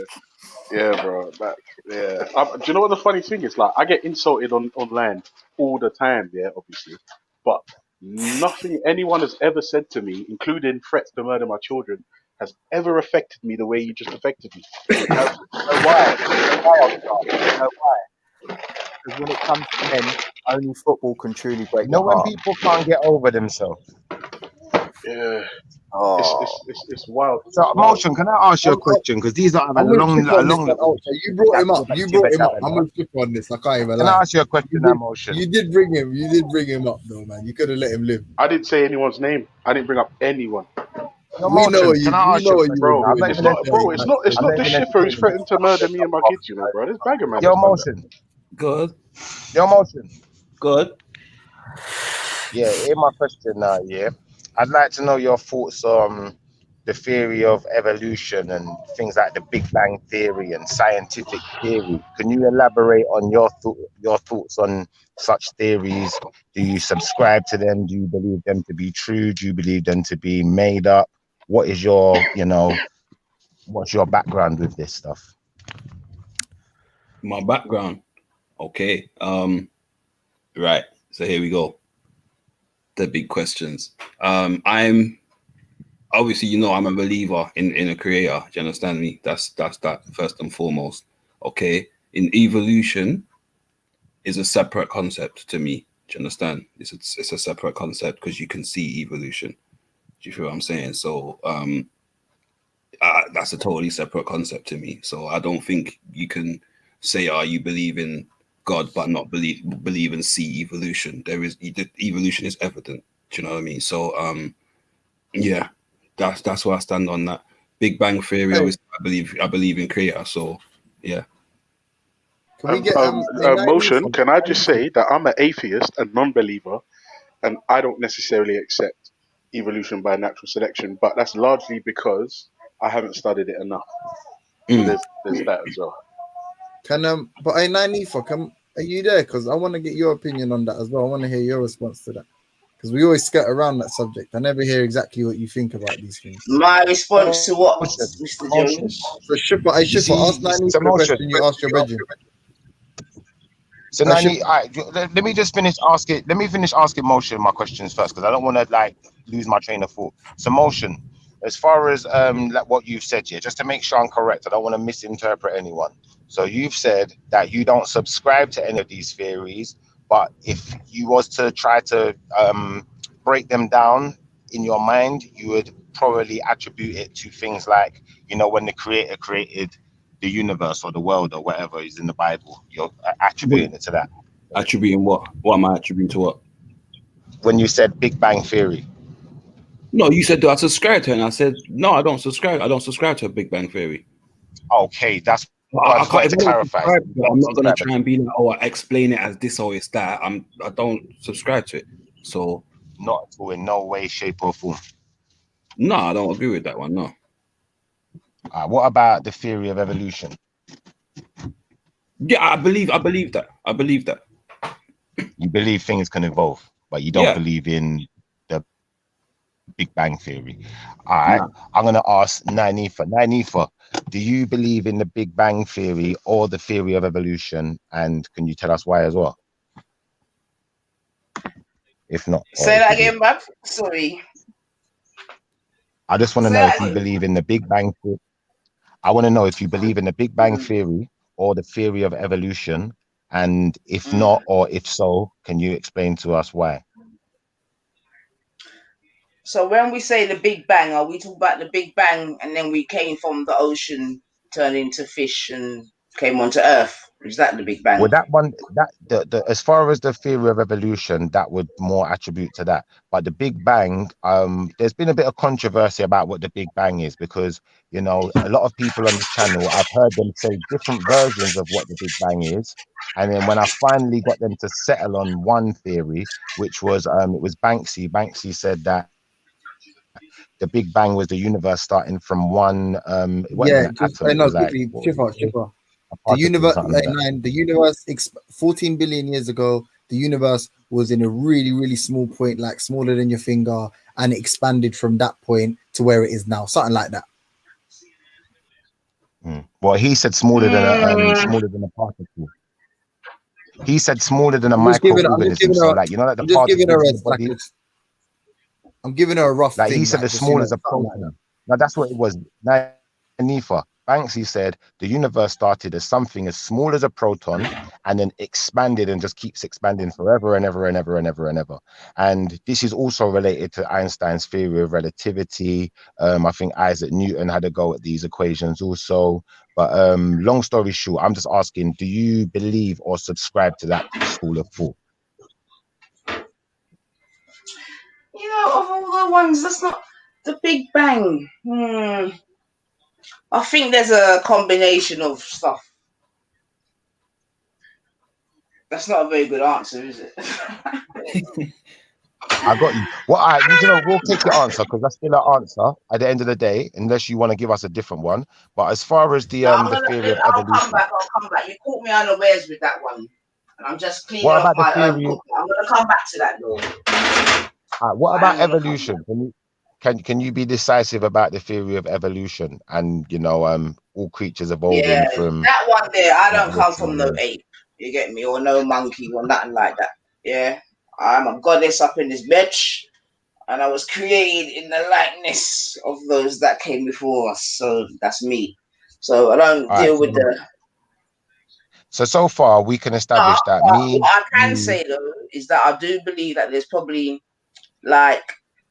This is where James will be off his head, but I believe that there's been use of what's on the earth to create us. You get me? That's definitely evident, man. You understand? All right. But so then, the Most High, they were the original scientists. That may I say. Is it fair to say then, Nanifa, yeah, that at this point, you know, we're not going to attribute any of these theories to you and say that you absolutely subscribe to them? You know, you have, you know, taken parts out of it and said that you think there's parts of it that might be right. But outside of that, you're not fully subscribing to any of these theories. Neither is Motion. I believe Ned doesn't either. Does anyone else? Is there anyone that subscribes to these theories? The only theory I subscribe to is that I'm a goddess up in this bitch. Yeah, and everything, come from my Black Forest ghetto. That is I'm what subscribing still. I'm subscribing to that as well. So does anyone in the chat room subscribe to the theory of evolution or the theory of the Big Bang? Or nobody? Nobody. Evolution is a fact. Evolution is a fact. That's not. How do you prove it? Go to the Smithsonian Museum. Genetic. I don't know, bro. Have a look on their website. DNA sequencing. You can prove it with with fucking archaeological finds. You can prove it with. It's the best theory that we've come up with to date. How do we quantify? Sorry, go on. Sorry, Ned, go on. No, sorry, it's the best theory that we've come up with up to now. The theory is no, but let me just be clear. The theory isn't a fact, right?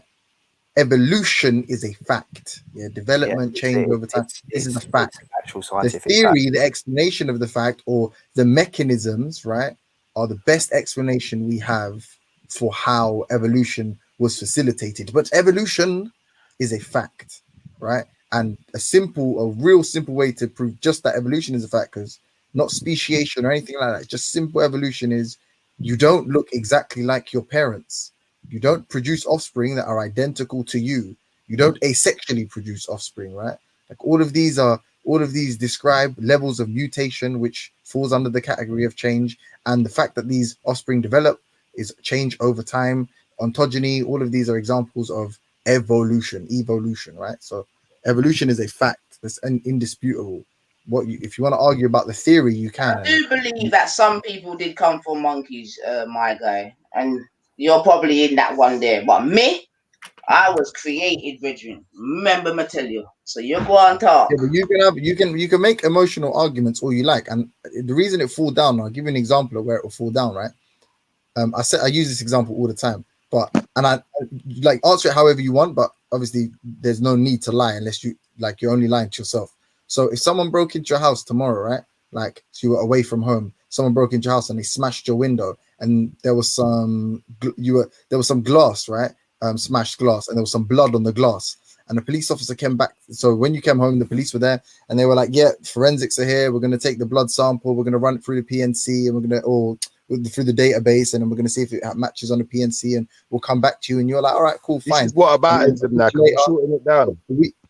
A week later, you get a call back from the police officer. The police officer calls you and says, okay, basically what's happened is the blood that we found in your house has a match on the DNA database, and it matches a prolific burglar in your area, right? But we're not going to arrest him. Would you be happy with that? Or would you think that they should arrest him? You lost me, James. Sorry, babe. Someone burgled your house. They smashed the window. They cut themselves on the window. There's blood on the window. Yeah. Police forensics have been to your house. They've collected the blood sample, and they've run it on the database, and it's hit some prolific burglar in your area. The police officer calls you and tells you all this information, but then follows it up with saying, but we're not going to arrest him. Would you be happy with that scenario? Is this your analogy for proving that you come from an ape? I'm asking you a question. Are you going to answer the question? Is this your analogy to try to prove to me that you evolved from an ape? Do you answer questions with question marks? I'm asking you a question. Are you not going to answer it at all? That's not what evolution says, Nine. That evolution doesn't. Hold on, I beg you, Doc. I'm asking him. Obviously, he's giving me. You know what I'm getting at. Let me get let her just say she doesn't want it, and then you start a conversation with her. Yo, James, seriously, you have to calm down. I asked your question a minute ago, and it's 60, 70 seconds, and you're just speaking. Are you going to answer it or not? I'll just stop. Fine. You're killing my buzz, man. Just calm down a minute. No, then is that the answer? Listen, you know what, James? Why are you so combative, man? Oh my gosh! Bro, I beg you, man. I beg you, don't waste my time. I've just spoke. I beg you, don't waste my time. Why? What else are you doing, James? I'm gonna go on mute. What else are you doing, I'm gonna tell you then. What else are you doing about? I beg you, don't waste my time. What else are you doing, my guy? I'm about to tell you. I'm Yo, gonna James, go on mute. I'm gonna go on mute. I'm gonna go on mute. You're combative, Pedro. You 5 finger why shuffle. do you repeat yourself 75 times? Allow me. Why do you repeat yourself 75 you times? I'm not on this. Man, why are you not so combative? Lord of God, we're here just to listen. Word is combative, and I asked you a question. Have you got a different mood to do or something? How am I combative? And I asked you a question. I'm in my kitchen chilling. How am I combative? I asked you a question. I don't get it. And you're just repeating yourself. I'm gonna go on mute. In your kitchen, say the same thing 7 times. Other people are combative. Come on, bro. My man asked you a question. You seem to answer his question. Sorry I asked about you a that, question. You asked me 6 questions. Because your question is not even on the subject. You're talking about something completely different and making up these false analogies and swaying from the subject once again. But I'm not going to argue with you. I'm going back on you. Man, could you try to believe in the sister didn't need that. Try to learn about something that you don't know. Learn about it, 94. What's wrong with you, bro? Come on, fam. You're never too old to learn. Learn, fam. About take you out of your goddess status, bro. She asked you a simple question. Yo, James, what's wrong with you, man? What is wrong with you?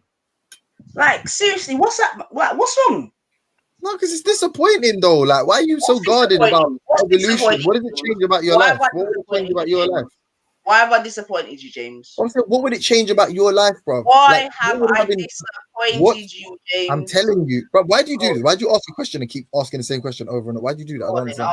I'm answering it.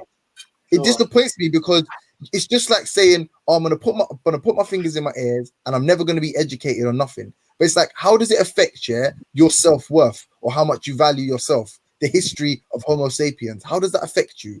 How does making up some make-believe fairy tale improve your life, bro? So hold on a minute now, James. What make-believe fairy tale have you heard me say, James? She didn't make up nothing. I was made in the image of what? What were you made in the image of? What does that even mean? Oh, so because I said that I've been made in the image of my creators, that's the fake thing, yeah? No, I'm saying yes, so yes, but I'm saying when I'm asking the thing is, James, you know me, I'm not gonna argue with you about that, listen, you will never hear me argue with a man about if I was created or if I came from an ape. I don't have them arguments. You get me? So if you believe you came from an ape, no problem. Can I just say that evolution doesn't say that we came from apes? We share a common ancestor. No, it says that we are apes. That's what it says. We are apes.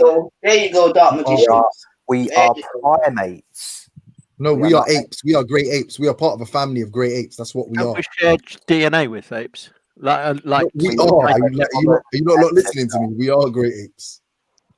Maybe you lot do though. Maybe Nanif is right. Maybe you lot do. Whoever agrees with it.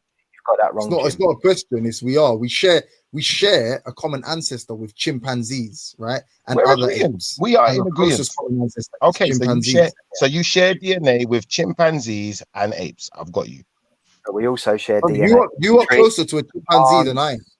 And all life. No, I ain't got no chimpanzee, no ape. That's No, you, but brother. That's you. you've got the sensibility of a You man said it chimpanzee. out your own mouth. Don't try to put it on me. Leave me out of it. I ain't involved. No, I mean, you actually are closer to a chimpanzee, like a modern day chimpanzee. Like, if my DNA is like 97% similar, yours is at least 98. Okay, Mr. Ad hominem. Boy, I ain't professing to be no great ape. Big I up ain't Renegade, big up man like Aaron Mosele, because Aaron Mosele educated me on that the other day. I didn't know we were great apes. I thought what you guys thought, and he educated me, and I had to go research it, and he proved he was right and I was wrong. So big up Aaron I'm Mosele. glad you guys learned where you came from. But Nynaeve, like I said, emotion. Yeah, like I said, Nynaeve. Where's Ultra Gun? Where's Ultra Gun? Why didn't he stay for this question? And can you not elaborate more on the apes? Because I'm confused. I thought that you evolved out of fish. Oh gosh. Have you studied evolution at all? I have actually. All right, so As could it you goes, explain yeah. to us why it is that you don't agree with evolution? Because it doesn't make any sense. And for it to be a perfect science, it has to be. I was trying to be more specific, but you cut my sentence. So it doesn't make sense. And for a science to be perfect, it has to be demonstratable and reconstructable, but like, you know, at any given time. You know, so if you can't go back in a time machine and show me it happening, then it don't exist. It is bro. demonstratable though, isn't it? But you wouldn't know what you were looking at if you looked through a microscope at a petri dish. So what would it matter? You don't know what you're looking at. Okay, just like Einstein's theory of relativity is demonstratable because all of the galaxies and all the stars are moving away from each other, aren't they, James? And you've been up there to measure it. If we could come back to buy a telescope and stop chatting shit online, bro. Come back to I'm chatting shit. I'm the one that's so dumb, but I'm the one that knows that Einstein's theory of relativity talks about all the planets moving away from each other because the universe is constantly expanding. Yes, doesn't it, James? And you've been up there to measure it. Einstein didn't suggest. You've been up there with if your you ruler waited and your tape measure and your if you- laser beams. If you listen, don't get upset. If you had not got so upset earlier with Dark Magician and you had waited, that's what I was trying to explain to you. That Einstein wasn't the person who suggested that the universe was expanding. That was Edwin Hubble from the the Hubble telescope, that famous telescope, planets redshifting. He also wasn't the person that came up with the Doppler effect. It's a combination of scientific theories, that combined for us to get the understanding of the universe based expanding. on Now, Einstein's theory of relativity. Now it's to the based point. upon Now it's to the point where you yourself, listen, you yourself, Shifa, could buy a telescope and you yourself could do the research. You don't even need to believe match my anyone. words and try and act like you're so intelligent, Mr. But the fact that Jones. you don't, That's but the very fact that you don't and unintelligent. argue online is just shows your level of ineptitude. Don't try to mix match my words, Mr. Jones. I said based upon Einstein's theory of relativity. Now prove me wrong. Because you're so intelligent, Mr. Jones. It's not based on Einstein. Are you dumb? What, how many fucking times are you deaf? Are you fucking deaf? Google who Edwin Hubble is. Just Google it. Like, don't just stop fucking chatting shit and just do some of your own research. Don't Google the first article you come across, then come back on the panel and read it out loud. Don't do that. Go do your own fucking research and come back and tell us what you think then. Right? And if you want to research DNA, the reason I asked that question to Nynaeve, if you're still listening, is because you do fucking believe in DNA. You all fucking believe in DNA, innit? You all do. Because when it matters to you most, when Shifa, you are not the father on fucking Maury, yeah? It matters to you then, innit? You believe in DNA then, innit? But you don't believe in DNA when they're telling you about chimps. See you on one of those shows as well, bro.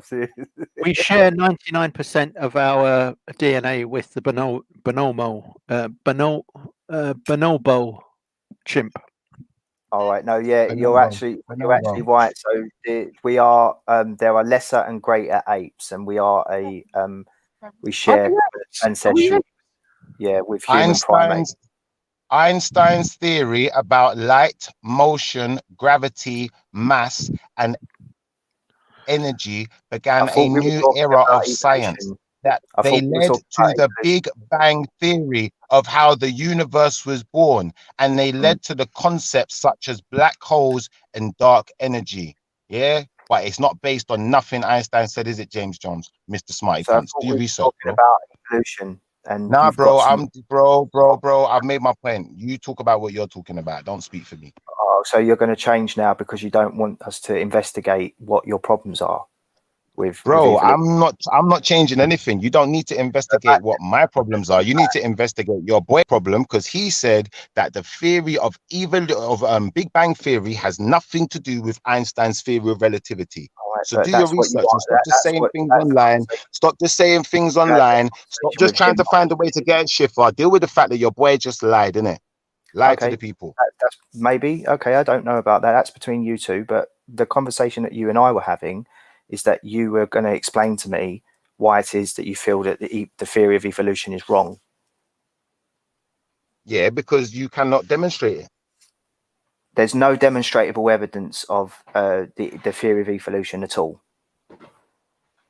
There is no demonstrable evidence to demonstrate that any man evolved out of anything. Okay, so when you go on the Smithsonian website and you can see the missing links and the fossils that show us that evolution is actually true, they're all wrong, and that's what is. You don't agree with what they're saying. It's all made up. I think it's made up. I've read it. It's a load of gobbledygook. It doesn't make sense. If it makes sense to you, it's because you're just trying to believe it. Right. What part of it is gobbledygook? Every last bit. Every single last bit. So every single last shred. Biologist ever written a paper on evolution is wrong, and they're all in a conspiracy theory. Yep. Oh, okay. That's a bit, outlandish. I don't think it's outlandish at all. I think it's just the way it is. Can I just respond to that quickly? Yeah. So the discoveries, like as in he's saying Einstein's relativity is why we believe the universe is expanding, as if Einstein come up with it. Yeah. No.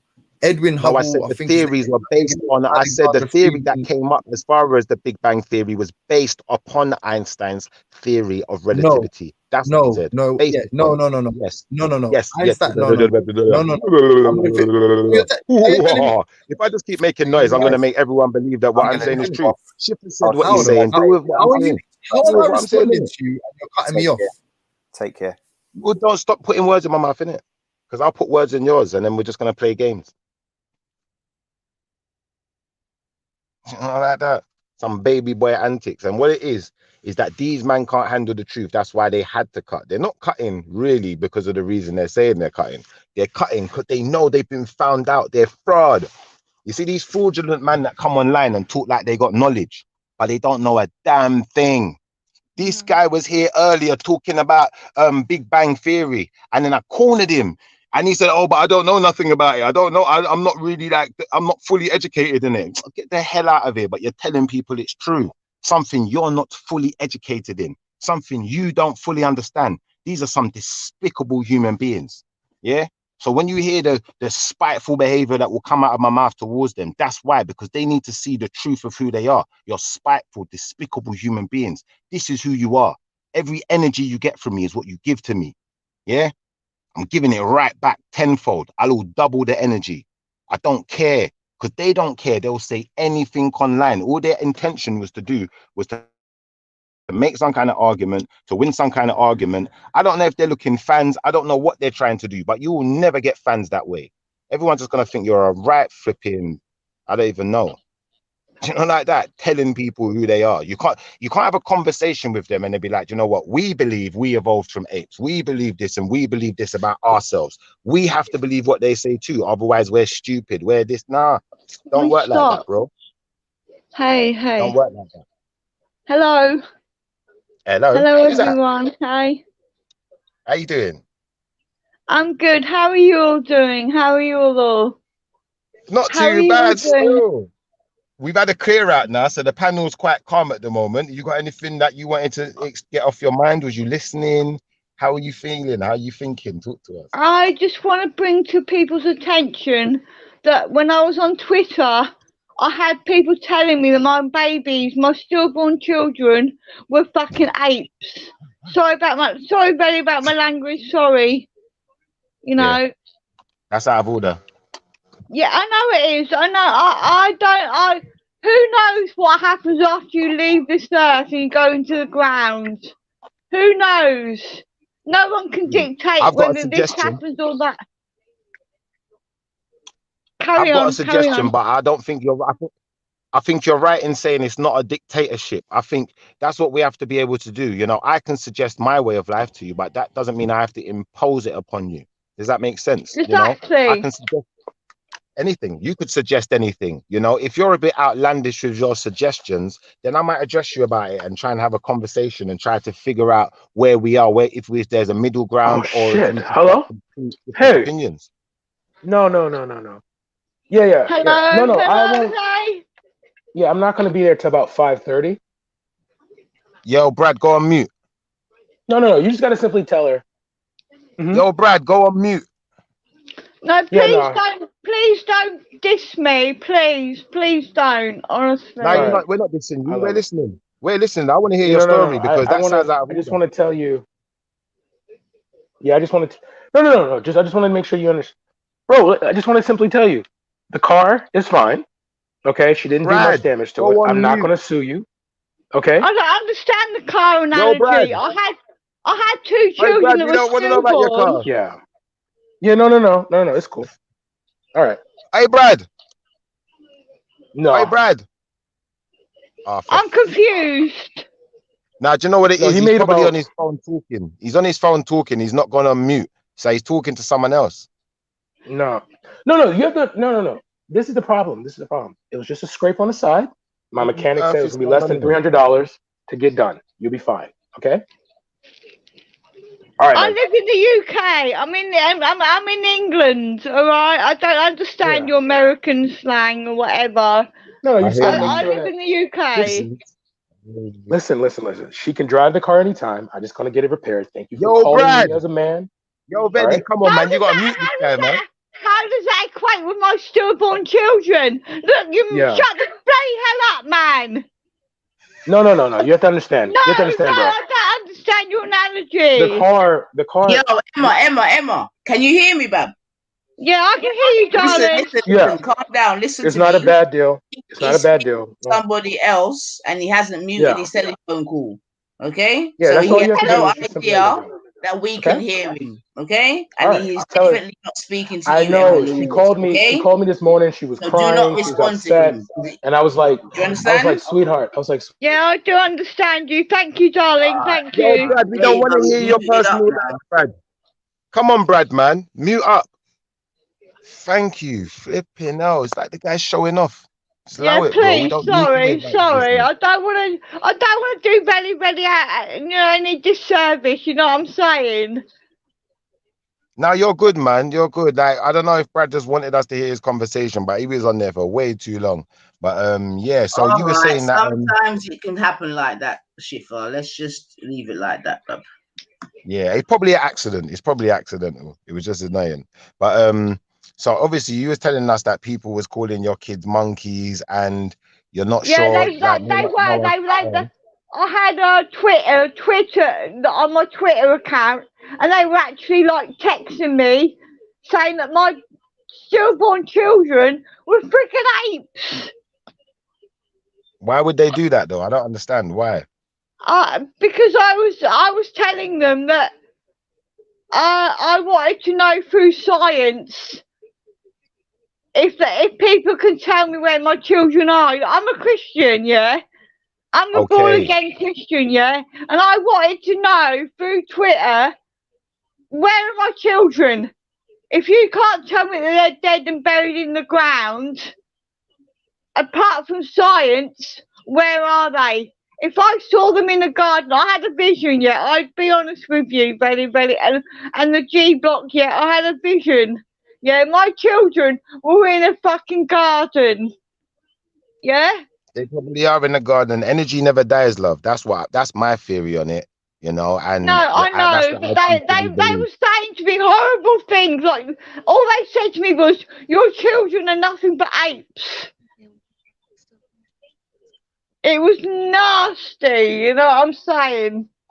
Why did you put it on Twitter though? I'm an open book. What can I say? Like Betty knows me for and Wendy and Jupiter and everyone else. They all know me. I wear my heart on my sleeve. Can I give you a piece of advice? No, please stop. Please stop telling everyone my personal stories. I know. Yeah, try not to, because you see, people are wicked. You know, they're dangerous, and you know what you'll notice is like, people will try to hold you to things. You know, they won't allow, like for instance, when people are on here talking about evolution, I think that people do go through their own personal evolution, and every person's trying to evolve to become better at what they're doing, better at life, you know, better at everything that they, you know, could possibly conceive. But other people don't want to see that growth. They don't want to see you better yourself. They don't want to see you grow. So, you know, try not to reveal too much of yourself, because they're only going to try and throw it in your face later. And then when you do grow and evolve past them, I understand that, yeah. Yeah, when you evolve past them, that's when they're going to hate you more. They're going to try and use everything in their power to tear you down, because they don't know any better. Yo, what's up, everybody? How y'all doing? What's up, Brad? Chilling. Hello. Oh, hello. Who's Yo, this? Brad. What's up? Yo, Brad, can I ask you the question that I asked to Ninefa and to Motion? We did have James Jones here and Dark Magician, but they decided to scarf. Oh, why they leave? Why they leave? Nah, they're under mad pressure still. These questions are too much. So what? The question I want to ask Brad, yeah, the questions was just too much. They couldn't take it, man. Like, they got. No, are you sure? Well, let me rewind the show. They probably were annoyed. No, they were disrespectful. Come on, be honest. But Dark Magician is like, Dark Magician and James intellectually are like Shaq and Kobe. Dark Magician didn't actually get in a strop. Let me be fair about this. Dark Magician don't ever get triggered. The fact that James got Dark Magician used the fact that James got as in a strop as an excuse to exit, because he knew there's no way he's going to be able to answer the question. So I'm going to ask you. What was the question? Yeah. Well, the first question, there was a few questions. There was 3 questions, and the first question is: do you subscribe to either of these 2 things, the theory of evolution or the theory of the Big Bang? Do you subscribe to either one of those? Well, I've never studied the Big Bang, but theory of evolution. When I guess I was talking to what's his name, young boy. I called him Blood of Jesus. Romosele. Yeah, the way he explained it to me, I mean, I when like in layman's term as much as he could, it's plausible. Then even if you look at it from a biblical standpoint, because God doesn't have a concept of time, it would make sense for like millions upon millions of years for humans to evolve to a single point. Yeah, it makes sense. Sorry. Yeah. So as far as evolution, do you subscribe or not subscribe, Brad? I just want a clear answer, if that's okay. Yeah, I mean, from what I've heard, I mean, I know it's like an ongoing process to prove this, and this, and that. Yeah, but yeah, from what I've heard, yeah, there's some I guess you can say you can keep the meat and throw away the bones. You know what I mean? Now, do you subscribe to you evolving from a monkey? Well, we don't evolve from a monkey. We have a common ancestor with the monkey. So we evolve from something like a monkey. Well, we evolved from something that has we split, like there's like a DNA split, and one way went monkey, another way went forgive me, I'm gonna say humanoid, I guess. You know, I don't know the scientific terms like that. But whatever that was before the split, you evolved from that, which is, you know, part monkey, part human then. Well, it would make sense. Like if you look at I think it's Neanderthal or the like, I don't know, like I'm telling you, it's like a long list. I don't know the names, but like the way it was explained to me, you know, coming from a Christian household, it would make sense. Like that millions upon millions of years, that makes sense. Really? A Christian household? My final question, Brad. If I was to say to you, if I was to say to you, Brad, yeah, that I believe I was made perfect and I had a creator, do you believe that your theory of evolution could prove that absolutely wrong? Well, no, because if we use the creator's theory, like your intelligent design, that's what you're talking about, creationism. The reason why I don't like putting that out there is because what do we do about the people that were created by God with birth defects?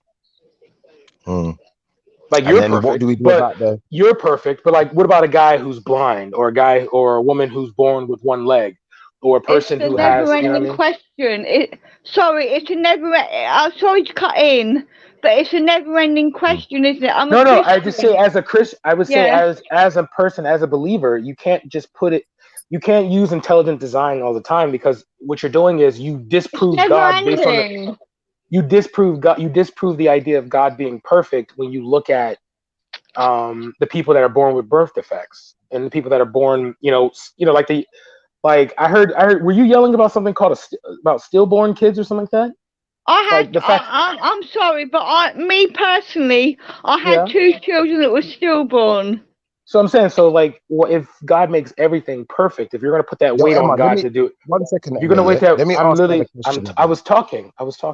If you're going to put that, Let him speak.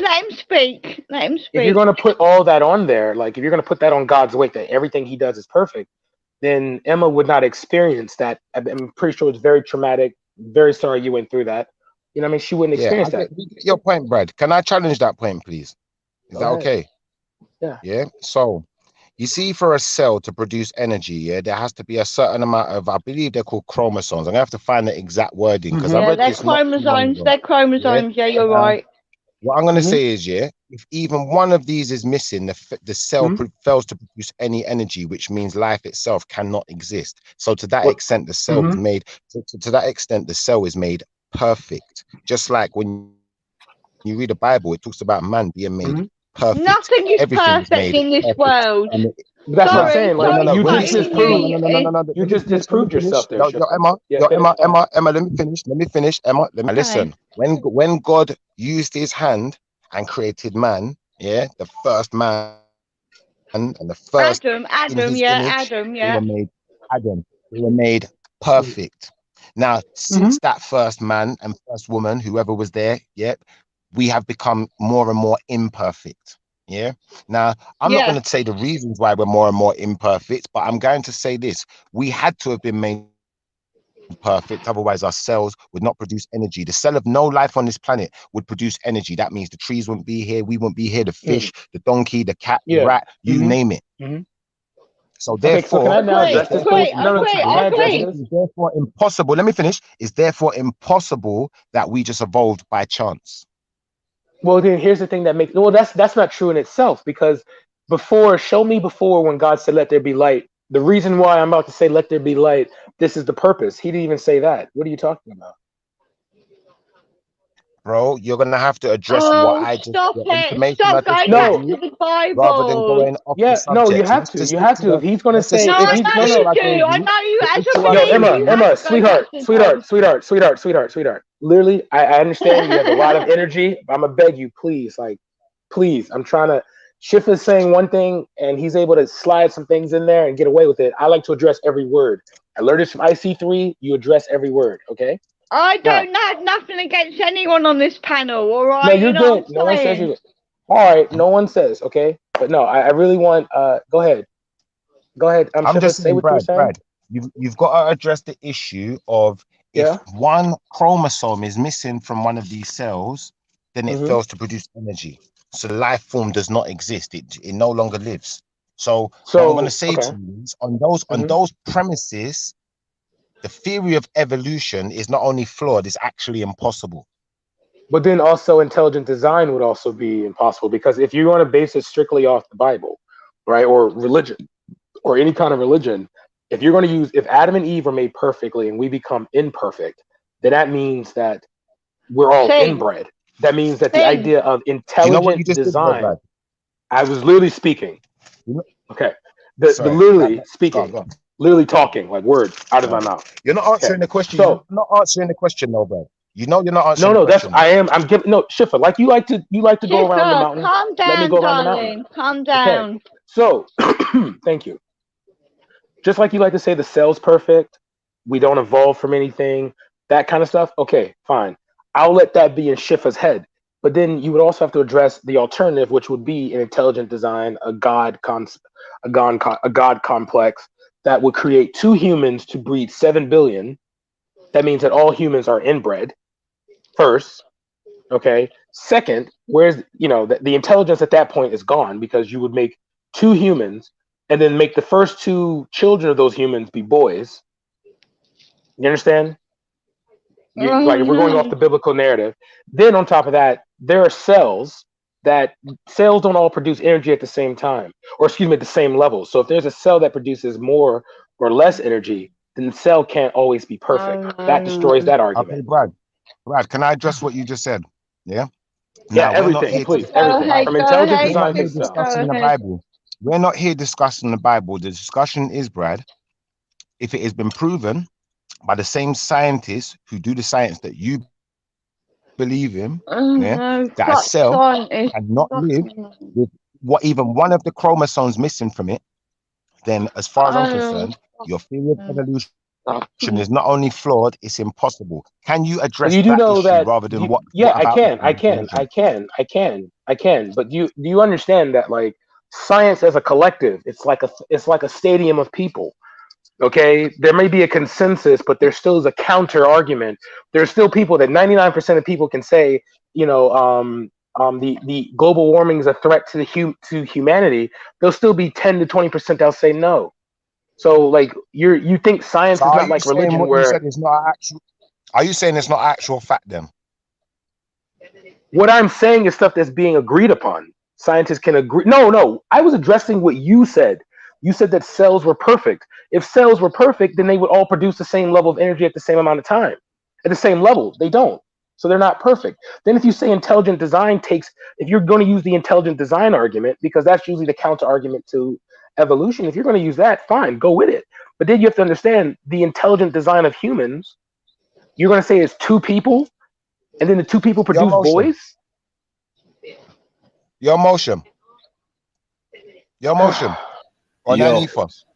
Or someone else. Did you hear the question? Not really. Say it again. The question was, if now I see why James if a cell, a human cell, or any type of cell, a cell of a plant, cell of anything that lives, has to have a certain amount of chromosomes for it to be able to produce energy, then if one of those chromosomes, even one, is missing, the cell would fail to produce energy and the life form would cease to exist. So therefore, on that premise, the theory of evolution is not only flawed, it's actually impossible, because the cell has to be constructed perfectly for it to function. Yeah. Then why do you have fruits? Why do you have fruits, animals, and humans? No, fuck this. Why do you have fruits, animals, and plants that are all not made perfectly? All right, bro. You have trees that don't grow perfectly. You have You have every aspect of human life, every aspect of life on the planet doesn't grow or doesn't produce perfectly. Bro. So what are you saying? I'm so angry. I'm gonna let this one slip here because you want. What the hell? I'm gonna let this one slip because you want. What the hell's going on in the UK? Somebody goes to school. A teacher says, "Hey, this kid named Shifa, I'm gonna graduate this sentence kid." like that. Oh my goodness! Like, yo, DC, you can't just cut off a guy's sentence like that. I know DC. Yo, James, I know you on, got a lot you want to say. James SC, you're on the panel. You're on the panel. Okay. Yo, DC, Brad. I know you got a lot you want to say. You're gonna get I'm just to trying your to figure out chance. who lets you graduate school with this thought process. I was talking to motion. We can loud ad hominems. I'm talking to motion, I'm not talking to you, bro. So yo, James, am I speaking like Mandarin right now? Like, did I say anything that wasn't coherent? Like, I'm trying to understand. Yeah. I don't even claim to be a science. Yeah, you did. Bro, You did can I talk to motion, please? Yeah, let's do turnabout. You said your piece. We heard you. Can I answer you afterwards? Yeah, it's a motion. Yeah, I'm gonna mute up. You can. Let me just do. I'll give everyone a chance to answer because I think it's only fair. But Brad, please let them answer as well. So motion. What I was saying is, I've explained to him that if the cell has one of these chromosomes missing, it fails to produce energy. So therefore, the theory of evolution is flawed, and therefore it cannot even really be true. It's just a lie, basically. So on those premises, the cell was made perfect. perfect, which means every living being was made perfect in its image, in exactly how it was to this day. Now, as far as he's concerned, he feels like he's answered the question by saying to me, well, you can't say that, that God's, the theory of God making everything perfect is right. He thinks that's an answer to my question. I'm asking him, how can he substantiate his theory being right? So do you think him telling me about religion is answering the question? Is basically my question to you, Motion. I think he raises a good point, but I'd want to say something slightly different, which is that do you think it answers the question, though, James? Yeah. Well, I need to. How does it answer the question? Well, the question says something false in its premise, which is that. What is the falseness? Talk to us.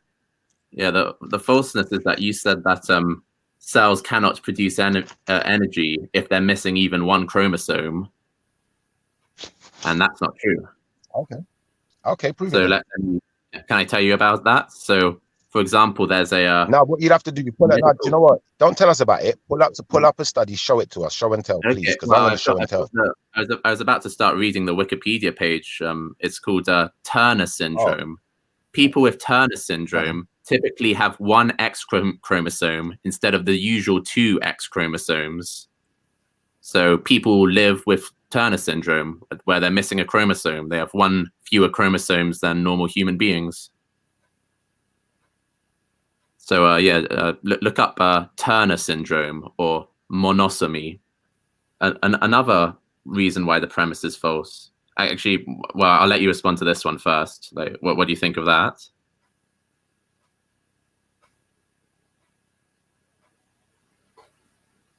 You're muted, Schiffer.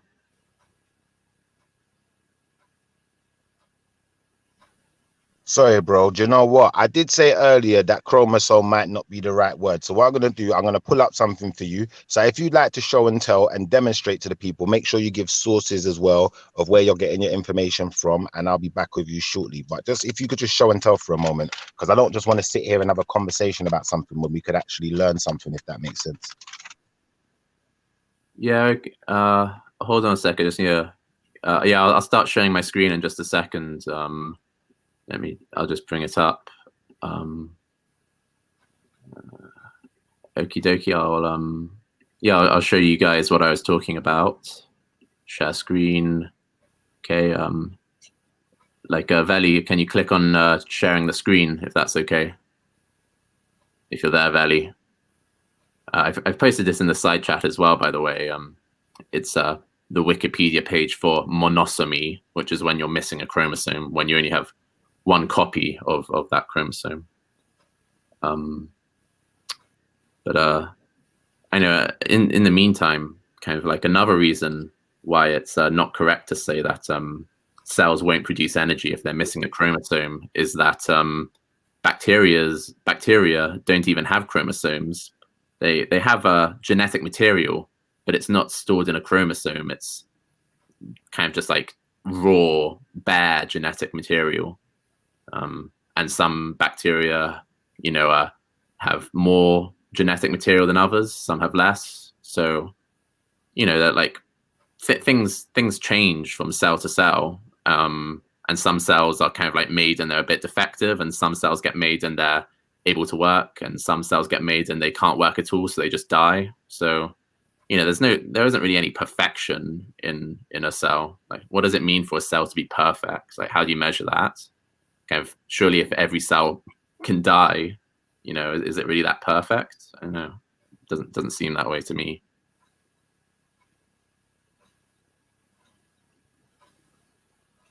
Yeah, so I'm pressing a share screen, but I think Veli's kind of he might be busy or something.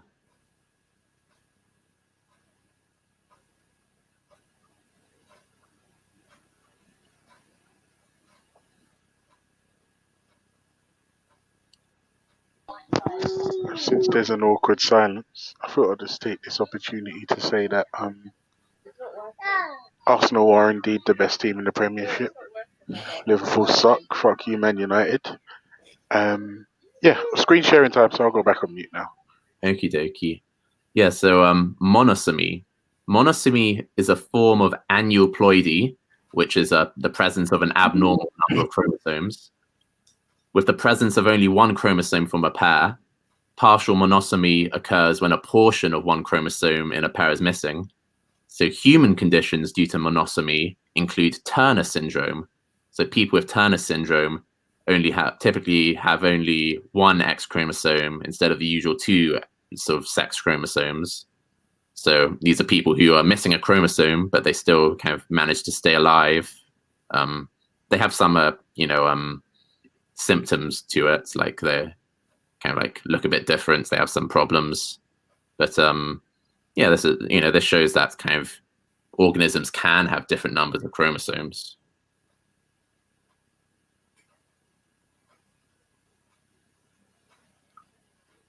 So I don't think I think Schiffer's objection needs to be revised a little.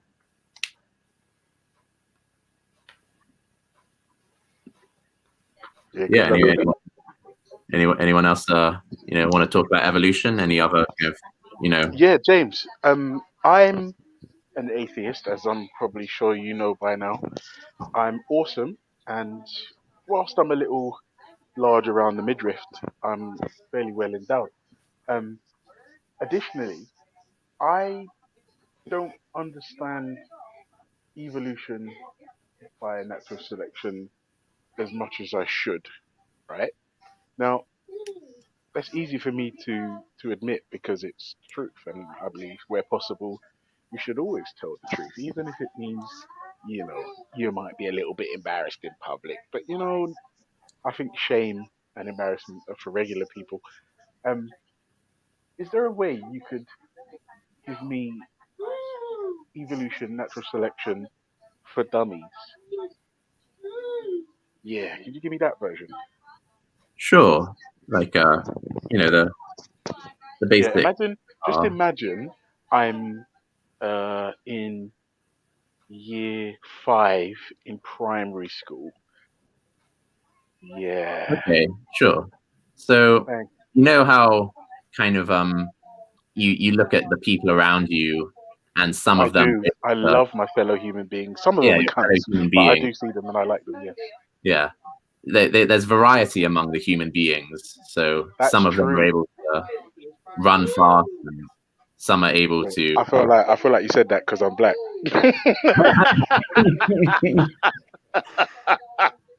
All right, okay. Yeah. Some can run fast, some can ride horses, some are blonde, some have blue eyes, some have green eyes, some have curly hair, some have straight hair, some have big lips, some have no lips. Yeah, that's the thing. Well, lighter skin, some have eczema, some have brains that don't work, some have brains that do work. Yeah, I get it. Variations. And, okay. Yeah. And the same is true for other species as well, like rabbits or dogs or bacteria. There's variation between the members of the species as well. That's every walk of life, isn't it? Due to this variation, kind of in the environment they live in, some of them will be more likely to survive and reproduce, like have kids, whereas others will be kind of less likely to survive. And so, kind of over time, the creatures that are sort of better equipped to survive will, tend to kind of have more kids. And so, over time, the kind of the species will, the whole population will kind of shift and change bit by bit. And so, for example, like with giraffe, kind of they were able to sort of like get food by eating the tallest. So is that Belly? Yeah, one second, John Peterson. Is it John Parkinson? John, you was on yesterday, John, yeah? Yo, John. Alright, one down. Wayne Runter. Wayne Runter. Hello, good sir. I'm here. I can hear you. You know what? Hello. Hello. I can't get. You know what? Yeah, you sound like the guy with a mullet. Have you got a mullet? But then, you know, he was there anyway. No, I can't hear it. Hello?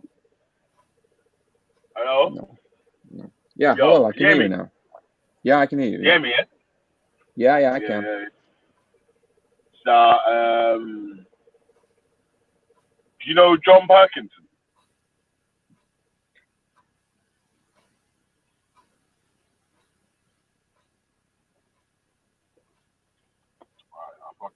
I'm going to keep saying about these guys. Man, they just want to come on and play about. You got carry on the convo, man. Yeah. So James, you were saying variations most likely to like survive. You were saying viable offspring. Yeah, and so Okay. over time, because you know, the world's kind of a harsh place to survive. Like some people will, you know, won't manage to have any kids. They'll die before they have kids, and other people might have lots of kids, and so. I feel like you're talking about me now. Again, Well, I don't know. I have four kids. Oh, nice. And Good going. I don't miss. No. I'm definitely finished. I don't miss either. Like my aim is true. So does that mean if because my aim is true and I don't miss, does that mean like I'm some sort of evolutionary superior specimen? Well, maybe. Like you probably have more kids than the you probably have more kind of, you know, you pass on more. You'll probably have passed on more of your genes than the average human. So yeah, you're contributing more genes to the next you know, generation than the average human. Okay, and James, what does it mean if my 13-year-old princess is smarter than I am? I don't know. In terms of by an evolutionary standpoint, how does that work? So because you kind of you know, you reproduced by oh yes, I having did. Having, you know, sexual intercourse with a woman. Oh yeah, baby. So that means you're going to combine your genetic material with hers, and so there'll be variation between your kids, because some of them will have, like, you know, certain kind of DNA from you, and your other kids might have like a different part of your DNA, and same goes for your wife. And so and also there'll be a few mutations that are just like totally different, because kind of if one of your sperm cells kind of like, you know, just like happens to have a, you know, a mutation somewhere, then that's another source of kind of genetic variation. And so you'll expect your kids not to be exactly the same as you, and so I won't lie to you, James. Like, that was an immense disappointment that all my children didn't come out looking like identical twins. Well, I think it's nice when there's strong family resemblance. I think it's like I know, cute. Yeah. You know what's funny as well? Like all of the kids look similar, but none of them look the same. Yeah. Why is that? Because I mean, you have to, like, to somebody who doesn't understand evolution or natural selection or biology in it at all, the fact that I keep reproducing and none of my children look the same is a mystery to me, and I'm trying to figure out how that's even possible. So the people who look exactly the same are identical twins, right? And so identical twins happen when you have a sexual intercourse, and so one of your sperms goes into one of your, you know, wife's eggs, and then after that it splits into two separate embryos. So that's called having monozygotic twins.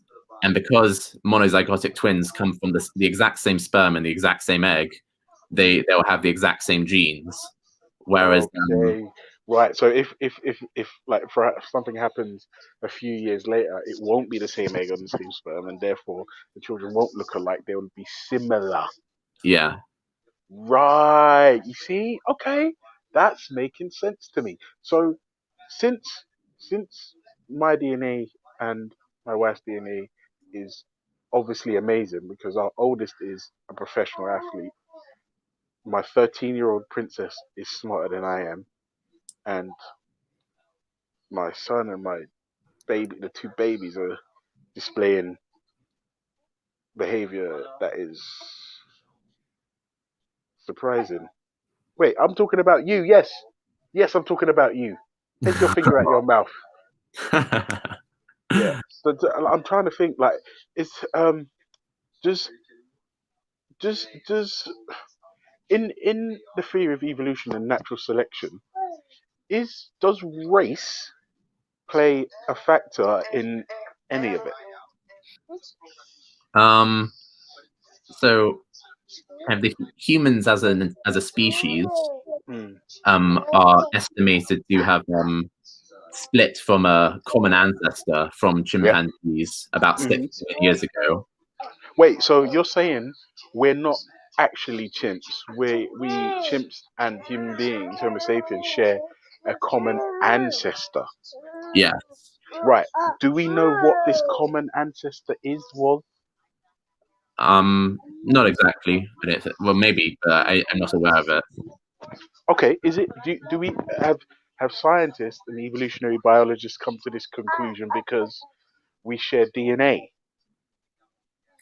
Yep, and we can estimate how long ago we had a common ancestor because we share certain genes that are nearly exactly the same with chimpanzees, and by comparing those kind of copies of the same gene in humans and chimpanzees, we can compare certain regions where there are sort of where basically kind of mutations are kind of a random process, right? And so like your genetic material, your DNA, is kind of like a string of letters, and so the string of letters can occasionally randomly one letter will be swapped for another letter, that kind of thing.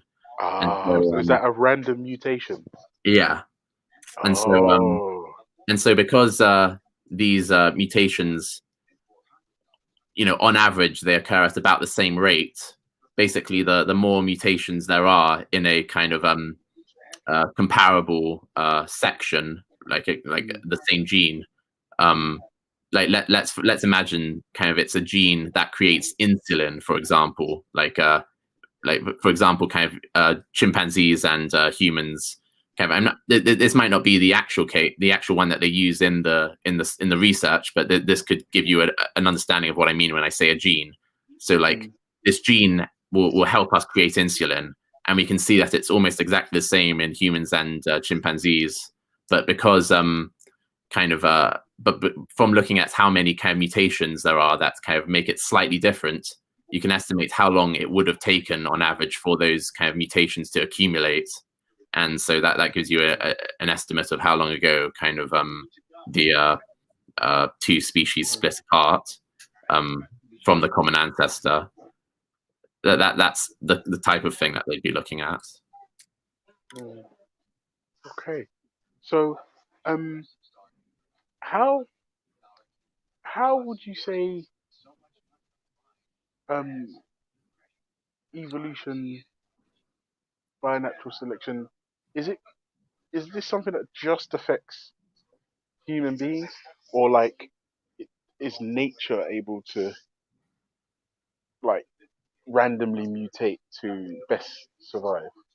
Like for instance, with like dinosaurs, like with the herbivores, I mean, were trees sort of able to spawn things like Scotch bonnet chilies to deter the big dinosaurs from eating the leaves?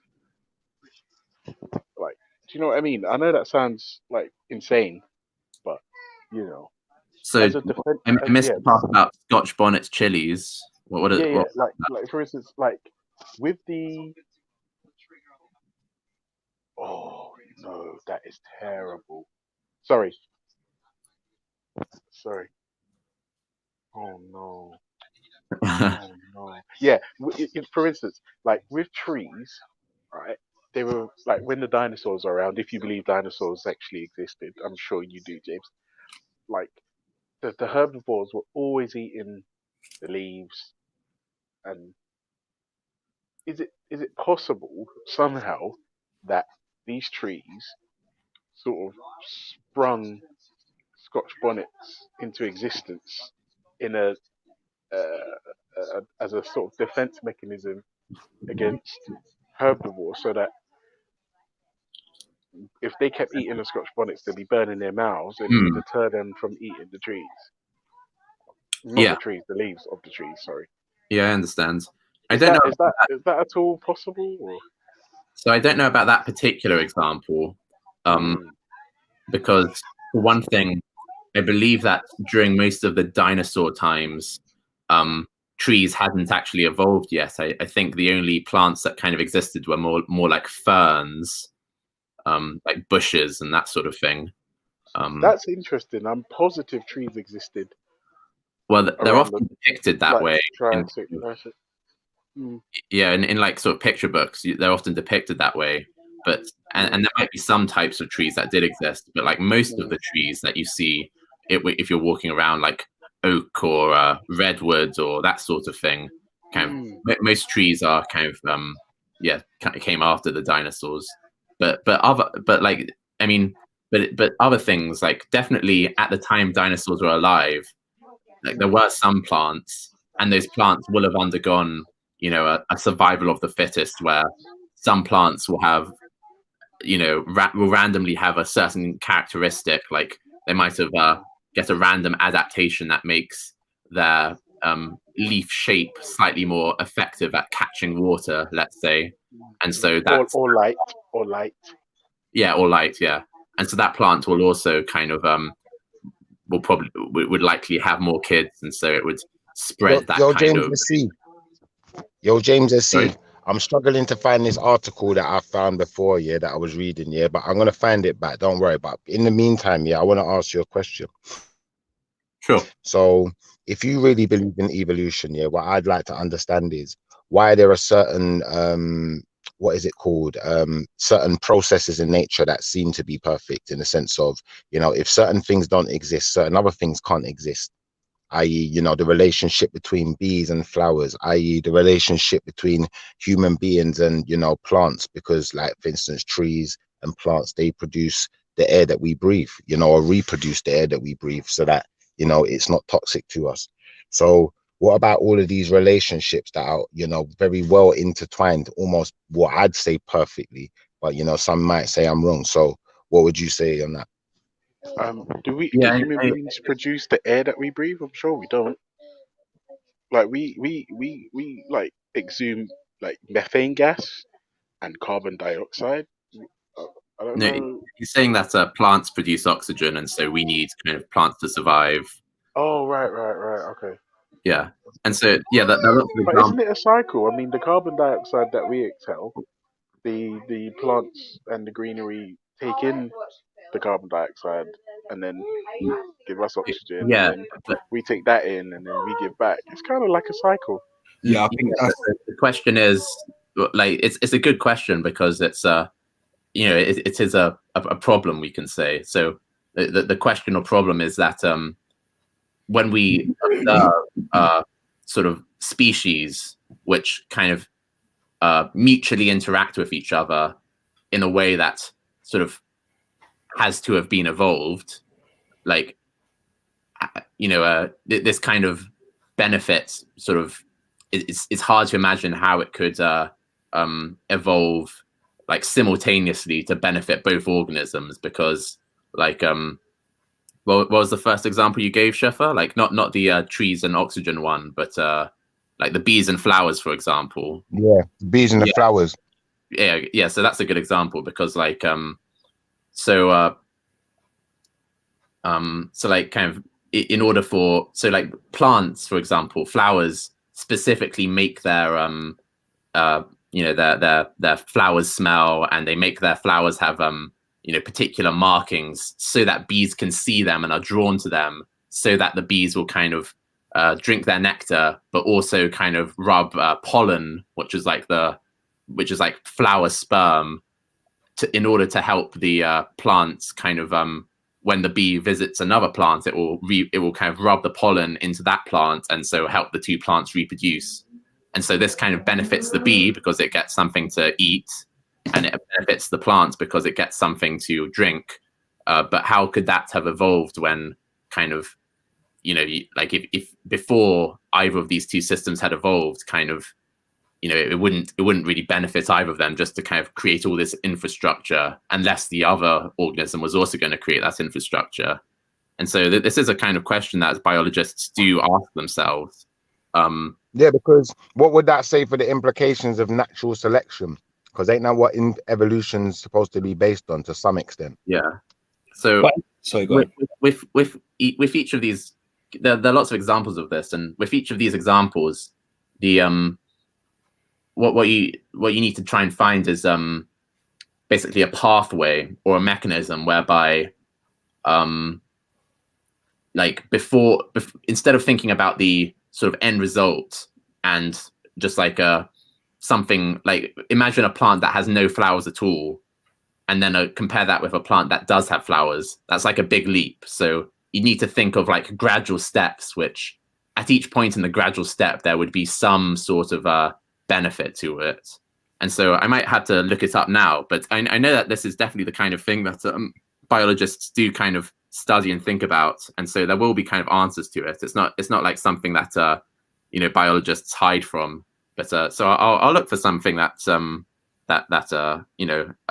kind of what they would like to find. What's ideal with these kinds of questions is to find in the fossil record or in the kind of genetic record, some sort of intermediary where you can see how it would have evolved bit by bit. The same with like the eye, for example. Like there's some famous kind of studies into the eye, how they see that kind of you can show that. You can show how the eye could have evolved gradually, and at each step of its kind of gradual evolution, it would have caused some benefit to the organism to survive. So I'll have a look for that for you now, Shefa. So yeah, it's a good question. Okay, no problem. Now, bro, this is a good conversation, man. I appreciate that. So if you have a look for that, I'd appreciate that. Thanks, James.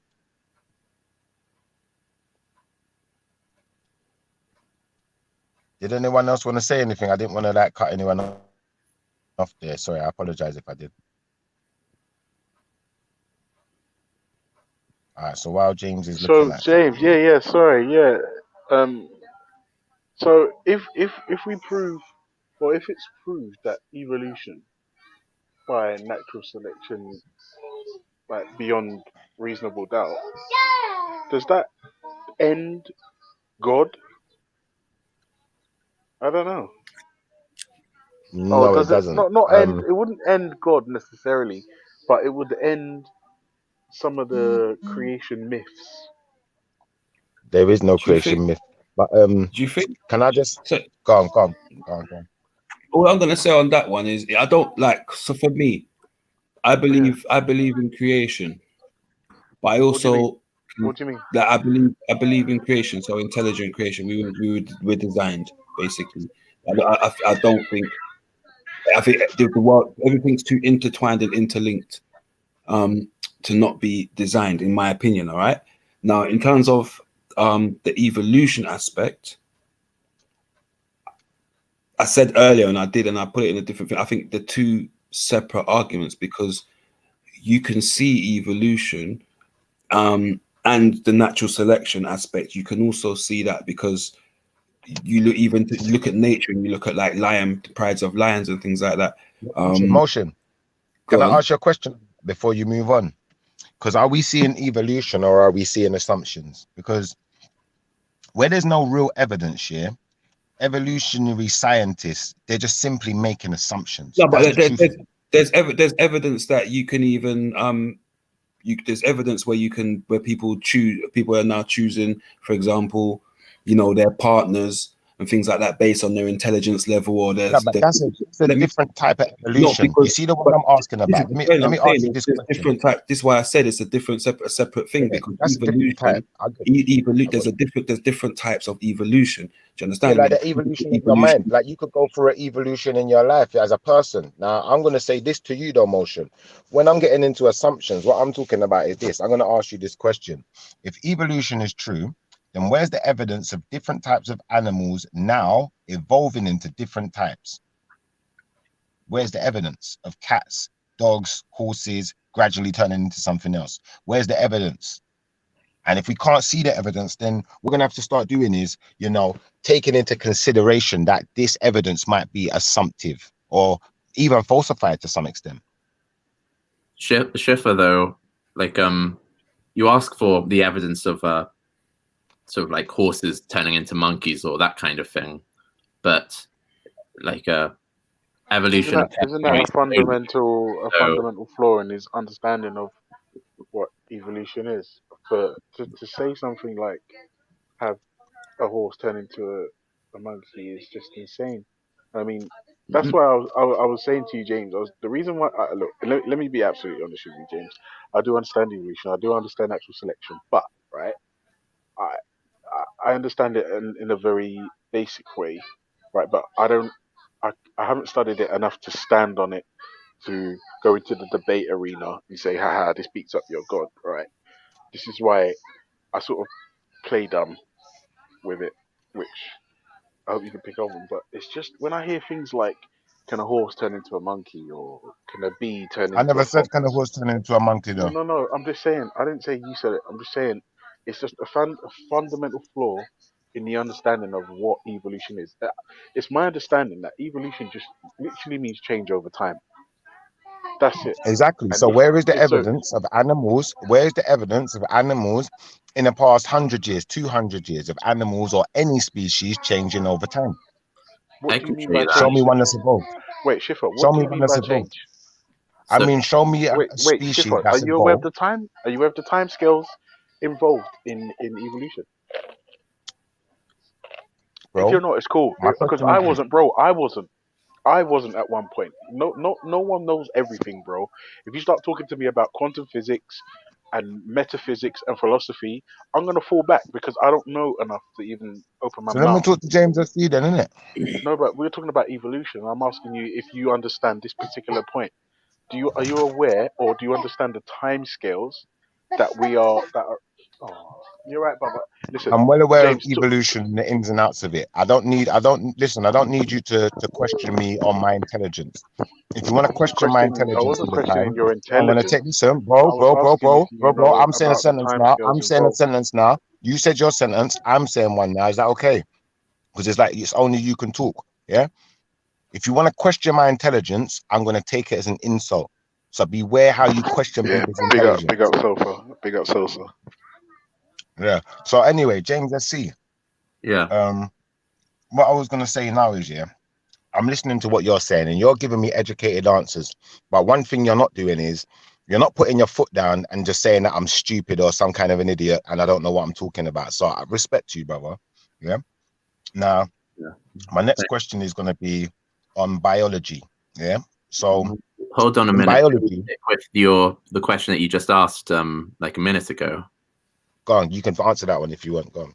Yeah, so over 100 years, the amount of changes that we would expect to accumulate in a given species wouldn't be very big.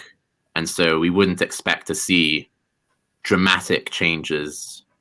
So yeah, that but doesn't. would we expect to see some changes though? Yeah, we do see some changes. Like, for instance, could you demonstrate some? Sure. So, for example, that there's arisen, for example, new plant species that have and we know that they're new species because they can no longer reproduce with their parents, basically, kind of the species that they came from. This is called polyploidy, and what that means is that with plants, sometimes the entire set of chromosomes gets duplicated when you're creating the the seeds or that or the pollen, I should say. And so as a result, you can get a plant which suddenly has twice as many chromosomes as its parents, and so it can no longer reproduce with plants that are like its parents. It can only it can clone itself, and then it can reproduce with its clones, that sort of thing. And so this produces kind of new species of plants, and we've observed that. I kind of get where you're going with this. I kind of get where you're going with this in the sense of, this plant is going through some type of evolution because it's producing newer plants, ones that look different from the one that originated before it. Same way we could say the same for human beings. We put DNA markers into our children. So, you're going to take some of your mum, some of your dad. You could argue that one put their back into it more and you got more of that one, X, Y, Z. But the fact of the matter is you're not exactly the same as them, but you have similar DNA to them.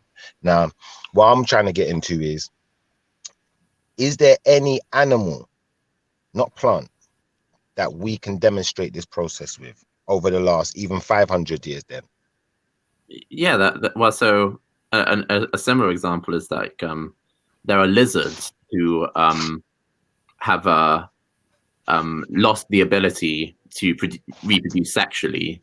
They only reproduce through parthenogenesis, which means kind of like a female basically cloning herself and kind of laying eggs, and they no longer. So imagine this: you have like a species of lizards where you have some male lizards, some female lizards, and they're kind of interbreeding and that sort of thing.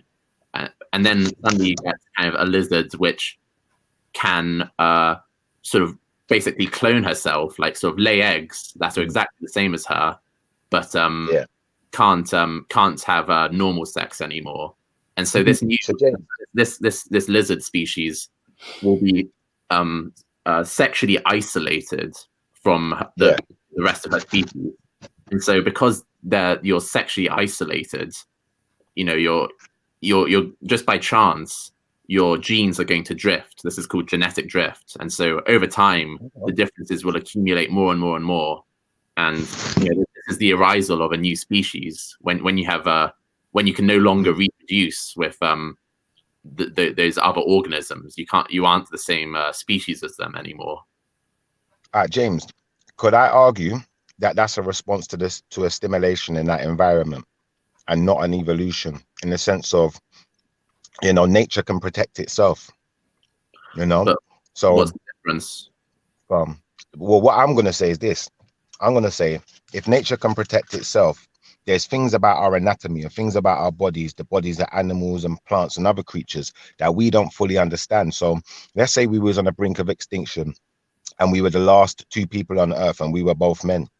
The same thing might happen. One of us might all of a sudden become pregnant because nature's intervened. I don't know. Who knows? But to just call it evolution, I get where you're coming from, but I think that's a broad stroke. So what we mean by evolution is just that the population changes over time. So this is surely surely this is an example of evolution, given that before these lizards all sexually reproduced. Now James, talking about sexually reproducing and survival of the fittest, I've been given my marching orders by the wife, so because I want to survive, I'm gonna jump off. So peace. Yeah, have a good evening. Yeah, you have a good evening, sweet.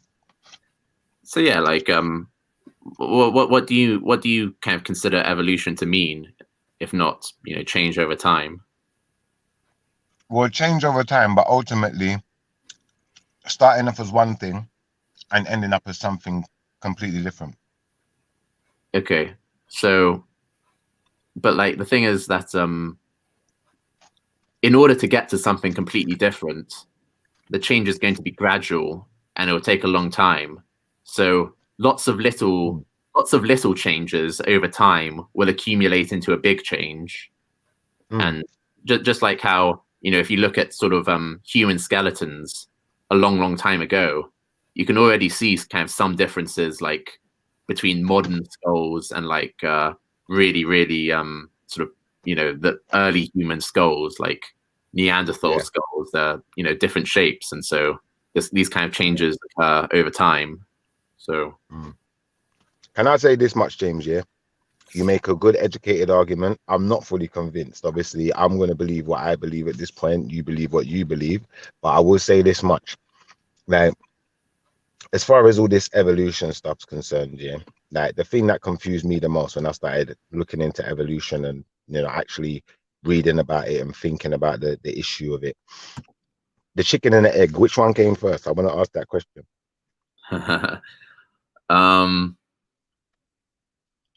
So because like the answer will come because evolution is a gradual process, right? The same way that you're not much different from your parents, kind of if we look at the history of the chicken and we look at its parents, then its parents and its parents, kind of no two generations are going to be too different. But if you look over 1 million generations, like if you look at a modern day chicken and then look at sort of its ancestor like 1 million years ago, there will be quite a big difference. But because the changes are so gradual, it's a little bit you know, it's almost, you could say it's kind of subjective. Like one person might say, look, this ancestor right here, like we'll say that this is the hard cutoff line. Like anything after this point is a chicken, and anything before this point is kind of not a chicken. But it's the same as if I asked you kind of like, you know, if you look at the rainbow, when does yellow become red? Or like, you know, that kind of that. Because I totally get you. Yeah, I totally get you. Like, I'll be honest with you, yeah, what got me with this question of the chicken and the egg is, an egg comes from a combination of two chickens, or a chicken and a rooster or a cockerel, whatever, you know, coming together and making a baby, and then the chicken lays the eggs and then sits on them, incubates them, XYZ. So this is going to be my problem with the egg coming before the chicken. But then the problem with the chicken coming before the egg is, how did the chicken evolve then? Because it must have evolved from something that weren't laying eggs to start with then. Oh, the egg itself. Well, so before you had chickens, you would have a bird-like species that laid eggs, like dinosaurs laid eggs, for example. So eggs definitely existed before birds did. But whether you mean, if the question was changed slightly to which came first, the chicken or the chicken egg, then then it gets like a little bit trickier, because, you know, like, you know, it's like I said before, there's like a gradual change, the same way that there's a gradual change on the rainbow from yellow to red. Like we can tell what's definitely red if we look at, you know, deep in the red part of the rainbow, and we can tell what's definitely yellow if we look at the clear yellow part of the rainbow. But saying exactly where the border is, kind of, you know. See, do you know what it is? I watched a video also on evolution, and what I found when I watched this, it was I swear it was Discovery or something, National Geographic or something like that. So I'm watching this video and they're showing me this process of evolution, and it's like, from my perspective, I honestly don't think they demonstrate enough how one species evolved into another. I don't think there's enough interchanges. They haven't made, they've got too many missing links, in my opinion. I'm not saying that for everyone to jump on my opinion and believe what I'm saying either. That's just my opinion. But obviously I can understand that's, you know, how the evidence they're utilizing and basing their opinions on, if that makes sense.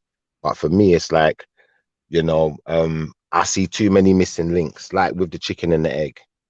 Because, you know, if this creature evolved out of another creature and another creature and another creature, we should be able to find each creature at each stage and show the evolutionary process. Then if we can't, then to me, it's still it's not a perfect science. To that effect, it's still a theory. So I can't take it fully for granted. Does that make sense?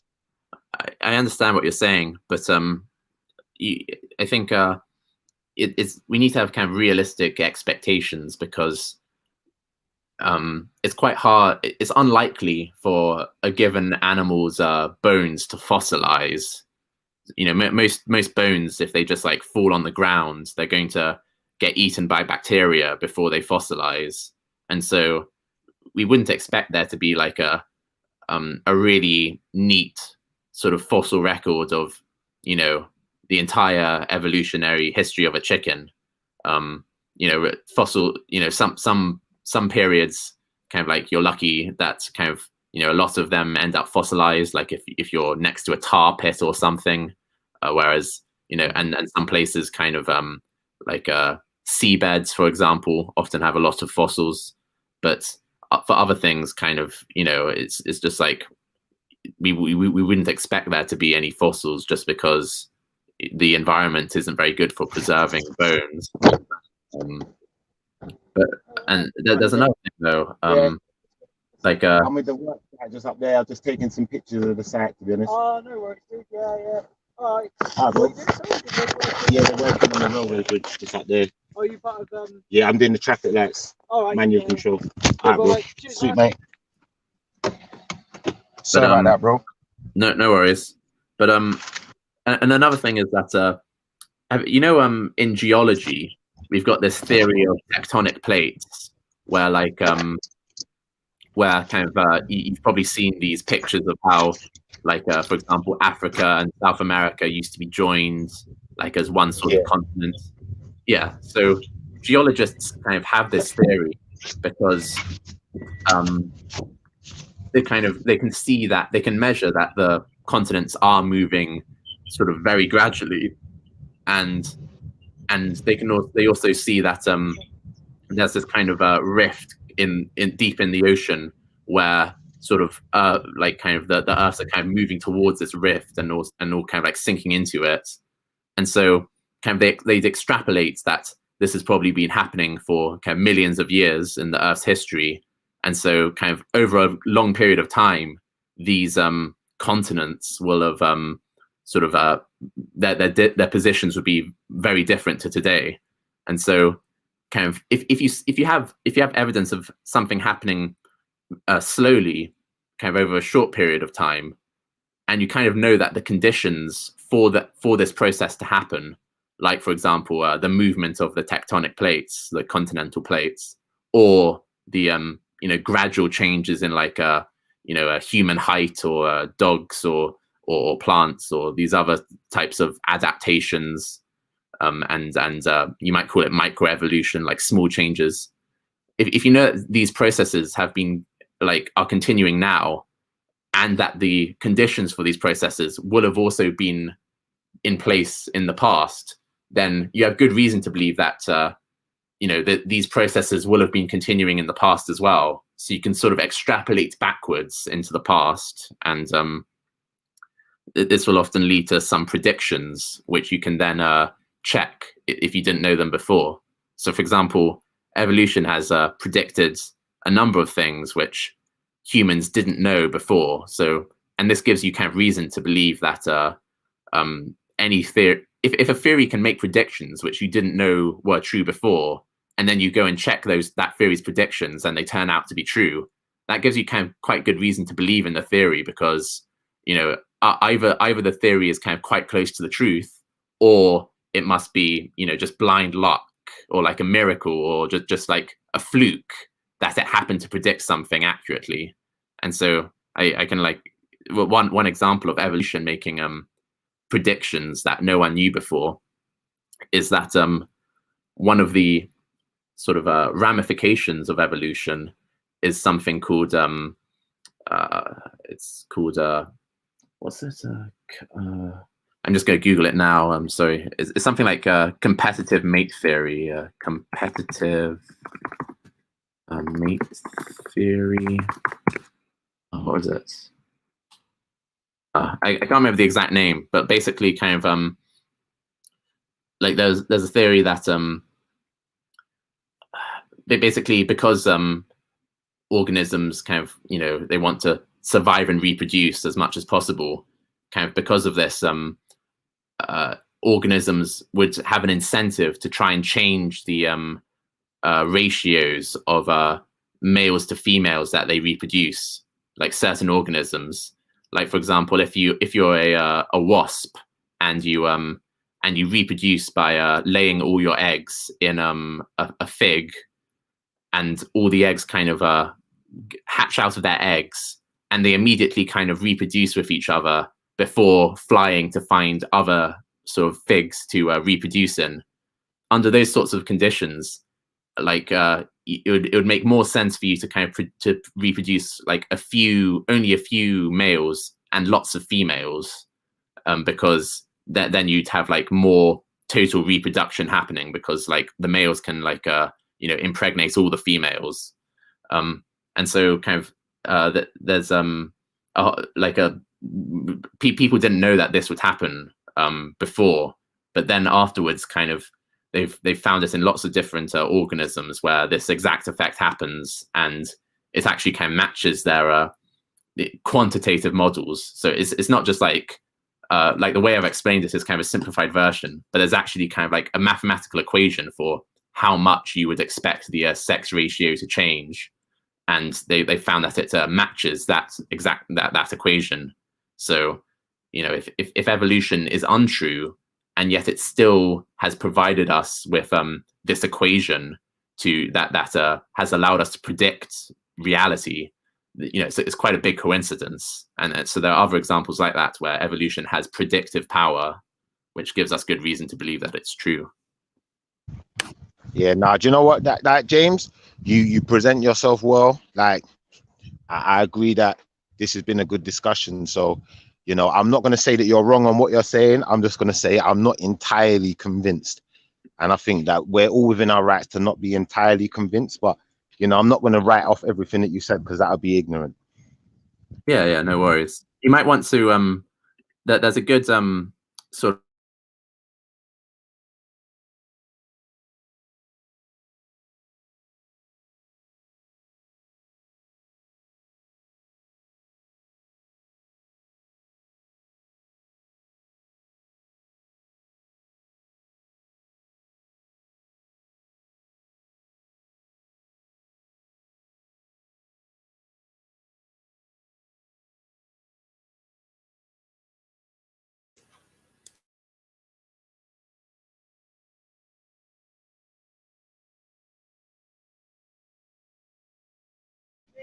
Sorry, guys, I'm at work at the moment, so I'm just like literally getting ready to go. I didn't mean to go silent.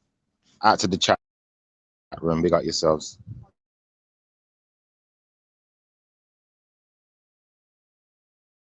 Oh, sorry, I was on mute. I just put myself on mute for some reason. But yeah, Shiff, I was just saying that if you're interested in this, you should check out this lecture called "Why Evolution Is True" by Jerry Coyne. If you Google that, it'll come up. It's really good for, it'll answer kind of, I think, probably quite a lot of questions you have, that kind of thing. I'll give him a look. So I've posted, and about that question that you asked earlier, which is a good question. Like I found a paper about the evolution of like pollinating insects and flowering plants, and it's an example of what biologists call mutualism. And so it's a big area of research, kind of research into mutualism, and I haven't found a very, it's a little bit I know it's not the most kind of accessible, but it's like I might be able to find a more accessible article, but it'll give some kind of proposed solutions to how it could be beneficial to evolve a system for both the insects and the plants at each stage of the evolution. So that's the key. If you can show that it's beneficial at all stages, then there's nothing wrong with the evolutionary kind of explanation. Yeah, I hear that. Obviously, that would be showing that it's beneficial, though. But obviously, what I'm looking for is the absolute proof, which obviously is going to be next to impossible for anyone to go back in time, really. So I'm not going to push you to that limit. Yeah, that's always the tricky part of trying to, find out things from the past.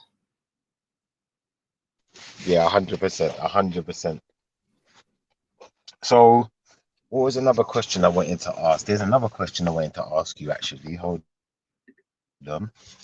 So, as far as things like going into outer space, yeah, do you believe anyone's been into outer space? Yeah,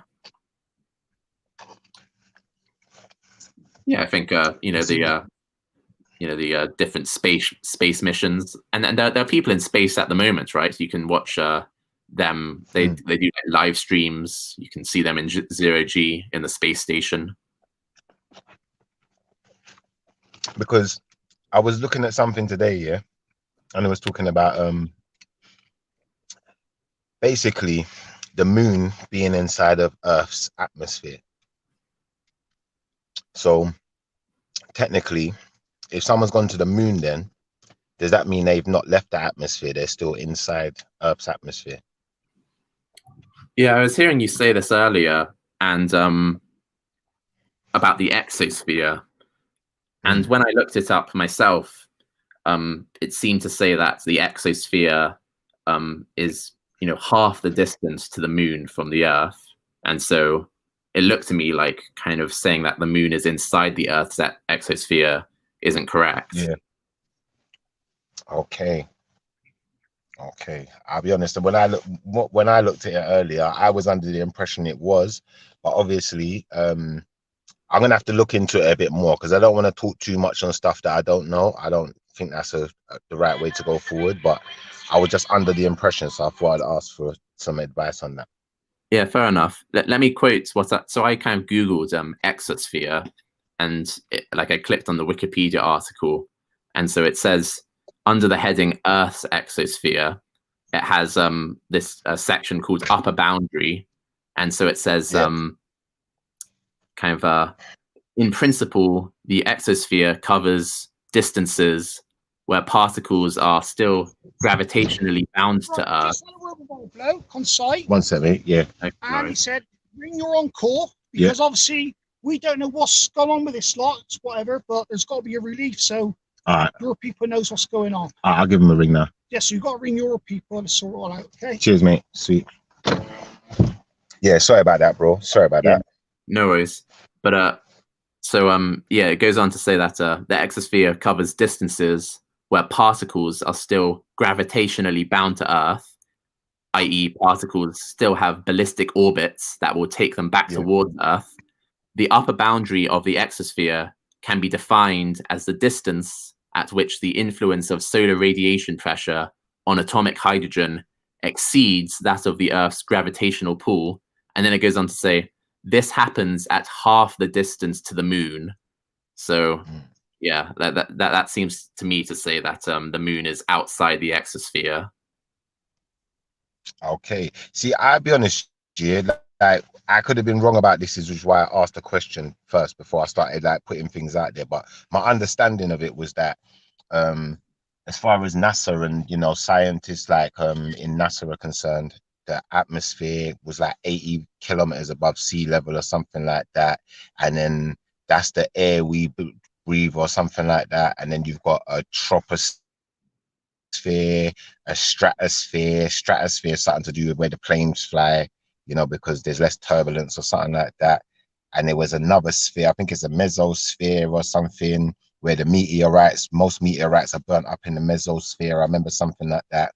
Then you got a thermosphere, and that's where the satellites are, the astronauts, that's where everything becomes weightless and the rest of it. And then you got the exosphere, which is it's made up of very sparse hydrogen, helium particles, X, Y, Z. That's what I remember from it. And, by looking at the picture that they were showing, it just looked like the moon was inside the exosphere, if that made sense. I see. Yeah. Well, I mean, I'm not an expert on it either, so I'm just Googling and seeing what comes up. Yeah. But yeah, do you believe that humans have been to space or not? Well, I'll be honest, I'm dubious about that idea, but then when I saw this video about the exosphere and the stratosphere and the different spheres going around the planet, my understanding was that there was one ozone layer, but this ozone layer is made up of so many more layers that I'm now dubious that the moon is even in space, if that makes sense. After watching that, I was dubious about it before because someone said to me that the Earth is flat and the moon is inside of the planet, inside of the dome, and I've heard this before. I've heard this rhetoric, but I don't necessarily believe it. I just know that I don't believe anything anyone just tells me. I want to see proof. I want to see evidence. And I think that, you know, it's not been fully disproven, no more than it's been fully proven. So I'm not going to go into flat earth, but I will say that this is something that, you know, big name scientists are talking about right now, these exospheres, stratospheres, thermospheres. So it's not something where, you know, it's just like, you can just dismiss them as flat earthers, if that makes sense. Well, have you thought about like what would you kind of define as being in space? Say that again. Like, if someone says, "I'm in outer space," like, how do you understand that? Well, I understand outer space as in outside of the Earth's atmosphere, because when I looked at NASA's website, and it was NASA's website actually, no. It was another website I was looking at. It was talking about how rockets get into outer space and they have to escape the atmosphere, and they have to circle around the Earth, get to a point of orbit, circle around, and then break away, basically. So my idea of space was that you've now broken completely out of Earth's gravitational pull and orbit and whatever else, if that makes sense. So it seems to me that people could mean slightly different things by you know, outer space, because yeah. So it's there isn't any kind of ambiguity. Like, it's pretty clear when we're on the Earth's surface, because the Earth is kind of solid. You know, it's just like a big solid object. Yeah. So it's pretty clear. You know, I'm on the Earth's surface. Cool. Then if you jump like a meter above the Earth, then sort of in between you and the Earth, there's going to be some gas. There's going to be like some just like gaseous particles, like molecules, like oxygen and helium and hydrogen and water, and they're just kind of bouncing around. And so these gaseous particles kind of are going to be bouncing around the Earth for quite a distance, and they'll just kind of gradually get you know, a lower and lower density as you get further from the Earth's surface. And so kind of at what point, it's kind of it's a little bit it's a bit like the rainbow question again. Like, given that the you know, the density or the pressure of these gas particles gets lower and lower gradually over time, kind of there isn't going to be like a hard cut off. And so it's a little bit arbitrary when we say, like, at what exact points do we consider it to be outer space? Because, you know, at like 60 kilometers, you know, there's not going to be very many, like, compared to the Earth's surface, there's not going to be very many kind of oxygen molecules kind of bouncing around, but there'll still be a few. So, but then if you go like another 60 kilometers, there'll be kind of less again, but there's still going to be a few. And so, you know, it'll just kind of gradually taper off. And so the time where you get to there being kind of very, like, almost zero kind of hydrogen atoms or that kind of thing, you know, it'll be quite far away. But if you were kind of just a little bit closer, there wouldn't be that much difference, you know. So kind of like it's a little it's so we shouldn't think about being in outer space or not in outer space in these kind of two categorical terms, because really it kind of the difference kind of the change is gradual. Like it's just like over time the density of the atmosphere will kind of get lower and lower, or I should say the pressure of the atmosphere will get lower and lower the further away you get from the Earth's surface. Yeah. No, I'm hearing you. One question I wanted to ask James here.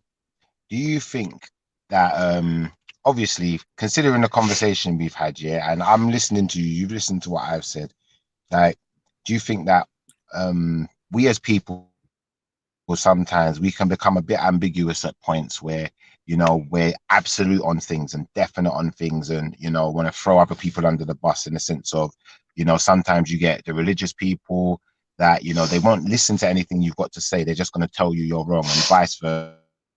So you'll get people who, you know, they're into their science, it may not be a perfect science, but they're just going to act like it's perfect and just say it's the definite be all and end all? Do you see a issue with that? Yeah, people can be, you know, like you said, that can definitely happen. Yeah.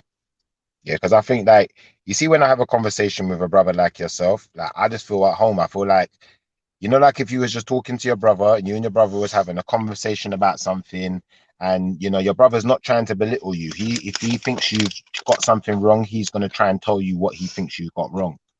Do you feel where I'm coming from? And I think that that's a much more sensible conversation to have about these subjects, because then, you know, I'm going to be able to listen to your information intently. Like, I feel like I've learned something in all of this, you know, like that. And I think a lot of the times when I come on this panel, you know, the emphasis is less on learning things and sharing information and more on just trying to embarrass each other. Yeah, it's, you know, sometimes you can, like, one person comes on and I know you, like, just the sort of energy can feel like everyone's sort of competing to get their voice heard, and then you can't, like, hear what the other person's saying, or you hear but you don't listen. And so, you know, it's a problem that kind of, you know, easily happens, especially on kind of you know, Hangouts. But, like, you know, it's pretty slow right now, and, you know, we're the only people trying to speak, and so it's kind of like we don't have to, like, you know, worry, like, I'm not going to get enough time to speak, he's gonna keep on. And also the kind of things that we're talking about, like, they aren't things that, like, sort of attack each other's identity. Like, you know, if we were talking about, like, whether a religion was true or not true, then it would be kind of harder to kind of keep a level head. But because we're only talking about, like, sort of science, which, you know, neither of us feels like, you know, kind of threatened by, or that kind of thing. Yeah. So James, can I ask you a question about do you subscribe to a religion? Are you atheist, agnostic? What's the crack with James? Yeah, so I'm not sure whether or not a God exists, but I think that the religions that kind of we have at the moment are kind of man-made. Yeah. Okay, that's fair enough. So as far as the because obviously you're a man who's into your science, do you find the term God particle controversial? I feel it can be a little misleading, but you know, sometimes people come up with these kind of romantic sounding names. Yeah.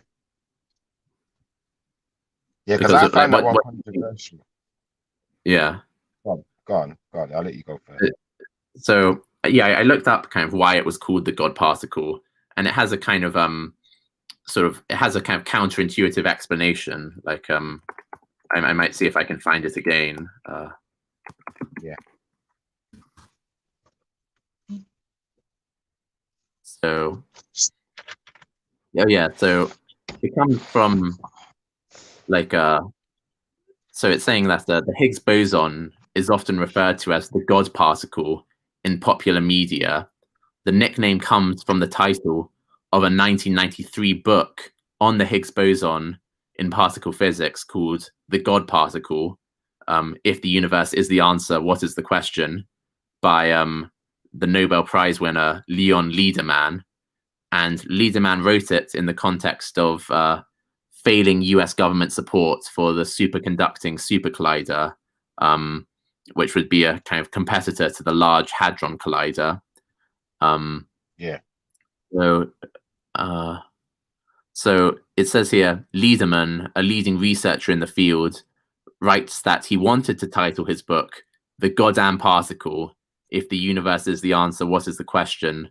And Lederman's editor decided that the title was too controversial, like using the word goddamn, and convinced him to change the particle to the God particle. But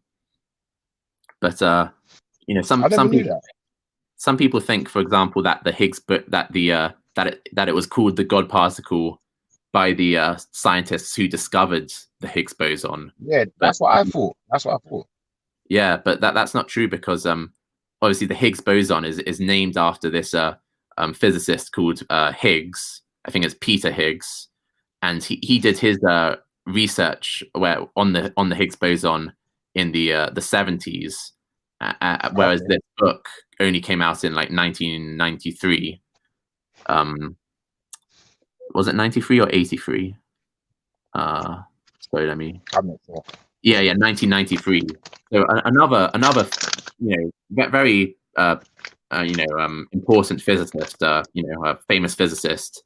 He did kind of come up with this name, or like this book called God Particle, but he wasn't the person who discovered the Higgs boson. He kind of gave us a sort of nickname or that kind of thing.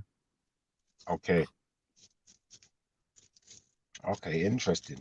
So as far as what was I gonna say now? I just lost my train of thought. So as far as this God particle thing now, the hydrogen collider thing, do you actually understand what that hydrogen collider is being used for? Do you think it's necessary? Do you think it's a science that is a waste of money, or do you think it's money well spent? Is basically what I'm asking. Yeah. Well, I've heard other sort of scientists talk about it, and I know that there's like a range of opinion among scientists. There are definitely people who say that it's a big waste of money, and there are others who say, if we do this, then we'll be able to get data from these experiments, and that can help us make the next big breakthrough, and it can help us like potentially we would be able to rule out certain theories, that kind of thing. Yeah. All right, interesting. So, I want to ask you a question on something completely different, though, James. Yeah, because obviously, I did ask you of your religious stance before. We've gone through that. I want to ask you where you stand on the idea of spirits, spiritual realms, like astral projection, that type of thing, ghosts, witch doctors, things that we can't necessarily explain, but some people tend to believe in. Well, I don't think any of it's true, because it seems to be just kind of superstition. Like, people often believe in kind of superstitious things without much good reason. That's just the way kind of people are often. Yeah. I hear you. So, for instance, then, let me give you a good example. What about someone who does stuff like, what's that thing called again, where they talk to the dead? The Ouija board and stuff like that. Where do your thoughts rest with stuff like this? Well, I don't think that the marker that you put on top of the alphabet moves by itself or moves because of a ghost. I think it will move because, the people touching the marker will kind of move their arms to move the marker, and then like they'll sort of giggle at the end and kind of like they'll pretend that no one, I didn't move it, I didn't move it either, but one person or two people will have been moving it, and so I think it's just that kind of thing. No, I hear you. So you see that when people go to like you got these like mystic megs or psychics or whatever you want to call them, and then the psychic woman will be, they might communicate with a dead relative and tell you things about yourself and about that person's life that they've never met you before. They're not supposed to know. There are people who would confess and profess to experience this. How would you deal with that phenomenon? Well, I've watched kind of these TV shows where people who kind of claim to be psychics are sort of invited onto the TV show to sort of demonstrate their psychic powers, and in each case, their supposed psychic ability, like I don't know, being able to detect who is behind the door, or being able to kind of tell from the crowd, kind of I'm detecting that there is someone called Peter, that sort of thing. Like in each case, kind of it's been shown. It was shown that like these supposed psychics kind of didn't do any better than chance, if you go on YouTube and search I think it's like if you search psychic owned, like there's just a series of these videos from these kinds of TV shows that are run by this person called James Randi, he was basically a magician, I think, or some sort of performer who he wanted to start sort of debunking these sort of psychics who often kind of they try and convince people to give them money in order to talk to their dead relatives or that sort of thing. And so he started inviting them onto his TV show to show that, to like see whether or not they can perform their psychic powers when he's there kind of watching them and like making sure that, they don't have any sort of plants in the audience or that kind of thing. And, each time like these psychics kind of just get exposed as kind of, just like guessing or relying on chance and that kind of thing. Okay, all right. I got one more to deal with. So you see that, for instance, people that would say that they've seen a ghost or seen some type of apparition, or they felt that they've seen an angel, or they spoke to God and things like that. What would we put that down to? Because obviously, I'm gonna assume, before even you answer that, I'm gonna assume that your answer to the last question was that we can dismiss the psychic by saying that basically most of it's a scam, then, or all of it is a scam. Yeah, the psychic, I think we can say that it's a scam. Yeah, I definitely was listening to you. I just want to make sure that I'm listening. I'm not just like trying to move on super fast and not listening. Yeah, no worries, no. That's good. As far as, people who see ghosts and stuff like that, what would be the explanation you would use to write those ones off? Well, so like so can I answer instead about like angels first, and then I'll get to kind of ghosts afterwards? Yeah, we can do angels, ghosts. People say they see God. Someone might have said they see the unicorn. I don't know. We can do them all. So kind of one sort of interesting thing is that like often people sort of say kind of when they've had like kind of a kind of dangerous episode or like near-death experience, they'll kind of report kind of sort of seeing God.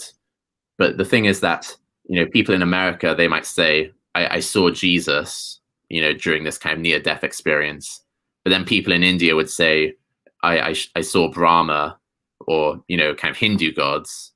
And then I don't know, like so it seems kind of very contingent on what kind of religion they get brought up to.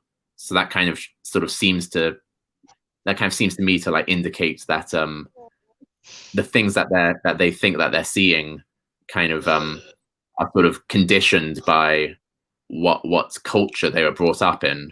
And so it's kind of more of a reflection on the kind of culture that they were brought up in, what sort of thing that they'll claim to see, even though they're all kind of going through the sort of these similar kind of near-death experiences. They're all kind of just like they're all kind of reflecting their culture. But these different religions, it wouldn't really make sense for them all to be true, because they kind of make mutually contradictory statements. Like if Jesus is the son of God, then like Brahma or these kind of Hindu gods can't be true, because like Jesus is meant to be kind of the son of all the God of all creation. So that's kind of one example.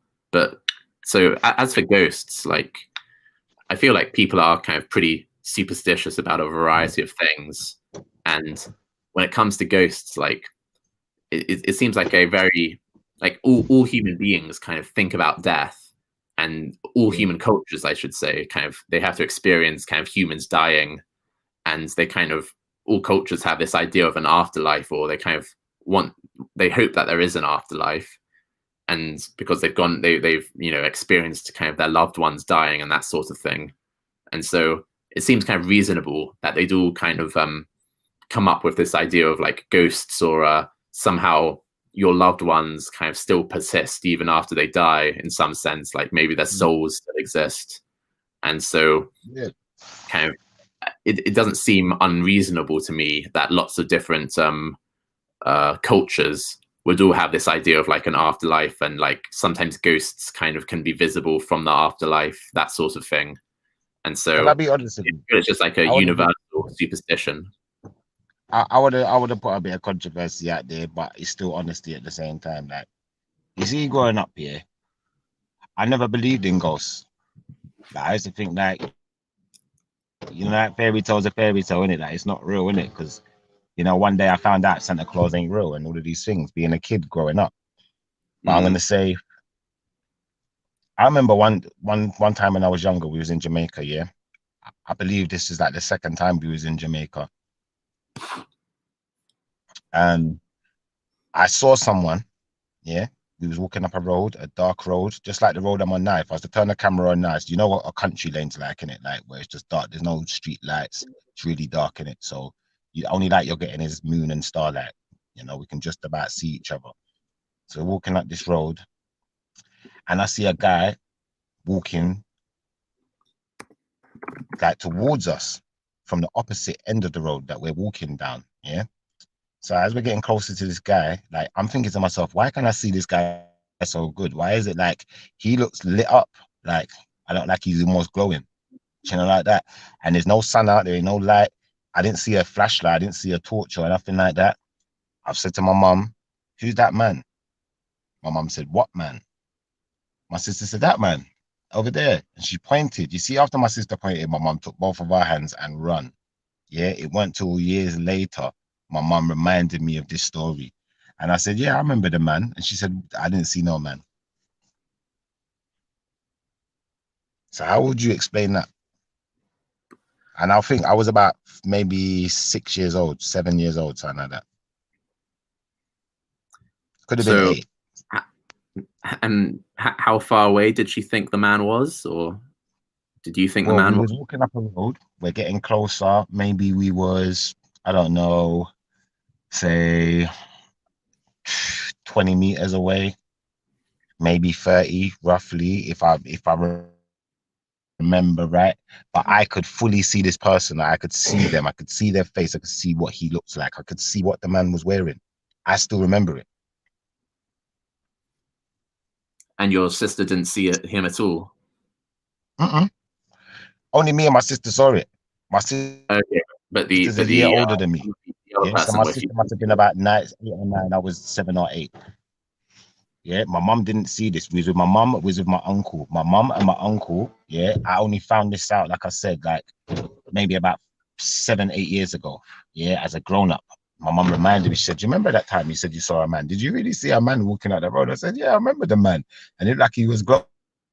Like, I don't know what he was doing, if he had like, he must have been carrying some type of light. My mum said there weren't no men. My sister tried to act like she didn't remember, but I know she remembers. You know, like that. She just don't want to talk about it. She's one of them ones. But obviously, you know, from that experience and from my mum saying that to me, you know, it's kind of changed my perspective in the sense of, well, how could I see something she didn't see? That don't make sense. And you say that the man kind of walked straight past you? He was walking straight towards us, yeah. He didn't walk past us, but Mum grabbed our hands. Yeah, in fact, she grabbed my hand. My uncle picked up my sister and they started running. And I could run fast, innit? So I'm just running along. Why did they start running? I could run fast.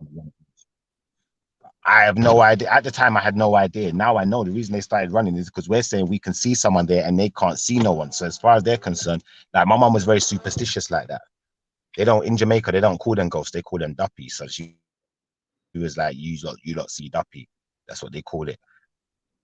Okay. Something like that. And she was genuinely scared. Like the way they took off and run, gone in the house, locked doors, locked windows, start burning incense and stuff like that. They're proper on their stuff. They're not like, they were serious. Like they believed us in it. And I can't honestly say I was lying. I couldn't honestly sit here and lie to the audience and say that that didn't happen. It happened.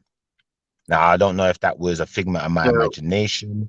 Like when they were running, like, so if you're walking and the guy's coming towards you, kind of, when did they start running kind of while he was still in front of you and they kind of ran past him? So imagine, yeah, the roads in Jamaica, yeah, they're not like the roads in England. So I imagine a country lane, but it's quite wide. Yeah. Okay. So imagine it's almost like he's on the opposite side of the street and we run past him when we run past him. And I could still see the guy. Like even when we got out of the street, I looked back and I could just about see the guy. And then as we've got further and further up the road, obviously he disappears. But it's like the house we was going to was on the same road. So like we was coming from a pub that's on the same road. Do you know what I'm trying to say? So I remember this like it was yesterday. I don't know how to explain it. And that's why I was like asking questions, because I'm hoping that you've got some kind of scientific explanation.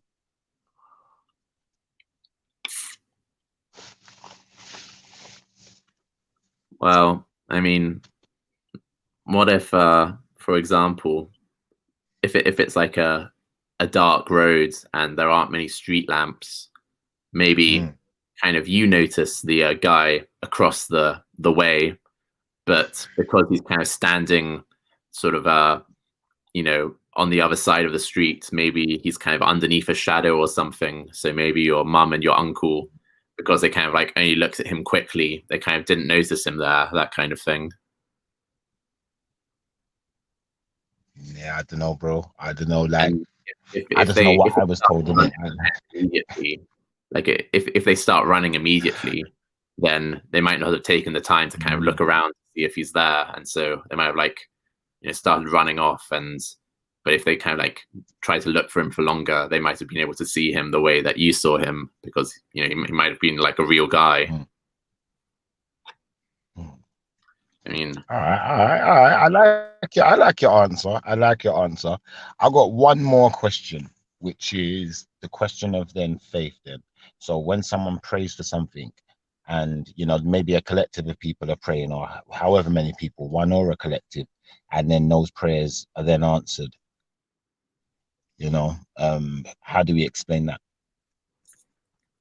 So that I've been told that, or I've like looked it up, but I haven't like read it fully. But scientists have done kind of prayer studies where basically they'll kind of get a hospital and like they have like a cancer ward or that kind of thing, and they'll tell kind of a group of prayers like to pray for this one particular cancer ward and the patients inside it, and they'll have another group of patients in a different part of the hospital kind of also suffering from cancer, and they kind of test whether the group of people who had people praying for them sort of did, you know, significantly, like statistically significantly better than the group which didn't have anyone praying for them. And as far as I know, kind of the results of that experiment were that there was no difference. So I don't think prayer has been demonstrated to have any kind of effect on the outcome of things. By the way, Veli, Dade Dunn is in the back chat. He wants to come on if you're there, Veli. Yeah, that was a fair argument, though. That was a fair argument. I like the way you present yourself, James, man. I like the way you present yourself. So me and you will always have a good conversation on those grounds, innit? Like, so if you ever hear me on here, you know, talking to anyone else and the conversation don't go so well, just don't put yourself in that category, because it's not you. But I mean, you remember, Schiffer, that we have had kind of more sort of heated or argumentative conversations before. But I think the difference is that, you know, that other times when we're talking about things, it's normally kind of about maybe Islam, or I know sometimes like white people or that kind of thing. And so those are both kind of topics where, you know, like one or both of us might have reason to kind of get a bit heated, and so it can be like a little bit difficult to have those types of conversations. Yeah, no, definitely, it's a motive, and I'm glad you identified that, and that's why, you know, me and you, by the sound of things, you know, would generally get on, because, you know, once we have the understanding that we can have a conversation about something without having to, you know, try and be dismissive of each other or disrespectful of each other, I think it can only flourish from there, and I can learn as much as I can, you know, give out information, you know. So I like to listen. So some people like maybe take me the wrong way, where it's like I ask questions. I'm very critical of certain types of ways of thinking, and I'm critical because I want to understand it, not because I just want to belittle people. Yeah, I understand. But it's good to kind of if in the future, I don't know, we're ever arguing about a more emotive topic or disagreeing and kind of trying to find out what the other person thinks and try and like show them why we think the other person is wrong, we'll always be able to kind of remember this conversation as kind of an example of, well, hold on, there's no need for it to be like this. We can just sort of slow it down a bit and make each other understand and listen to the other person, see where they're coming from, that kind of thing.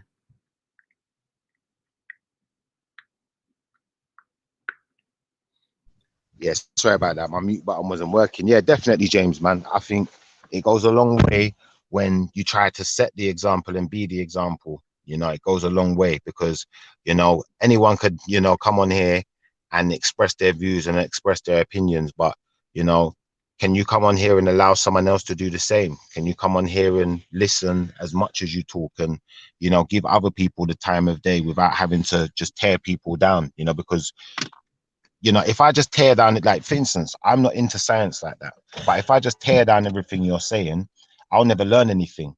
You won't be able to explain to me, like, for instance, when you said, I'm going to tell you an answer to one of my questions, I really appreciated. You said you wasn't sure if the moon was outside of the what was it called again? The exosphere or something like that. Yeah. So when you said that just, that showed me that you're being honest. Even Dark Magician, he's like that as well. If something he's not sure, he says, I'd prefer someone to say they're not sure than, to just tear me down and just tell me I'm stupid or I just don't understand, because I find that to be a hypocrisy. Because I find there's a lot of that on this channel. Certain times, we'll be discussing something and I'm trying to get someone to explain something. For instance, like, you done a very good job of explaining the theory of evolution. I haven't gone so much into the Big Bang Theory with you, but when I was trying to speak to some of the other guys and get them to explain the Big Bang Theory, they got to a point where they no longer understood or was able to explain it in a way where, they could show their understanding of it. So they get very defensive, and then they become very dismissive, or they just call you stupid and, start attacking you. Now let me take I'm quite, surprised. Yeah. But I mean, yeah, hey, buddy. Yeah, I know, man. Big up everyone, man. Yeah, man. No worries. Big up. Have a hot chocolate when you get in, man. Put it up, the Don't hot worry, water man. bottle on your My bed. girl's here still. Be good, you get me? I'm about to get head rubbed and all of that. You like that one? But, That's today done. No, I'm not gonna lie. I've been bitching today because I'm like, I just want my say in it. Like, that's all it is, really, man. I don't mind James Jones having his say. I don't mind Ultra having. Don't mind. Both of you can have your say, fam. Magician. Everyone can have their say in it, yeah. But you got, bro. You know what it is, yeah. What you gotta do, yeah. You gotta realize, yeah, that the words that other people are using, the words that you're using, yeah, it's different, innit, yeah. So James is smart, innit, yeah. And he's got a wide vocabulary, so he may be able to use words that don't seem aggressive to trigger you. But then you're just gonna say, "All right, I'll punch you up," and that sort of stuff. And it obviously, so who's gonna like they're being more aggressive?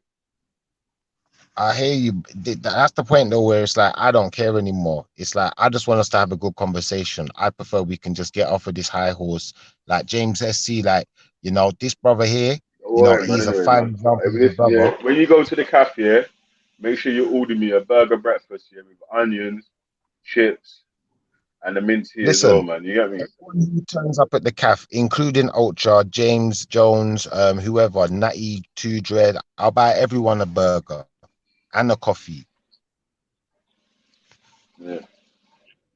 Thanks, For the war, yeah. It's not what people think it is, isn't it? Like, I'm not about this destructive life. I'm not about this war life.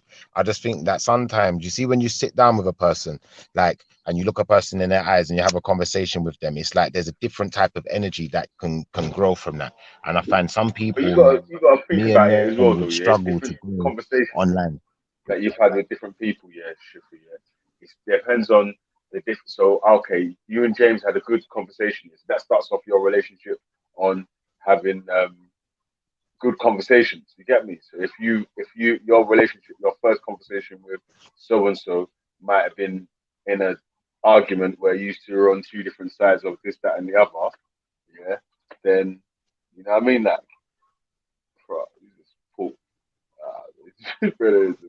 all I'm saying is I can let it go in it. But you know, I can let it go in it. Like, but I'm saying like it just depends in it. The different relationships that you have with the different people online is if you can start off having an argument with someone and then you might hear their point of view a couple times. Next thing you know, you get me. Things might change a little while when you hear their point of view. You've got a point of view that you agree on or something, and then it goes like that. Are you listening though? Yeah. Evening all. Oh, go on, brother. What he's chatting about? Yo, yeah, big up, Paul. One sec though, James, your mic's mad local, cuz. What, mine? Yeah, no, it's louder now. So. Well, I was on my laptop, innit? Some fucking. But I was gonna say, Shifa, yeah. See earlier today though, yeah. You jumped on. You asked me a question. I was answering your question. I think Ultra, someone interrupted you, but like, not on some disrespecting. They just, you know how, fucking hell, you know how it is on here. Oh no, it's Dark Magician. And you just started flipping out, telling him suck his mum and that, bro. And even I was like, yo, chill. Then you ever bugged that. Then you came back on. And then you were just like on some throwing your toys at the pram thing, like, when everybody's done, I want to ask some questions.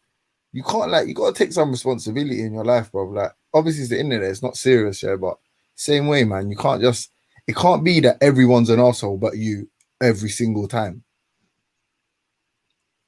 That's what I really wanted to say. Can I just say something about Shifa? Right? The way I see him, yeah, I don't mind if you want to respond. He's a fragile, fucking poor soul. You know what? You know, he wants to throw his violence on people. You know, all his facts are based on rubbish. Hey, bro, listen, nothing. He's got nothing. All he loves to put his camera on and show his googly eyes. But do you know what? He's a fragile, poor soul. I feel sorry for that dude. He's going to tell me to put his camera. He's going to tell me to put his camera. Look at the face. Look at that. See, he's so insecure. He's so insecure. Poor old Shifa Don. You're not a Dom, bro. A fucking pussy hole. A pussy next level. Throw children off balconies. Sorry, what's your name? Who's speaking? This. Look. You're just a wanker, bro. A wanker, next level wanker. Yo, bro, what's your name? Hey, man, you know what's my name, bro? Bull. Yeah. In Arabic, it's bull. Wrecking bull pull. Bull. Wrecking bull pull. Bull. Bull. You fucking bull like a male cow. Shifa. Driving around in this car with his googly eyes, putting his camera on and going, no. Why don't you turn the camera on? Off balconies. I'm going to do this. I'm going to do that. You're a failed rapper. You're nobody. You're full of shit. And nobody. No, not failed. I'm doing quite well, actually. Nothing you ever said equates to fuck all. You're a dickhead. Hey, Bull, what's upsetting you so much today? Look at that. Look, he's got to show his ugly face. And his googly eyes. Put the camera on. Hey, yo, Bull, what's upset you, man? Who is this Phantom of the Opera? Who is he? Freak. Hey, can we Freak of the week. Hey, Billy, you should have fucking freak of the week. Fucking sniffer. Fucking win it every. Oh, look, he's got his yellow vest on. Virgin, I don't freak with man. If you can just put a pause on it, if you can put a pause on that, because I don't freak with man. Well, you're a security guy. You're a tough guy. You're so tough, sniffer. You're a bad man. You're the baddest man in London. You scare the shit out of me. You know that. You scare me so Why is your much. name in Islamic writing? I'm scared. Why is your Put my name in camera Islamic on in writing? case you What's get going me. on? Is I'm that Arabic? terrified. I'm terrified of you. You're so bad. All right, Skeletor. All right, Skeletor. You're so bad, bro. You're so bad. Look. He just I ain't that loves bad. the attention. Ain't The that camera bad. whore. I ain't The that, camera listen, whore. I just offered to buy everyone a burger Camera and a coffee. whore. That can't be Oh, that look at bad. that googly eyes. Oh, googly eye. Is it kosher? Is it halal? Motherfucker, you're a bitch. Yeah, it's halal. It's halal. You're just another fucking internet Please, field yeah, rapper, count me in, bro. bitch. Send me the location. Deal with it. Hey, have a good look, right? You love looking. bro, You you got a love problem. others looking at you in the camera. But I tell you what, big-eyed, googly boy, you look in the mirror and see what you've achieved in life. Jeez. Fuck all, bro. Fuck all. You're I wait, failed. You're You're a loser. I'm gonna let you finish. I'm about to leave work right now. I'm about to leave work right now. Yo, Bo, I'm gonna let you finish. You're right. You're right. You're let right. me just You're right. ask. I'm not there yet, so I'm still working. Still working, bro. You're a bitch, bro. You're a bitch. Yo, Bo, give me a minute to ask James this question, yeah? And then you can carry on your I feel sorry for you. tirade, whatever you call it, innit? Bo, just give me a minute to ask James SC a question. You can carry on your thing, innit? Yo, James SC, see what Shipper gave you? He gave you an example, yeah, of something he witnessed, innit? I'll give you an example of something I witnessed. I want you to explain that if you can. Obviously, Hey, hold on, sorry, just a quick. You jumped on to tell James to see one of your ghost stories. Yeah, ghost stories. It was actually a story about a bread, innit? But yeah. Carry on. No, So- just double checking. That's what you're doing. Yeah. So this guy is knocked on our door, and he usually comes and asks for money in it. So this guy's knocked on the door. This wasn't in London. This was somewhere else. And me and my cousins are behind the fence, and we've opened it, and we've seen him and that. We chatted to the guy, said, Wagwan and that. We know the guy, and he's from the ends. Now we've closed the gate, and one of my cousins has said, "Oh, yo, ask him this, that." And then we opened the gate, and the guy is all the way at the end of the road. Like, this road is not like a small road, and he's all the way at the end of the road, innit? Like, we literally closed the gate and opened it. So it couldn't have been a thing where someone saw him with the car and said, "Come, I'll give you a lift to the end of the road," or anything like that. I just want to see what kind of explanation would you have for something like that? And there was about at least 30 of us, and we all saw this happen. You know what I mean? And this guy, by the way, just to give you a bit more clarity, is an old man who uses a cane and has a limp. Well, I guess you just fucking doxed me, you motherfucker. What the fuck? How did you do it, bro? Probably the most reasonable explanation is that you guys were maybe a bit. Schiffer's going to get me now. Right, I'm going back on mute. Like, maybe you guys were. So James, when you're finished, if you don't mind, I know you're probably busy. Can I tell you one of my stories after, if that's all right, and you give me your thoughts on it too? Okay, sure. And that guy with the Arabic writing is definitely smoking spice. Definitely smoking spice. What if you guys, like, after you closed the gates, you kind of got distracted by something because you're kind of talking amongst each other, and so even though kind of when you noticed that the gate was closed and you kind of looked at it again, you thought that, oh, it's only been like 5 seconds or something. Like, maybe it's actually been like 30 seconds, and you're just kind of misremembering it, and so the guy had a decent amount of time to kind of walk away from you. Yeah, I get you why you'd say that. I understand. We actually are 30, and we discuss this among ourselves.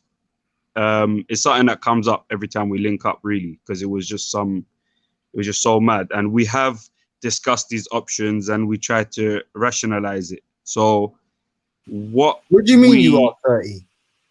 Me and my cousins, I'm telling you, we were all in front of the door. Well, there was doing 30 our thing, whatever. The guy is not. Yeah, there's about 30 of us. Oh, okay. Yeah, so we've opened the door. Did you see a ghost when you opened the door? He might have been a ghost. You get me? He looked like a man to me. I'm feeling that. Yeah. I'm feeling that. Yeah. So what I'm saying is, yeah, when the door was closing, was when the guy said, "Yo, wait, let me ask him this." And as because it's a big heavy gate in it, so as it's swinging, it's just about to slam and lock in, and the person's held it. Do you get me? So it wasn't a thing where the door was closed with literally as the door's closing, someone said hold the door and the door was held from closing. So it wasn't even like hardly any seconds had passed. Literally, the guy's there, the door's being closed, wait, the door's being opened, and he's all the way at the end. We said, where's this guy? We looked right, didn't see him, looked left, and he was all the way there. So it wasn't a distraction thing, definitely. Okay. Do you think it was a vision of Allah? A vision of Allah. I don't think Allah is seeable, innit? This is completely unrelated, but has anyone seen that movie Jumpers where people can teleport? Yeah, I watch TV. Yeah, bro. I thought it could be something like that, bro. To be honest. Oh no, I wasn't suggesting it had anything to do with this. I was just randomly just popped into my mind. Carry on, sorry. But did you ever see him again and ask him, "Hey, dude, are you? Can you run really fast, or are you able to?" You know what? We actually always did want to ask him this, and we had this thing between us. Anyone who sees this guy again, because he was around, didn't it? Anyone who sees this guy again, make sure you stop and ask him. He was known as the broke guy in the village, innit? Who goes around asking people for money. Unfortunately, hey Don, can you give us a description of this individual? You want a description of him? Yeah, because bloody hell, I really think everybody needs to know about this guy. I'll give you the description. I doubt you'll see him because the last time I went to this country, the next time, sorry, after this thing, this guy was found dead in the place where he resides, sitting on millions, innit? So, I don't know what was going on there. What, millions as in candy or dollars? Wow. Yeah. So he used to go around begging for people for money. He used to collect that and sitting on millions. But yeah, so I never got to ask him. How sad, innit? I never got to ask him what happened. But hearing you say that he was a beggar, or someone who kind of begs like that, they're often sort of quite erratic, and so it would make more sense for him to kind of start running kind of suddenly. I can imagine sort of. His next destination quicker. Well, not for that, but I don't know. In my experience, sort of homeless people, often they're kind of predictable, but then sometimes they'll just decide to do something kind of a little bit unpredictable. And so maybe he did feel that day, I know, just after he closed the gate, he decided to really run away from your house. And then he was I don't know, 30 meters away when you expected him to only be 10 meters away or something like that. Yeah, No. We actually expected him to only have enough time to turn his back. This is the thing. We actually calculated. Imagine someone ran this distance. It still wouldn't have made sense. Can I? I was actually going to take the piss. Yeah, I was going to tell a story that copied you and Schiffer's, and then at the end, I was going to say Godzilla came and ate someone, and then asked James FC to explain what he thought happened. Yeah, but now that you lot are being serious, and I just thought about it for a moment, I was like, what does truly mystify me? Yeah.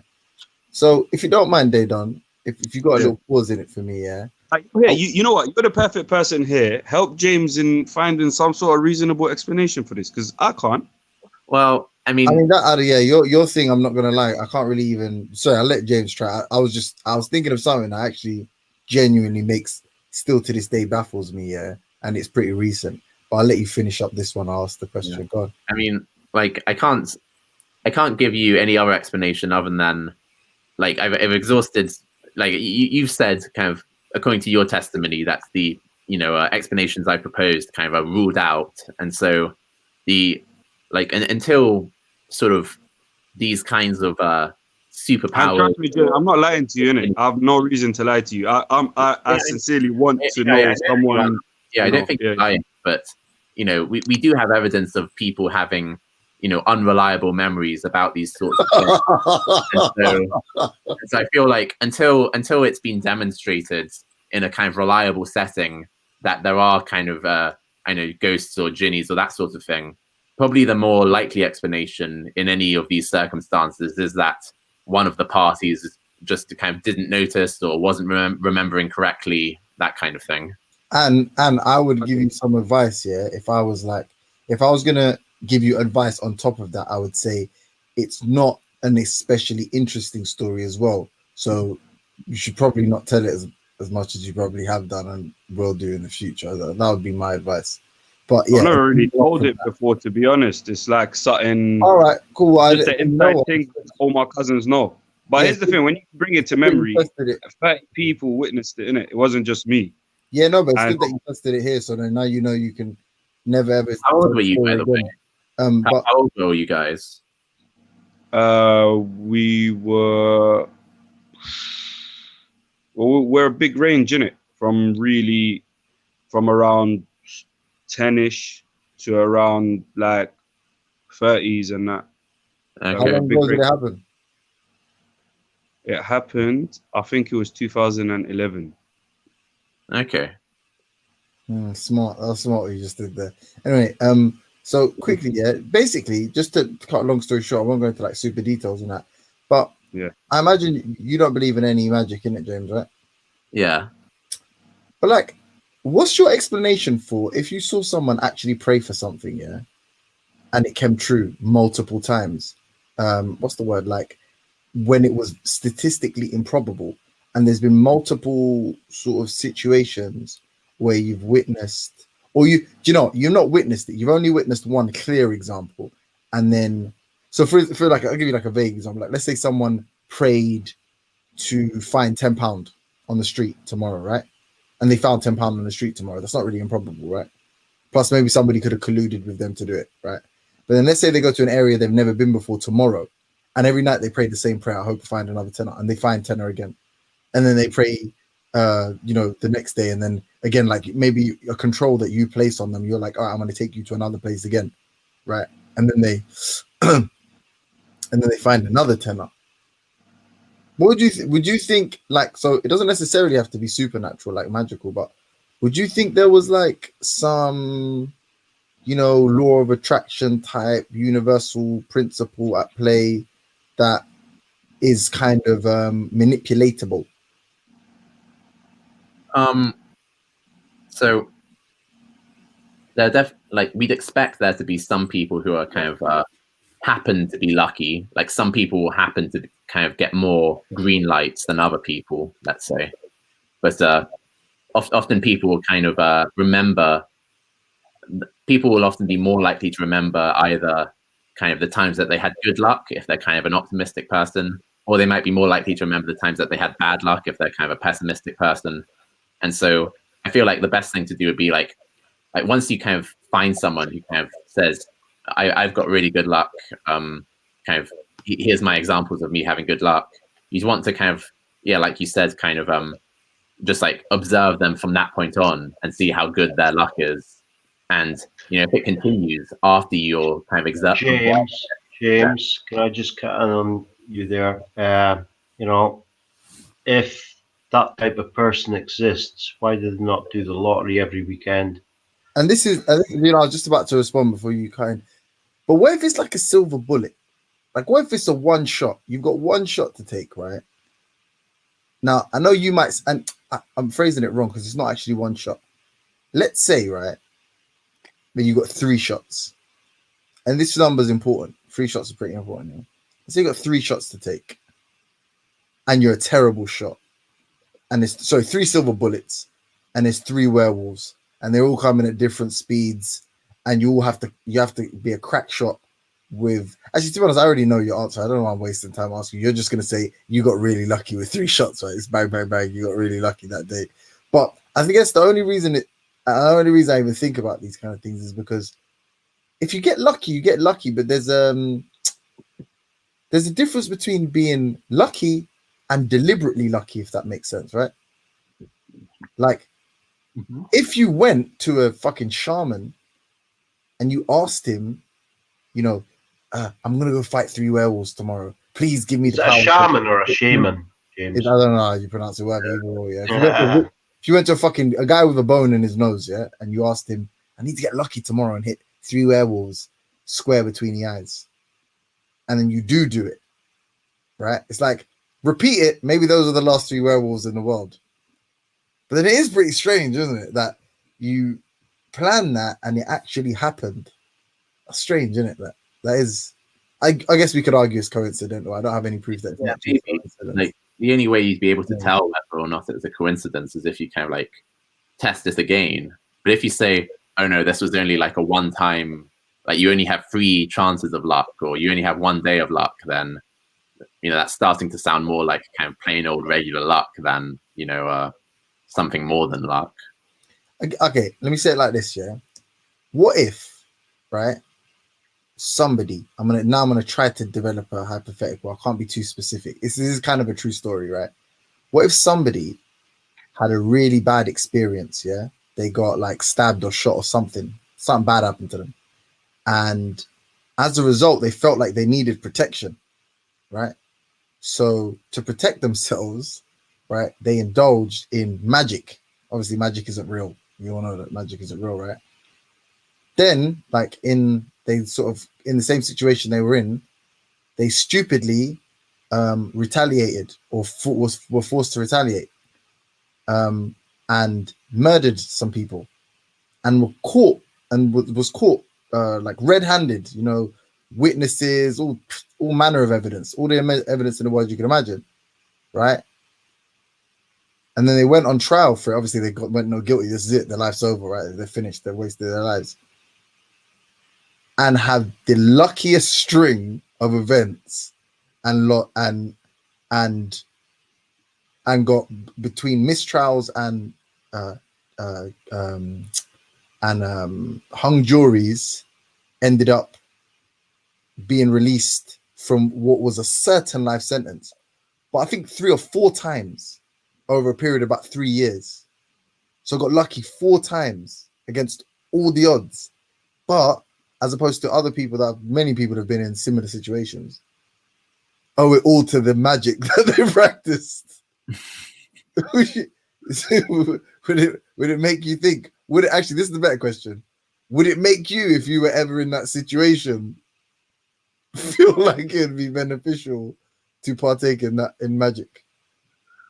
Yeah, I get you. Like, obviously, when you're in that situation, it's kind of tempting to think, you know, the magic is what made the difference. But like, you know, like you said, kind of other people have been in kind of similar situations where the courts have they've gotten off like when they perhaps shouldn't have, or that kind of thing. And so, and those people probably didn't have a kind of magic talisman or that sort of thing. So it's not that great.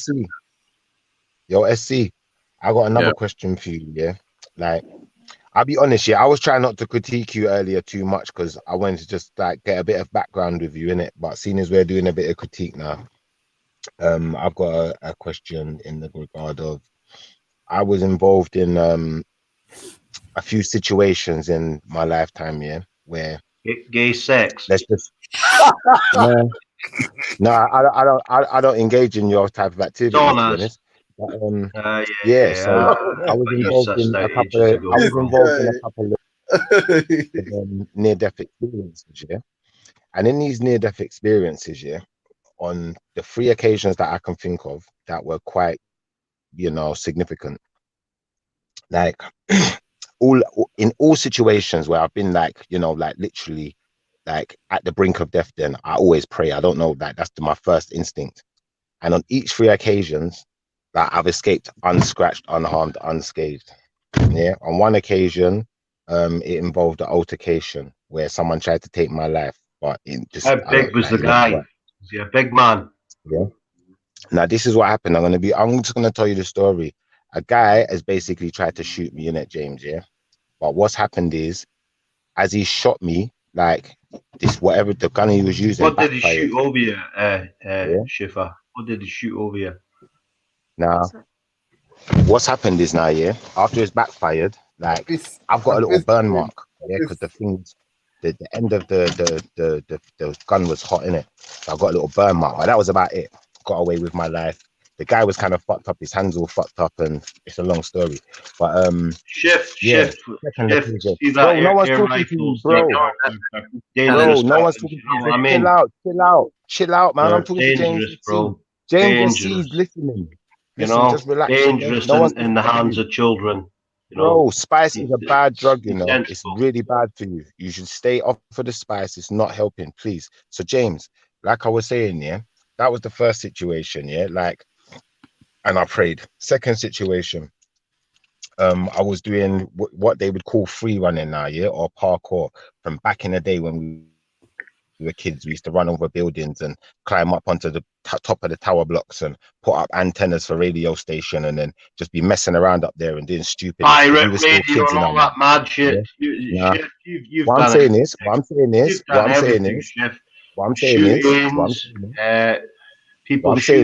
running across this pirate radio, field rapping, bro. Stay off of the drugs. Stay off of the drugs, please. It's not helping. So James, we're running across these buildings and we're jumping from roof to roof, innit? Now I've jumped here. I've got to the end to the roof, but I'm literally like toes are touching. Oh, he's fucking Spider-Man now. Yeah. Like I said in my mind, you know, you're like, oh my god. Like I'm thinking I'm done for. I'm gonna drop in it. A massive gust of wind has just appeared from nowhere and blown me back onto the building. Like, was this just in a dream, Shift, or anyway, bro, stay off the drugs. Anyway, so me, my three brethren, and my cousin who I'm with, we're all amazed, innit? Like we're confused. Like how lucky is that? Is what we're saying, yeah? Because we put it down to luck. So the third occasion, yeah. And this is when I stopped thinking it was just luck. See me, bro. I can smell bullshit a mile off. You talk shit. You see you, bro. Veli, I don't know what's wrong with this guy. If he's been smoking a crack pipe, I don't know if he's missus has gone out for the night. You're a bad man. You're not a bad man. You're a fucking pussy. A pussy that likes to fucking put his camera on for another man. Is that the problem? Nothing you've ever said I've ever heard you say I don't know what's wrong with is factual. You're full of shit. James, when you get angry, you turn all aggressive and you want to throw children off balconies. I'm on the back of this motorbike. My friend is driving down this road. You're a loser. He's driving this motorbike, man. He's gone way over the speed. Look in the mirror, Sniffer. Look in the mirror 70 miles an hour. You are a has-been. Nobody. You're rubbish. I pull for let him finish the story, man. You're fully on crack, you know. Fully a crack. Hold on, but like I was saying, James. Yeah. So I'm on the back of this motorbike here. This guy's tearing down this street, you know, like a little side street in London, yeah. This is in Woolwich, to be precise, Plumstead. Yeah. He's tearing down this side street. Then a guy just pulls out of a road. He didn't even indicate, just pulls out. Now I know there's no way he can stop in it. I'm telling him to stop, but I'm wearing a motorbike. It's noisy. He can't even hear me shouting what I'm saying. So it's inevitable we're gonna hit this bike in it. I've closed my eyes. I said. Like, I'm not gonna lie, I prayed. I said, Lord, don't make this be the day. Yeah. Now I got so many witnesses to this. I don't need to lie. That I could bring witnesses. I could bring the guy who was riding the bike on the show, make him talk to you. Do you know like that? So I'm not lying when I say this, innit? Like just you don't get this guy who's on crack confused with the truth. Yeah. So what's happened is like the bikes hit the flipping car. Like I've closed my eyes. My brethren, he ends up going through the windscreen in the car. Lands in the driver's like flipping, not the driver, the passenger side of the car, kind of lying across the flipping gear stick area, like unharmed, unscratched, but his helmet is broken, the windscreen, and kind of broken his fall a bit. I've catapulted over the top of the car. What helmet was it? I've landed on the side of the road. No word of a lie, just landed. Poised like a kitten, like toes, like it was the fucking Olympics, and I was some type of flipping gymnast, yeah. So I've landed poised, yeah. Some Asian lady, listen, bro, I got my hands out, yeah, like my arms are open wide, like I'm about to hug someone, yeah. this Asian woman has come over and she's grabbed my two hands. I'm standing there. I didn't know what on earth was going on. I thought I was dead. I'm not going to lie, because my eyes are closed at this point. So she's like, hello, hello, are you all right? Oh, you're all right. She starts tapping on the helmet. I said, am I dead? She said, no. She pulled my hands together. And I remember, she said, I remember her exact words. She said, like, how did you do that? I said, oh no, what happened? What did I do? Like, I don't even know what I done. All I know is somehow I've catapulted over this car, landed like acrobatic style. Yeah, this woman is amazing. She's like, she ain't never seen nothing like this in her life. Do you know what? The Aki's told me you're really flexible, Schiffer. But I hear what you're saying, Schiffer. Bro, I don't know why you're so that sounded mad though, bro. Like, Schiffer kind of so basically you've had like a number of kind of lucky kind of or you've been in, let me rephrase that. You've been in a lot of situations where you're lucky to be alive, or you're kind of close, you were close to death, that sort of thing. Kind of. So, and each time you kind of prayed and you managed to get out of it okay. So how about this? Kind of, there are lots of people, like, for example, policemen or soldiers or extreme sports people who also, because of their kind of risky lifestyles, they kind of come close to death a number of times. But, you know, lots of them kind of don't pray, and, you know, some of them might end up dying and some of them might end up surviving. And similarly, kind of amongst religious people, like, a lot of them will kind of get into, you know, risky situations, and some of the religious people will pray, but they'll still kind of die, like, in their, you know, final moments. Like, someone in a kind of motorcycle accident like that, you know, I'm sure there'll be kind of motorcycle people who kind of go to church every Sunday, and so when they kind of felt, I'm like, I've lost control, they'll kind of start thinking about God, or thinking about, you know, the afterlife. They'll think about Jesus, but, you know, because of the just like the circumstances of the accident, they end up kind of breaking their neck and dying, or that sort of thing. So, you know, like, religious people can get lucky or not lucky, and non-religious people can get lucky and not lucky. I hear you now, but this is the thing where I'm going to say, I'm not going to disagree with you for putting it down to luck. I'm just going to say, I can't honestly in my heart of hearts put it down to luck, because that's how I feel about it. And I'm going to put my feelings out there like that and just say, you know, I'm going to stick to my belief based on my feelings. Alrighty. Because I just think, like, I'm not a man who believes in coincidence. I don't think nothing happens for no reason. So you know what, James? Oh, wait, sorry. Yeah, but do you understand the point I'm making? Like, you know, if it was kind of the praying that made a difference to you surviving, then, you know, one, like, how do you account for the people who are religious but kind of get into circumstances where someone shoots at them and, you know, they die, or they're riding a motorcycle and, you know, they still die in the accident? Yeah, what about those people? Well, I don't know. The only thing I could say is, you know, everyone's heart is different, innit? And everyone's got their own path. Everyone's got their own struggle and their own argument then with God, or their own debate, their own conversation to have, you know? So maybe mine's in the right place. I don't know. Okay, but I mean, if it were the praying that kind of made the difference, then, like, I don't know, we wouldn't expect for what we would expect if it was the praying that made a difference would be that kind of religious people who sort of do these kinds of dangerous professions, like become firemen or policemen or that sort of thing, that the religious people but James, sorry to cut you, James, yeah? Is it fair to say that's a bit of a fallacy? Because just because someone says they're religious don't mean they really are. Doesn't mean they truly are what they say they are just because they say they're it. Does that make sense? Okay, sure. But I mean, like, you'd agree that there must be at least some kind of deeply religious people who have gotten into accidents, and because they're deeply religious, they probably, in their last moments, they would have thought about, oh God, please save me, that sort of thing. And yet they weren't saved and they did just kind of die. So that kind of thing can happen as well, right?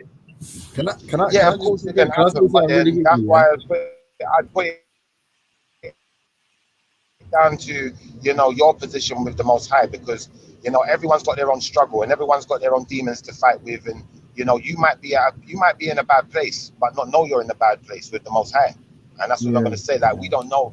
Like, for instance, I've got my own relationship with the Most High. I don't know your relationship.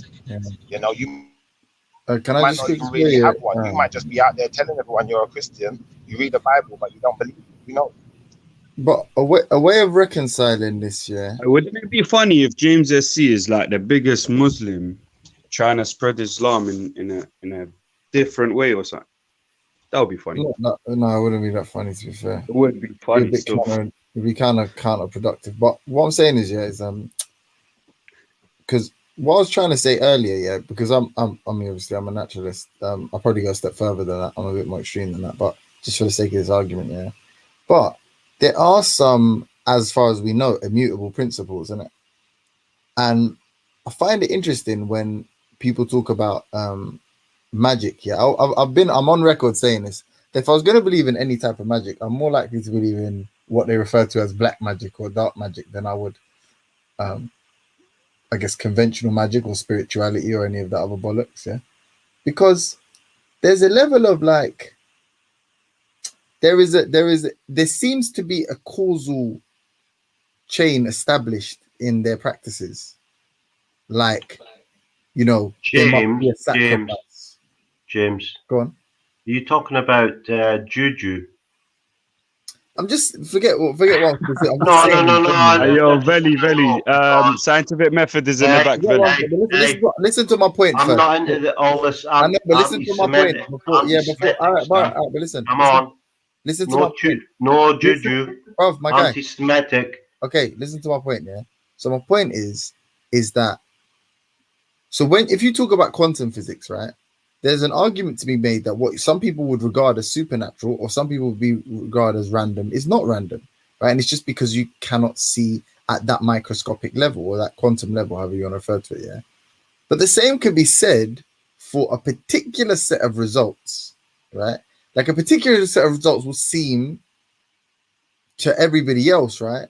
Like it's supernatural. How could that have happened? You rolled what? You rolled sixes. You rolled fucking, I don't know what, snake eyes or whatever the phrase is, sevens. You rolled sevens 27 times in a row. It's impossible. But obviously it's possible, right? It happened in the natural world. It is natural. It's a natural phenomenon, right? But like, was there a level of manipulation, right? I think that's only for hand. I think it's called legerdemain, but that's for like hand, like tricks. You know, like when people sleight of hand. Sorry, that's the word. Like, was there some level of manipulation that you were not privy to, right?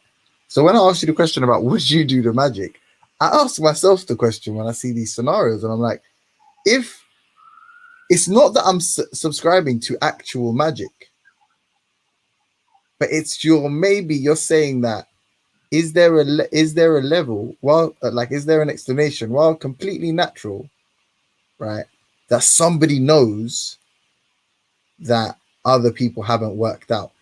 That's really what, like, the question. Yeah, I know what you're saying. Yeah, there's an author called Arthur C. Clarke here, science fiction writer. He said this phrase, and my favorite author, Terry Pratchett, spun it on its head. But what Arthur C. Clarke said was, any sufficiently advanced technology would be indistinguishable from magic. So what Terry Pratchett said, because he done a satire world of magic and you know like dwarfs and elves and trolls and things like that. He said any sufficiently advanced magic will be indistinguishable from technology, because in that world there is such a thing as magic in the way that we're talking of. So basically, what you're saying here is that, look, if somebody was able to, I don't know, understand the universe to say hundreds of degrees further than any human being has done from now, they could well manipulate the world around us in ways that we could not explain. For example, they might be able to point their finger at something and make it move, like, lift it up against gravity. They might be able to do that with their mind. We can already drive cars with just thoughts alone. But just say they've gone thousands of years further and they can do things which we won't be able to distinguish from magic, because that's the whole point. They're now able to understand the world to a level that we can't. And that's the same basic principle as what magicians have always done, which is to do something really quickly or to have some props set up to, which is just physics. It's just physics and stuff like that. them hiding stuff and doing things quickly and you know, misdirecting your eyes. Am I hearing two atheists entertain ideas that other people for? What is going on, bro? No, but it's not. It's the thing is what we call magic. It's never that. It's never anything that destroys the laws of physics or overrides the laws of physics. It's never that. But scientific, you never would have read Harry Potter, so I won't be able to give you that example. But I read the first one. I've heard more. James, have you read Harry Potter? Yeah, up to book 6. You know, you know that pause. I can't remember what book it is, but he drinks some like liquid that he won. He won it in a competition, like to make the best potion or something. He wins this thing, and he needs, I can't remember what he does with it, but he does something that's incredibly lucky, and it's called liquid luck. I can't remember the name of it. It's like a drink. It's like a potion. Sorry, not a drink. It's like liquid luck. And then he goes and does what he needs to do. But then it's like it makes you think, like, as the reader, you're like, it's funny because I mean he was lucky, right? But it's like, was he lucky because he drank? I mean, not all kids I imagine thought this, but most, like, you know what I'm saying, mature readers. I was probably in my teens at the time. Like, was he lucky because he thought he was lucky, or was he, you know, that kind of shit? So it's the same with the magic shit, because it's like a lot of these situations these people get themselves in, right? And all these stories, you know about some of them, scientific.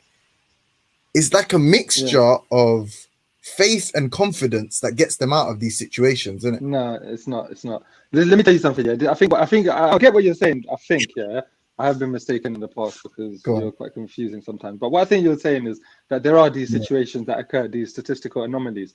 But I heard a statistician, a mathematician, talk about this once, and he made it seem so simple. And actually, even in one of Terry Pratchett's books about science, he mentioned something to do with this. So basically, this sort of thing has been tested for. Now, scientists have taken a sample of, say, 100 people and said to them, under laboratory conditions, which are being recorded, said to them, roll the dice on this flat table 100 times and let's see what you get. So they done that, and they found that out of those 100 people, about 8 of them got 6 sixes. Not 8 of them, I think it was 5 of them or 6 of them got 6 sixes. So that made it look like these people are special, innit, compared to the others. So they run the test again, but this time they narrow down only people with the best scores, for example, the highest scores. So the 50% of people that had the highest scores, they only tested them for the second round. And they found that basically, immediately, the people who got 6 sixes were no longer special in any way, shape, or form. There was another group of people who maybe only got 5 fives, or 5 sixes or 4 sixes, who now got 6 sixes. Brothers, come on, this is too deep, man. Yeah, but I'm not like saying that. But hold on, but I'm not saying that. What I'm saying is, some of these people go as far as to sacrifice their children, right, for stuff. But what I'm saying is if you sacrifice your child and get a result, there's not a causal relationship in the sort of generic sense, the conventional sense, right? But there could be a causal relation in the sense that doing that made you act a certain way, and the way you acted got you a certain result, if that makes sense, right? Because some of these people have I mean, listen, you can't get someone to repeat it infinitely. Even most scientific experiments are not repeated infinitely or falsified infinitely, right? So when it reaches a sort of threshold, you're like, all right, something fucked up is going on. But do you know what, James? One second, please. I don't do that mid-thought. Please don't do that mid-thought. There is a unique quality, that they possess that other people don't possess, right? They're psychotic enough to sacrifice their children. And I don't think sometimes people take that part into account too, or do whatever sacrifice they do, blood, whatever weird shit. It's like, if they're prepared to go to those lengths, maybe that's why they get the results, right? Now, does it mean magic works for everyone? Say go. No, but that doesn't logically follow, because they could well decide to scratch their left leg before they wish for something they want to happen. Now, if they were to record how many times they do scratch their leg and how relevant that is to them achieving what their goals are, it still would be irrelevant, because you'd have to look at so many other factors of what else did they do? How are the thing that they wish for? How is that determined by natural factors anyway? you know what I mean? It's Like, not a fucking, it's not a science. Yeah, it's not a science. What I'm trying to say is, I'm looking for an explanation for some of these things. Like you can dismiss why people believe in them or continue to think no, that they no, are no, giving no. them No, giving actual them instances. good I'm reasons. saying. No, I'm saying Right. like, we I can know dismiss them. James, No. please give me a second. I know it's off topic, etc., but Then why don't you just wait have you read the Quran? No. Have you read any hadiths? Yeah, a few of them. Yeah. Any opinions? They're mostly bullshit. Like they weren't good. Like they weren't interesting to read, and it's that I don't like. It's too arcane. Could you pull up hadiths that I sort of like have looked at and thought, what the hell? James Speaker's Corner is gone now. Can I just finish what I'm saying though? Kind of like, because you're kind of engaging me in the middle of me. Like, if you wanted, I thought you wanted to say something out loud, but let me just finish what I'm saying, and then I can. Sure, bro. All I'm saying is scientific is we can just dismiss them. We do just dismiss them. I don't believe magic exists, nor do you. But if I was to actually entertain it and I was to say why when this person went with the intention of achieving a particular result, was he able to receive that result? Pure coincidence? Yeah, we could brush it under the carpet. Or I would say that what we don't necessarily understand, like we see causal relationships very linearly, isn't it? But like maybe there's something we don't understand that still falls well within the rules of or the natural laws, the universal principles, and that. But yeah, bro, that could well be the case, and I'm sure that every professional scientist, not every, but most professional scientists are open to such things. The problem is that you can't expect to go with that and build models and theories and predictions based on that, because there's not enough experimental data to validate that in the first place. So if there was any good reason to think that there is a deeper level to which explains why certain people who go into situations hoping and wishing for a certain thing do actually end up getting it, if that was the percentage with the majority, then yes, scientists would have to investigate that, and it would give some. Yeah, but I'm not making the claim that it's a thing. Like I'm not saying that it's a science or it's something that guarantees. Yeah, but then exactly. But this is what I'm saying to you is that, but basically, because the occasional 1 person in a million has these types of, or a lot of people claim it, but really when it comes down to it, very few people actually have these experiences where it's statistically such an amazing thing that they went into this situation where the odds were so heavily stacked against them, but because they had this belief or this whatever faith, they still went into it, and they coincidentally happen to succeed. Yeah, but that by definition is something that happens so extremely rarely that we've already got a good explanation for it, which is that that statistically speaking, I'm saying billions of things happen, so stuff like that does happen. You explain it perfectly, and this is one of my oft used phrases on here, which is extreme circumstances do produce extreme results, innit? And the reality is a lot of people want a lot of results, but you don't physically acknowledge how serious you want something until you sacrifice something for it, in the literal, in the instance, in the extreme. Whereas when you say like, I'm making bare sacrifices, bro, I'm working bare hard, but you're going to McDonald's after work, you know what I'm saying? You say you're taking a little bit of your paycheck and going raving, and then when it comes to that time to put your money towards the thing that you saved, and you're like, I've sacrificed so much, life doesn't really improve that much. Guess what? Because you didn't really sacrifice. And then there's people that make extreme sacrifices and get extreme results. Now when you fucking transfer but that's only statistic. Yeah, but that's only statistically backed up in the case of people who make sacrifices and then actually actively put their time towards achieving their goal. It's not a statistical. It's not statistically backed up that people make big sacrifices and then don't do nothing towards achieving their goals and then still achieve their goals.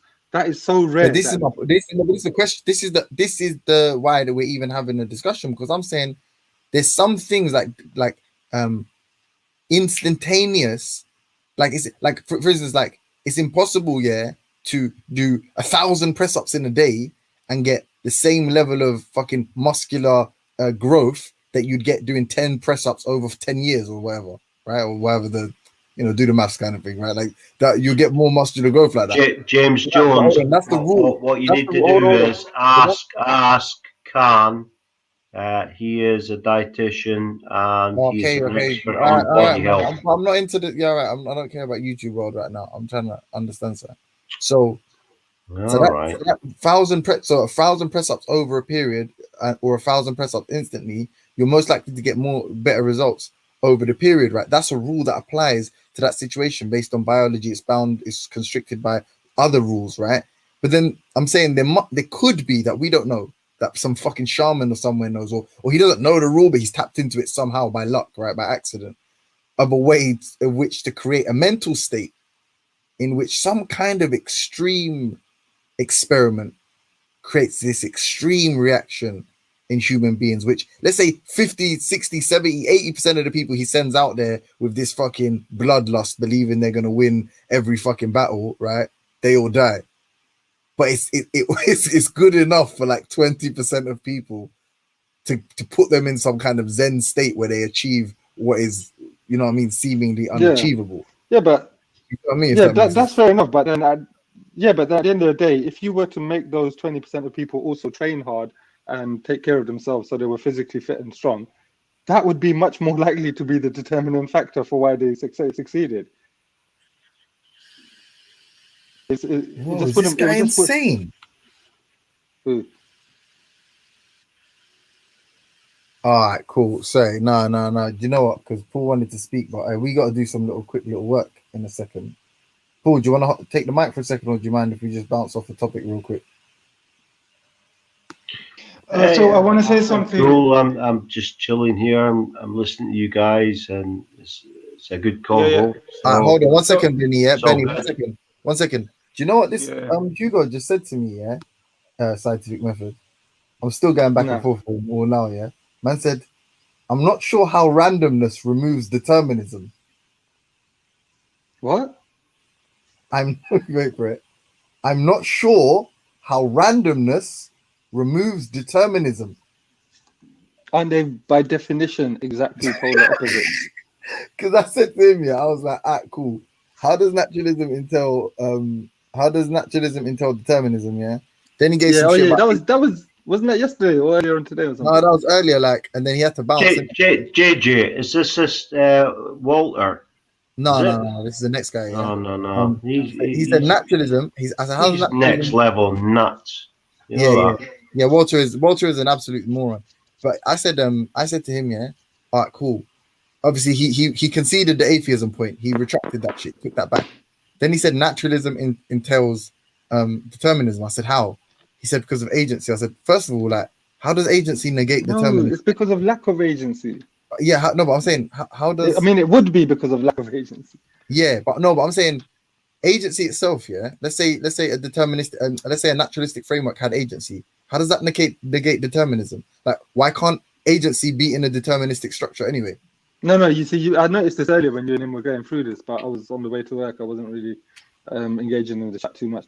What it was is that he's trying to tell you that agency on a different scale to you. You're willing to admit that in a naturalistic universe that creatures can evolve that have minds, which makes them agents, gives them agency because they can make decisions. He's trying to say free will. They can make choice. No, he's talking about agency in the laws of the universe, meaning agencies in the law of physics, and there being some deeper down agency which governs the laws of physics and reality and time and space. No, I think he's just talking about because I said agency is just a function of consciousness, which is an emergent property, right? And he was like, but then you're different. That's what he said. He said, but you're different.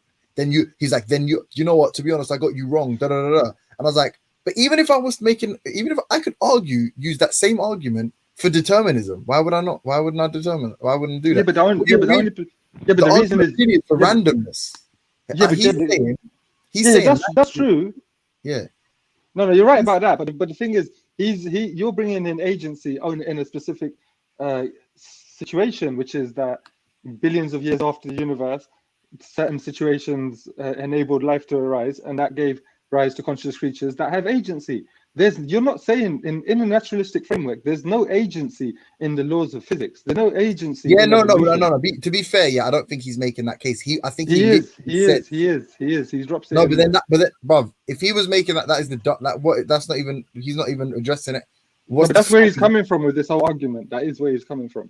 What do you think? My understanding, his argument, yeah, is agency as in human beings having free will, that kind of agency.